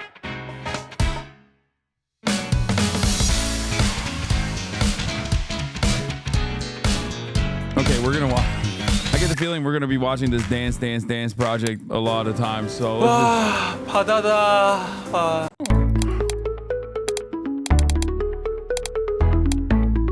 난 동과장님.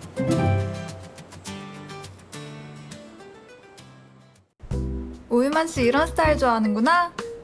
알았어. 예? 아니 취향이라기보다는 뭔가 신기해서. 신기해? 뭐가 그렇게 신기한데? stop playing. 안 바르고 뭐해? Oh my god. 설마 오일도 바를 줄 모르는 거 아니지? Oh my god. 알죠 당연히. 아차가. 예? 놀랬잖아. 꼼꼼히 발라줘. 네. Oh my god. 왜? 네? 풀고 발라줘야지. 이걸요? 뒤에 끈을 풀고 발라야 할 거 아니야. 제가요? 아, 됐어. 내가 할게.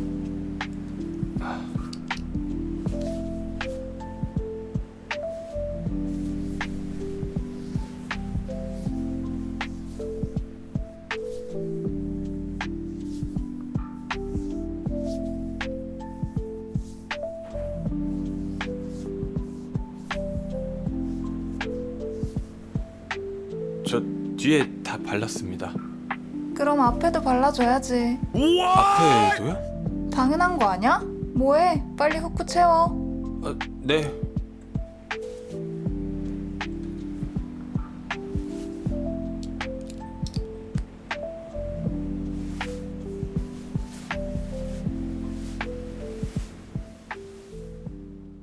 Stop. Bro, that's crazy. This game sucks. This game fucking sucks.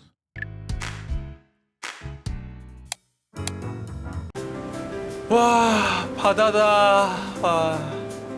유만 오빠. 응? 우와.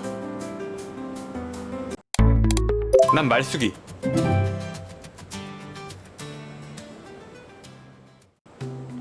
뭐야 우유만. 실제로 보니까 수영복 입은 것도 장난 아니지? 너 뭔가 어색해. 뭐가 진짜로 어색하게. 근데 여기 끈 풀렸다. 어디? 아, 이게 언제부터? 에휴, 칠칠 맡긴.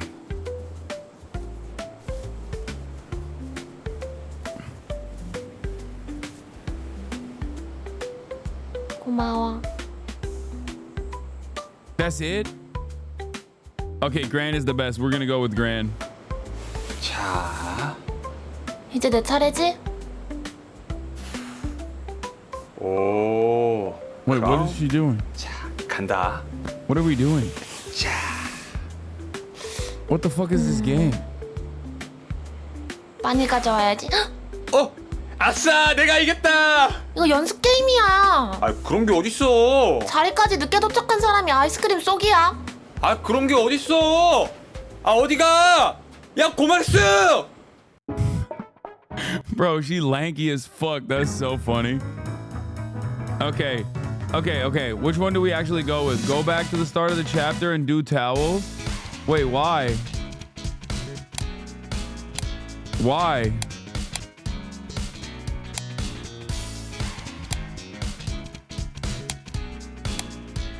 You have to? 원래 하숙하면 주인이 이거 뭐야? 저기요. 아, 죄송해요. 생각보다 화려한 거 좋아하시는 것 같아서. 저 보기보다 엄청 화려하거든요? 언니가 키는 큰데 오빠, 무튼 내가 더 화려해? 아, 다들 무슨 소리 하는 거야? 확인하기 전엔 모르지.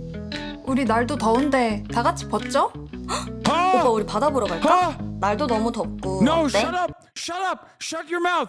Grant had a better idea. Grant had a better idea, you fucking asshole. You ruined it. Oh, let's go to the beach. Shut up! Shut your stupid fucking mouth!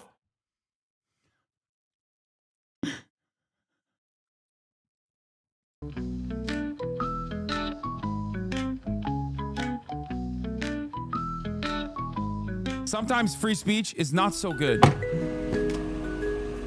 타요. 빨리 타. 무릎 위에라도 앉던가.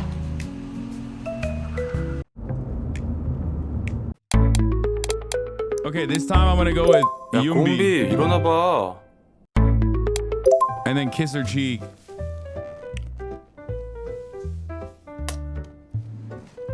뭐야? 벌써 도착했어? 빨리 나와.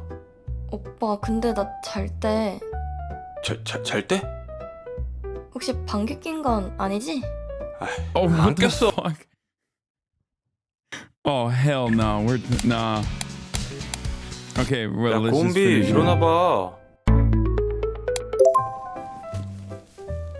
Never mind. I'll just finish that till the end of that segment, but 뭐야? 벌써 도착했어? 빨리 나와. 오빠 근데 나 잘 때 잘 때? 혹시 방귀 낀 건 아니지? 안 꼈어. 빨리 나와. 도착했어. 응.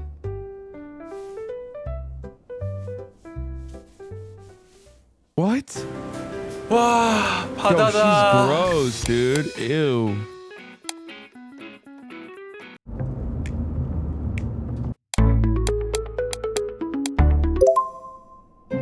완전 곤이 잠들었네. Which one was the one that worked? Which one was the one that worked? Did kiss work? 야, 고말수. 일어나봐. 진짜 자?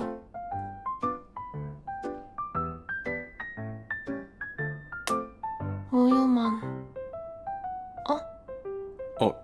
No, 깼어? kiss didn't work. 나 혹시 잠꼬대 같은 거 안 했지? 잠꼬대?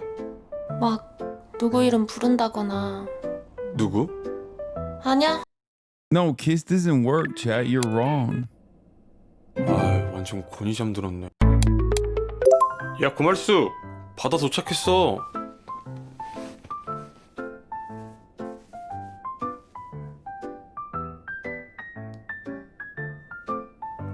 야, 고말수. 빨리 일어나라고. 너 뭐하냐? 다 도착했어. 빨리 나와 이제. One frame. 와, 바다다. 와.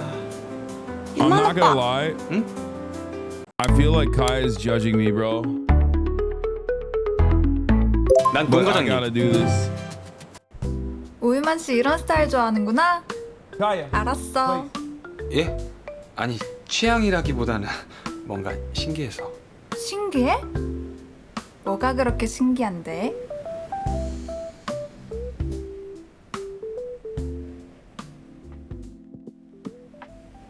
안 바르고 뭐해? 설마 오일도 바를 줄 모르는 거 아니지? 알죠, 당연히. 아 차가워. 놀랬잖아. 꼼꼼히 Female dogs are 발라줘. judgmental according to TikTok. They are. Kaya definitely judges me a 왜? lot. 네? 풀고 발라줘야지. 이걸요? 뒤에 끈을 풀고 발라야 할 거 아니야. 제가요? 아, 됐어. 내가 할게.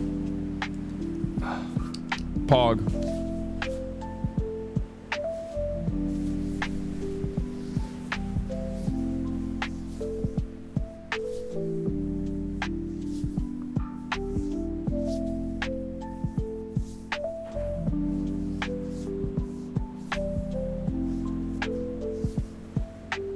저 뒤에 다 발랐습니다. 그럼 앞에도 발라줘야지. 앞에도요? 당연한 거 아니야? 뭐해? 빨리 후크 채워. 네.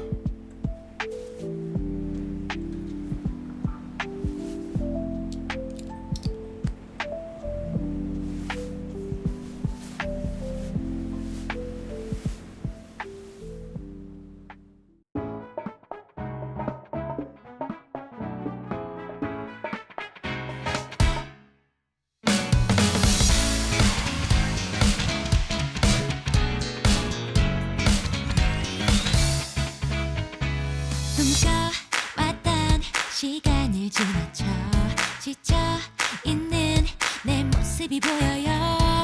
거울을 봐도 Bro, even what the hell? Even Mingming's got some. Never mind. I'm not gonna say anything, but like, why is every Korean lady so stacked except for Malsa, who is still best girl? Like, respectfully speaking, okay, no disrespect, but like, what's going on? Why are all of these ladies so freaking stacked? What the hell?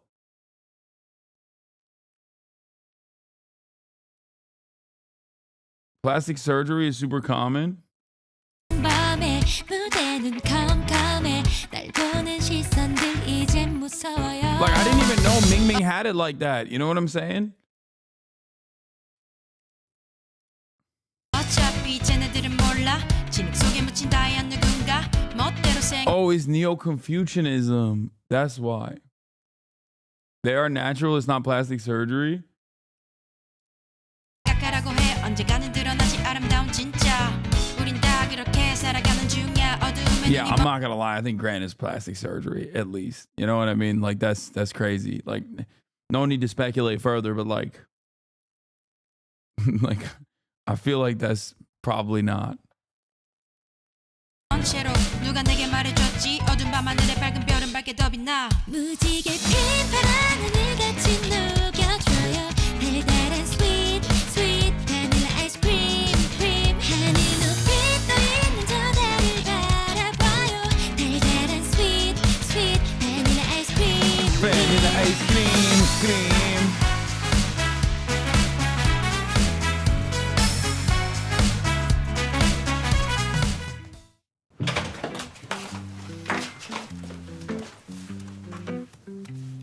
아, 어깨야. 목이 왜 이렇게 아프지? 코를 엄청나게 거시던데. 뭐? 내가? 코를 골았다고? I'm burning my merch tonight? Wait, why? What do you mean? 먼저 화장실 좀 쓸게요. Damn. Oh, he's got a pee white. 자, 어디 보자.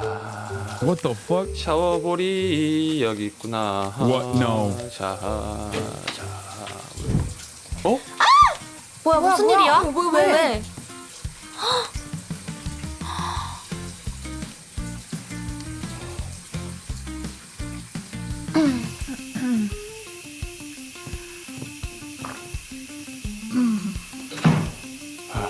죽고 싶다.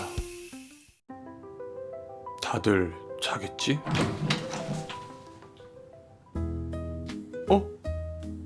오빠 먹으라고 준비했어. 나는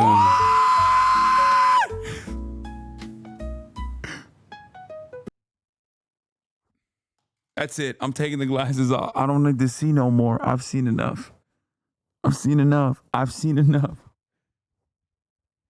Bro, this game is so stupid.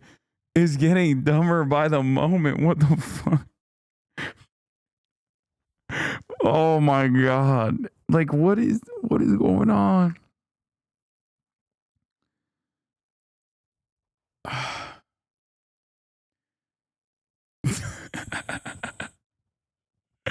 It's the dumbest game of all time, bro. I swear to God. Why did they make this? There wasn't a single person with a sense of shame at the editing room, you know, at the cutting board, at the sea level. Nobody was like, this is wild. Like not a single person. People were like, nah, this is it.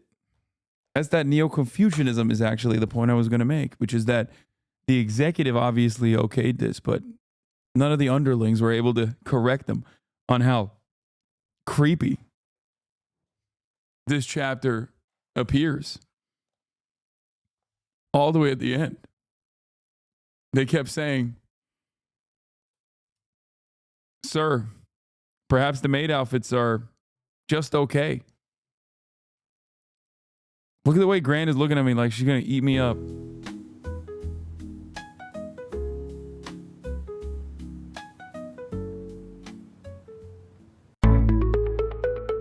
If we just pick, that's crazy. We just pick. Chat, we just pick one.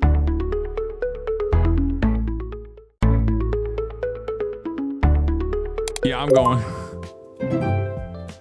이거 고를 줄 알았어.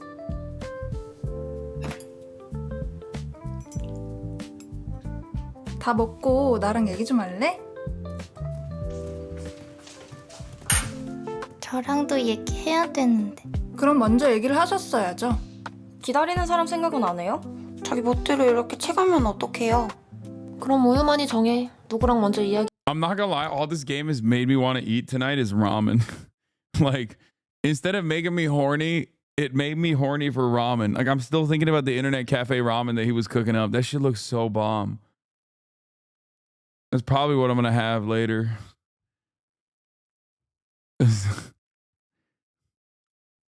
알지.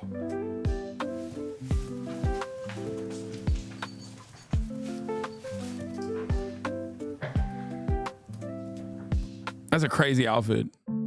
누구랑 얘기하지?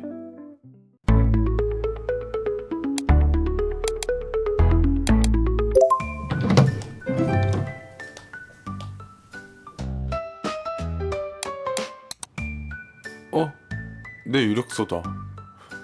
괜찮은 것 같기도?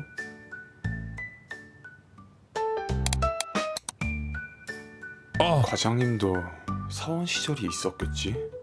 Oh, the famous. The luckiest thing in this entire game. The lanyard. 와, 동 과장님 회장님한테 결제를 받으시는구나.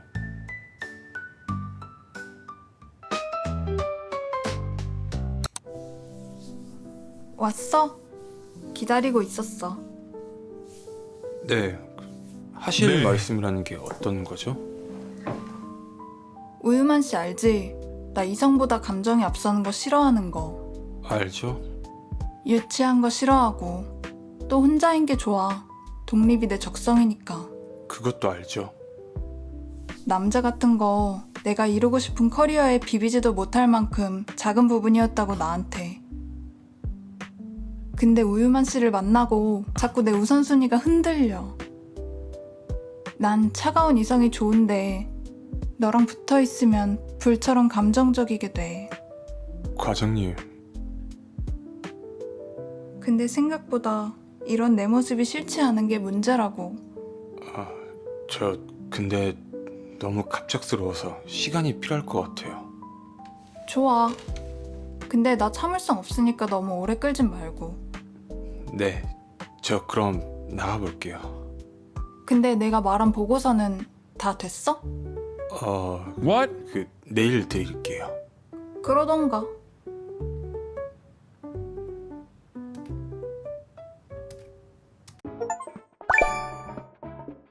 I pumped Grand so hard, dude. and Melsuk. You guys can tell I have a bias. You can tell I have a bias. Oh, hell yeah.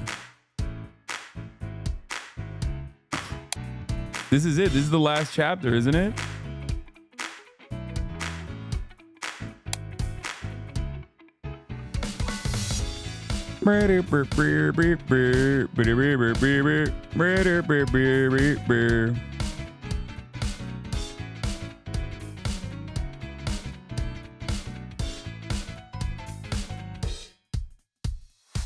Go back for Melsuk food, please.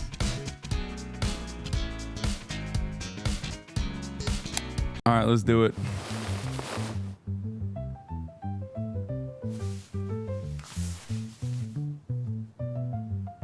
What are you looking at?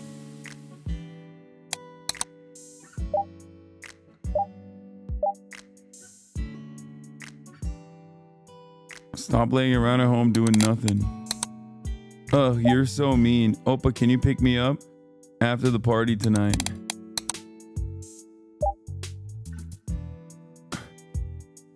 Print out the sales report I sent. The printer is down again. Let's stop by a cafe on your way to work.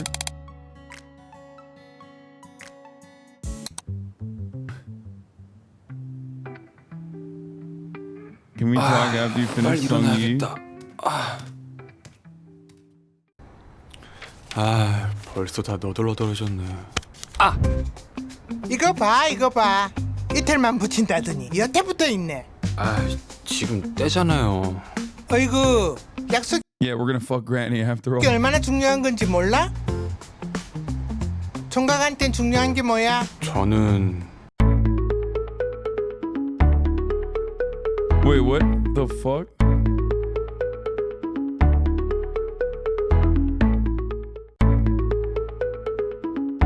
Fire?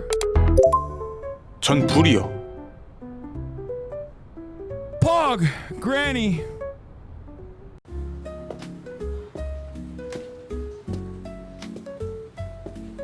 야, 고말숙. 오늘은 지각 안 했어? 왔어?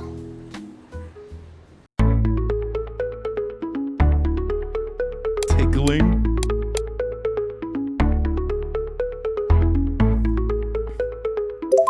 너 키가 더 큰 거 같다. 이제 한 4m 넘었지. 나야 항상 잘하고 있지. Shut up, chatters. I got it right. She likes being tall. 뭐야, 고말숙. 왜 이렇게 It's obvious that she likes being tall. You just gotta always hit the tall route. While texting Gran, go button it up. You underwear. There will be a moment where you doubt me, but trust. 기운이 없어. 아니야. 프린터 하러 온 거지? 줘. 자.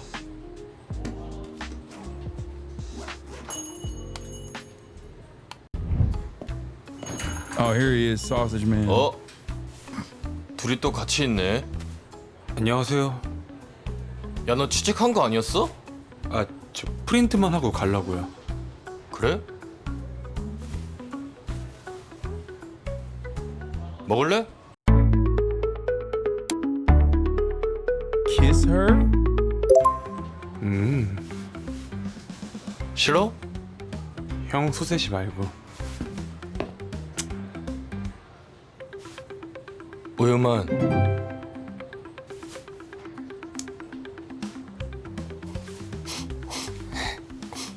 Wait, what? Why is she crying? Wait, what the fuck? What did I just do?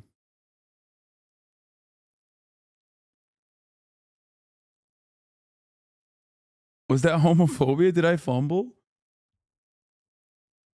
You ain't gay is over?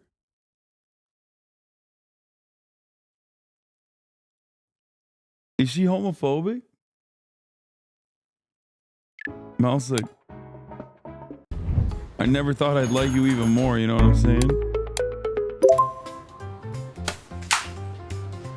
나 갈게. 프린트. 고마워.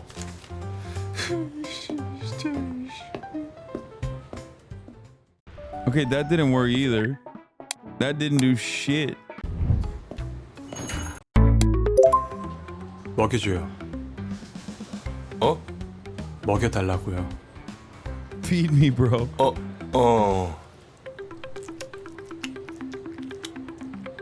형 소세지 맛있다. 유만아. Bro, this is way gayer than kissing him. This is so much gayer. Eating a man's meat in broad daylight in the middle of an internet cafe in front of the girl of your dreams? That's crazy. That is significantly gayer.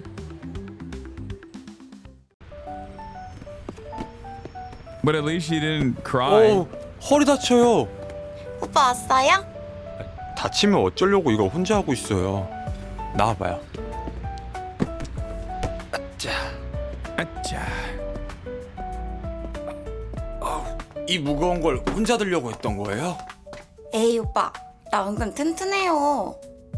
겉보다 오늘 얘기할 거 있어서 불렀는데 뭔데요? 나 카페 그만둘 거예요. 그리고 저 솔로 데뷔해요. 어? 솔로? 솔로로 나온다고요? 와 대박. 완전 축하해요.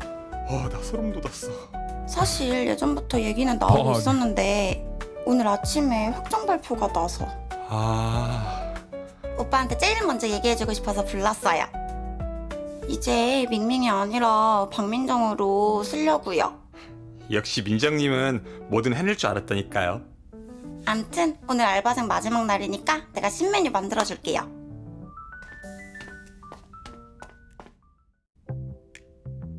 근데 이거 이름이 뭐예요? 땡초 아메리카노요. 진짜 고추네. 오빠 요즘 피곤해 보여서 The 뭐 해주면 fuck? 좋을까 고민했거든요. 그래서 그냥 커피보다는 매운 게 들어가면은 정신이 확 들 것 같아서 만들어봤어요. 정신이 확 들긴 하네요. She's trying to kill me, bro. What the fuck? She knows. She knows I got the hots for grand. 근데 먹어본 거죠? 아니요. Feed her, spit it. Eating. Bro, this game got broken, by the way. Like, the language barrier broke. Eating? What does that mean?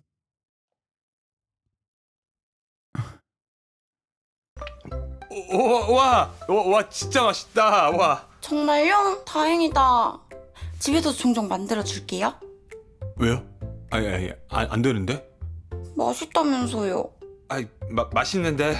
Bro, quit your day job. 너무 자주 먹는 것보다 좀 아껴 먹고 싶은 느낌? 근데 이거 원래 이렇게 매워요? 많이 매워요? 창고에 사탕 있는데 그거라도 줄게요.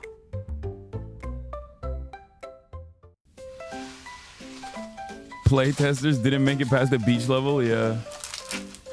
어떡해. 많이 매워요?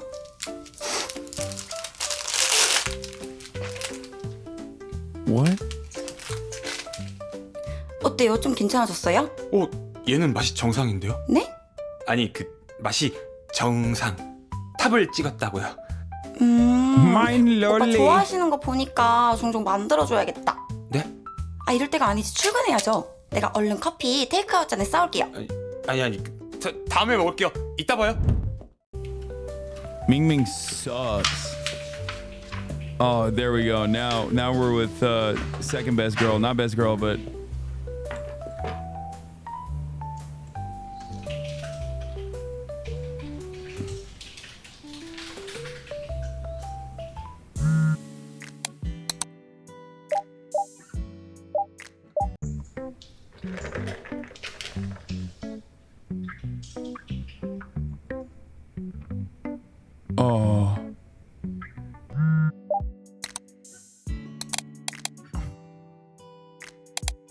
it looks a bit tight.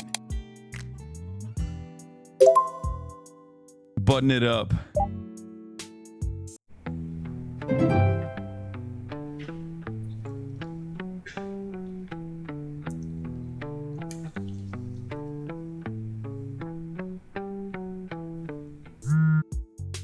Oh.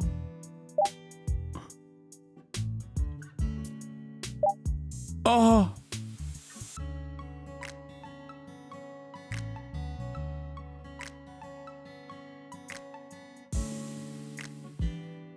Oh my God.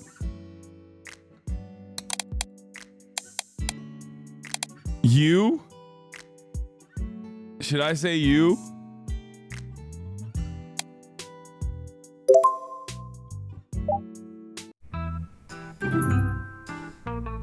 No! No!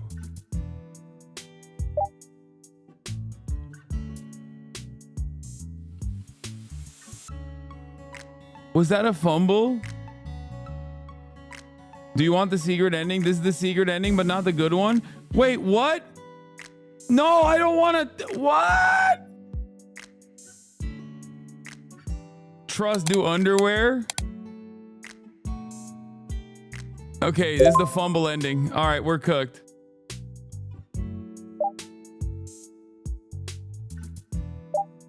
To the file room?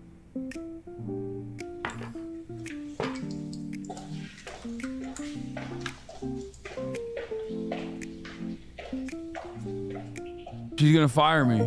저 어쩐 일로? 그게 궁금했으면 진작 말을 하지. 나 시간 낭비하는 거 싫어하는 거 알면서. 네?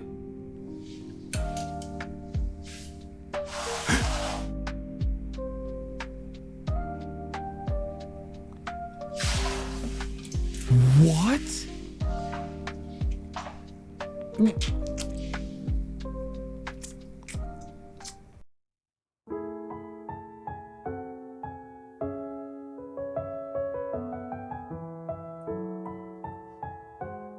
Let's fucking go! Peak! Peak cinema.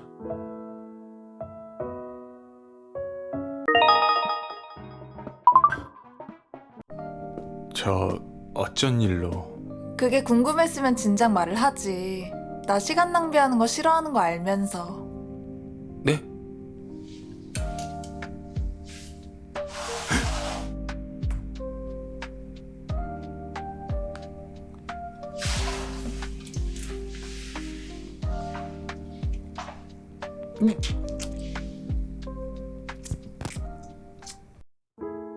That was crazy.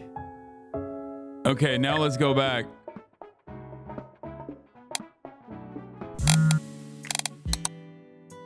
Button it up.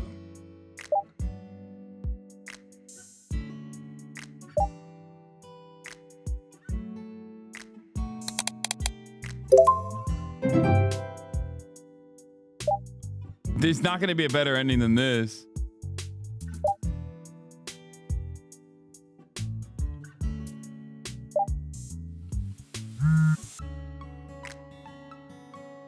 Dude, this is the greatest game of all time. So you don't have something else to say? And then the underwear thing again. Game of the year, game of the year, game of the year. Cute, you like this kind of stuff? Want to leave work together? Sorry, I've got plans tonight.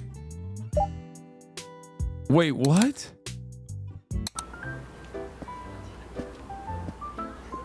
은비야. 오빠.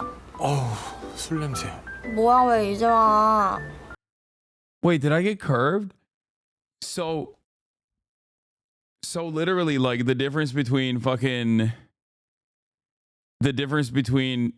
that and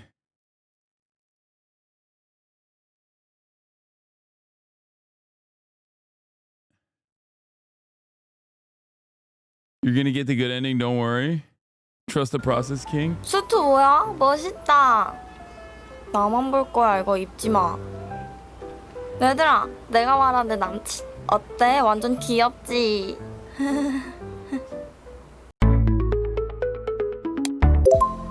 얘 왜 이렇게 취했어? 어이구, 우리 은비 취했어요. 얘들아, 내가 오빠에 대해 얼마나 많이 하는지 알아? 며칠 전에도 이상한 오빠 꽃. Wait, what? 꽃. 꽃을 제가 선물했거든요. What? 엄청 큰 진짜 꽃. What does she mean? Huge F? Like, what is that like fart? Is she saying I farted?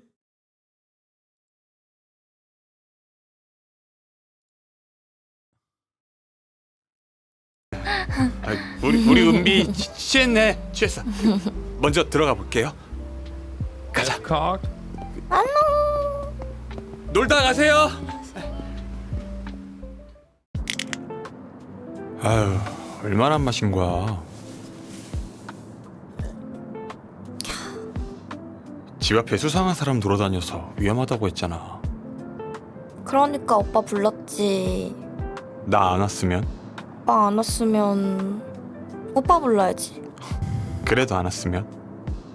그러면 오빠 불러야지.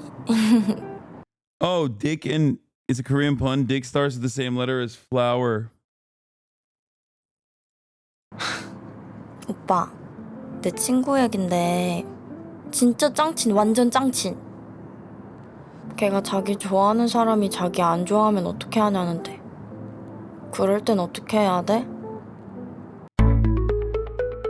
Is she pretty? 에이, 고백하라 그래. 왜? 할까 말까 할 때는 하는 게 후회를 덜 하더라고. 응, 맞아. 그래야지. 다시 화이팅 해야지. 너가 왜 화이팅 해?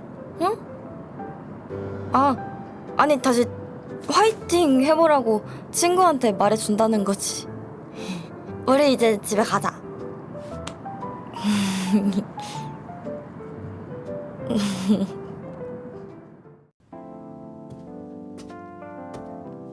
은비가 집에 왔어요. 얼른 씻고 자. 응, 나 씻는다.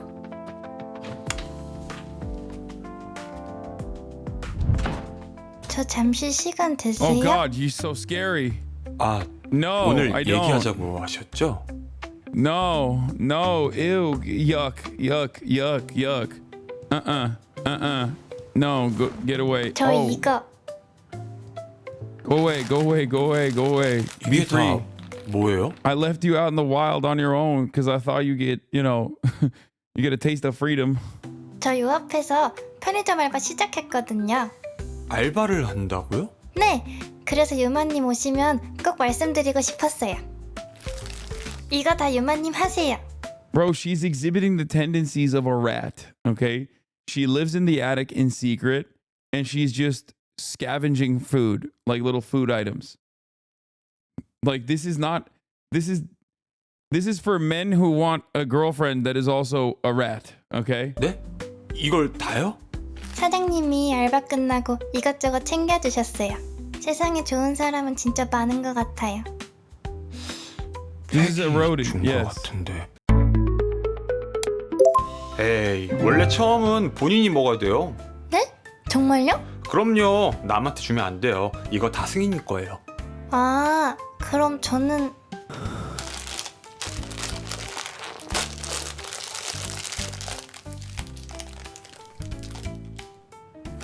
천천히. Oh God, this fucking game, man. The food makes me want to eat the food. D trying to paint you as pro again? I don't give a fuck. 먹어요. 그리고 이것도 마시고. 고맙습니다.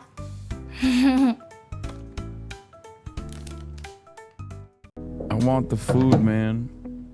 Okay, this is best ending, right? Or good ending.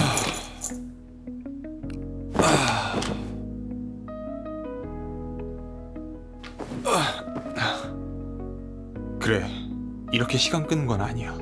내일은 내 마음을 전해야겠어.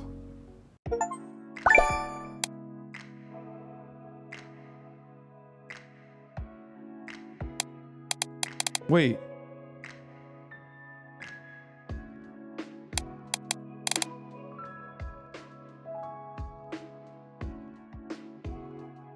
Bro, I'm almost sure I rizzed her up perfect style. I didn't miss anything, did I?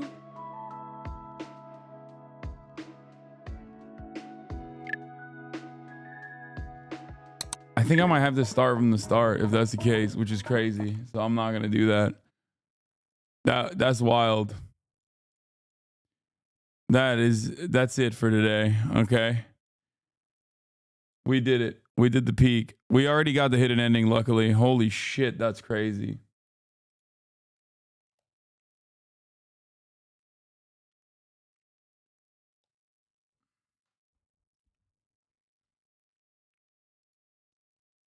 I already got the ending anyway.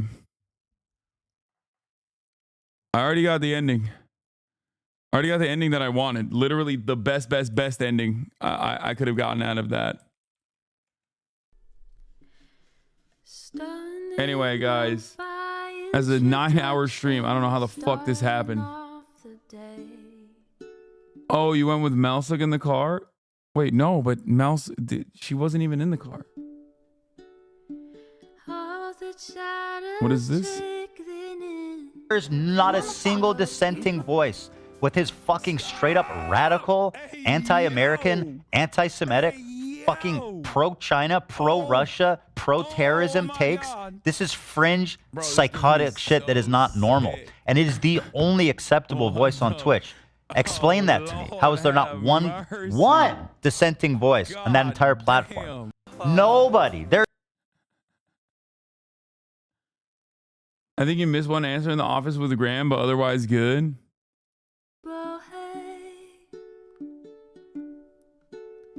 Sunny Los Angeles, California. Anyway, I love you guys. And I will see you tomorrow for some news and maybe some more gooning. Bye-bye.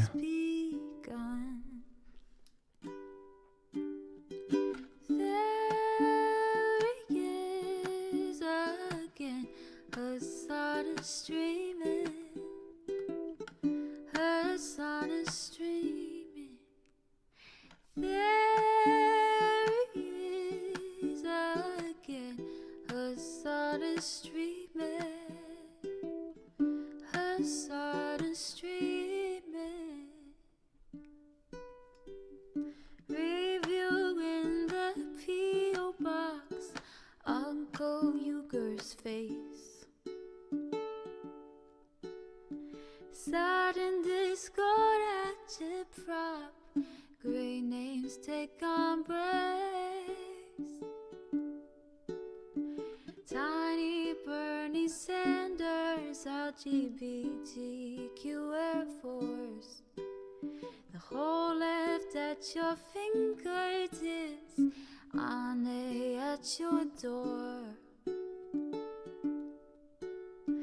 H3 crowded debate, the Young Turks online show. 3 full fucking years of this, plenty more to go. 90-day fiance talks of champagne bourgeoisie.